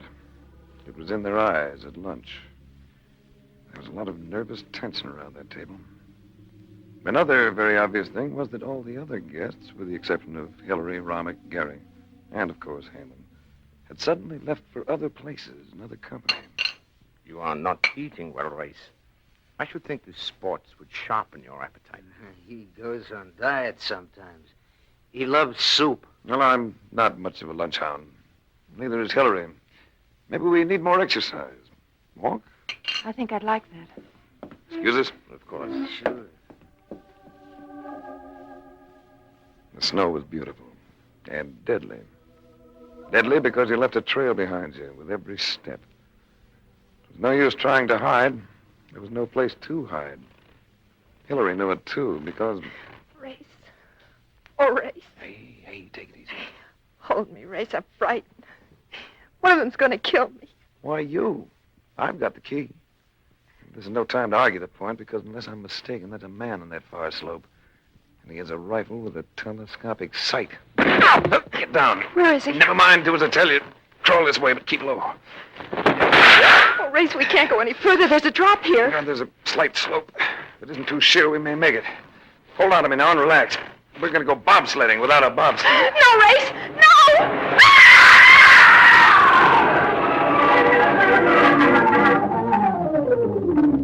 We hit the bottom. It was touch and go, but it was a little extra distance on our side. But we had to keep moving. At least we had darkness to cover us.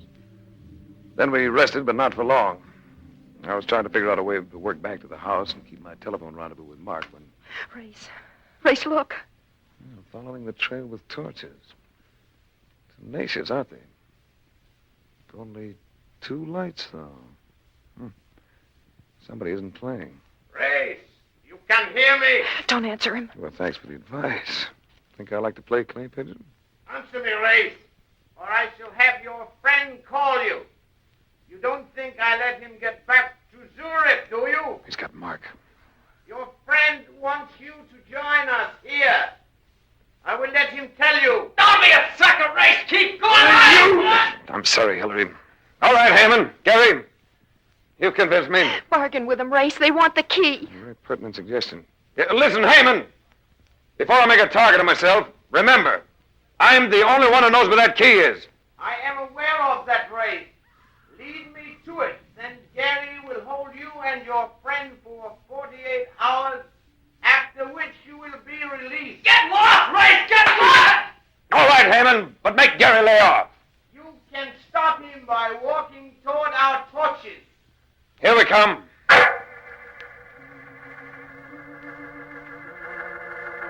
We walked to the lights. Poor Mark. Looked like he'd gone 40 rounds with Dempsey. His eyes swollen, half closed.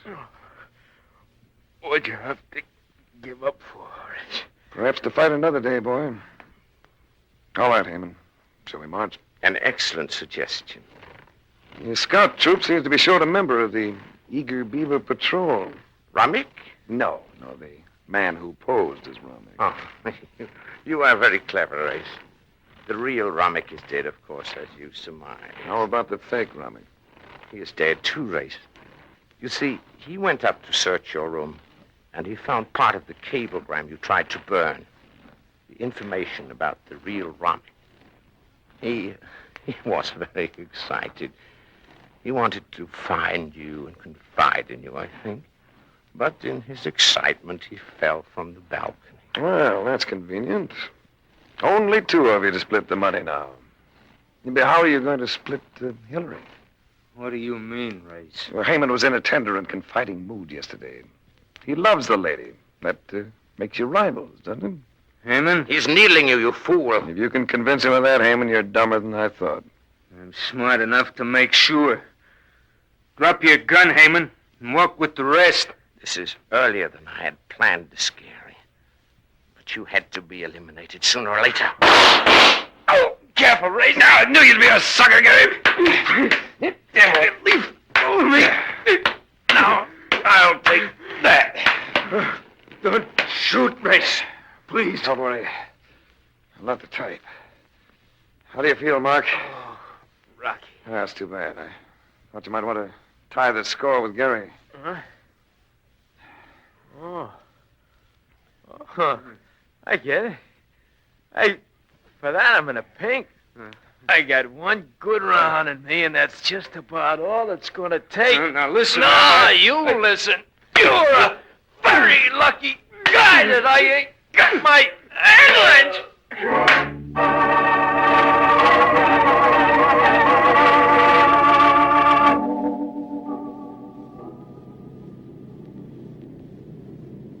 Well, what do you know? Boy, look at all that ocean under us, will you? Well, I'd be glad to see New York again. Hey, what do you suppose them Swiss guys will do to that Gary? He murdered Heyman. They have laws. Good ones. You saved my life, Race. I'm very grateful. You'll pay for it. Of course. I'll pay you well. Are you sure the insurance company will close the case when we've told them everything? When we've told them everything, yes. And as soon as they locate and attach the money, wherever you banked it in Europe. But I don't understand. And you've yet to be tried for being an accessory to your husband's murder. Holy smokes, Race, what do you... You made a big mistake, Hillary. You were the only one who knew the money wasn't in the locker. Or Heyman would have shot me on sight without trying to get the key. That's not true, Race. Oh, yes, it is, Ducky. You were all in it together. You, Heyman, and the others. Heyman was easy to tag, too. You know, the manager of a branch office of a bankrupt firm wouldn't own a Swiss chalet, equipped with servants, unless he had private means. Like the money from Rommick's insurance. That doesn't mean that I had It any... means you were greedy, Ducky. You didn't want Heyman to cut in on your $500,000. But, Race, why would I have called you in if I had anything to... Yes, just so you could ask that very question. You knew that I would be the perfect alibi in the eyes of the insurance company. It would have worked, too, beautifully, if you hadn't taken that money out of the locker. You're not going to send me to prison, Race. Never! Never! Race, she's getting away. 20,000 feet with all that ocean down there? Relax, Mark. She isn't going far.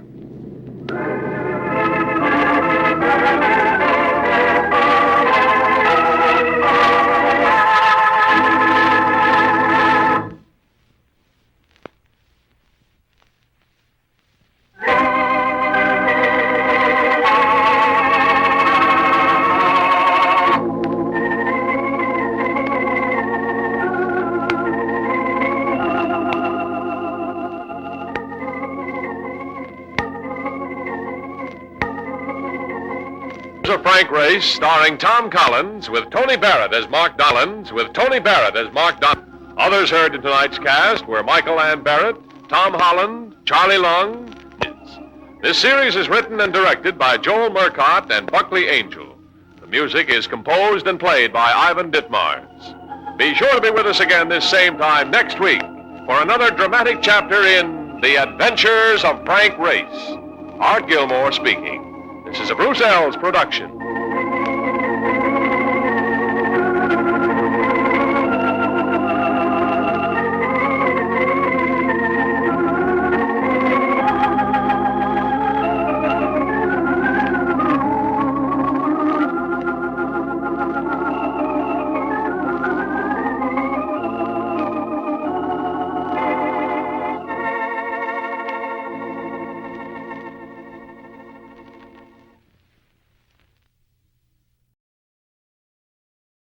Are you willing to undertake a dangerous mission behind the enemy lines, knowing you may never return alive?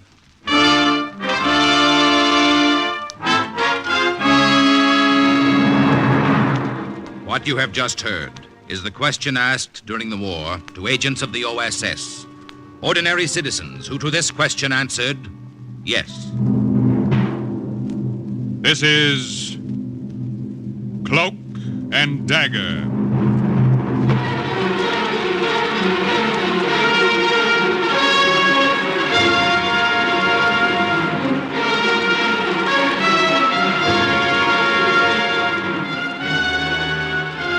Black warfare, espionage, international intrigue. These are the weapons of the OSS. Today's story, the Brenner Pass, is the story of an American engineer who single-handed cut off the escape of part of the German army in Italy from onrushing American troops. The Brenner Pass is suggested by actual incidents recorded in the Washington files of the Office of Strategic Services. A story that can now be told.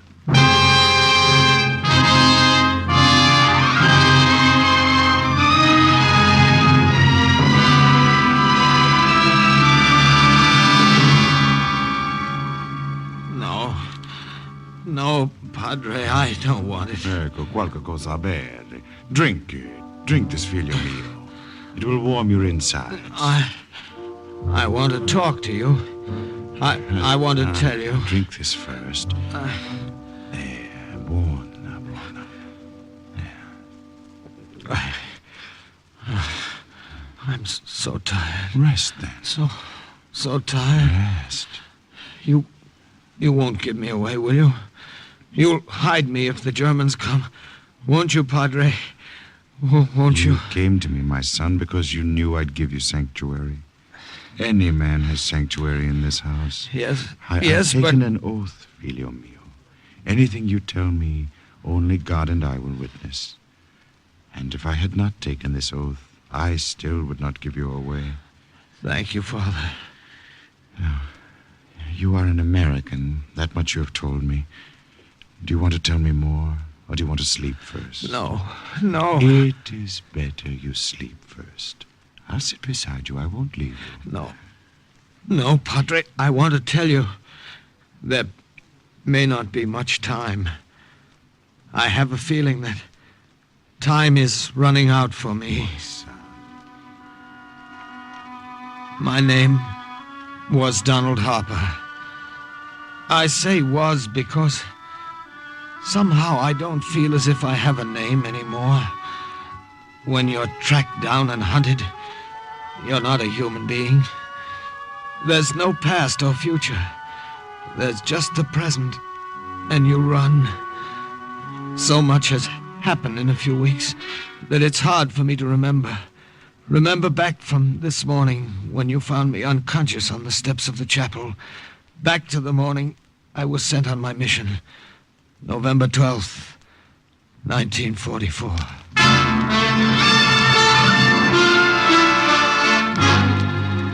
Captain Harper, I'm well aware of everything we have to gain if this scheme of yours succeeds. You still think it's just a scheme, eh, Colonel? I don't have to think. I know what your chances are of actually getting through to the Brenner Pass and blowing up that highway. And I know what'll happen to you if the Italian fascists or the German police get you. I know a couple of things, too, Colonel. One of them is the country up there in the mountains. Yes, I nearly broke my neck half a dozen times when I was a kid climbing the rocks around my grandmother's hut. And just before the war, I took a trip from the States to see her again. I skied over every inch of that mountain near the Brenner Pass. Colonel, I know I can do it. We've been through this before, Harper. I'm aware of everything in your favor. Your knowledge of the country, the fact that you were an engineer before the war. Just give me supplies, some TNT, an Italian uniform, and some phony papers in case I tangle with the fascisti. It's all I need, Colonel. I tell you, I can do it. It's true. If that highway to the Brenner Pass could be destroyed, it would take the Germans months to repair it. It would cut off one of their retreats out of Germany. Of course. Now, we'd have them where we want them when the American armies advance. Their backs to the mountains and no way out. That's it. That's it. Your permission, Colonel. Please let me try it. You say your grandmother's hut is right near your objective? Yes, sir. I'll give you names to memorize of other partisans in the mountains who might help you on the way. I'll have all the supplies you requested, and you can leave.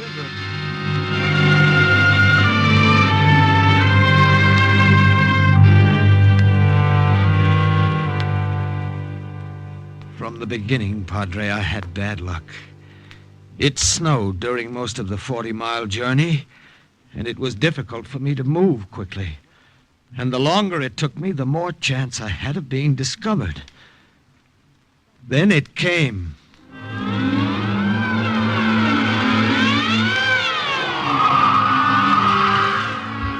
You know what a storm is like here in the mountains? How it can blind you and throw you against the rocks? When it was all over, I realized what had happened. I had been thrown off my course. But that wasn't the worst of it.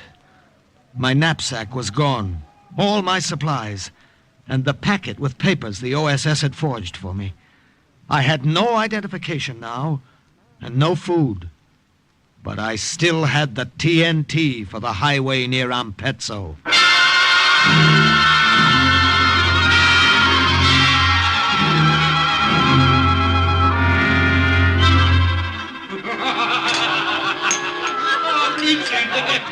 There is a tavern, Padre, not far from Parola. It wasn't sheer recklessness, but desperation that made me go in there knowing I had no papers. Knowing the tavern catered to Nazis and fascisti. Knowing the rucksack on my back was filled with explosives. But there was no other place for miles, and I had to get food or I couldn't go on.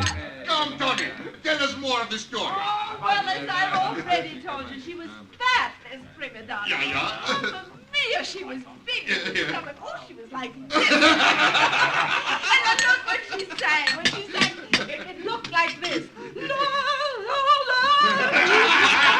See? What would you like to order? Some bread and cheese, if you have it, and some coffee, black. Very strong, if you have it, please. See? Where is the beer I ordered? Bring it fast if you know what's good for you. Yeah, see, fast. Bring it fast if you know what is good for you. See, coming right away. I tried to make myself as inconspicuous as possible. Oh, you Italian. I hoped the Germans would continue to be amused by the Italian girl and not ask to see my papers. I had nearly frozen in the snow a half hour before. Now the sweat broke out all over my forehead. Pay attention to her, I kept praying. Watch her, watch her. Don't even look my way. Here you are, senor. Cheese, bread, coffee. Oh, grazie. It is here. I have it here, right here. Oh, that soldier must be important to be served first. Come here, soldier. Come over here and tell us how important you are. Well, no, I'm not important at all. Forgive me. The waiter should have served you first. It's not important. Come, take a sip of my beer, Tony. It will make it taste better. Let the soldier have beer with us. No. Poor soldier, he's all alone. Buongiorno. Come and have some beer with us, soldier. No, Grazie, signorina. I will just finish this coffee and then I must go. Tony, forget him. Come back to work. Wait a minute. You must not be rude, soldier. Men are never rude to me. If I ask you to drink with us, you must. No, please, signorina. Some other time, perhaps. Now I must go. Ha! You're afraid of me.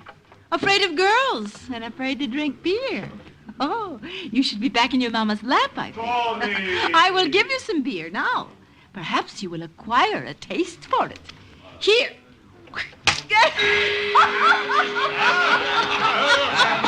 She threw it in my face. I felt it start to trickle down my neck, and I could hear the Germans laughing themselves sick. I wanted to snap that small neck of hers in half for making me the center of attraction. Grazie, waiter.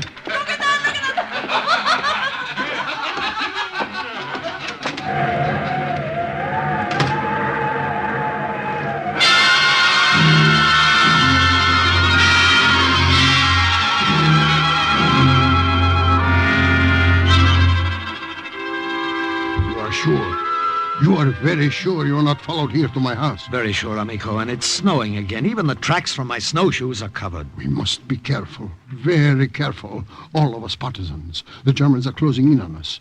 Do you know what would happen if they found out I took you in? An American. This would happen.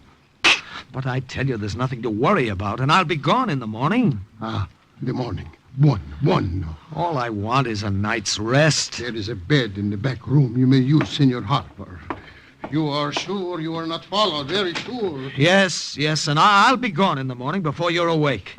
You must not think, Senor, that I am being inhospitable, but these times, they're very bad times for all of us. Yes, I know. To live is important, too. Yes, in order to fight back later, one must leave now, no? Yes. And the Germans are clever. Very clever. If they knew you were here.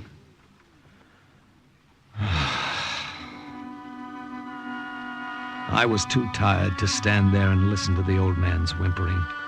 Too tired to watch his narrow eyes like small brown buttons dart about the room, looking first at the windows and then at the door, half expecting the Gestapo to come.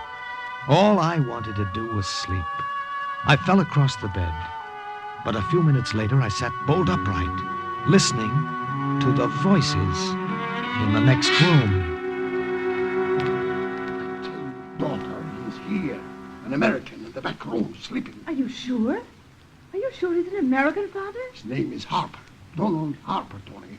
The American OSS sent him. Oh, an American, eh? Oh, how the German police would like to know that. That girl, the girl from the tavern, the friend of the Germans. I didn't stay to hear any more.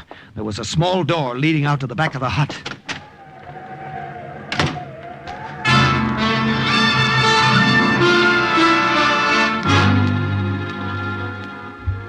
I knew, Padre, that somehow I must have come to the wrong house. I didn't dare take any more chances and stop again until I reached my grandmother's. And I was so tired, so tired.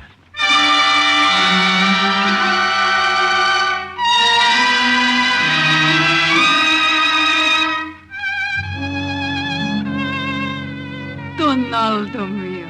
Donaldo. So good it is to see you again. Oh, Nana. Oh, but how you look. So thin, so tired. Nothing changes here, does it? It could be 6 years ago or 10. Nana sitting here like this, in this house. Ah, and your mama, your papa, how are they? Mail does not come here easily any longer. You have heard from them? Yes, Nana, a few weeks ago. They're fine. They tried so hard to get you to America when the war came. I would not go anywhere, Don Mio. This is my home. No one could make me leave my home. Not the Germans, not the fascisti. Here I stay until the world rights itself again. But what can I get you? So, comedy, make yourself comfortable. You are hungry. Yes, but I'm too tired to eat. I just want to sleep. Do then. I'll make up the room for you later. For now, rest here on this couch.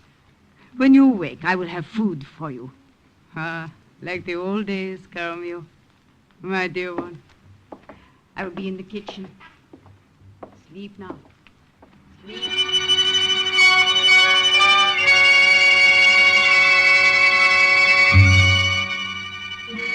I don't know how long I slept. When I awoke, I wondered for a moment where I was. And then I saw her, standing over me. Oh, how like a little boy you sleep. I've been watching you. You? What are you doing here? Watching you sleep. You don't drink beer, and you're afraid of girls, and you sleep like a little boy. You followed me here. You brought them. What have you done with my grandmother? What? I'll kill you. Oh. I should have killed you then. I will now. Stop! Stop it! You're hurting. Friend of the Germans, you little she-devil. I'll kill you. Donaldo, here. What is going on? Nana, you all right? Of course I'm all right. What are you doing? Tony, what is wrong? Oh, your grandson has his mother's hot Italian blood in his veins. He wants to kill me, that's all. Oh, I'm ashamed of you, Donaldo. This girl, she's a friend. Friend? I will get the soup for you, Signora Apicella. Perhaps some soup will cool his temper. But, Nana, I saw that girl with the German. She's... Oh, she told me about that. She did not know who you were then. Yes, but she wondered why you disappeared from her father's house. She knew the name Donald Harper because she heard me speak of you often. So she came here after you. Nana, when she saw you asleep. Then she understood why you had run away from her. She was with Germans. I was there. I heard... That girl, Donaldo, is the leader of our group of partisans. Your leader? But the Germans... Oh, the Germans. I amuse them. Porky, animali. I tell them funny stories, and they laugh at me. Here's your soup. They do not hear me laugh when I get them drunk, and they tell me things I can use to our advantage. Your soup. Drink it. Tony, I'm sorry. I understand.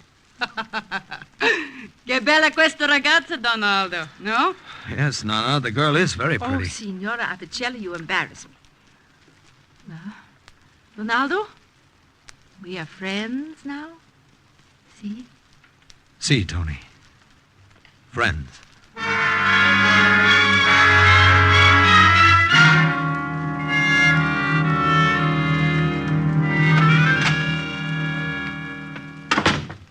You work too hard, Caramio. What are you doing? Oh, drawing diagrams, Nana. I've got all the plans made to blow up that highway early tomorrow morning, and I want to make sure nothing goes wrong. Here. I brought you something to eat. Oh, you'll spoil me, Nana. But it was good to have you spoil me again these past few days. Ah, how good it is to be able to. Will you leave, then, tomorrow, after you do what you have to do? Yes, I must, but I'll come back to say goodbye first. Yeah. I come. Ciao, Signora Ciao, Apicella. signorina. Where's Donaldo? Tony, what are you doing here? Are you displeased to see me? Where is that partisan friend you were going to send to help me? Here. What? Me. I am the friend. Oh, no. I can do as good a job as any man. Let me help you, Donaldo. No, it's crazy. Please, let me do it. Girl, it's crazy. It is not crazy. Think what it will mean for me after you are gone from these mountains. Listening to my fat friends, the Germans, talk about the explosion, and to know secretly that it was I who helped to make it. Please. Donaldo. Mio. Well, it's too late to get anyone else. That's why I waited so long. The only man to get on this short notice is my papa, and he is a scared rabbit. I was right the first time. You are a little she-devil. See. Take her with you, Donaldo. All right, then. Pay attention to this diagram. See. Now, there's a railway, as you know, going right over that highway. If we plant enough TNT to blow that right onto the road, it'll be blocked up for months.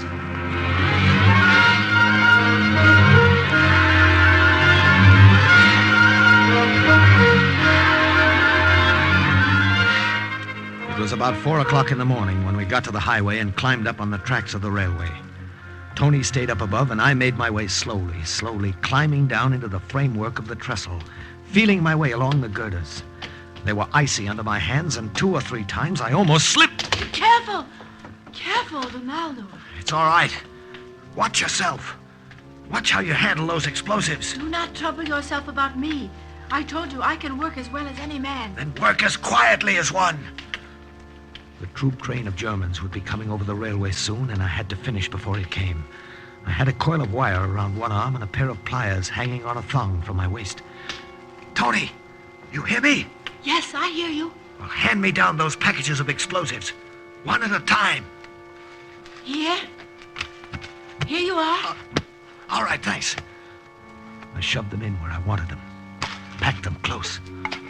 Tony, the wedges. Quickly, don't be so slow about it. I'm doing it as fast as I can. There. All right. I lashed the grenade on top of the braced explosives, wound it tight with a wire, twisted it with pliers. Finally, I was finished. There was snow on the ground, and yet my shirt was wet with perspiration. All right, last finishing touch. That does it for this side, Tony. Now let's get to the other side. See? Give me your pliers before you drop them. Okay. There. Oh, I have helped you much this far. See? See, you've helped me much.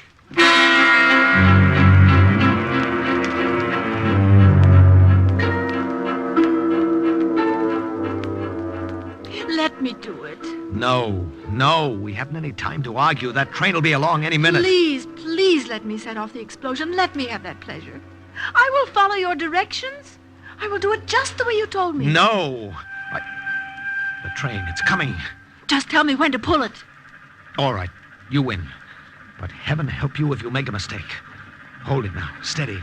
And don't pull on the wire yet. Yes, I will pull it softly, lightly, but firm. Here she comes. Pull it!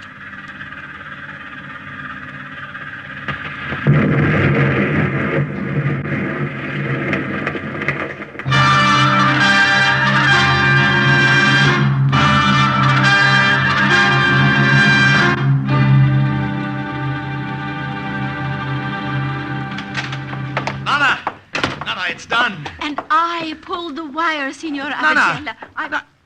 Nana, what is it? It is nothing. These attacks come on after. Nana!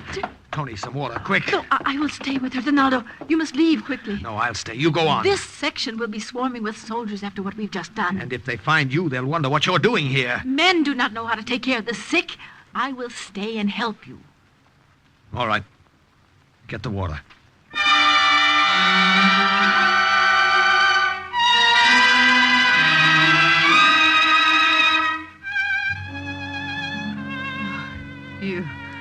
You should not have stayed, Don Mio. I would have been all right. All right, don't talk. Just rest. Donaldo! What is it? Germans coming to this house. I can see from the window. Oh, no. No, you should have gone before, not waited. No, it's all right. Donaldo, do this one thing more for me. I won't leave while you hold them off for me. Is that what you want? I know them. I am a favorite of theirs. Please, caro mio, you can escape and do more important work. And I will not be harmed if I stay behind. She is right, my son. Escape. There is still time. The girl knows them. Upstairs. They may be around the back, too, so go upstairs. Jump from the window to the roof of the barn. You can make it from there. No, Tony. Go, I say. Promise not to turn back. Promise.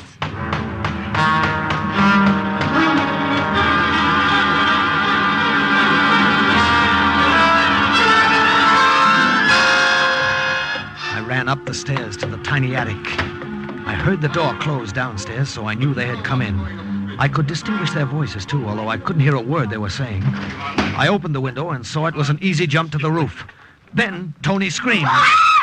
And I forgot my promise to her and went back, flattened myself against the wall at the head of the staircase. No, I have done nothing, but I came here to take care of this poor old lady. Well, can you not see that she's ill? Give her another taste of the stick. Oh, please, let the girl alone, please. Perhaps another taste of the stick is what she needs, Signorina. Somehow, Tony, you are always around when there's trouble. Trouble and Tony. Asha, leave the truth Oh, out. let the girl alone, I beg of you. No, go back. What's this? What's... I surprised the first German when I jumped him, brought the butt of my gun down on his head again and again. But the other German was not so simple a matter.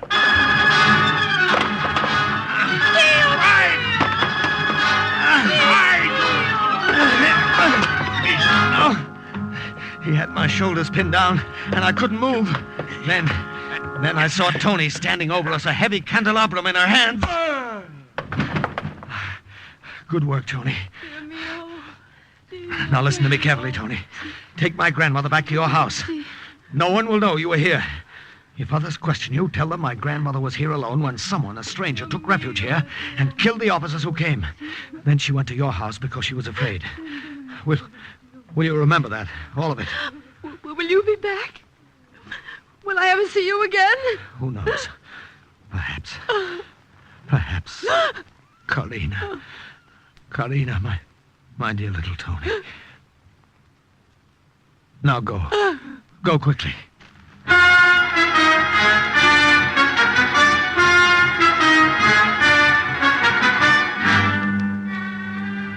She did. I wanted to tell you, Padre, that's everything that's on my way here. You will hide me. Rest easy. If they come, you... I will do what I can for you. What's right of you coming in like this, breaking down the door? Do not make trouble, Padre, I warn you. No, this is a house of God. It's all right, Padre. It's all right.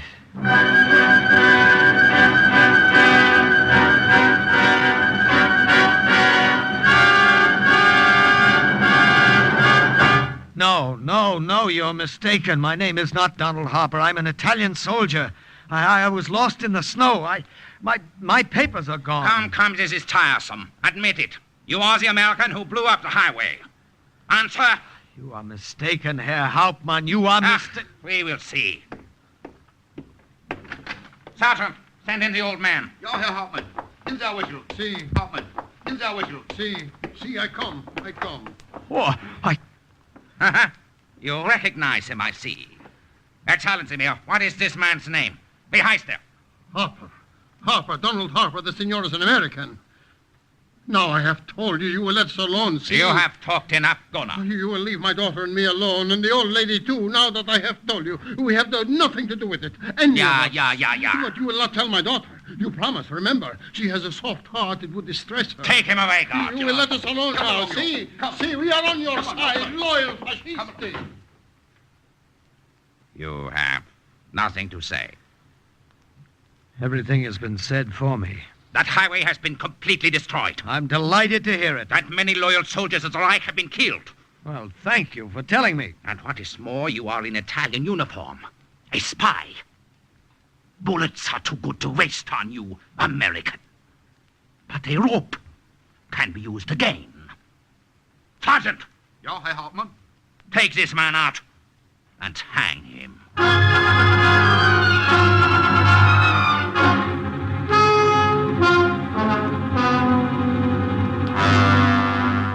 But I cannot do this. You will do as you are told, Herr Doctor. Here is the death certificate of the American who was hanged this morning. Sign it. And the cause of death you want that I should write. As I told you. Just as I told you. Heart failure. A pity.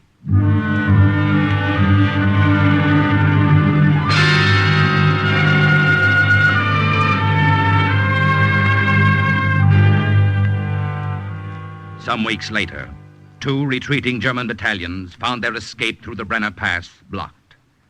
Captain Harper had done his job well, and the onrushing American troops caught the enemy with their backs to a mountain. Though Donald Harper did not live to see victory, he shared in it. And once again, the record of an OSS agent closes with the words, "Mission accomplished." A further adventure in black warfare is next week's Cloak and Dagger.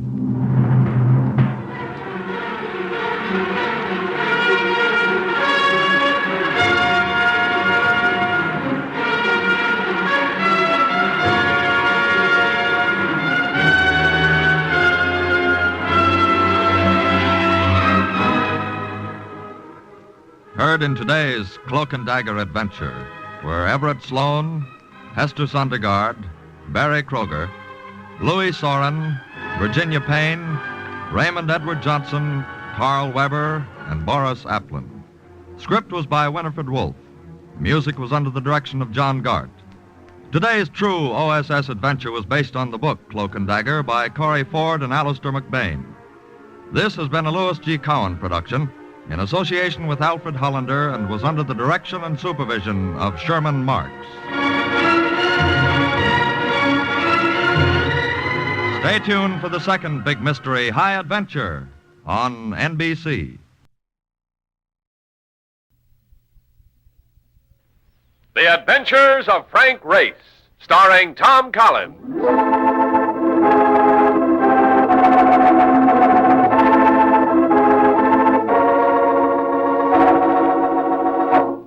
The war changed many things, the face of the earth and the people on it. Before the war, Frank Race worked as an attorney, but he traded his law books for the Cloak and Dagger of the OSS. And when it was over, his former life was over too. Adventure had become his business. The Adventures of Frank Race.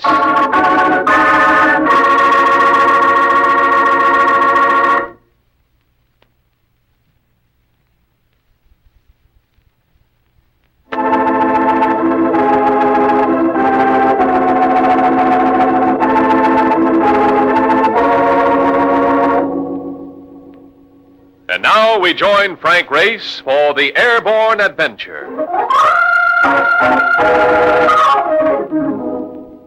At the wheel of a taxi, Mark Donovan's idea of safety is to miss an oncoming truck by the depth of a paint job. In any kind of trouble, he's a lion, particularly with an end wrench in his hand. But when it comes to flying, he exudes about as much verve as a serving of spinach. The moment we become airborne, he shrivels, remaining the glum introvert until we sight the ground upon which we expect to land. So now, coming into San Francisco on the China Clipper, I watched him loosen up for the first time since we took off. Look at that pretty pavement, that beautiful grass, that lovely mud. In a few minutes, I will be able to drop flat on my face and kiss some of it. A message for you, Mr. Race. Oh, thank you. Probably another case. Well, I ain't gonna mind spending a little time in Frisco. Well, listen to this, Mark. Important foreign assignment necessitates your taking off for Europe within the next 8 hours. Oh. Contact me as soon as you land. Layton International Indemnity. Oh, mother come rub it. I ain't got a chance.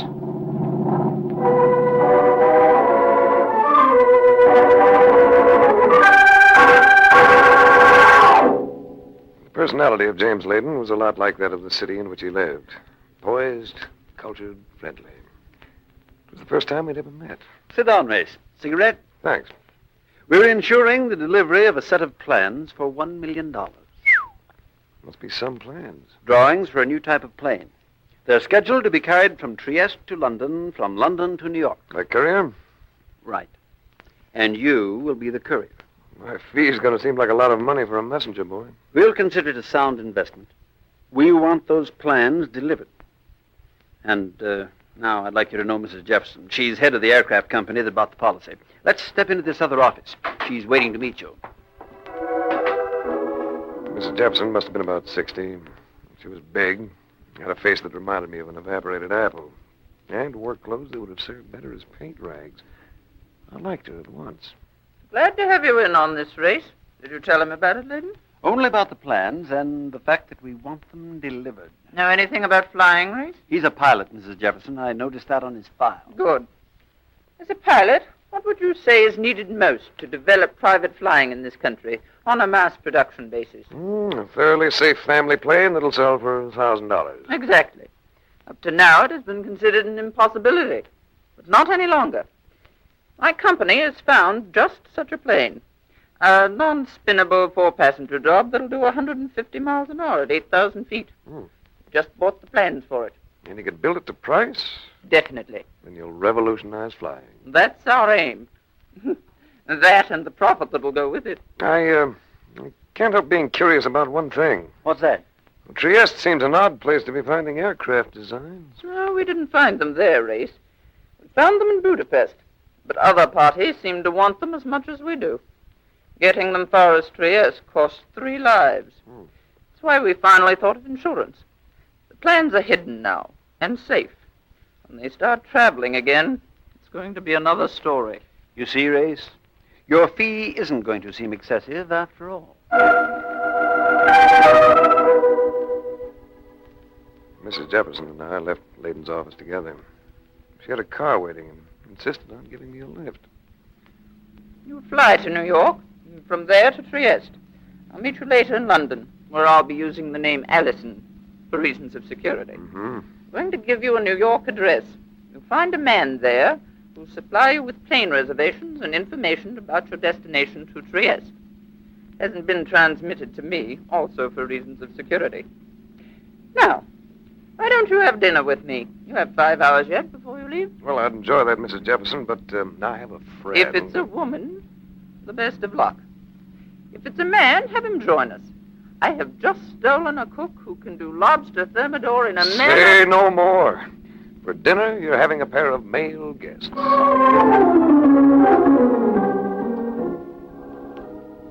We stopped for a few minutes while I phoned Mark. Then we drove to a brownstone front that had the look of a dowager sure of her position in life. Mrs. Jefferson rang the bell, but instead of a butler answering the door, it was opened by a man gripping a pistol.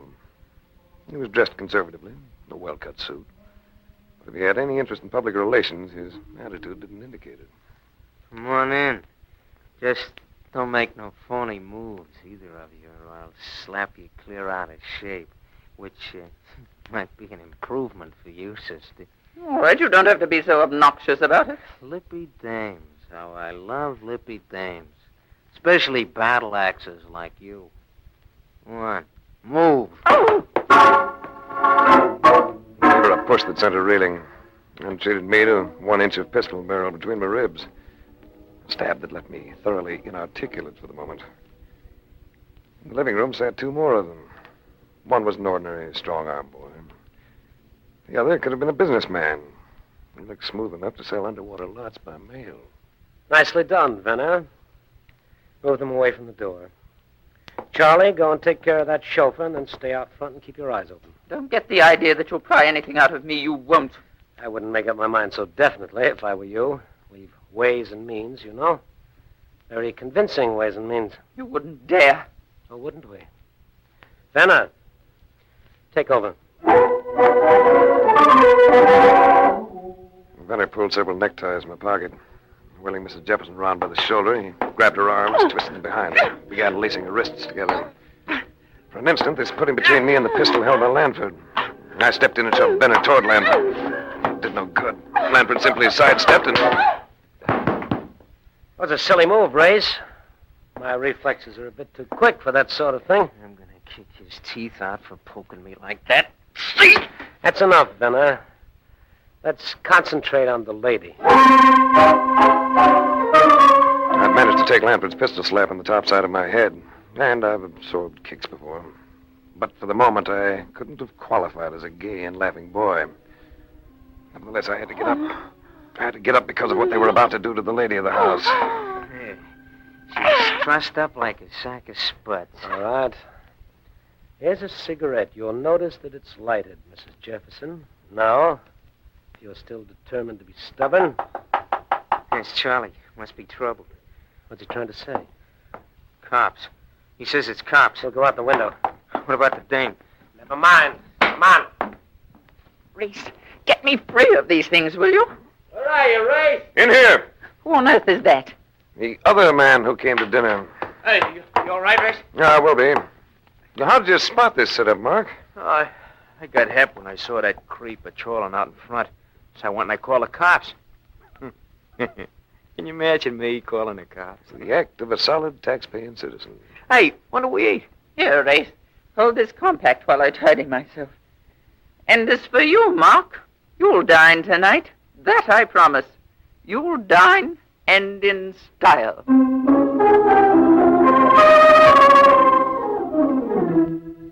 Mark and I landed at LaGuardia Field just before 8 o'clock the next morning. I left him drinking coffee while I caught a cab for my New York rendezvous. This turned out to be a 3-story walk-up. the look of which caused me to check the address I'd given the cabbie. He'd hit it on the nose, so I got out and went in. I could detect no sound from the other side of the door, but I tried again. The hallway had all the fragrance of a flop house on a hot night, and I was anxious to click or get going. What do you want? I'm looking for a man named Rogers. He's not here at the moment. If you don't mind, I'll come in and wait for him. He may not be back for some time. After that hallway, the room actually seemed fresh, although this may have been an illusion created by the girl's presence. She had the equipment to do that to any room, and to any man. She held my eyes to such an extent that she almost had the door open before I realized it. Yeah, wait a second. Where do you think you're going? I was going to leave. Do you object? This room's been pulled apart. Did you have anything to do with it? Possibly. Close the door. A woman always resents that, you know. What? A man throwing his weight around. Sometimes a man has to. It's his only weapon. Who are you? The name's Race. Frank Race. How about you? I'm Anna Moranik. Viennese? Hungarian. Not exactly. Not with that accent. I lived in London all during the war with my brother. We were refugees. It is possible that my way of speaking was affected by being in contact with so many other accents. Well, don't misunderstand me. I'll buy your way of speaking anytime.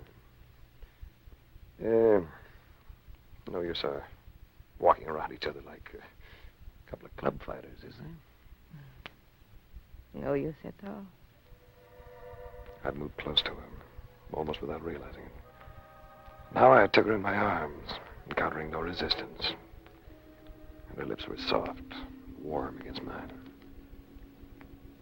Finally, still holding her shoulders, I drew back to look at her. She smiled at me, spoke gently. Ray, Yes? if you look down, you'll see in my hand a pistol.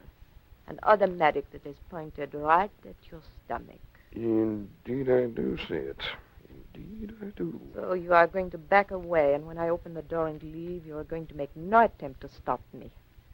Is it understood? Perfectly. Yeah, but you might do one thing for me. What is that? You might give me your telephone number. You'll find it in the book. After that embrace, getting my thoughts back on business was tougher than rolling out of a warm bed into a cold tub. But I made the switch. There was another door besides the one to the hall, a door partly ajar.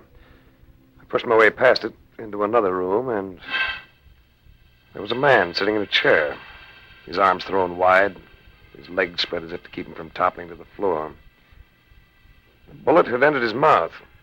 I didn't need a look to know what the back of his head had looked like. It's probably my man Rogers. So gingerly I went through his clothes, came up with a wallet. I just opened it when a noise at the door clutched my attention. A uniformed cop stood there, engrossed in drawing a bead on my head with his pistol.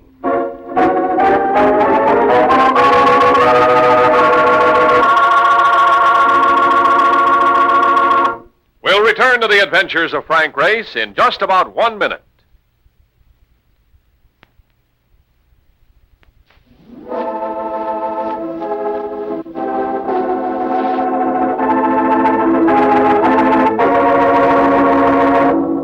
And now, back to the adventures of Frank Race. I was in a jam, no doubt about it. When you're caught going through the wallet of a man who's just been shot to death, there isn't much you can say that'll sound convincing. So I just sat tight until the plainclothes squad arrived. All right, what goes on here? I needed just one look at that Irish map to know that I was getting a break. Fat and moon-faced, with the eyes of a lethargic Eskimo. Dan Manson operated as a detective lieutenant on the homicide detail. Fine thing. Doubleheader at the stadium, and I get yanked for a deal like this. Hello, Race. The heck with the stadium. Tell this patrolman I'm a law-abiding citizen, will you? You mean you're the suspect here? Well, what do you know? Can't a guy find a chair in this laundry? No, who messed it up like this? Might have been the girl who was here when I arrived. Yeah? Dan. I've got to leave for Europe sometime today, so naturally I wouldn't want to be tied up with this business. Well, don't give me that. You're going to be our #1 material witness. No, I'll be around for the inquest to give you my word. I don't know about it. The number you want right now is that girl. Well, you say there was a dame here. How do I know you're leveling? He was going to hold me unless I came up with something.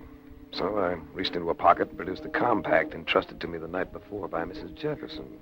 And forgotten by both of us. I said, here, she left this. You'll find fingerprints all over it. Yeah, including yours. How old a dame? Oh, 25 maybe. Beautiful, too. You'll have your smiling Irish face all over the front pages. You along with her legs. Well, all right, Frank. But I'll have to have your word that you'll show up for the inquest. I'll give you my word and the name of every place I expect to be for the next few days.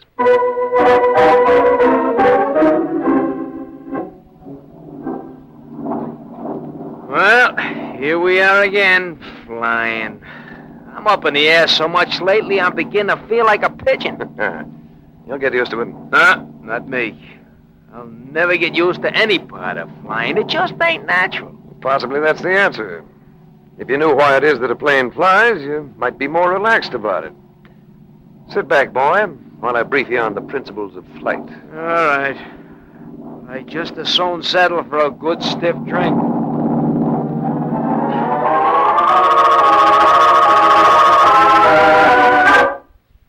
Trieste, city of many nationalities, port of intrigue. Mark and I put up at a hotel called the Vittorio. I'd cabled Mrs. Jefferson about the death of Rogers, so we settled ourselves to await developments.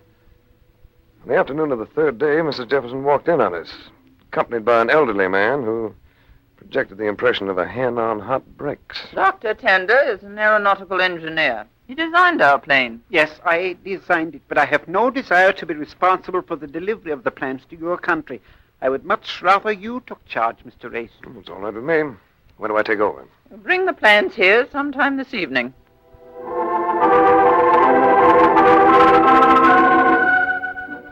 By 9 o'clock, Mark and I had become restless and hungry. Deciding they could wait for us if they arrived while we were absent, we started out for a bite to eat.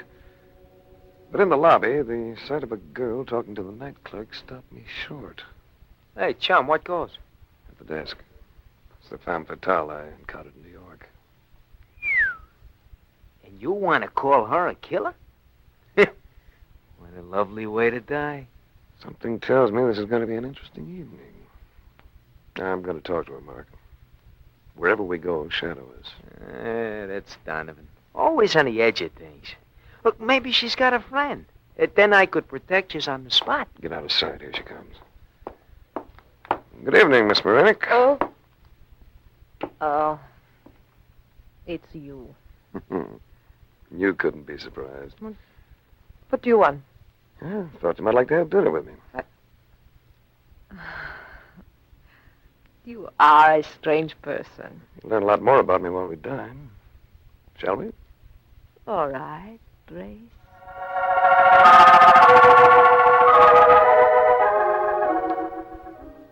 We found a little place below sidewalk level with a floor of flat cobbles.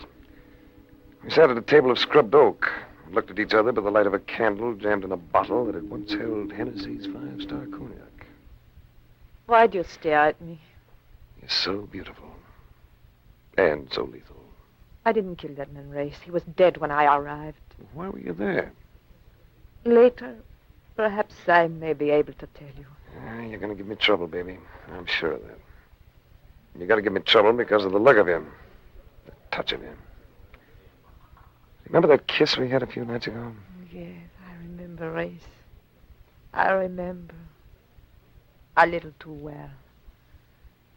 But such things are not for me. Not yet. All right, baby. Let's have it. So you can mock me with your doubt? I can see that you and I are... What is it, Race? We're going to have company. A threesome just came in. Perhaps you know them. Those men? I've never seen them before. They spotted us. They're coming over. They move slightly to one side. Who are they? The first one in front calls him Lanford. You can classify him as a very sinister personality. Good evening, Mr. Reyes. Don't sit down, Lanford. Just keep standing there. All three of you. Ah, you have a pistol. Another excellent Luger. One that could put slugs into all of you in less time than I need to take a breath. You won't get away from us, Race, any more than Rogers did in New York. So you were the authors of that little act. Thanks for the information. Now you can listen to some news from me. I'm going out of this place while you stay behind. The young lady will probably want to stay with you. No, Race. I'll go with you. My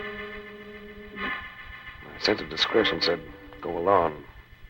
But the tone of her voice swayed me, and I nodded. Outside, the street lamps had been turned off, leaving the streets dim, shadowy. They'll follow, won't they? Yes. So we'll duck in here. There's a stable, ramshackle with gaping holes in its boarding. We moved to the back of it, crowded into an empty stall. What is it they want? Same thing you do, I imagine. I hear something. Of course you hear something. You didn't really believe you could get away from us, did you, Race? That was by sound, Lanford. The next one won't just cripple, it'll kill.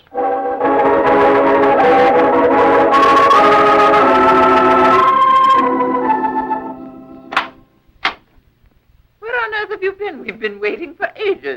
I'm sorry. We had a brush with your friend Lanford. We had to take him to a hospital. Splendid. Here are the plans, Mr. Ace, in this cylinder. You find it rather bulky, but strong. Would you like a look at the drawings? After the excitement they've caused, I certainly would. The power plant is one of the big things here.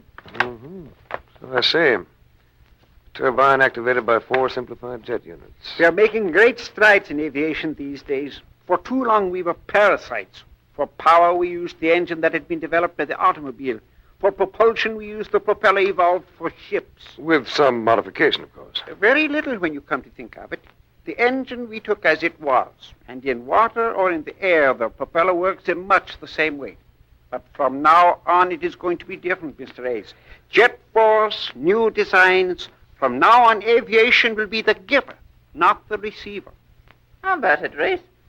You feel all right about taking over these drawings? I'll take care of them. Don't forget, there's a lot of money tied up there.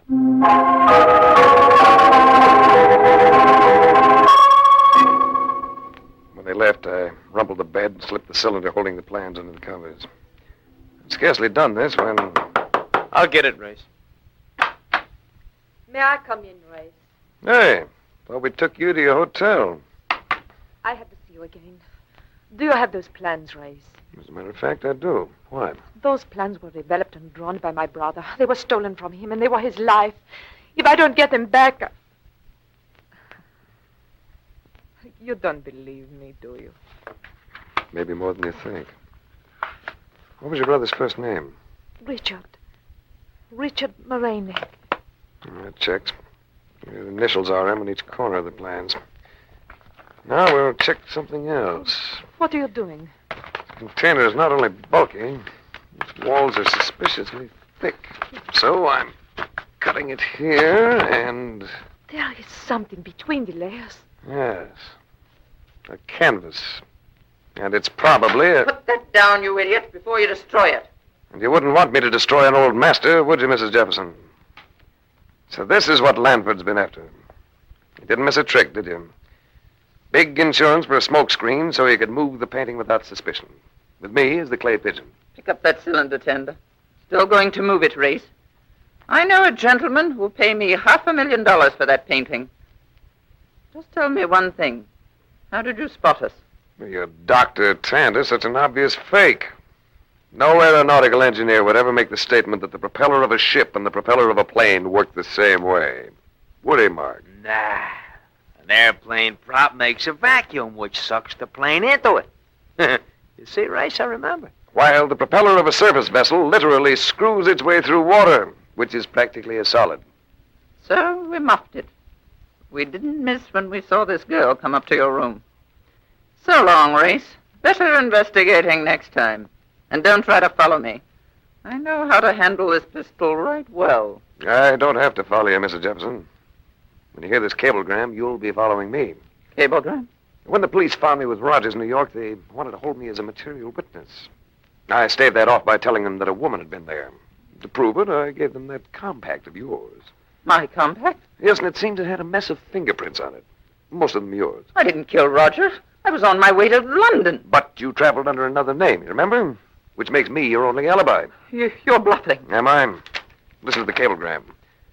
Your young dame turned out to be a Mrs. Leah Jefferson, age 54. Where is she? Signed, Manson, Homicide Bureau, New York Police Department. Pay no attention to him, Leah. Let us go. I have to pay attention to him. You think I'm going to spend the rest of my life running from a murder rap? You're crazy. What are your terms, Race? I'll take the plane drawings to the States, as per your insurance contract. The canvas will turn over to the proper authorities here in Europe. We'll say we found it. All right. It's a deal. It is no deal. I, too, have an interest in this affair. No, don't lift that pistol, Leah, or I'll put a bullet in you from this gun of mine. Now, just stand quietly, all of you. And now... I was justified in doing that, wasn't I, Race? After all, he was attempting to break the law. I'm afraid I'll have to leave that decision to the local police. What about my brother, Race? Those drawings belong to him. You might get in touch with him. Tell him to come along with us. I imagine he might be able to make quite a deal for himself over there. Besides, I'd kind of like to have you along, too.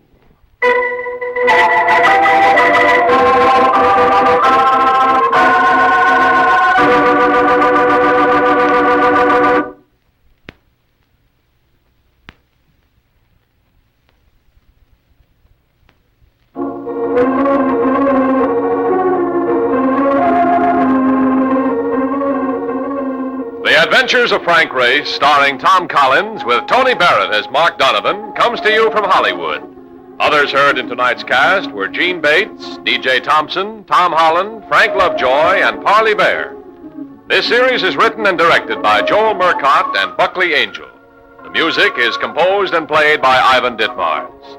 Be sure to be with us again this same time next week for another dramatic chapter in The Adventures of Frank Race. Art Gilmore speaking. This is a Bruce Ells production.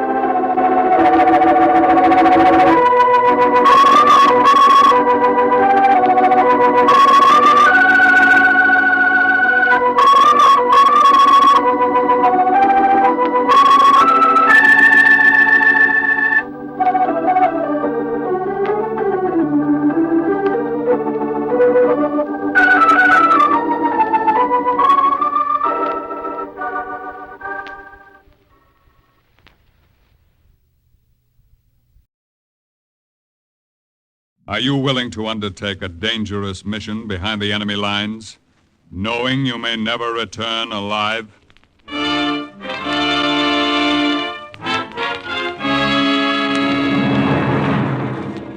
What you have just heard is the question asked during the war to agents of the OSS, ordinary citizens who to this question answered, yes. This is Cloak and Dagger.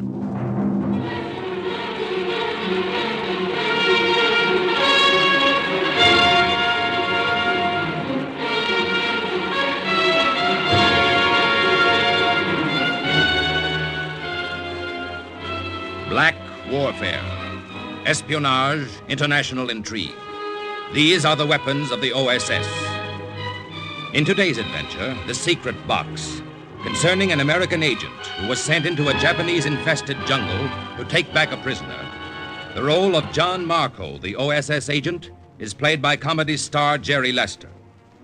The story is suggested by actual incidents recorded in the Washington files of the Office of Strategic Services. A story that can now be told.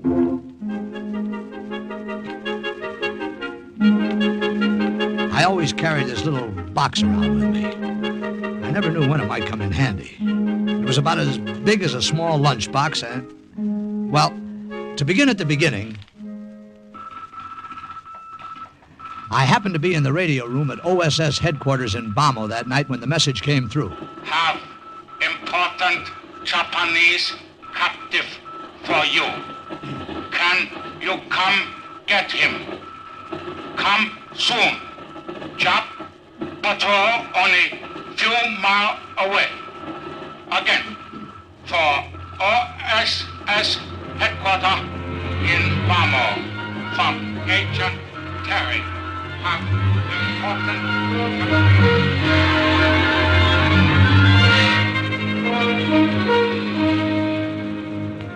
So that's how Harry Stevens and I happened to be in an AT-18 flying over Agent Terry's position about 86 miles behind enemy lines in Burma. And like I say, I had this little box in my knapsack. Oh, in case I forgot to mention it, my name is Johnny Marco. Snappy songs and witty sayings. Just mention my name in Sheboygan. Oh, they loved me in Sheboygan. Yeah, I know, Marco. Hey, Harry, did I ever tell you about my last date in Frisco before I went overseas? I can hardly wait. Her name was Rose. She had a name like a flower and a face like a weed. I called her Cream of Wheat because she was so mushy. Marco, I have but one thing to say to you. Well, talk to me. I hope you live to be as old as your jokes. You know the trouble with you, Harry? You don't realize you're carting around $1 million worth of talent.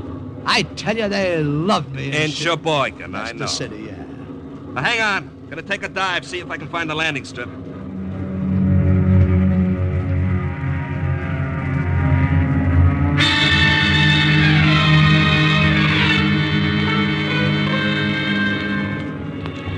We had figured our checkpoints carefully.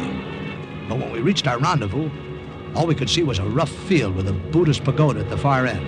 Nothing else. No landing strip, no markers, no one waiting downstairs. Just a rough field covered with brush. We knew something must have gone wrong. I don't get it, Marco. Well, the Japs probably closed in and they're afraid to come out of hiding. Oh, great.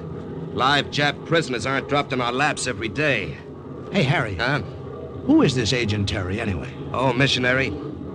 He's been working with the tribe of Anglo-Burmese for years. Colonel says he's already radioed back a lot of information on enemy positions. This is the first prisoner he's ever taken. What a rotten break. Well, look, circle around again. Maybe we'll see something.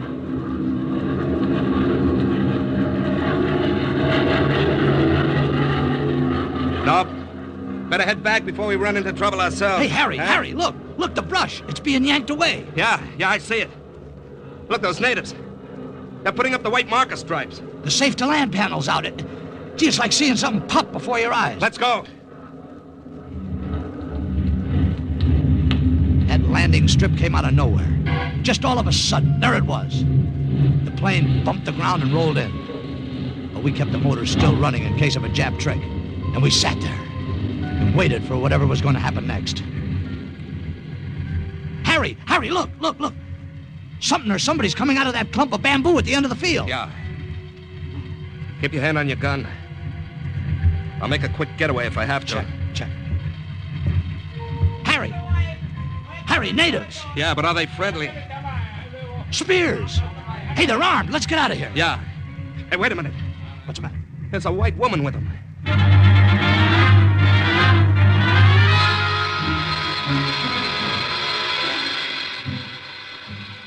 I am Mrs. Terry, gentlemen. One would never suspect I was an agent who had won. Well, what's the angle? I mean, well, I beg your pardon, Oh, ma'am. it's very simple, really. My husband, the late Reverend Oscar Terry, a God-fearing man, went to his rest a few months ago. You mean, ma'am, that you're the agent who's been sending all that information to OSS headquarters in Bamo? Naturally. This is Lin Tao. I suppose you'd call him my right-hand man. Say, how'd you do, Lin? How you do? Hi. Lin, incidentally, sent the radio message. He does so enjoy tinkering with mechanical devices. I showed him how to use it. Unfortunately, however, my husband, the late Reverend Oscar Terry, a God-fearing man, was the only one of us who knew how to take it apart and put it together again. Lin. Yes, Miss Terry. That radio, you have it? I have it here. Excellent. Captain, would you either have this replaced in Bamo with new parts or have a new radio dropped over to us? Why, sure, Mrs. Terry. I'll see what can be done for you. Oh, thank you so much. Oh, fancy. I almost forgot. We have a Japanese prisoner for you. There were about a half a dozen natives a short distance away standing around the cart. In it, they had a Jap officer with his hands and feet tied. They dragged him over. Get down. Get out of cart. Down. Get down. He was a surly character. Maybe I would be under the same circumstances. Anyway, he didn't say a word, just glared at us from under the bloody bandage around his head. Here is your guest, gentlemen. Colonel Sawaka, the Japanese High Command. He resisted arrest rather strenuously, so it was impossible to avoid banging him around a bit. Well, goodbye now, and good luck, and do give my regards to your colonel. We loaded Colonel Sawaka into the small plane.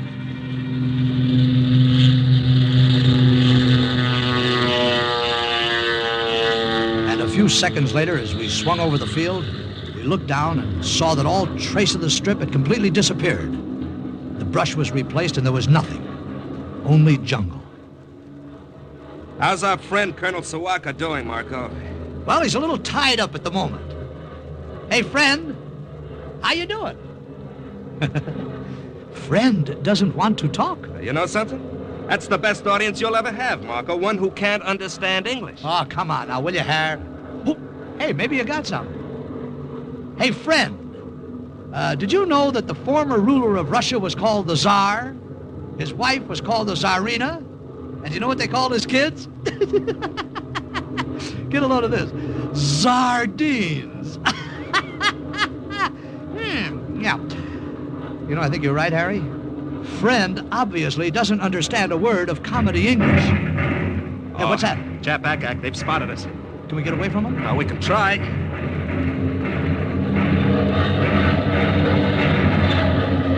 That's climbing, Harry. Gee, 1,000 feet in about a half a minute. It's no good. Can't get out of range this way. Well, what do we do? I'll level off and head for home. I can't get away from him by just climbing. You did it. We're out of range now. I think. You spoke too fast. Trouble? Flak must have hit one of the engines. It's knocked out. Oh, fine. Well, it could have been worse. I can get us back on one. Oh, brother, if you were your sister, I'd marry you. Oh, you're a big-hearted guy. You know that, Marco? Well, I don't go around All proposing right. every day. You better go back and see how friend is doing. Friend Colonel Sawaka doing extremely well, thank you. What? Keep me your hands on the flying instruments, Captain. Hey! And you, Lieutenant, keep your hands in the air. Way in the air. I thank you. Oh, you dirty dogface, you spoke English all the time. Enough to tell you that if you do not do as you are told, I put the bullet through your heads. I thank you, Lieutenant, for leaving gun within easy reach. Can you do anything, Marco? Quiet. Nothing, he's got us. Quiet, do not talk. Just continue to fly a plane. So Harry kept the plane steady, his back to our friend. And I just stood there and watched Colonel Sawaka as he manipulated the parachute and buckled it on, changing the gun from one hand to the other as he put his arms through the straps of the chute. Then he opened the handle of the waist door. I will say goodbye now. It was an unpleasant ride. Why, you... Hands in the air. Keep the hands in the air. Much better. Now I shoot you both. Then I jump... Yeah! Goodbye, friend. Don't forget to write. The jerk shouldn't have opened the waist door first. All I had to do was bank the plane over on its side, and we lost him. Yeah, we lost him, all right. Uh-oh. His chute opened. Oh, fine. Mission unaccomplished. Well, anyway, it was a nice ride. I'm glad you thought so. The second engine couldn't take the strain of that flip-flop. Is it conking out? Yeah. It cocked. All right, hit the silk, Marco. We better bail out.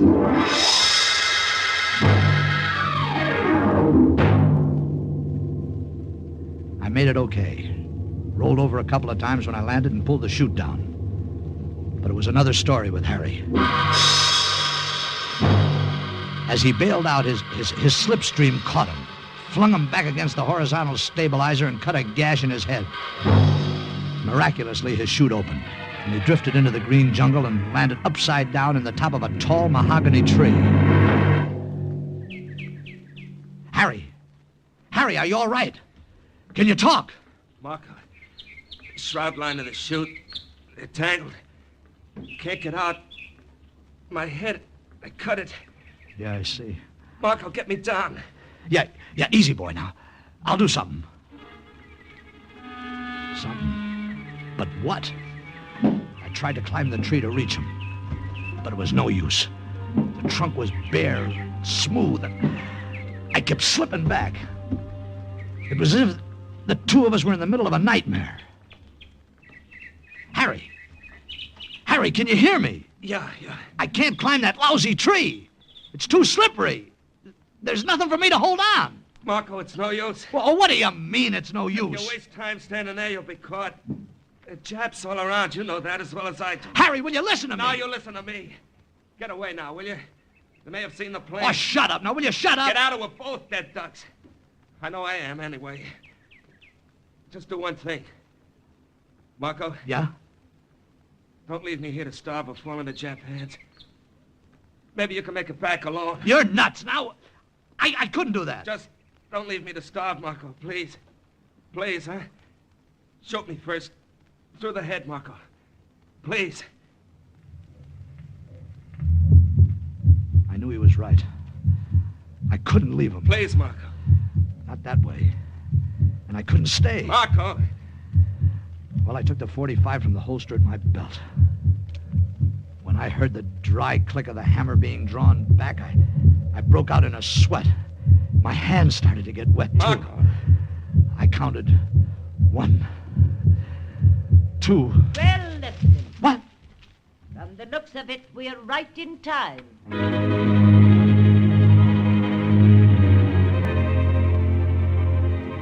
Lin Tao and the natives went to work swiftly, knocking down a second smaller tree against the mahogany. They scaled it like cats to the base of the branch where Harry was hanging, tossed a loop of rattan across the branch and pulled it toward him. Then they lifted Harry and passed him from hand to hand and lowered him gently to the ground. And all the time I just stood there next to Mrs. Terry, feeling the blood pounding in my head. And I put the pistol back into my holster. Lynn, that other bandage, please. Here. Here you are, Miss Terry. That's a good fellow. Thank you so much. How's your head now, Captain Stevens? Oh, much better, thanks. I still don't understand. How did you we happen to... saw the Japanese ack hit your plane almost immediately after you left us. And we came along to the jungle in case there should be need of us. Lady, no one ever needed you more. You say Colonel Sawaka escaped? Dear, dear, what a pity. There now. I think that bandage will do till you get back. Miss Terry. Yes, Lin? Lin Ta say, leave now. Do not stay. Back to village. Oh, yes, great. But that poses a problem. As I told you earlier, our radio is out of use, So there's no way of contacting headquarters and telling them to send a plane for us? Exactly, Lieutenant Marco. Well, do you think we can make it back through enemy lines on foot? Possibly. It'd take 5 or 6 days anyway. Yeah, but it could be done, couldn't it? I mean, we could sneak through, couldn't we? Bypass the Japs, so I don't know Can it. do. Lin Ta help. Take you. Capital idea, Lin Tao. My husband, the late Reverend Oscar Terry, A God-fearing man. Thank you. He would approve heartily.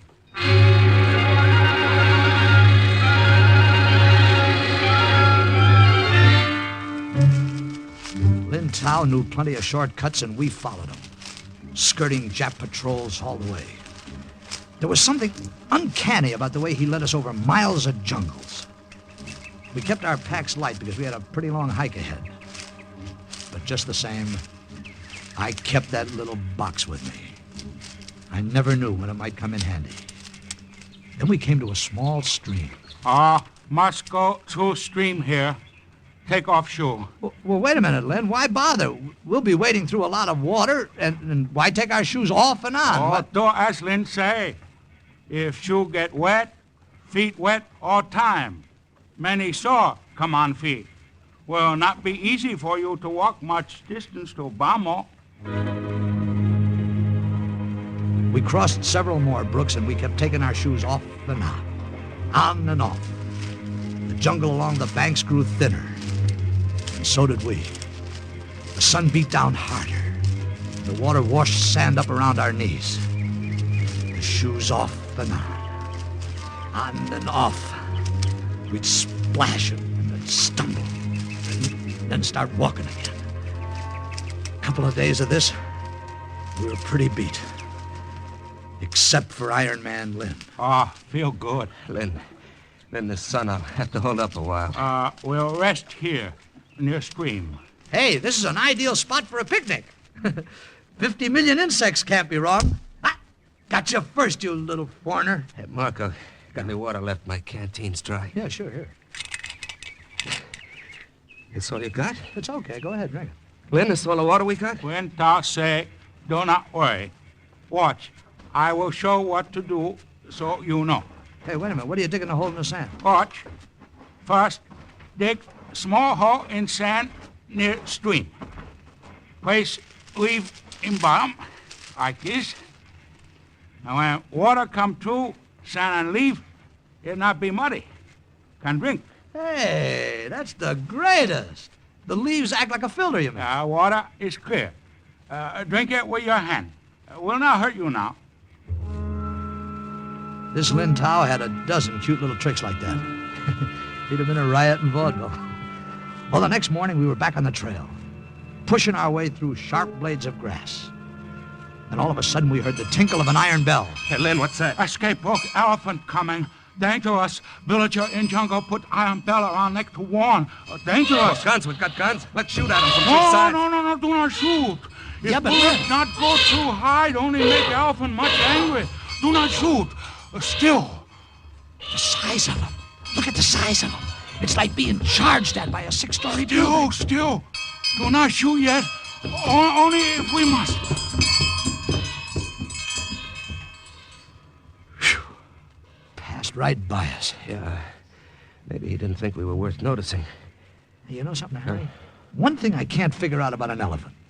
With a tail at both ends, how does he know which end to sit on? Oh, funny, man. Come on, let's make time. Lin Tao did our seeing and our thinking for us. He did everything but walk for us, and we got sort of used to leaning on him. Nothing could happen to Iron Man Lin. Only it did. Lin. Harry, he's dead. That knife went right in his back. Where'd it come from? What? They came out of the jungle. At least 50 of them. Half-naked savages carrying long stalks of bamboo that had been sharpened to deadly points. Their leader was a giant. Must have been about 6'7". He held up his hand, and the sudden silence scared us more than the noise. Quam, Damli. What did he say? Did you understand him, Harry? Look. Friends. Savvy friends. No, friend. Quam, Damli. White devils. White devils. That was us. They slashed off pieces of the vine ropes around the tree and twisted them about us so we could just move our legs. Then they pushed us ahead of them, through the gray daylight of the jungle, through the dim passages of winding lianas, the climbing tropical plants. And above us, stray birds shot color through the overhanging trees.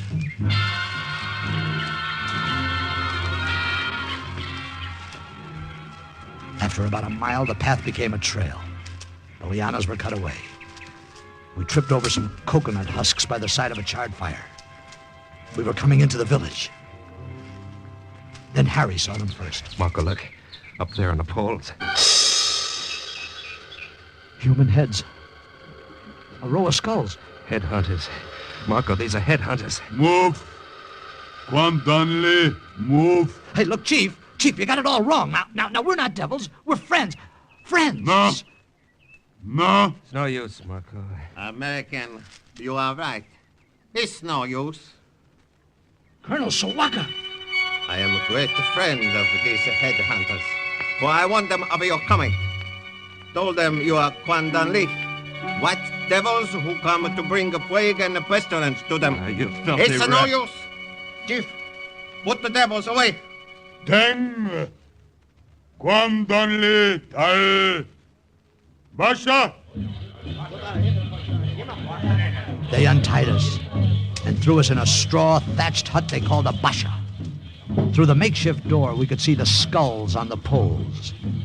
An endless row of them under the hot sun. And up the poles streamed columns of jungle ants, giving them an ancient burial. Looks like the end of the line, Marco. Yeah. Hey, wait a minute, Harry. That chief speaks a little pidgin English. He understands a little. Do you think we could reason with him? He doesn't look like the reasonable type. Besides, our friend, Colonel Sawaka, got to him first. The tribe's convinced we're dangerous. Yeah. About as dangerous as a glass of buttermilk. Funny bucket. That's Sawaka outside talking to the guard. We got company. I trust you are comfortable, Captain, Lieutenant. Why don't you climb a tree, you little monkey? Ow! Watch your tongue. Was the most fortunate for me. I found a way here to a friendly camp. Sorry, I don't like your friends. My friends do not like you either. Think you are devil Americans who bring evil to their people. Sleep well. Tomorrow you will join heads on poles.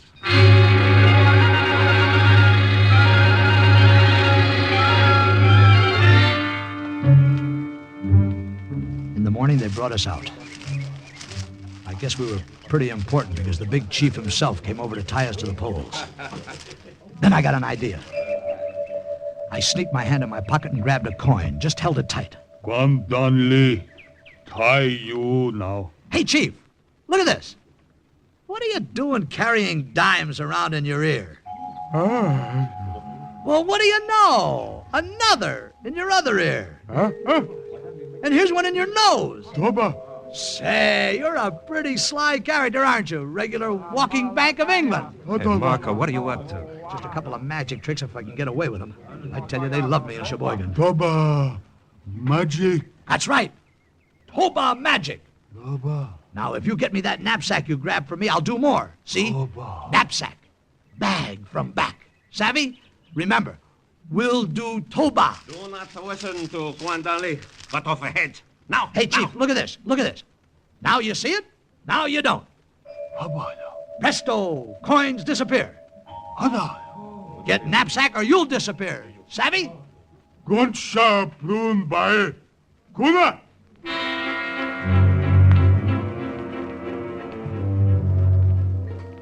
Boy, that coin trick got him, and the chief pushed Sawaka aside and sent one of his rover boys to get my knapsack. They brought it to me, and I took out the little box. I always knew it would come in handy sometime. Then the chief held up his hand again. And I went into my act. Brother, what an audience. And what a performance. Now watch closely, ladies and gentlemen. The hand is quicker than the eye. Presto changeo. I take this little glass of water, just an ordinary glass of water if you will observe closely, and presto, it turns color. You're doing great, Devils. kid. It's one of my best Devils. shows. I tell you, cut off the heads. Still. Be still. You tell him, Chief. Devils, devils. Go away, little man. You bother me. Now for the next bit of magic, ladies and gentlemen. I pulled every trick in the book out of that little box. Drew cigarettes from the chief's ear. Pulled flowers out of empty pots. Yanked a dozen colored scarves out of a single white handkerchief. And then I broke a stick in half and put it together again. Boy, did they love it. And now, for my final bit of hocus pocus, ladies and gentlemen. Hey, Marco, why don't you try sawing Sawaka in half and forget to put them together again? I got something better. As I was saying. Devils. These American devils. Kill them. Hey, Marco, he's getting them over on his side. They're coming after us. Maybe this will stop them. Look, watch. Sign. Sign from gods. Okay. Look. It stopped him all right. I pulled a beam blower out of the box, blew hard, and out came a tiny doll dressed in a Jap uniform. Without his head. And he floated to Earth. The superstitious natives stepped back, afraid to come any closer. See? See, sign. Japanese is Guandan Lee. God say so. Americans, friends. Friends. Doll there on the ground. Japanese doll. Sign from gods. Follow Great White Father and fight Japanese. Chief, you tell him. He told him, all right. The big trouble we had afterwards was keeping them from tearing Sawaka apart. We wanted him alive to take back to OSS headquarters in Bamo. Well, that's the story. The next day, the headhunters led us back through the jungle with our prisoner. There's only one thing I'm sorry about. Too bad Variety couldn't have caught my act. I tell you, they loved me in Burma. Captain Harry Stevens and Lieutenant John Marco safely delivered Colonel Sawaka to OSS headquarters in Bamo, where he gave valuable information on Japanese war industry and finance. And so, once again, the report of another OSS agent closes with the words, "Mission accomplished." Listen again next week for another true adventure from the files of the OSS on Cloak and Dagger.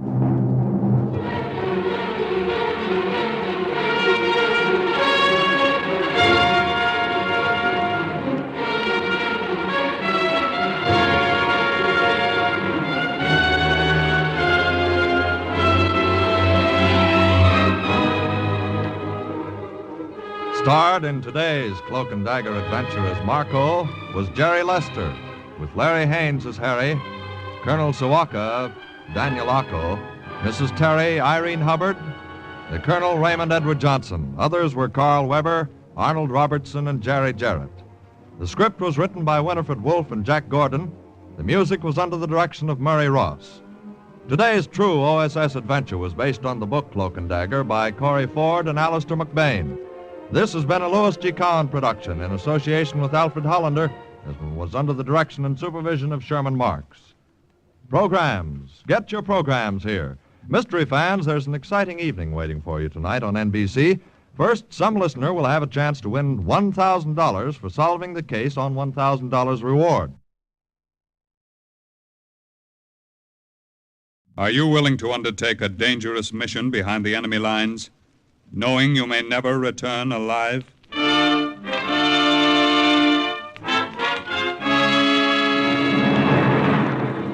What you have just heard is the question asked during the war to agents of the OSS, ordinary citizens who to this question answered, yes. This is Cloak and Dagger.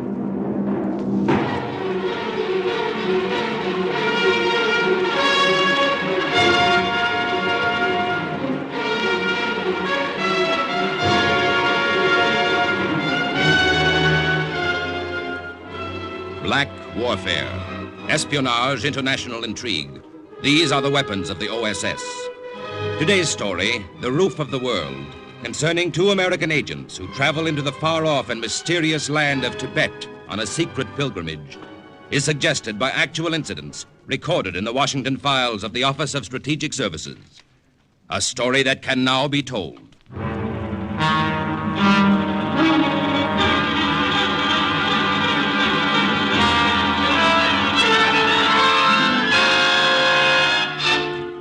It came at us suddenly, out of the darkness, a shaggy monster over 15 feet high. None of us said a word for a minute. We just stared at it. The tusks. Look at the length of them. The tusks of this monster must have been at least 12 feet long. And I knew myself that if I hadn't seen it, stood right in front of it, I wouldn't have believed it actually existed either. But I saw it. There was definite proof. It did live. Once. Okay, lights. Put on the lights, please. Oh, did you ever see anything like it? All right now. Quiet, please. Quiet. What you have just seen is the last of our afternoon slides here in the Museum of Natural History on prehistoric animals. This last mammoth was a species of a true elephant which was found in Tibet during and before the Ice Age. Now, are there any questions? Yeah. How do you get out of here? I didn't Well, if you'll all follow the guide, he'll take you into the next room where you can actually see the skeletons of these monsters, which paleontologists have reconstructed from fossils and actual bones discovered in the earth. Philip. Oh, Phil. Oh, hello, Esther. Were you here for the whole lecture? No, just the last part of it. But you were sensational. Flattery will get you nowhere. What's that? Oh, telegram. Here. Just came to the office. Thanks.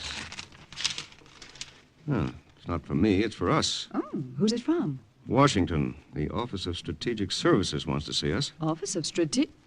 Now, why in the world do they want us? Huh? There's one way to find out.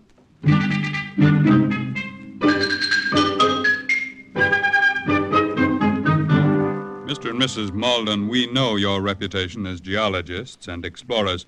We know you've traveled the Far East together several times. That's true, Colonel. Now, at this stage of the war, Germany is pushing eastward across Africa to Suez, and Japan is thrusting westward across China into India.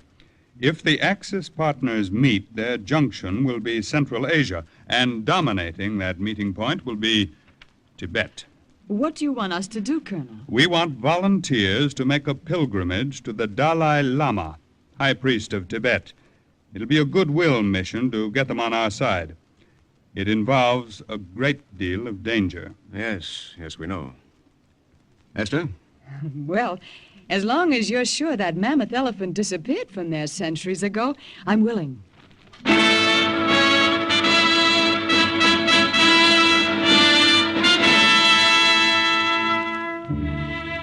A few weeks later, we were flown to India, where we were given a car. And then the tour was started out across the border to a village called Gyuksam, at the foot of the Himalaya Mountains.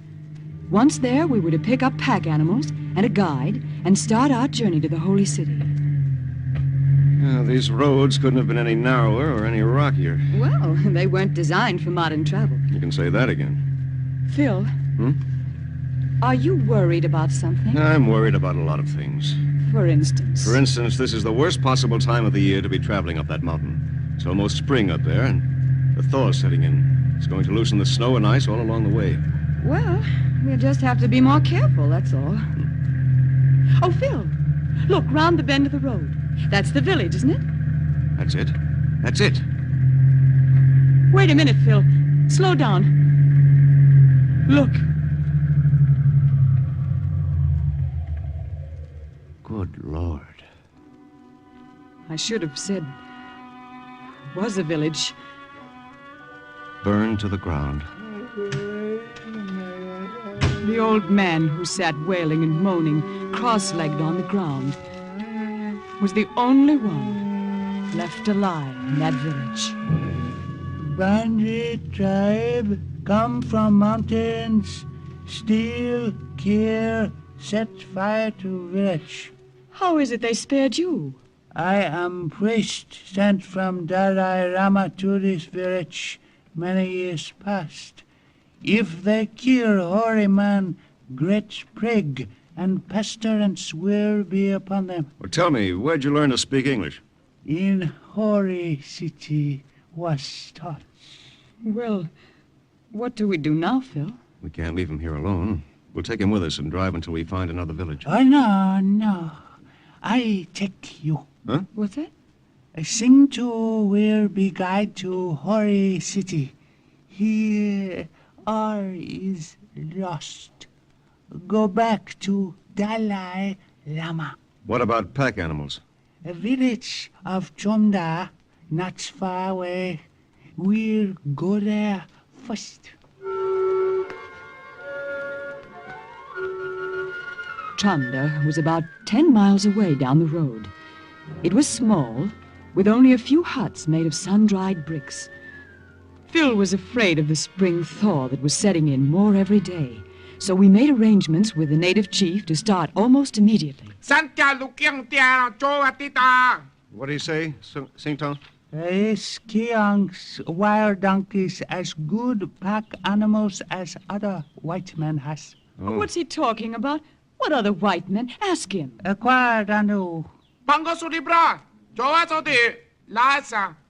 Strangers leave here 2 days ago on way also to holy city of Rasa.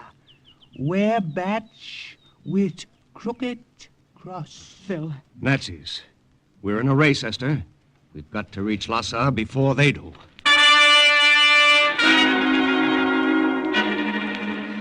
That was the first we knew that the Germans were ahead of us, going in the same direction, on the same mission. Philip was right. It was going to be a race for time. Esther, come on. This is no time to pick flowers. Oh, look at this dwarf rhododendron, Phil. And up ahead, it's like a carpet of blue irises. There'll be plenty of foliage until we cross the timberline. Then it'll just be cold. And traveling on snow is going to be a lot tougher. Well, I'm not looking forward to the temperature dropping 100 degrees in 20 miles. Uh-oh. Watch it. Did you hurt yourself? No, I just tripped. I guess I must be getting tired. Is it Sing Tu? Yes, yes. How soon will we be able to camp? Cold Springs, less than half mile ahead. We'll camp there for night.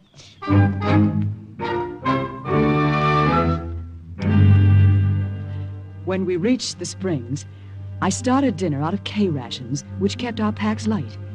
And by the time I was through, the tent had mushroomed up, and Phil and Sing Tu were inside, straightening the pole and fixing the blankets for the night. How about food, Esther?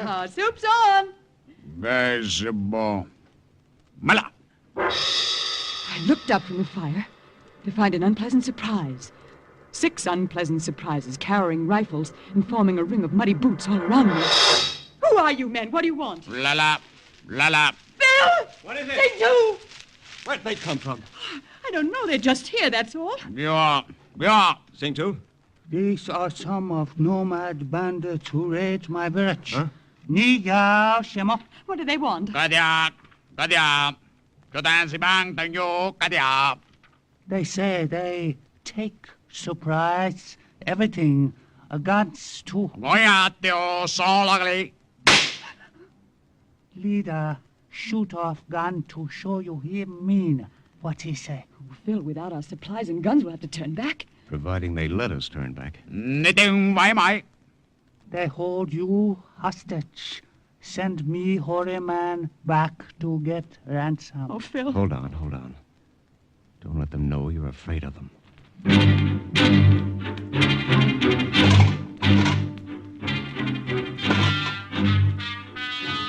We stood there while they gathered our supplies out of the tent and threw them in a heap by the fire. Sing Tu knew he wouldn't be harmed because he was a holy man. But Phil and I had no idea what was ahead for us. Get your hands off me, you baboon! Oh, Phil! Leave her alone. You understand? Sing Tu. Tell them we'll come quietly. I said, get your filthy hands off me! The machine gun that riddled the bandit leader came from the direction of the brush. And the 6 of them went down, one after another. Then there was silence. And we looked up to see our 2 saviors walking out of the brush in German uniform. I'm delighted we were able to be of assistance, Americans. I am Commandant Kurt Faber of the German Army. This is Lieutenant Ernst Kessler. Freut mich. Well, thank you for saving our lives. I'm Esther Malden, and this is my husband, Philip. Oh, and our guide, Sing Tu. You do not seem too surprised to see us here. We're not. Just surprised you're not 2 days ahead of us the way we thought you were. Then you knew about us? How? They told us in the village. They also told us you were headed for the Holy City. They talk too much, those native idiots. Sie können nicht das Maul halten. Sei still, Ernst. And, you, are you also going there? No. Oh, I mean, we're geologists. We're just on an exploring expedition. Come. Is it quite nice to lie to your benefactors who have just saved your lives? I don't get that. Why did you? Well, we saw the American flag sewn on your clothing. That told us immediately who you were, where you were going. We, as you already know, we are also headed for Lhasa to the Dalai Lama. But our guide was killed. The snow loosened under him as we turned the ledge, and he fell. So you were going back for a guide? Exactly. But that is some distance away. Time is slipping by. You have the guide. You will lead us. Oh, no, we won't. And neither will Sing Tu. Will you, Sing Tu? We'll do only as friend Americans tell me. Verfluchter Hund! Ach, Ernst, you get too excited over nothing. Now remember, Herr Malden, Frau Malden, you have the guide. We have your supplies and your weapons. Let us pool our resources. Go together. If you think that at the point of our own guns you're going to make us lead you to Lhasa, you're crazy. Look, you are scientists. I appeal to your logical minds. Is it not safer that since we are traveling the same direction, we travel together? Once we reach the Dalai Lama, that each of us present the case of his country to him. If you'll forgive me for repeating, Herr Commandant, we're not going to be pushed along with guns in our backs. Nein. Who said you would be? Here. Why, Phil, he's giving us back our pistols. You see? We trust strangers, gentlemen? No. Not yet.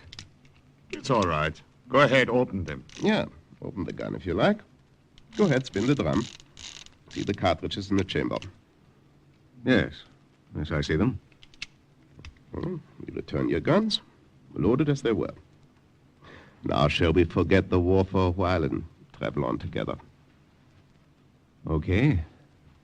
Let's try it.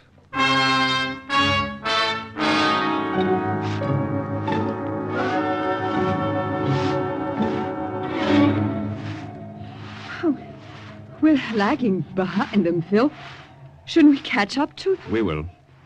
I want to talk to you. Ooh, I'm cold. That temperature went down so fast once we crossed the timberline, I could almost hear it drop. Oh. What do you think of this situation? With our friends? I don't know what to think. You trust them? Of course I don't. Whether they gave us back our guns or not, they're still going to look for a chance to double-cross us before we reach the Holy City. What are we going to do, Phil? Just keep an eye out. Look for a way to double-cross them first. Fresh, clear brook here. Good water to drink. Come. Come, my friends. You hear what he says? Water. That will taste better than the whiskey in your flask, eh, Ernst? We're coming.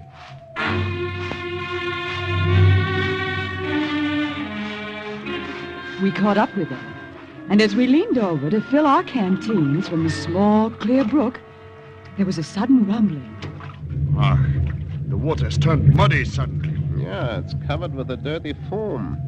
Rising too. Rain. What's he talking about? It is not raining. It is in the high regions. That's what turned the water.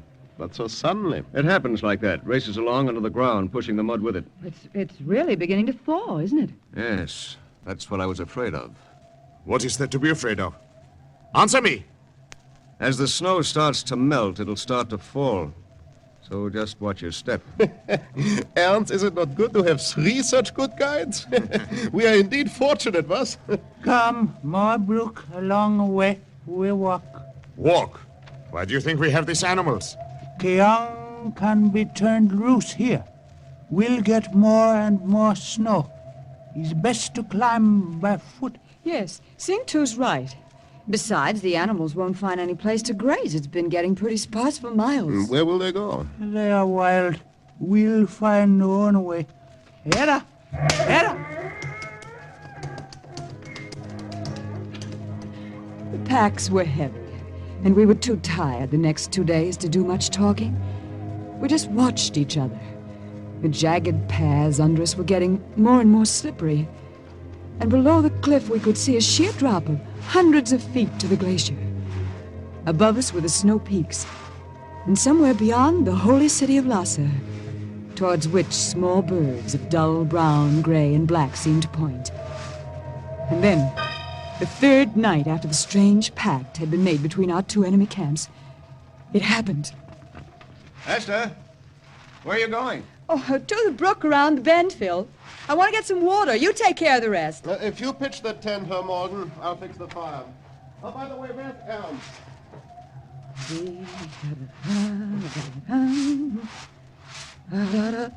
Oh, there it is. I knew I'd seen a brook. Ain't just a little bigger hole in the ice. Oh, there. Mullen, let me carry that back for you. Lieutenant Kessler, what are you doing here? I can see you don't want to be friendly. What a pity. I'll be friendly enough to give you some good advice. No. Save that liquor until you really need it. And stop guzzling it if you intend to keep up on this hike. This is no Boy Scout picnic. I'm touched by your concern for me. Don't flatter yourself. What are you doing back here anyway? You really wish to know? I followed you. I knew you were coming to the brook, so I went round the other way. You what? You don't like me. You'd like me very much if you got to know me. No, thanks. Now, please, get out of my way and let me go back. But, Kleiner, we may not have another chance to be together alone. You're very attractive, even in those heavy clothes. Yeah, I know, very attractive.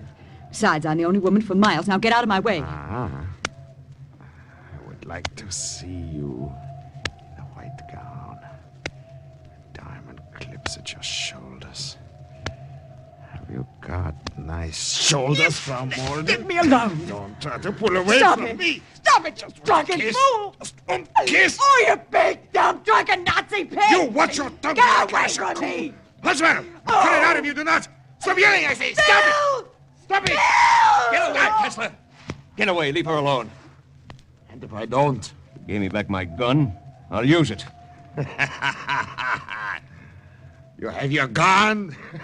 You would not dare shoot me. Go on, try it. Use your gun. Ernst, that is enough. Genug, schon genug. Wirst betrunken, du Idiot. Do you want him to use his gun on you? Think, Ernst, do you want him to use this gun? He will. I can tell he will. No. I give this lady your apologies. I order you. My apologies, Frau Malden. You both have my word an incident like this will not occur again. Shall we eat and make camp for the night now?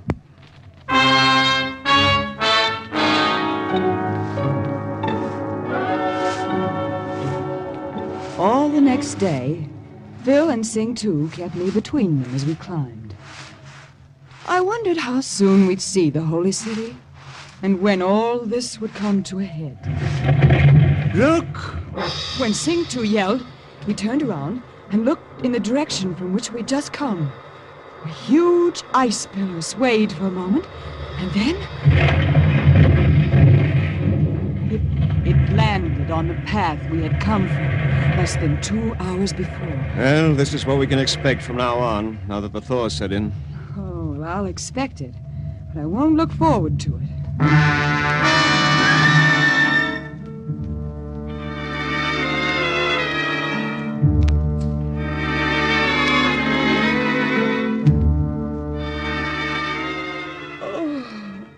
Phil, am I mistaken? Or are the days getting longer? Sleepy? Uh-huh. You know, it was nice of them to let you and Sing Tu and me have this cave to ourselves. Well, considering that it's too small to hold more than 3 of us, it wasn't so magnanimous. Still, they could have tried to grab it for themselves. Farber seems to be trying to make amends for the way his pal acted the other day. I wonder what their game is. Yes, I'd like to know, too. Sing Tu? Yes. You wish to know how soon we reach Holy City? He may not talk much, but he's a pretty good mind reader. That's it, Sing Tu. How long? Expect to see gates in distance perhaps tomorrow. Tomorrow? Oh, that's wonderful. Is it? Well, isn't it? It means time's run out, Esther. If they're going to pull anything, they're going to pull it now. The Germans were camped under a ledge which protected them from the wind, about 50 feet from us across a narrow crevasse. In spite of all the things that had happened before, or might be going to happen ahead, it was strangely peaceful up there. In the west, a fan of pink rays from the sun shot up from behind the snow range, and overhead a few bright stars twinkled. Presently, the fan flickered and disappeared. And then, in the glow of the full moon, I saw what looked like a long procession of ghosts in the distance, but were actually cascades of snow, melting and falling hundreds of feet, leaping from ledge to ledge. In the morning, the air was crystal clear, and we saw it. The holy city. Esther, do you see it? I expected only to return again. when I die? Oh, it's beautiful.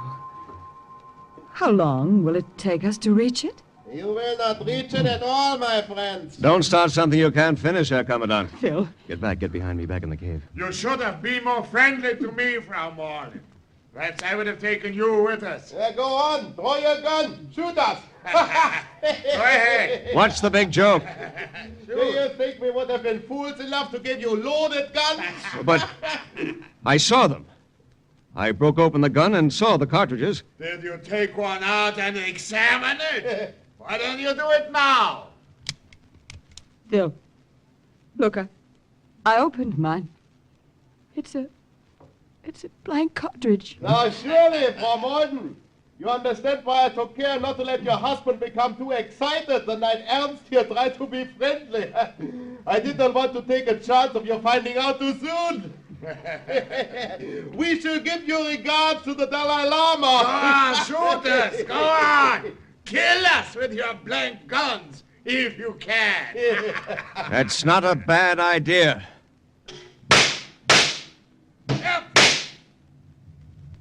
Esther, Ernst, look out! back in the cave, quick. Phil took them at their word and actually killed them with his blank gun. The shots vibrated enough to loosen the heavily piled snow, break the crust at the rim of the ledge, and start the slide that avalanched down the turns. It threw them over the side and buried them somewhere on the cliffs below us, under rock, ice, and snow. Gone? They are gone. Oh, the thaw worked for us, didn't it? Yes. Come on, Sing-Tu. You lead. We'll follow.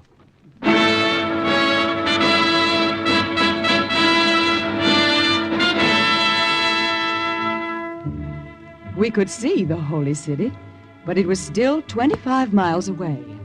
It was 2 days' travel of an almost vertical descent into the valley, and we arrived at dusk at the magnificent red and white palace that overlooked the city. It was a week before we saw the Dalai Lama. Our entrance into his presence was conducted with the utmost ceremony. Tall, grim-faced monks lined the hall, their 6'4" frames made even more massive by layers of stiff gold brocade. The walls were carved with strange images and Tibetan inscriptions. Then the gong struck again. We were ushered into the throne room. Esther, look. Quiet. Must not talk. Come. Dalai Lama will see you now. We walked on thick rugs that were brilliant in color and depicted the waves of the sea, clouds, and emblems of happiness. Then we saw a throne of yellow satin at the end of the great room, and on it, robed in burgundy and gold satin, with a crown on his head and a table of jewels beside him, sat the Dalai Lama, a boy of 6. Come closer. Come. I will throw the silk longevity scarf over your heads to welcome you. We thank you for your welcome, Your Serenity. We bring you gifts from our leader. I accept your gifts with great thanks. How is your president? He is well, thank you. Bring the gifts to me. Let me see. They gave him the gifts, and he looked at each one carefully. After a while, servants began to pass bowls of rice and glasses of black tea. I noticed that a special taster took a sip of the Lama's tea before it touched his sacred lips. Mr. and Mrs. Malden? Yes, Your Serenity. Throw a pinch of rice over your shoulder. It will bring good luck. Your Serenity, we've come to talk about peace and friendliness between our two countries. There is no need to talk. Come here. I tie 3 knots in your scarf. There.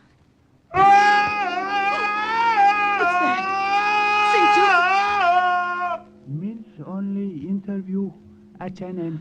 But we've accomplished nothing. His Serenity has tied 3 knots in Americans' longevity scarf.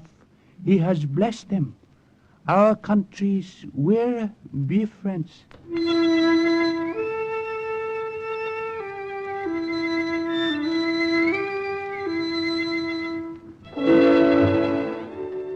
The success of the mission of these 2 OSS geologists helped to lay the foundations of friendship between Tibet and the United States and to forestall any possibility of Tibet's cooperation with our Axis enemies. Thus, once again, the report of another agent ends with the words, "Mission accomplished." Listen again next week for another true adventure from the files of the OSS on Cloak and Dagger.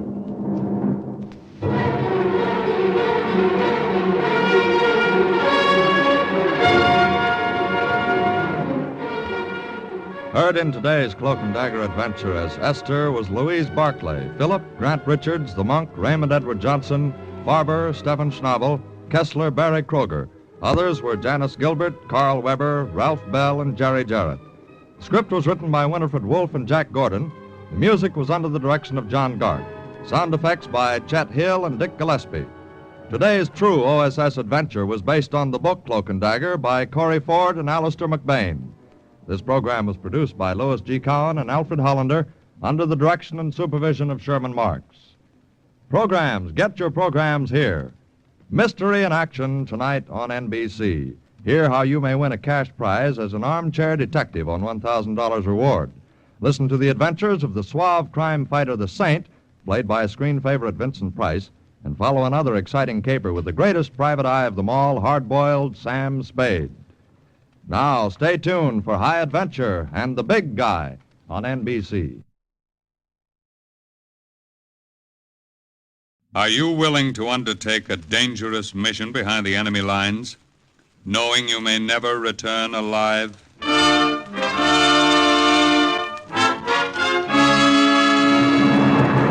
What you have just heard is the question asked during the war to agents of the OSS, ordinary citizens who to this question answered yes. This is Cloak and Dagger.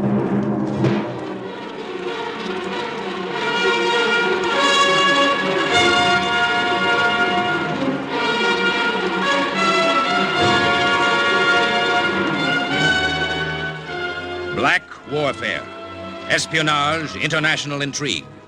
These are the weapons of the OSS. Today's adventure, the Cutchin story, tells of an agent, an American agent, dropped behind Japanese lines in Burma. A story suggested by actual incidents recorded in the Washington files of the Office of Strategic Services. A story that can now be told.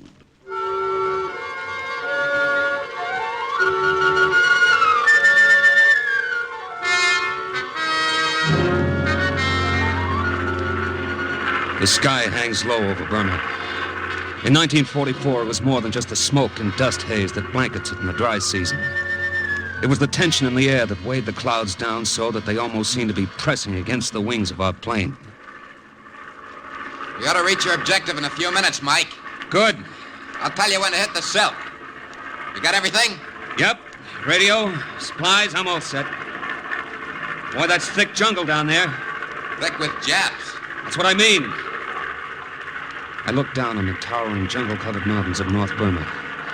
I thought of the small band of Cutchin natives who were waiting to meet me. I thought about how pitifully outnumbered they were behind the enemy lines, and how they hated the Japs. And then, all of a sudden, I didn't have time to think anymore. Lousy Jap fighter. What cloud did he crawl out of? It's too late to run. We're in for it. Sorry, you're going to be late for your appointment. Brother, what I could do with a tail gunner now. Hold on to your stomach, Mike. Going to see if I can loop and get behind him. Ah, he's still on our tail. Yeah, he looped right behind me. He hit our engine. On fire. Lousy. Here. Nice work. You got him. How bad are we hit? We won't make it. We're going to try to belly land. Can we jump? Too low for that. Hold on. Watch those trees! I can't pull her up, Mike! I can't! I can't!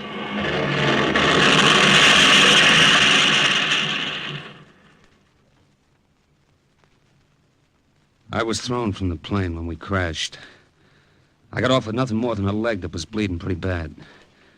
When I crawled back to the wreck, I found the pilot. He wasn't so lucky.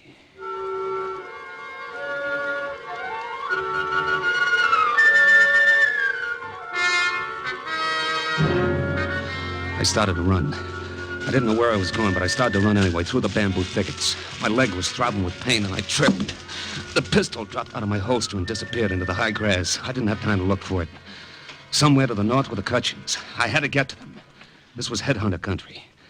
In those days, Japs paid high prices for American scalps.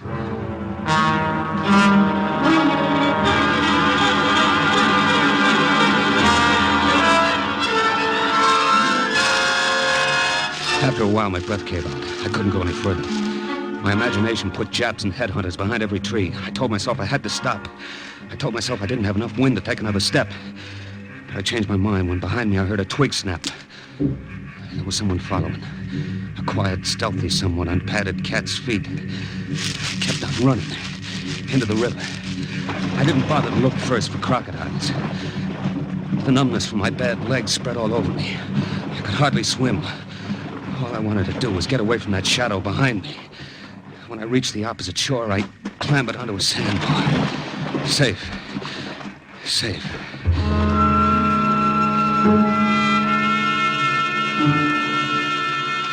Then I looked back. I saw that tireless shadow emerge from the bushes and flit silently across the river on a fallen tree trunk.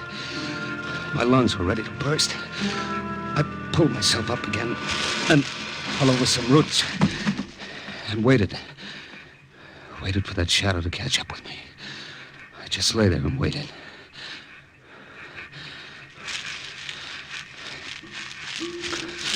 Okay. Okay, you win. Where do we go from here? Well, say something. Don't just stand there. I probably won't be able to understand you, but say something anyway.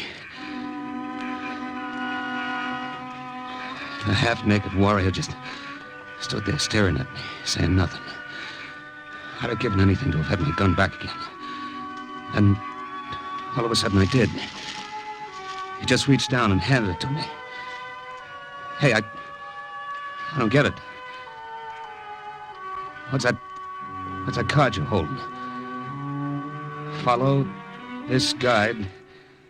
He will lead you to safety. Well, now you're talking.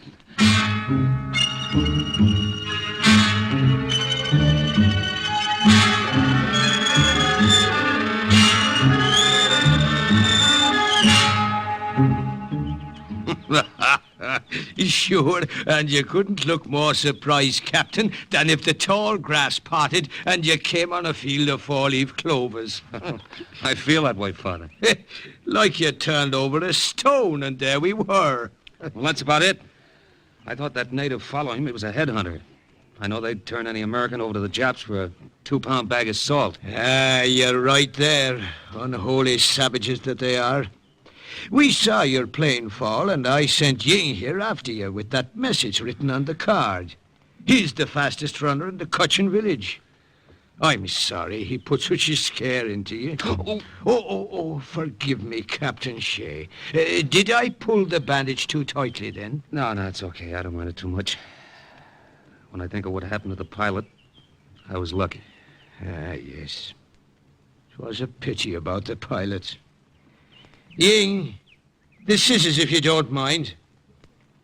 Thank you. There. Oh, almost done now. Then we'll go out and you'll meet the villagers. The women have prepared a special banquet for you. That's very nice of them. Have you been a missionary here in Burma long, Father? Oh, for almost 12 years now. I hardly remember any other life. These good natives have all become sons and daughters to me. We've taught each other. I speak their language. They all speak English now. They do? As well as I. Almost. Then I have a question, Father. Yes? How come Ying over there took 10 years off my life, chasing me through the jungle? Why didn't he say something? Well, Ying didn't speak to you, Captain Shea, because he wasn't able to. What? He was a prisoner of the Japanese some time ago. They cut out his tongue. That other roll of bandage, please, Ying. Thank you.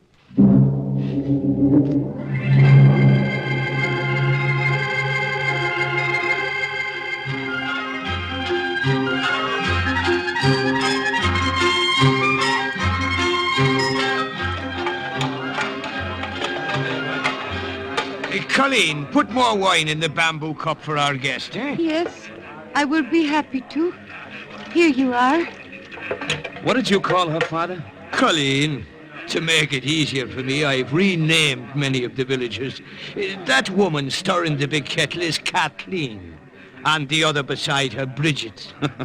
I get the general idea. And your name is Shea.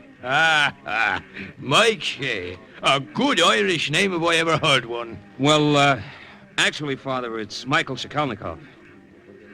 Would you mind repeating that? Shikalnikov. It's Polish.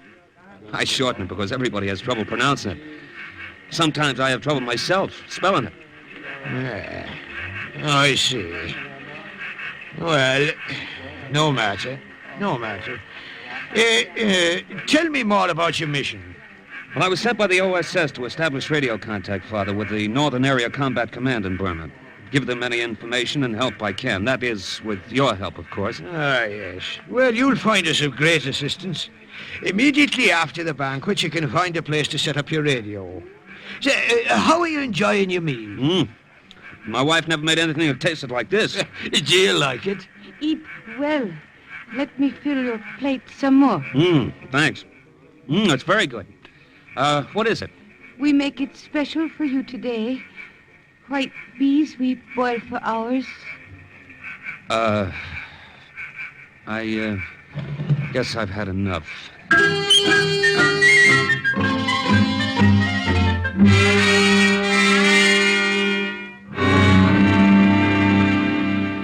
I don't feel right moving you out of your hut, Father. It's quite all right. I can easily find another basher. This is the best spot for your radio. I'll even leave you the decorations on the walls to inspire you. Ginger Rogers, huh? That your favorite pin-up? Well, she's a fair lass, all right. She brightens up the basher. Well, with your permission, then, I'll stick a snapshot of my wife up with the rest of these pictures. Yeah, that does it. You know, when I think of my wife, I feel a little guilty. Why is that, my son? Oh, I don't know. Thought of her going blind, squeezing all the news from home into V-mail, worrying herself sick about me. And all the time, I never felt more free in my life. Yes, I know just what you mean. I love this life in the jungle, as well as the people, my people here. I don't think I could ever leave now, By the by, do you mind if I call you O'Shea? No, not at all, Father O'Toole. Not at all.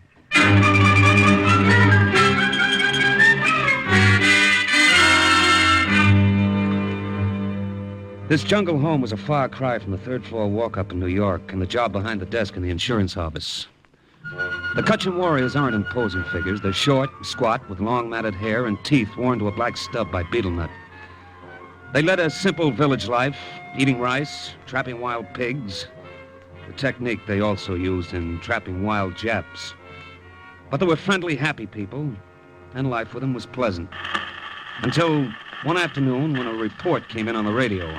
North Area Combat Command to Agent Shikalnikov.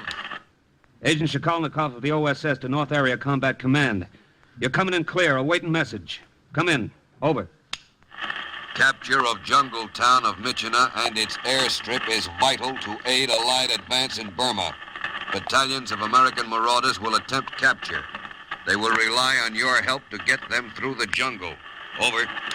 Agent Shikalnikov to headquarters. Have a small band of Kutchins organized. We will do what we can. Awaiting further instructions. Over. Other native armies under OSS leadership have been alerted. Stand by. Stand by. This is imperative. Over and out. Well... What? Oh, Father O'Toole, I didn't see you standing there. You heard? I heard, O'Shea. This is a big push, all right. That airport at Michener could mean success or failure of the whole American campaign in Burma.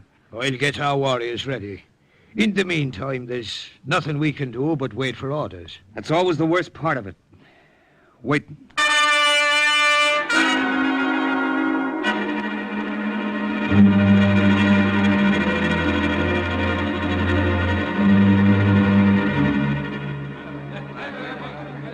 Quiet! Quiet, my children, quiet! Now, it is as I have told you. When the order comes from the Americans, we will advance upon the enemy. We leave now, Father. Catch enemy ourselves. No. That's not the way we must work from now on. The American will be our leader. We will do as he says. We will follow Captain O'Shea.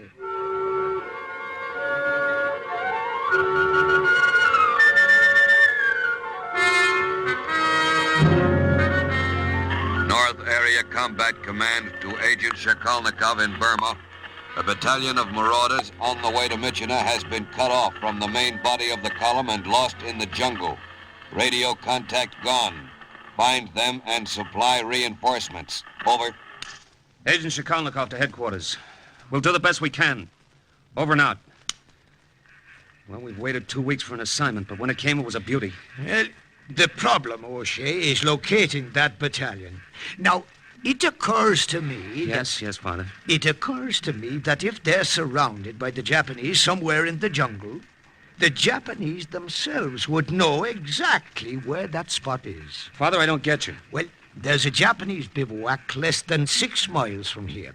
There are undoubtedly Japanese high command who have the information we're after. I've got you now, Father. Let one of the scouts come with me to show me the way through the jungle. We'll sneak into that Jap camp and bring one of the officers back with us. Well, the two of you alone? Sure. Too many of us and we're liable to get caught. Just a couple of us can make it. All right. Wait till the moon is halfway across the sky. Then go. And the Lord go with you.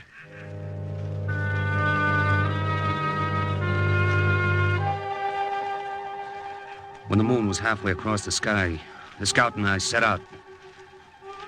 Back through the jungle I'd come from. Only this time I was a shadow, too. Slipping behind the bamboo thickets. Cutting my way through the dense jungle foliage. We didn't talk much. Only what was necessary. Jap camp close now. Good. Jap camp there ahead. See through bushes. Yeah, I see. All those fires lit. Must be some kind of a powwow going on. Sentry there where finger points. Yeah, I see him. We will surprise sentry. Sneak in camp from there. I'm right behind you. No talk. Quiet. No talk. Noise bring many Japs. Okay, through the bushes. Follow me. Watch for snakes. Is that all you're worried about? What about the tigers, wild boars, Komodo lizards? Watch for snakes. Snake. You move. You strike. What do we do? Can you get him with a stick? A rock? Gun best. Gun, they'll hear us. Gun best. Rock no good. Stick no good. If I miss, you die. Gun. Boom. I stood there like somebody who had been frozen dumb and stiff. My heart was pounding like a jungle tom-tom. If he killed the snake, the Japs were sure to come running. If he didn't... He raised his gun slow. The snake was swaying back and forth. Dead. Snake. Much dead. He killed him all right, but we didn't have time to escape back into the foliage. After that, nothing's clear in my mind. There were Japs all around us, yelling like crazy, and lots of guns going. And the Cochin scout fell flat on his face, dead. Then somebody butted me from behind with a pistol. and the moon went out of the heavens. And the sky that hangs low over Burma came down and hit me in the face.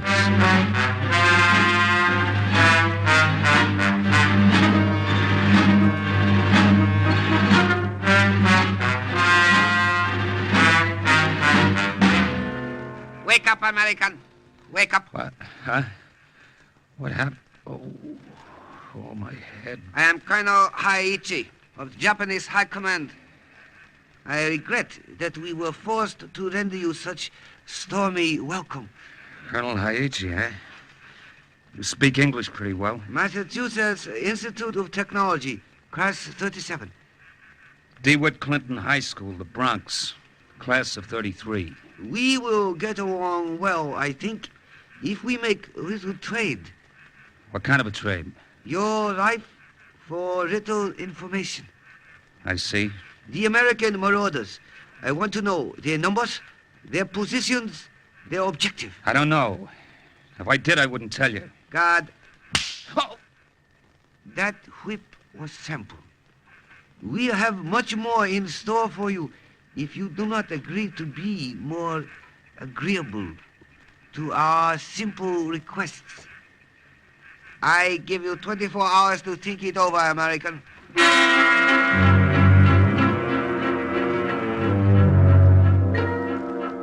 The hut they threw me into was small and dark.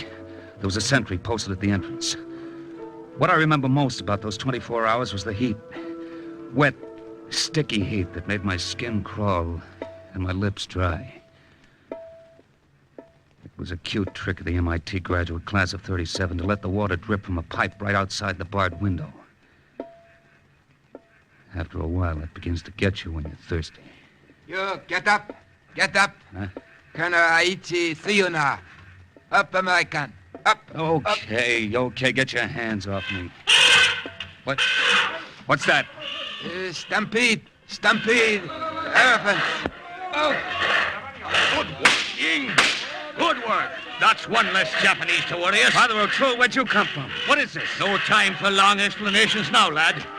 They outnumbered us 50-1, and we needed heavy ammunition.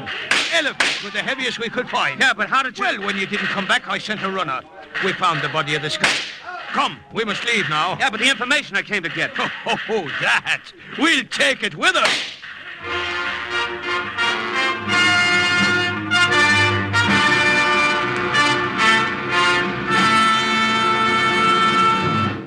Kachin warriors in this village have a grudge against your people, Colonel Haiichi.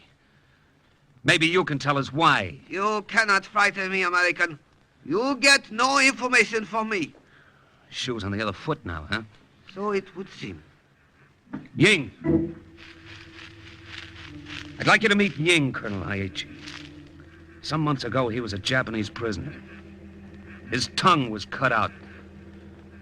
I'm going to turn you over to Ying. No! He can ask you questions his own way.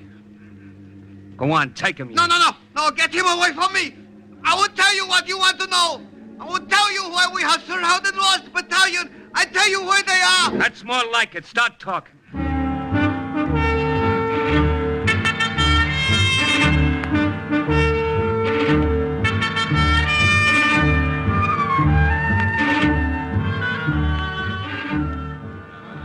The warriors got ready to attack, and a great holiday spirit took over the village. But we must come.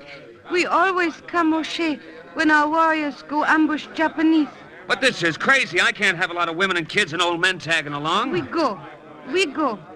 Old men carry flintlock, muzzle loader. Women, we do our job also. Now, wait a minute. When battle finish, women cook big party, samba deer, monkey meat. What, and serve it piping hot in the front lines? Nothing doing. I'm going to see Father O'Toole about this.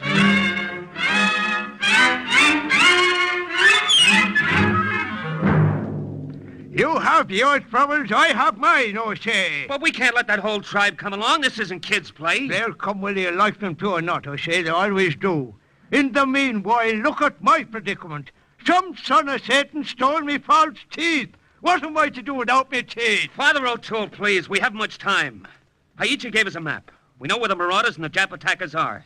But we won't do them any good just sitting here. I'm not just sitting here, I say. I'm trying to find me teeth.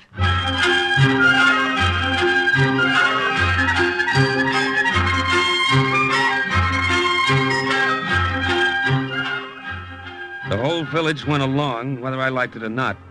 And Father O'Toole came along, too. Without his teeth. The Cutchin warrior knew the back trails of the jungle as well as I knew 42nd Street. Ying seemed to be the leader, and he led us through little-known passes along hidden underbrush, closer and closer to the spot where we knew the Japs had the American battalion cut off, helpless, just where they wanted them. No one made a sound, and Ying held up his hand. What is it, Ying? This junction of the two trails. He's not sure which one to take. That's it, Ying, isn't it? Well, why don't we split up? Half of us go one way and the other. No. There aren't enough of us. The Cutchins have their own methods. Why is Ying pointing at me? He's given you the honor of contributing a hair from your head. A what? A hair from your head. Here, let me have one. Ah, thank you. Here you are, Ying. Why's he throwing it on the ground? We'll go in the direction the hair points. It's not very scientific. Oh, but it always works. Ah, it points to the right. We'll go to the right.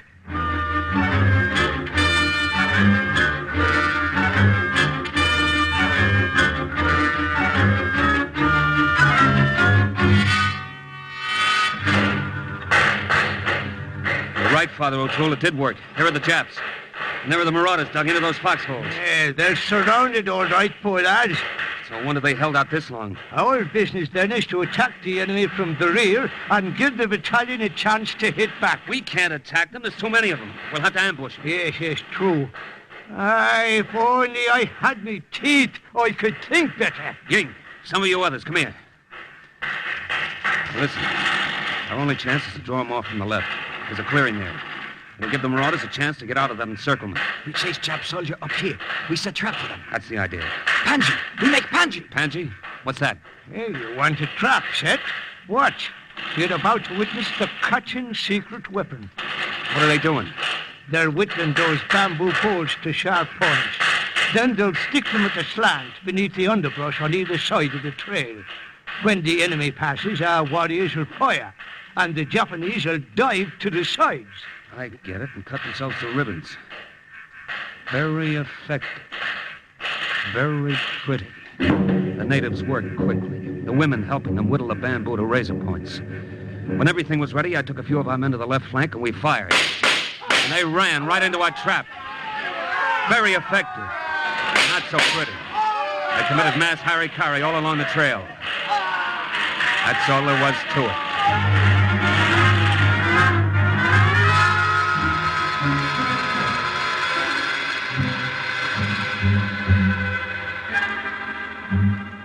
Well, I never thought we'd get out of those foxholes alive, Captain Shikolnikov. Thanks for helping us chase the rest of the Japs off. I'm glad we could help, Major. The Cutchins will lead you the rest of the way through the jungle so you can rejoin the main body of your column. Can we leave now? Oh, no, Major. The women would be insulted. All during the battle, they were busy preparing the victory feast. Pretty sure of themselves, weren't they? Good wives.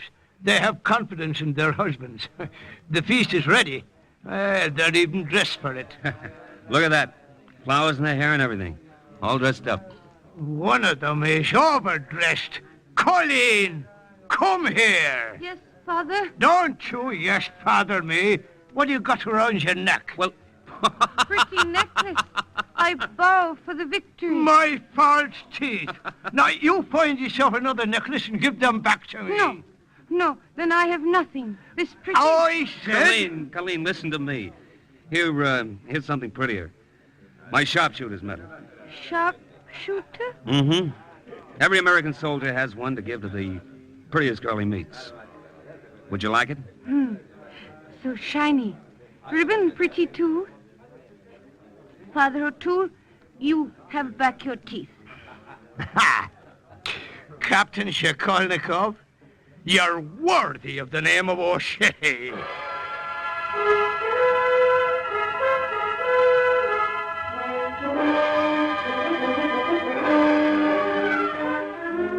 The capture of the vital airstrip and the ultimate conquest of Michina was due to the combined efforts of the marauders who attacked it and the Kuchin warriors who helped them and harassed the enemy all along the way. And once more, the report of an OSS agent closes with the words, Mission accomplished. A further adventure in black warfare is next week's Cloak and Dagger.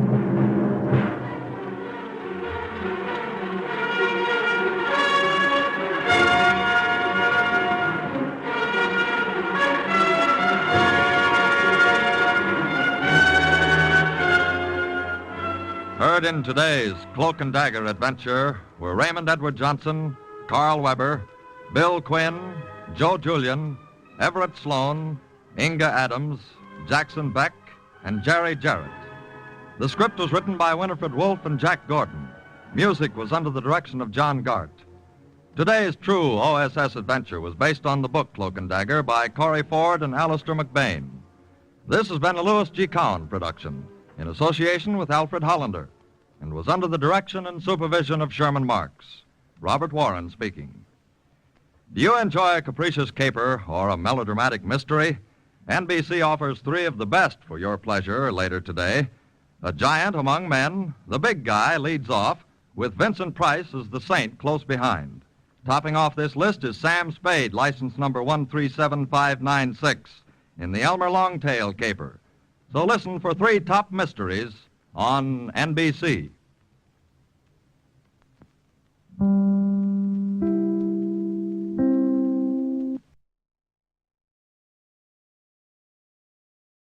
Are you willing to undertake a dangerous mission behind the enemy lines, knowing you may never return alive?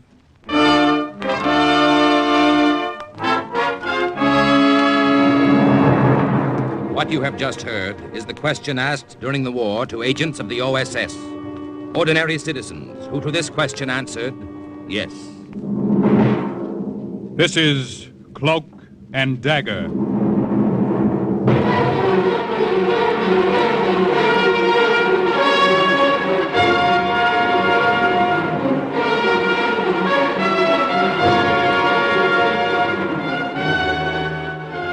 Black warfare, espionage, international intrigue. These are the weapons of the OSS. Today's story, The Trojan Horse, is suggested by actual incidents recorded in the Washington files of the Office of Strategic Services. A story that can now be told.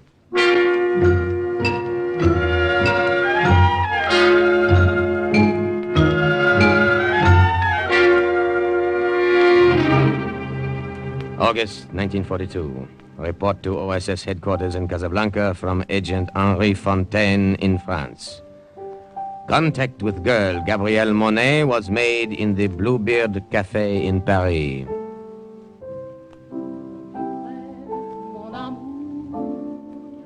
I went there alone on the evening of the 15th and sent her a note with a waiter asking her to come to my table when she'd finished her song. Then I sat and waited.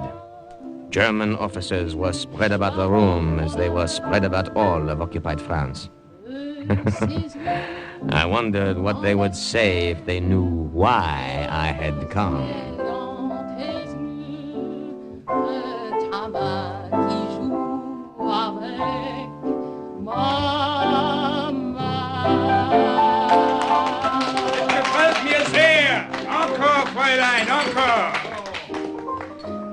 You send me this note, eh? Oui, mademoiselle.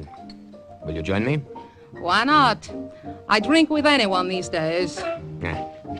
What will you have, eh? What have you? Let me taste from your glass. It is very bad wine. Huh? You are right. Oh, the only time a girl may get good wine nowadays is when she drinks with the Boche. Never mind, I'm not thirsty. I enjoyed your song. Is that what you wanted to tell me? I think you are wasting your time here in Paris. Paris is wasting our time on Paris these days. I can offer you a better position in Casablanca. What did you say? Who are you? My name is Henri Fontaine. I, too, have a good position with the American OSS in North Africa. What are you saying? Before the Germans came to France, I was a poor poet. They did me a service. Now I'm a rich spy. You sit here in a room full of Germans and tell me this? What makes you think I will believe you? What makes you think I won't turn you over to the Germans if I do, eh? Mademoiselle, I am not such a brave man. Neither am I a fool. We have kept you under observation for months. We know you better than you know yourself. Is there anything you'd like to know about yourself? What do you want of me? On our side, we have only the very best. Forgers, counterfeiters, cutthroats, and spies. Will you join us? Just tell me what you want me to do.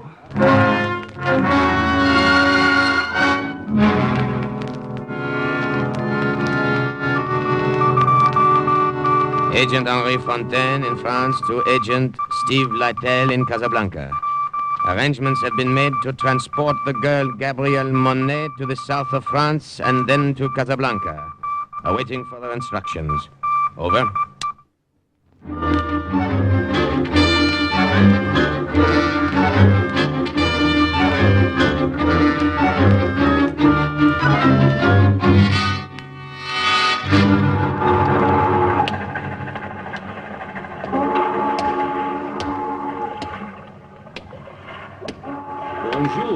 Bonjour.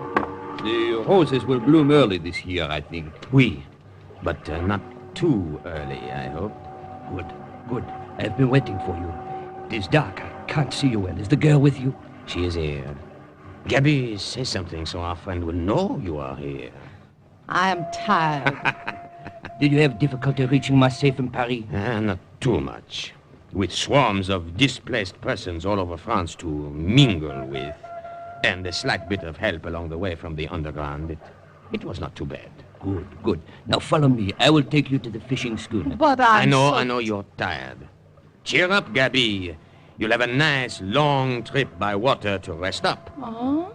And then another nice long trip by auto to Casablanca. Oh, I like automobiles. In the old days, I liked nothing better than a pleasant ride.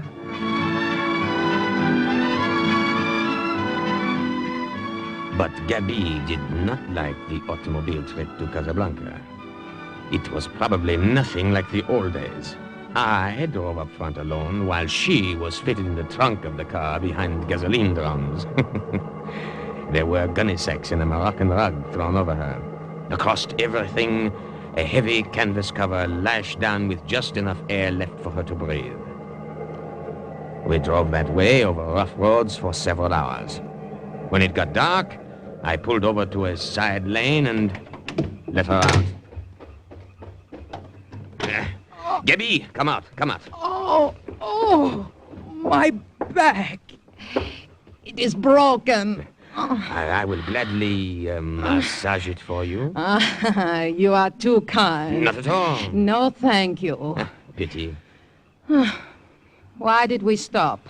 To give you a chance to stretch your legs. And a cigarette if you want one. Oh, I would die for one. Give. I have one lit here. Mille merci. You see? I try to be gentle. I try to make up for the inconvenience I am causing you. Ça c'est drôle. I remember what another poet once said. A German, by the way, but not a Nazi. His name was Goethe. What did he say? He said, "Be gentle with women. Remember, they were made from a broken rib." I am not amused. I'm sorry. You are always smiling. Do you enjoy the war, huh? I am a poet. There is poetic excitement in being behind the lines, working underground. I enjoy being a spy. Well, I am no Mata Hari. You will do. You still have told me nothing. Why did they send for me? You remember a German named Paul Vogel? Paul... What do you know of him? Tell me. Not now. The time is late. But I must Throw know. away your cigarette. Why did you mention I said later. We have a long journey ahead. If we pass the border post, I will tell you. If we do not, the words and minutes would only be wasted.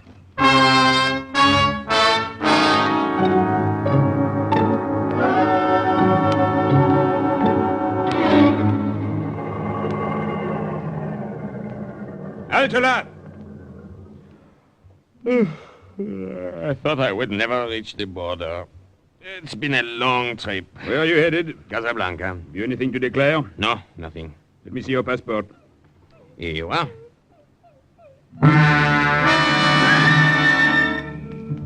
All of a sudden, I spotted a small black dog sniffing and whining at the trunk of the car where Gabriel was hidden. The customs officer had not noticed him, and I knew I had to find some way to keep him from noticing. One becomes stiff after so long a ride. While he looked over my passport, I went to the rear of the car, picked up the dog by the scruff of the neck, and started to pet him. Your passport seems to be in order, but what's the matter with Jeff? Oh, nothing. Perhaps he does not like to be picked up. No. If he did, he wouldn't try to bite you. Better put him down.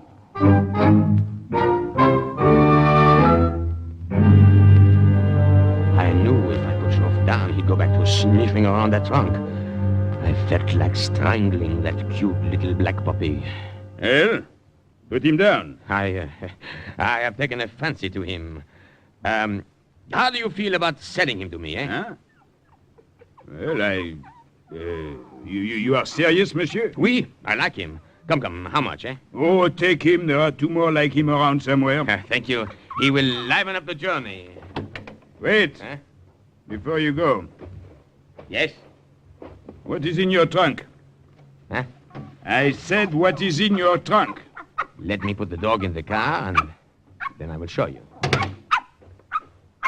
The trunk, I will show you.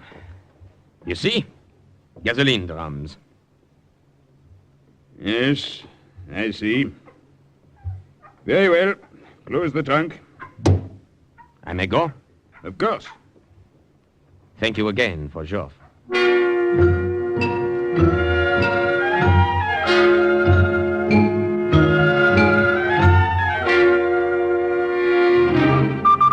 August 27th, 1942.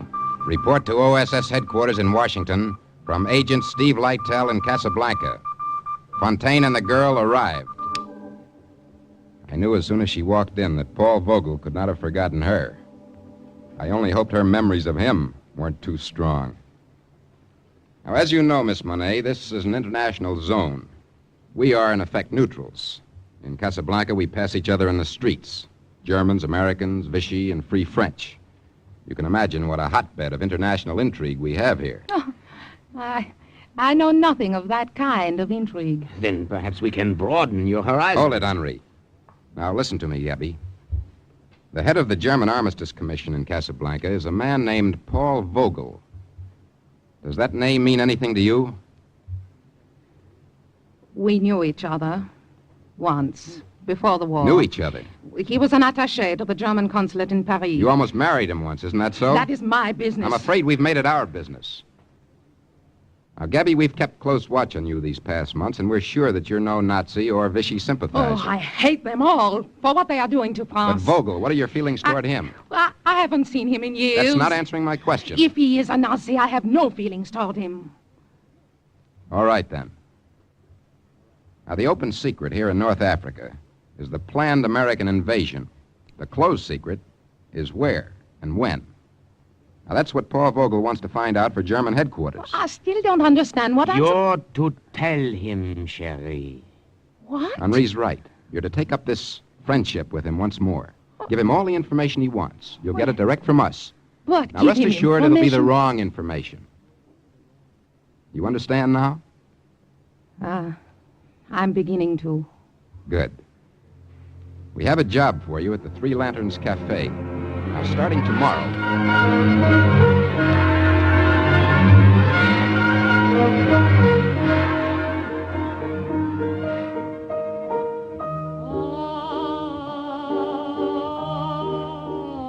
Agent Henri Fontaine and I were at the Three Lanterns Cafe the next night when Gabrielle opened there. Cafe was packed, but even the crowd around the bar, officers with ribbon chests, waterfront riffraff, and black marketeers, all of them were quiet when she sang.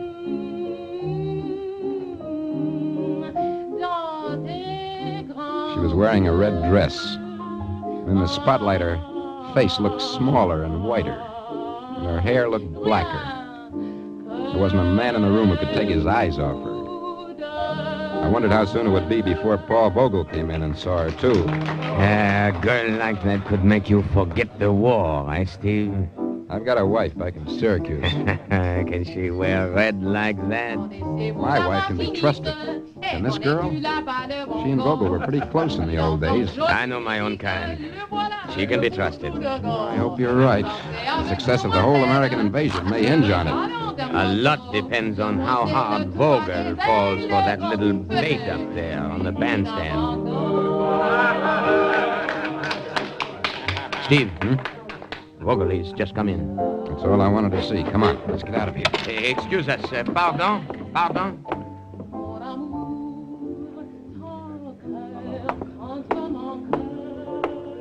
This table is free, waiter. It will do. Oui, Vogel. You wish to see the wine list?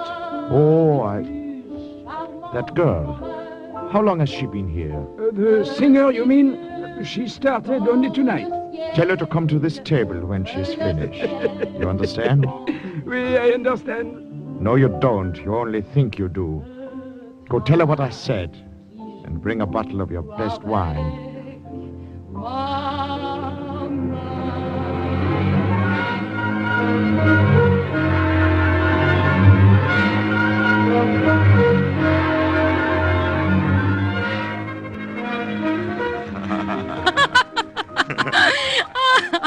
And I had no idea it was you, Paul, when the waiter came to me.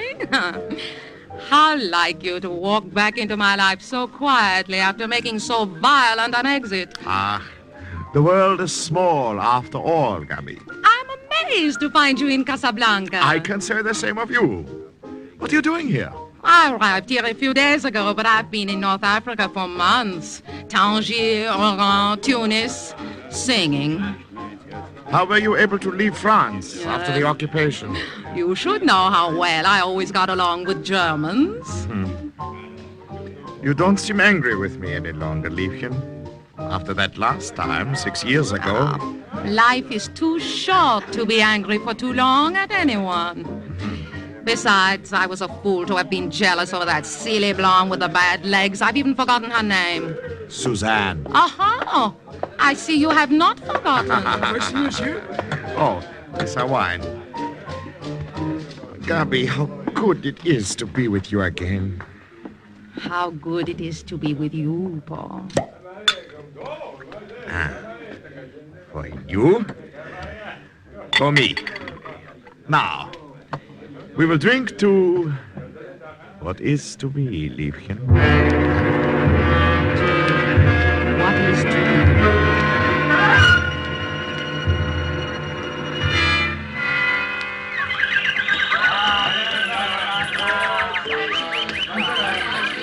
You could have no better guide through Casablanca than I, Gubby. Come, what else would you like me to buy you from the marketplace? A scarf, perhaps? A gold scarf to put around your hair, yeah. Have you taken many girls to the marketplace, huh? Oh, will you be forever jealous of me, Liebling? What is it, the French in you? It is the woman in me. I imagine you are in great demand by the women here. The chief of the German Armistice Commission. How did you know that? I know more than you think. Oh? Would it interest you to know the name of one of the most important American agents in North Africa? Who? Steve Lytle. What do you know of him? I know him. And he knows the details of the planned American invasion. Come. I will buy you a gold scarf. Well, have you nothing to say of what I just told you? I knew that already. I, too, have agents. However, thank you for telling me. I can promise you more than a gold scarf if you find out additional information for me. Is this possible? It might be. Very possible.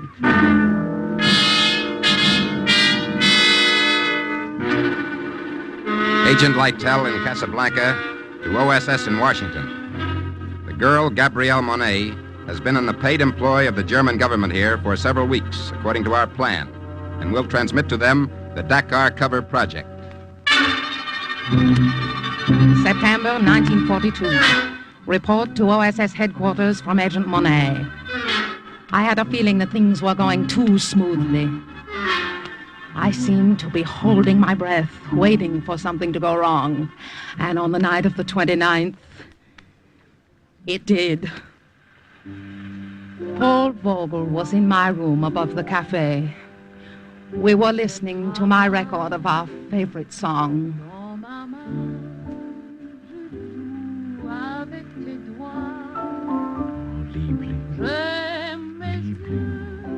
You'll have to go soon. It is late. Forget the time. Who would think it would come to this again, Gabi? After that day in Paris, when we quarreled so. I remember that day. We showed poor judgment to argue out of doors. It was raining. I got a terrible cold in the nose. Poor Gabi. Let me kiss that poor nose. Sherry. Oh, you really must go. But before you do, I have a paper for you in my purse. Dates when high officials will be in Casablanca. I'll get it for you. I want to talk to you. You're hurting my arm. Let me go, Germany is Paul. paying you well for this information I know, you are Paul, giving us. please. Some of it is useful information, but none of it is as important as I would like. I will try to do better. You had better do better. You know what would happen, Gabi, if I found out you were crossing me. I would not cross you. It is nothing for me to my... twist your arm like this. Such a small arm. Think what I could do if I really tried to hurt you. You hurt me now because you don't trust me. What do you want? You claim to know this American Lytel. I do. You claim you get your information from him. Is that all he gives you? What about his love? Oh. Does he give you that too? Paul, the shoe is on the other foot. Now it is you who are jealous. Oh, how foolish of you. Think, would I lie to you? Gabi.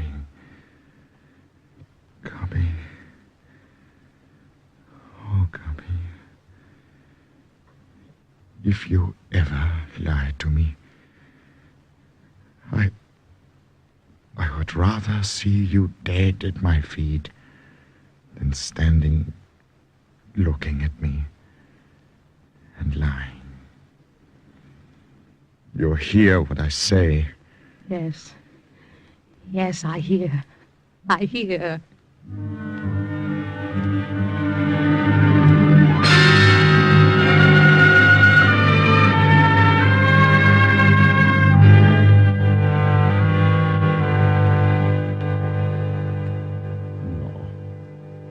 No more wine. I must keep my head clear to think of what you have just told me. Now, are you satisfied that I'm earning my money? Dakar. So the Americans will land in a few weeks at Dakar. Very likely, very likely. Dakar is strategically important. It will be more important if the German fleet is there to stop the invasion. Yeah. That bungled attempt at a landing under de Gaulle's leadership failed, so the Americans probably figure we would not dream that they would try it again in the same place. One American, Steve Lytel, does not dream you nor this. Are you going to tell German headquarters? But of course, this is something they will want to know.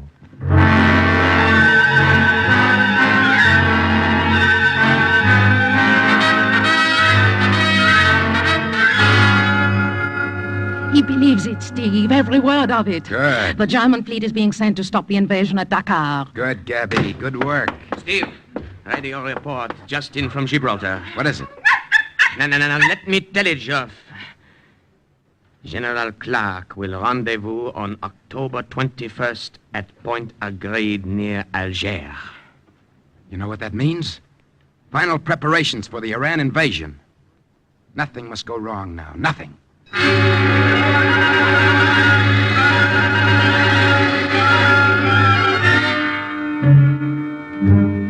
November 4, 1942. Something very wrong happened. Paul came to my room just before I was ready to go downstairs to the cafe. Paul! Gabby, your friend Lytle has been playing you for a fool. Do you hear what I say? I don't understand. The invasion is not Dakar. I just learned myself it's to be Oran. Oran! And the German fleet, on my suggestion, is waiting in Dakar for nothing. Paul. And will continue to wait for nothing. Paul, it can't Do you know what this will mean to me? Do you realize what the High Command will do to me for this? Please, Paul. My ruin. Perhaps your latest information was wrong about Oran. No. It all ties in. They, the Americans, wanted me to believe that... Gabby, what had you to do with this? Now what are you saying? I'm getting tired of your suspicions. One day you trust me, the next day you don't. You're French? What kind of French? Instead of questions, ask yourself this. Would I betray you, Paul? Not Germany, but you. Think. Look at me. Look at your Gabby and answer.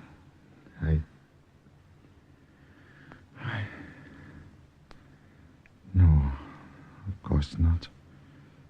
Not you. You wouldn't dare.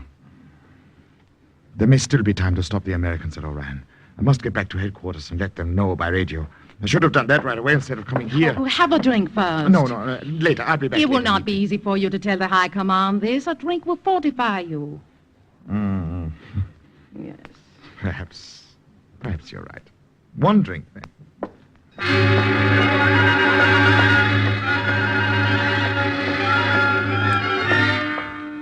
Paul sat on the edge of the couch, his head in his hands. I remember thinking how very blonde was his hair, how large his hands. Take your time. It was not difficult for me to drop half the L tablet from my purse into his glass as I poured the liquor over it. Hurry down. Oh. Here you are. Dankeschön. Poor Paul. Pauvre petit. You look so tired. Drink. Where are you going? To put on the record you like. We've played it so often lately, Paul, that one of these days it will just rise up in protest. You tired? No. No, why should I be tired? I must go now. I've had my drink. Hear my record through, then you will go. No. No, now. I must go now. You're so good to me, Gabby. You love me. You love me very much. His head had fallen on his arms and rested on the table. The tablet had begun to work as I knew it would. I got the automatic pistol that had been given to me by the Americans and shot him twice through his very blonde head.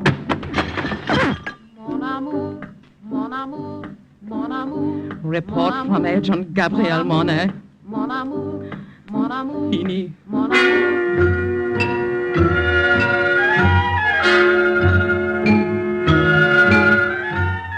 it ought to come any minute now, news of the invasion. I've had word that Eisenhower and Clark were in Gibraltar on November the 8th. I'll let you both know as soon as something comes through on the radio. Are you all right, Gabby? Me, don't concern yourself. You did what you had to do. It took courage. If I had thought about it longer, perhaps I would not have had the courage. You cannot know. I think I do. He meant a great deal to me. A long time ago. I killed him. Listen to me. I told you something once that the poet Goethe said. He also said this. Give up what perished long ago, and let us love what's living. Do you hear, Gabby? Do you hear?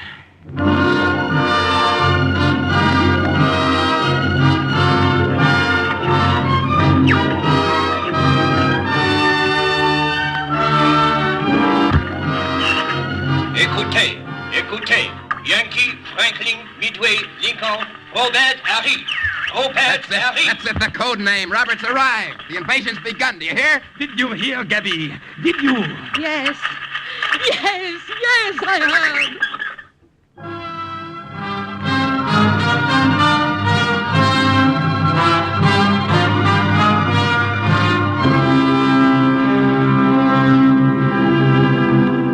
again, the report of an OSS agent is closed with the words, Mission accomplished. A further adventure in black warfare is next week's Cloak and Dagger.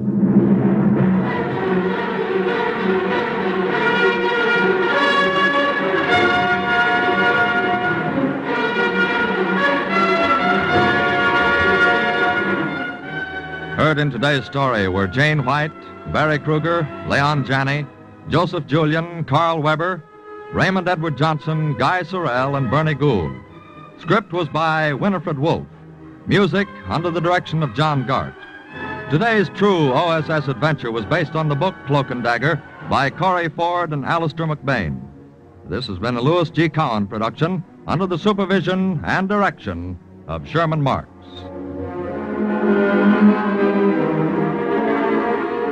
Stay tuned for the second big mystery, High Adventure, on NBC.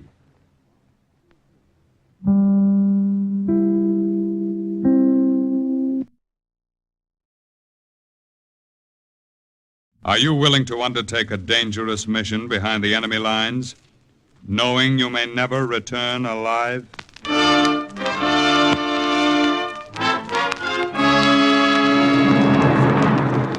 What you have just heard is the question asked during the war to agents of the OSS. Ordinary citizens who to this question answered, yes. This is Cloak and Dagger.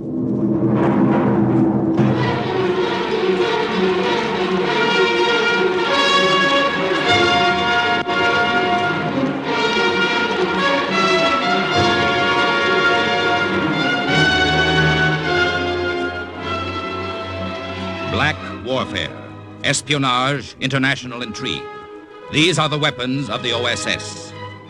Today's story, The Trap, about an OSS agent who prevented an American advance onto German soil from turning into a massacre, is suggested by actual incidents recorded in the Washington files of the Office of Strategic Services. A story that can now be told.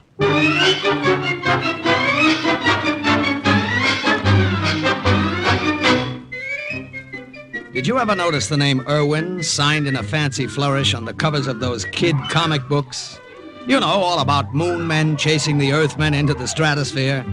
Well, that's me, Irwin Hazen. I'm a little guy, about 5'4". Before the war, I loved flashy ties and babies. Girl babies, about 21. So what was Irwin doing being an OSS spy in a German-held town in France after D-Day? Listen, my children, and you shall hear.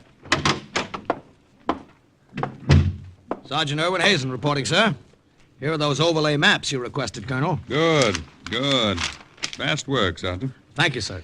I'll look them over now. In the meantime, I want you to do something for me. Yes, sir. I've just had word that one of our agents, Lieutenant Miller, who was sent ahead into Bruyere for advance reconnaissance, has returned. Lieutenant Miller? Yes, sir, I know him. He's in that tavern about a mile from headquarters, getting very drunk. Can't understand it. Doesn't sound like Miller. No, sir. He should have reported immediately. I want you to go down and bring him back to headquarters. Yes, Colonel. Right away, sir. Oh, Hazen. I saw that cartoon you submitted to Yank. Oh? Very good.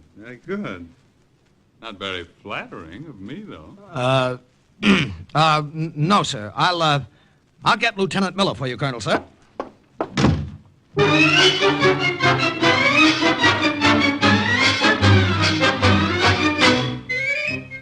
Not all of the 12,000 people working with the OSS parachuted blind into enemy territory. Some of them stayed in Washington, making up secret codes. Some of them, like me, sat behind a desk in France and drew maps. But I was through sitting behind a desk the minute I walked into that tavern. Lieutenant Miller was slumped over the bar, swaying back and forth, and he looked very drunk.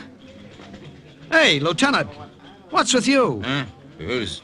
Colonel wants you to report to headquarters right away. Irwin. Is that you, Irwin? Boy, you get your ear chewed off for this. What's the idea? Couldn't this wait till later? No, I couldn't wait. Couldn't make it otherwise. Gotta get to the colonel. Say, bartender, how many has he had? Only two. Very little ones, Sergeant. Oh, yeah? Tell the colonel. Couldn't make it otherwise. Glad you came. Can't make it now, maybe. What are you talking about? Tell Colonel Briere heavily fortified. More than we thought. I saw it myself. 80 pieces of 105mm artillery behind the lines. Germans are digging in. Well, come on back and tell him yourself. Hey, couldn't you have celebrated later? Made it this far. Needed a drink to make it all the way. Tell Colonel we're heavily fortified. Heavily fortified. Miller! The lieutenant, he is pass out? The lieutenant? He is dead.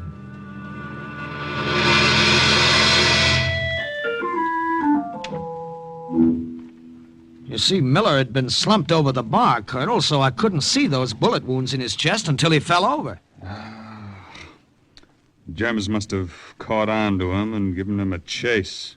It's a wonder he got as far as he did. Sergeant, you're sure about everything he told you? Yes, sir. But we were positive the Germans didn't have that much artillery on the 7th Army front.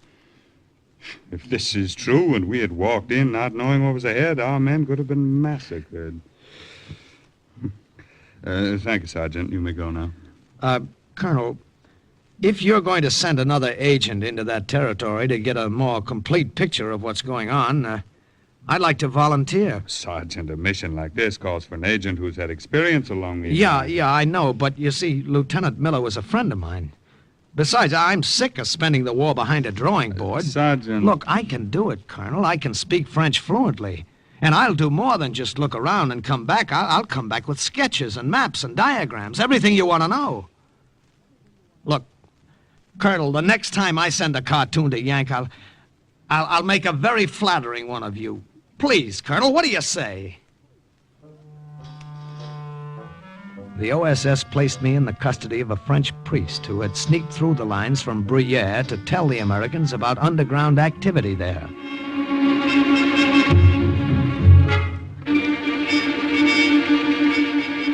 A few days later, the priest and I were on the road, 30 miles away from the American-held town, walking smack into enemy territory. The priest was in full clerical garb. Me? I was dressed like a French peasant. When the Germans stop us, my son, let me do the talking. Boy, I hope we get away with it. Do not worry. Out of necessity, I have become adept at making up very convincing lies. Yeah, but do you think the Germans will believe this phony story? What reason will they have to disbelieve it? Besides, I am well known and respected in town. The Germans have enough trouble now without stirring up the antagonism of the people by disciplining me for so small a reason. Well, all I can say is I hope it works. We'll have a chance to find out now. There's the town. And there is a welcoming committee. Halt! Who goes there? Remember, let me do the talking. I say halt! Who are you? Bonjour. I am Father Robert, priest of the church in this town. And this man? A friend. If you are from this town, what are you doing behind the border? Did you have permission? Let me see your papers, your passes. Most unfortunately, I did not wait to request a pass. Was sagen Sie, Sie haben nicht?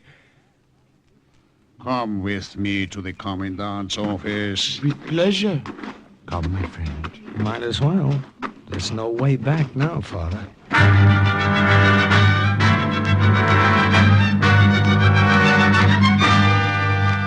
You have been given too much freedom in this town, Father Robert. This insolence is too much. But, Monsieur le Commandant, this poor lad... You, wer heißen Sie? Your name again? Francois Chauvin. Call me by my title. Francois Chauvin, Herr Commandant. Now go on with your story, Father Robert. It is a sad, sad story of a dying woman and her last wish to see her nephew, this lad, last remaining member of her family. Her husband and 2 sons were killed in the early days of the war. You see, I have the holy oils with me to give this poor woman the last sacrament. And why did you not ask permission to get this boy? I was afraid, Monsieur le Commandant, that by the time the permission was granted, it might be too late. The woman might die. So I slipped out. When did you last see your Aunt, Jorin? Why, over 3 years ago, Herr Commandant. And this is most irregular. Surely the request of a dying woman. Well, I'll let you go this time, Father Robert. There's enough unrest in this town without starting a tempest in a teapot. One more question. Yes, monsieur. If you managed to slip through the lines going out, why is it you did not attempt to sneak back into town instead of walking boldly up to the borderline? Sneak back into town? Why, Monsieur le Commandant, that would be against regulations.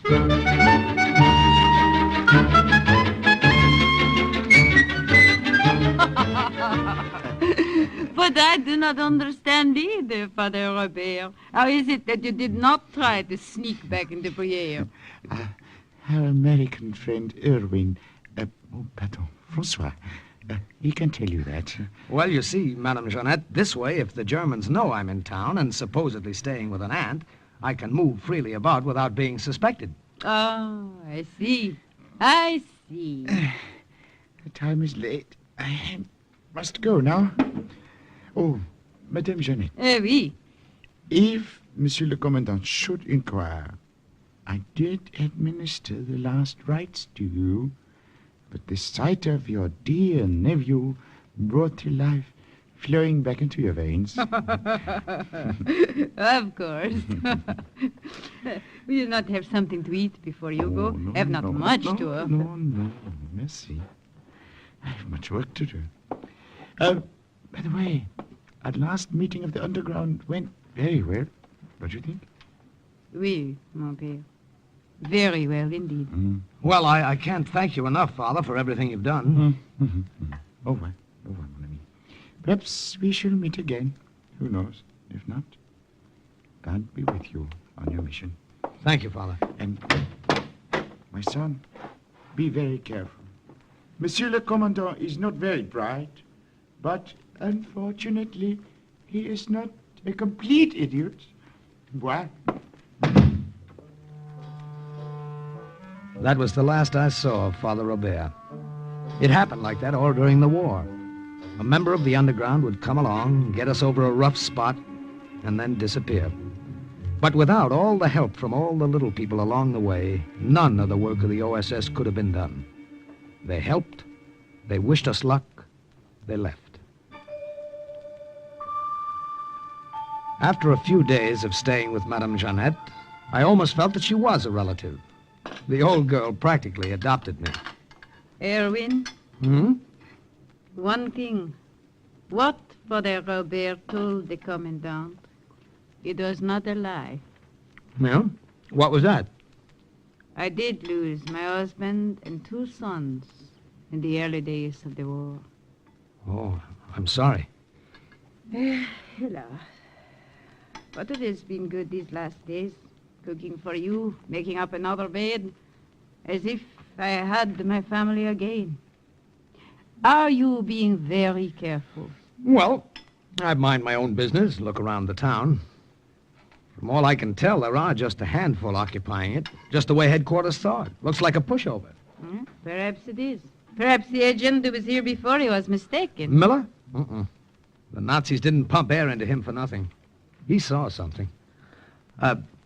Madame Jeanette. Oui? Here, let me fill your plate again. Look, what's the best way to get through the forest to the river north of Briere?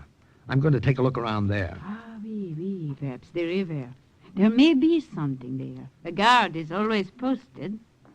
I thought it was just to keep the townspeople from leaving, but perhaps there's something else. Is there a way past the guard? I have lived here all my life. I know a way. I will show you. Even take you part way, myself. The woods began about 100 yards back of Madame Jeanette's little house. And early the next morning, we started through them. I followed her through the thick brambles, through the narrow paths she knew so well, through the brush and the high grass that moved gently in the wind. Madame Jeanette's skirt caught on the brambles, and she stopped, just long enough to rip off that part of her hem and leave it behind, swaying in the wind. Then she moved on, me right behind her. Maybe this would turn into a wild goose chase, but I had a hunch I'd find what I came for. Then we came to a slight clearing. I will go back now, Erwin. Return later the way we came. You remember? Yes, I remember. Ah, bon. Go now along the outskirts of this little wood. You will see a hill. From there, you will have a good view of the river. And anything that might be there. All right, I'll see you later. Careful. Careful now. A minute afterwards, she was swallowed up in the woods. A little while after that, I was on top of that hill, flat on my stomach under a clump of bushes, looking down through strong binoculars. My hunch was right. It was all there, and I began to sketch it quickly, but accurately. From somewhere, the Nazis had gotten reinforcements, and their high command had decided to make a stand, dig in and hold, there at the river. There were heavy artillery positions all set up, machine gun and anti-tank emplacements. There was barbed wire, lots of it. There were anti-tank obstacles and the 105mm artillery Miller had seen, all of it there. A nice big booby trap all set for our men to walk into when they tried to advance north across the river. I couldn't hear them, but I could see them, swarms of German soldiers working hard, working fast, digging in, getting ready. I took down everything I saw, and I had it complete except for the west bank of the river near the bridge. There were too many trees blocking my vision. I had to get closer. By the time I got to the bottom of the hill and crawled along through the brush to the west bank, I didn't just see the Germans, I could hear them as well. See that now the orders are carried out. There must be no slip-up. Jawohl, Hauptmann. Oh, and Lieutenant. Jawohl. See that more guards are posted at the edge of the town. The commandant wants no one snooping around here. Very well. No one will get through. There were too many of them, all around. I knew it would be crazy to try to get any further without a plan.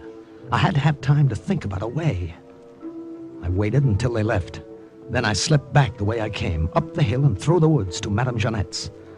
I went around the back, so I didn't see the commandant until I walked in. Ah, Francois, you are back. Yes, bonjour, Herr Commandant. I have been waiting for you. Well, is there something wrong? No, of course not, Francois. I am here to talk with him. Francois Chauvin. I believe Father Robert told me that is your name. That is correct. It was through the kindness and understanding of the German High Command here that you were allowed to see your sick aunt. You understand that, do you not? Oh, yes, I appreciate that. It was irregular, but we let you in. However, I am here to tell you that you had better have no illusions about leaving Bruyere now, going back through the American lines to your village there. Well, no, I have no wish to leave. Why, you've anticipated me, Herr Commandant. I was going to request permission to stay here with my aunt from now on. I was in the square today looking for work. Yeah. Now, they're good, as long as you understand.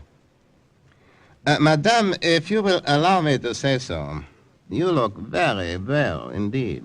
Oh, no, she was very ill when I came. Father Robert gave her last rites. Ich wünsche mit ihr zu sprechen. I'm not talking to you. My nephew is correct, but so are you, Herr Commandant. I was very ill, but I'm very well now. Yeah. Well, that was all I wanted. I will go now. But remember, you are not to leave Bruyere. What the Commandant didn't know was that I had no intention of leaving until I made the sketches of the west bank of the river. Late that night, Madame Jeanette helped me bury the plans and diagrams I had already drawn. You are right, my boy, to bury these here behind the house, rather than leave them inside. It is safe. Okay, that's deep enough. Now, I put this rock on top of them. There, that's done now. You will go back tomorrow? No, I've got to get a good look at the west bank of the river. It is wise you did not try to press further ahead today. It would have been too dangerous.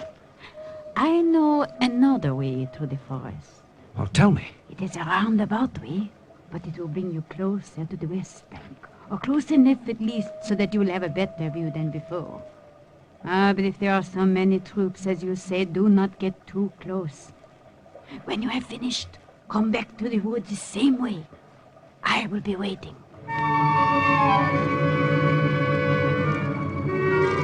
I did exactly as she said. Took the long way round, across little streams. Watched for landmarks. Dropped from high rocks and landed on rough little paths that were hidden by the brush. I did everything she said, except one thing. I got too close. Sergeant, we're laying those mines too far apart. What are you doing? With these defenses, we'll be ready for anything, Lieutenant. I decided I better get out of there. And as I started, a twig under me snapped. What was that? Did you hear something in the brush? Probably some small animal in the forest. Go see. Come on, Herr Hauptmann.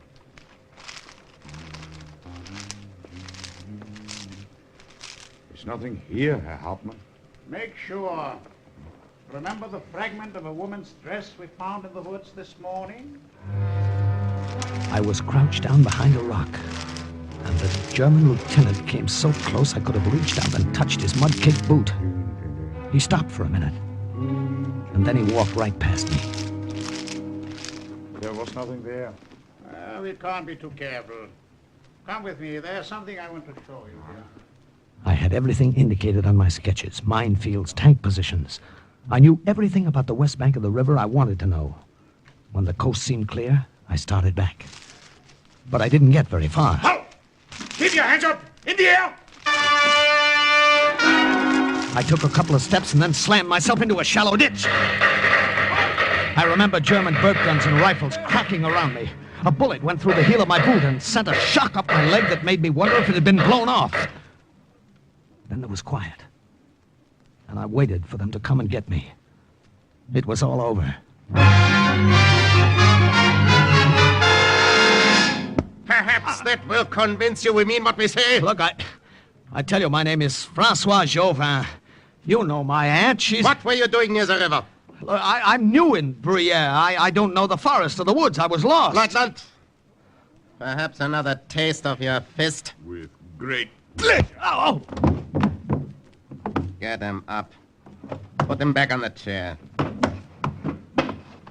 Now listen to me, Jauvin, whatever your name is.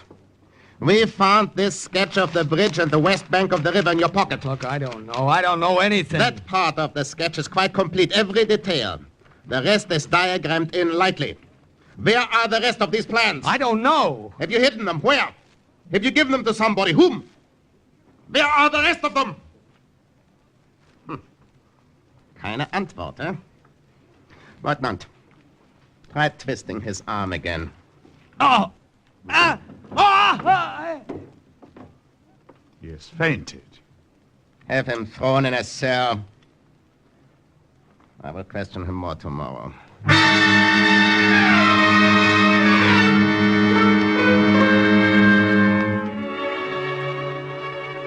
That was the German way of questioning. Beating you up, twisting your arm. I was sure they had a lot more ways of questioning, but I didn't intend to stay and find out what they were. I had to figure out a way to escape. And then I noticed it. The glass of the window in front of the bars had been shattered. I broke off a piece, and then I cut myself severely about the face. I guess it doesn't sound pretty, and it didn't look very pretty, but that was the effect I wanted. I heard the guard coming back. Quickly, I threw myself on the floor in front of the door so that when the heavy door was opened, it would crash into my head. The commandant wants to see you. Oh! What is this? Help! I must get help. My hair was matted with blood, and my cut-up face looked pretty horrible. Not that the guard was worried about the state of my health. He was afraid of what the commandant would do to him if I wasn't able to be questioned. He left the cell door open and ran. And so did I, in the other direction. I I ran up the stairs to the second floor of the small town jail the Germans had taken over.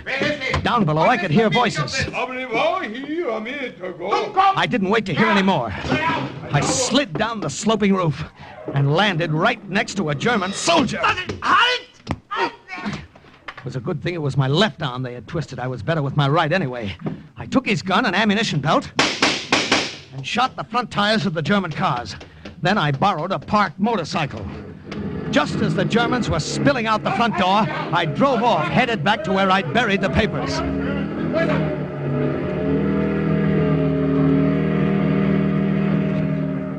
But the papers were gone. Everything I had worked on so painstakingly. The maps, the diagrams, the sketches, the plans. They were gone. Madame Jeanette. Maybe she had them.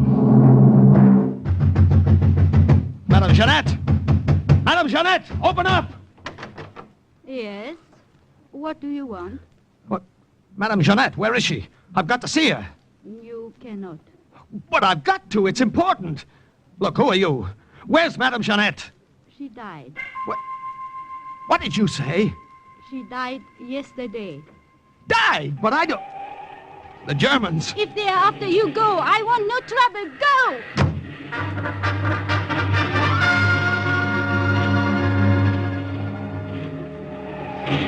That motorcycle ride through enemy-held territory with that car full of Nazis firing at me was wilder than the stories in the comic books I used to draw for. There was a phosphorus grenade on the ammunition belt I had taken from the soldier outside the prison. I pulled the pin with my teeth and tossed it back over my shoulder. Through the side mirror, I could see the German car slowing down. It stopped right over the grenade. And a minute later, there was a car full of very dead Nazis.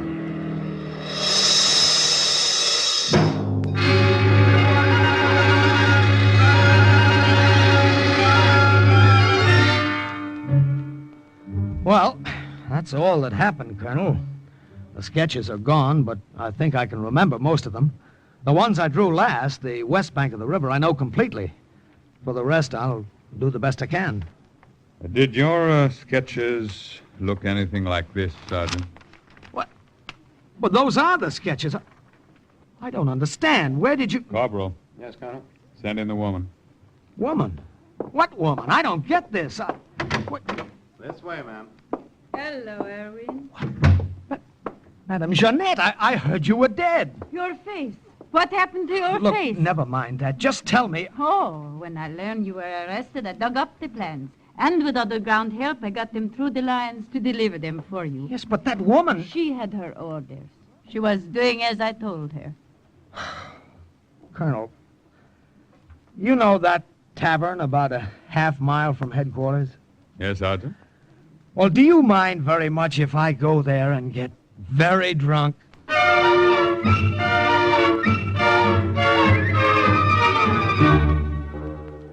The maps, diagrams, and information which Sergeant Irwin Hazen provided allowed the American Army to prepare a counteroffensive. 3 days later, they were on German soil. And the report of another OSS agent closes with the words, "Mission accomplished." Listen again next week to another adventure based on actual incidents from the files of the OSS on Cloak and Dagger.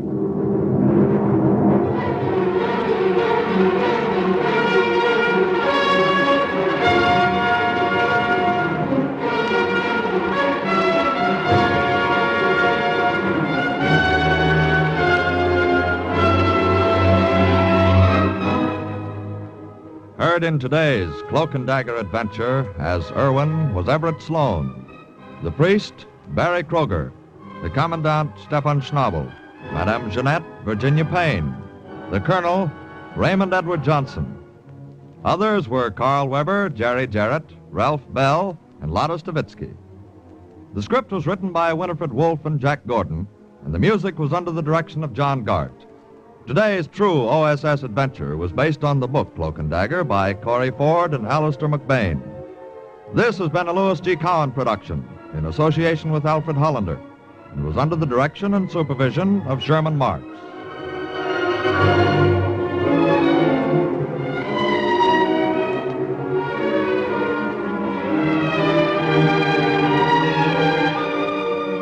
Programs. Get your programs here. Simon Templar plays hide and seek with a friendly killer who has been commissioned by underworld sources to handle the Saint. Hear another top-notch adventure with the Saint, and also listen for the Sam Spade Caper with Howard Duff, starring as America's favorite fast-moving, fast-talking private eye. Next, exciting high adventure. Then the big guy on NBC.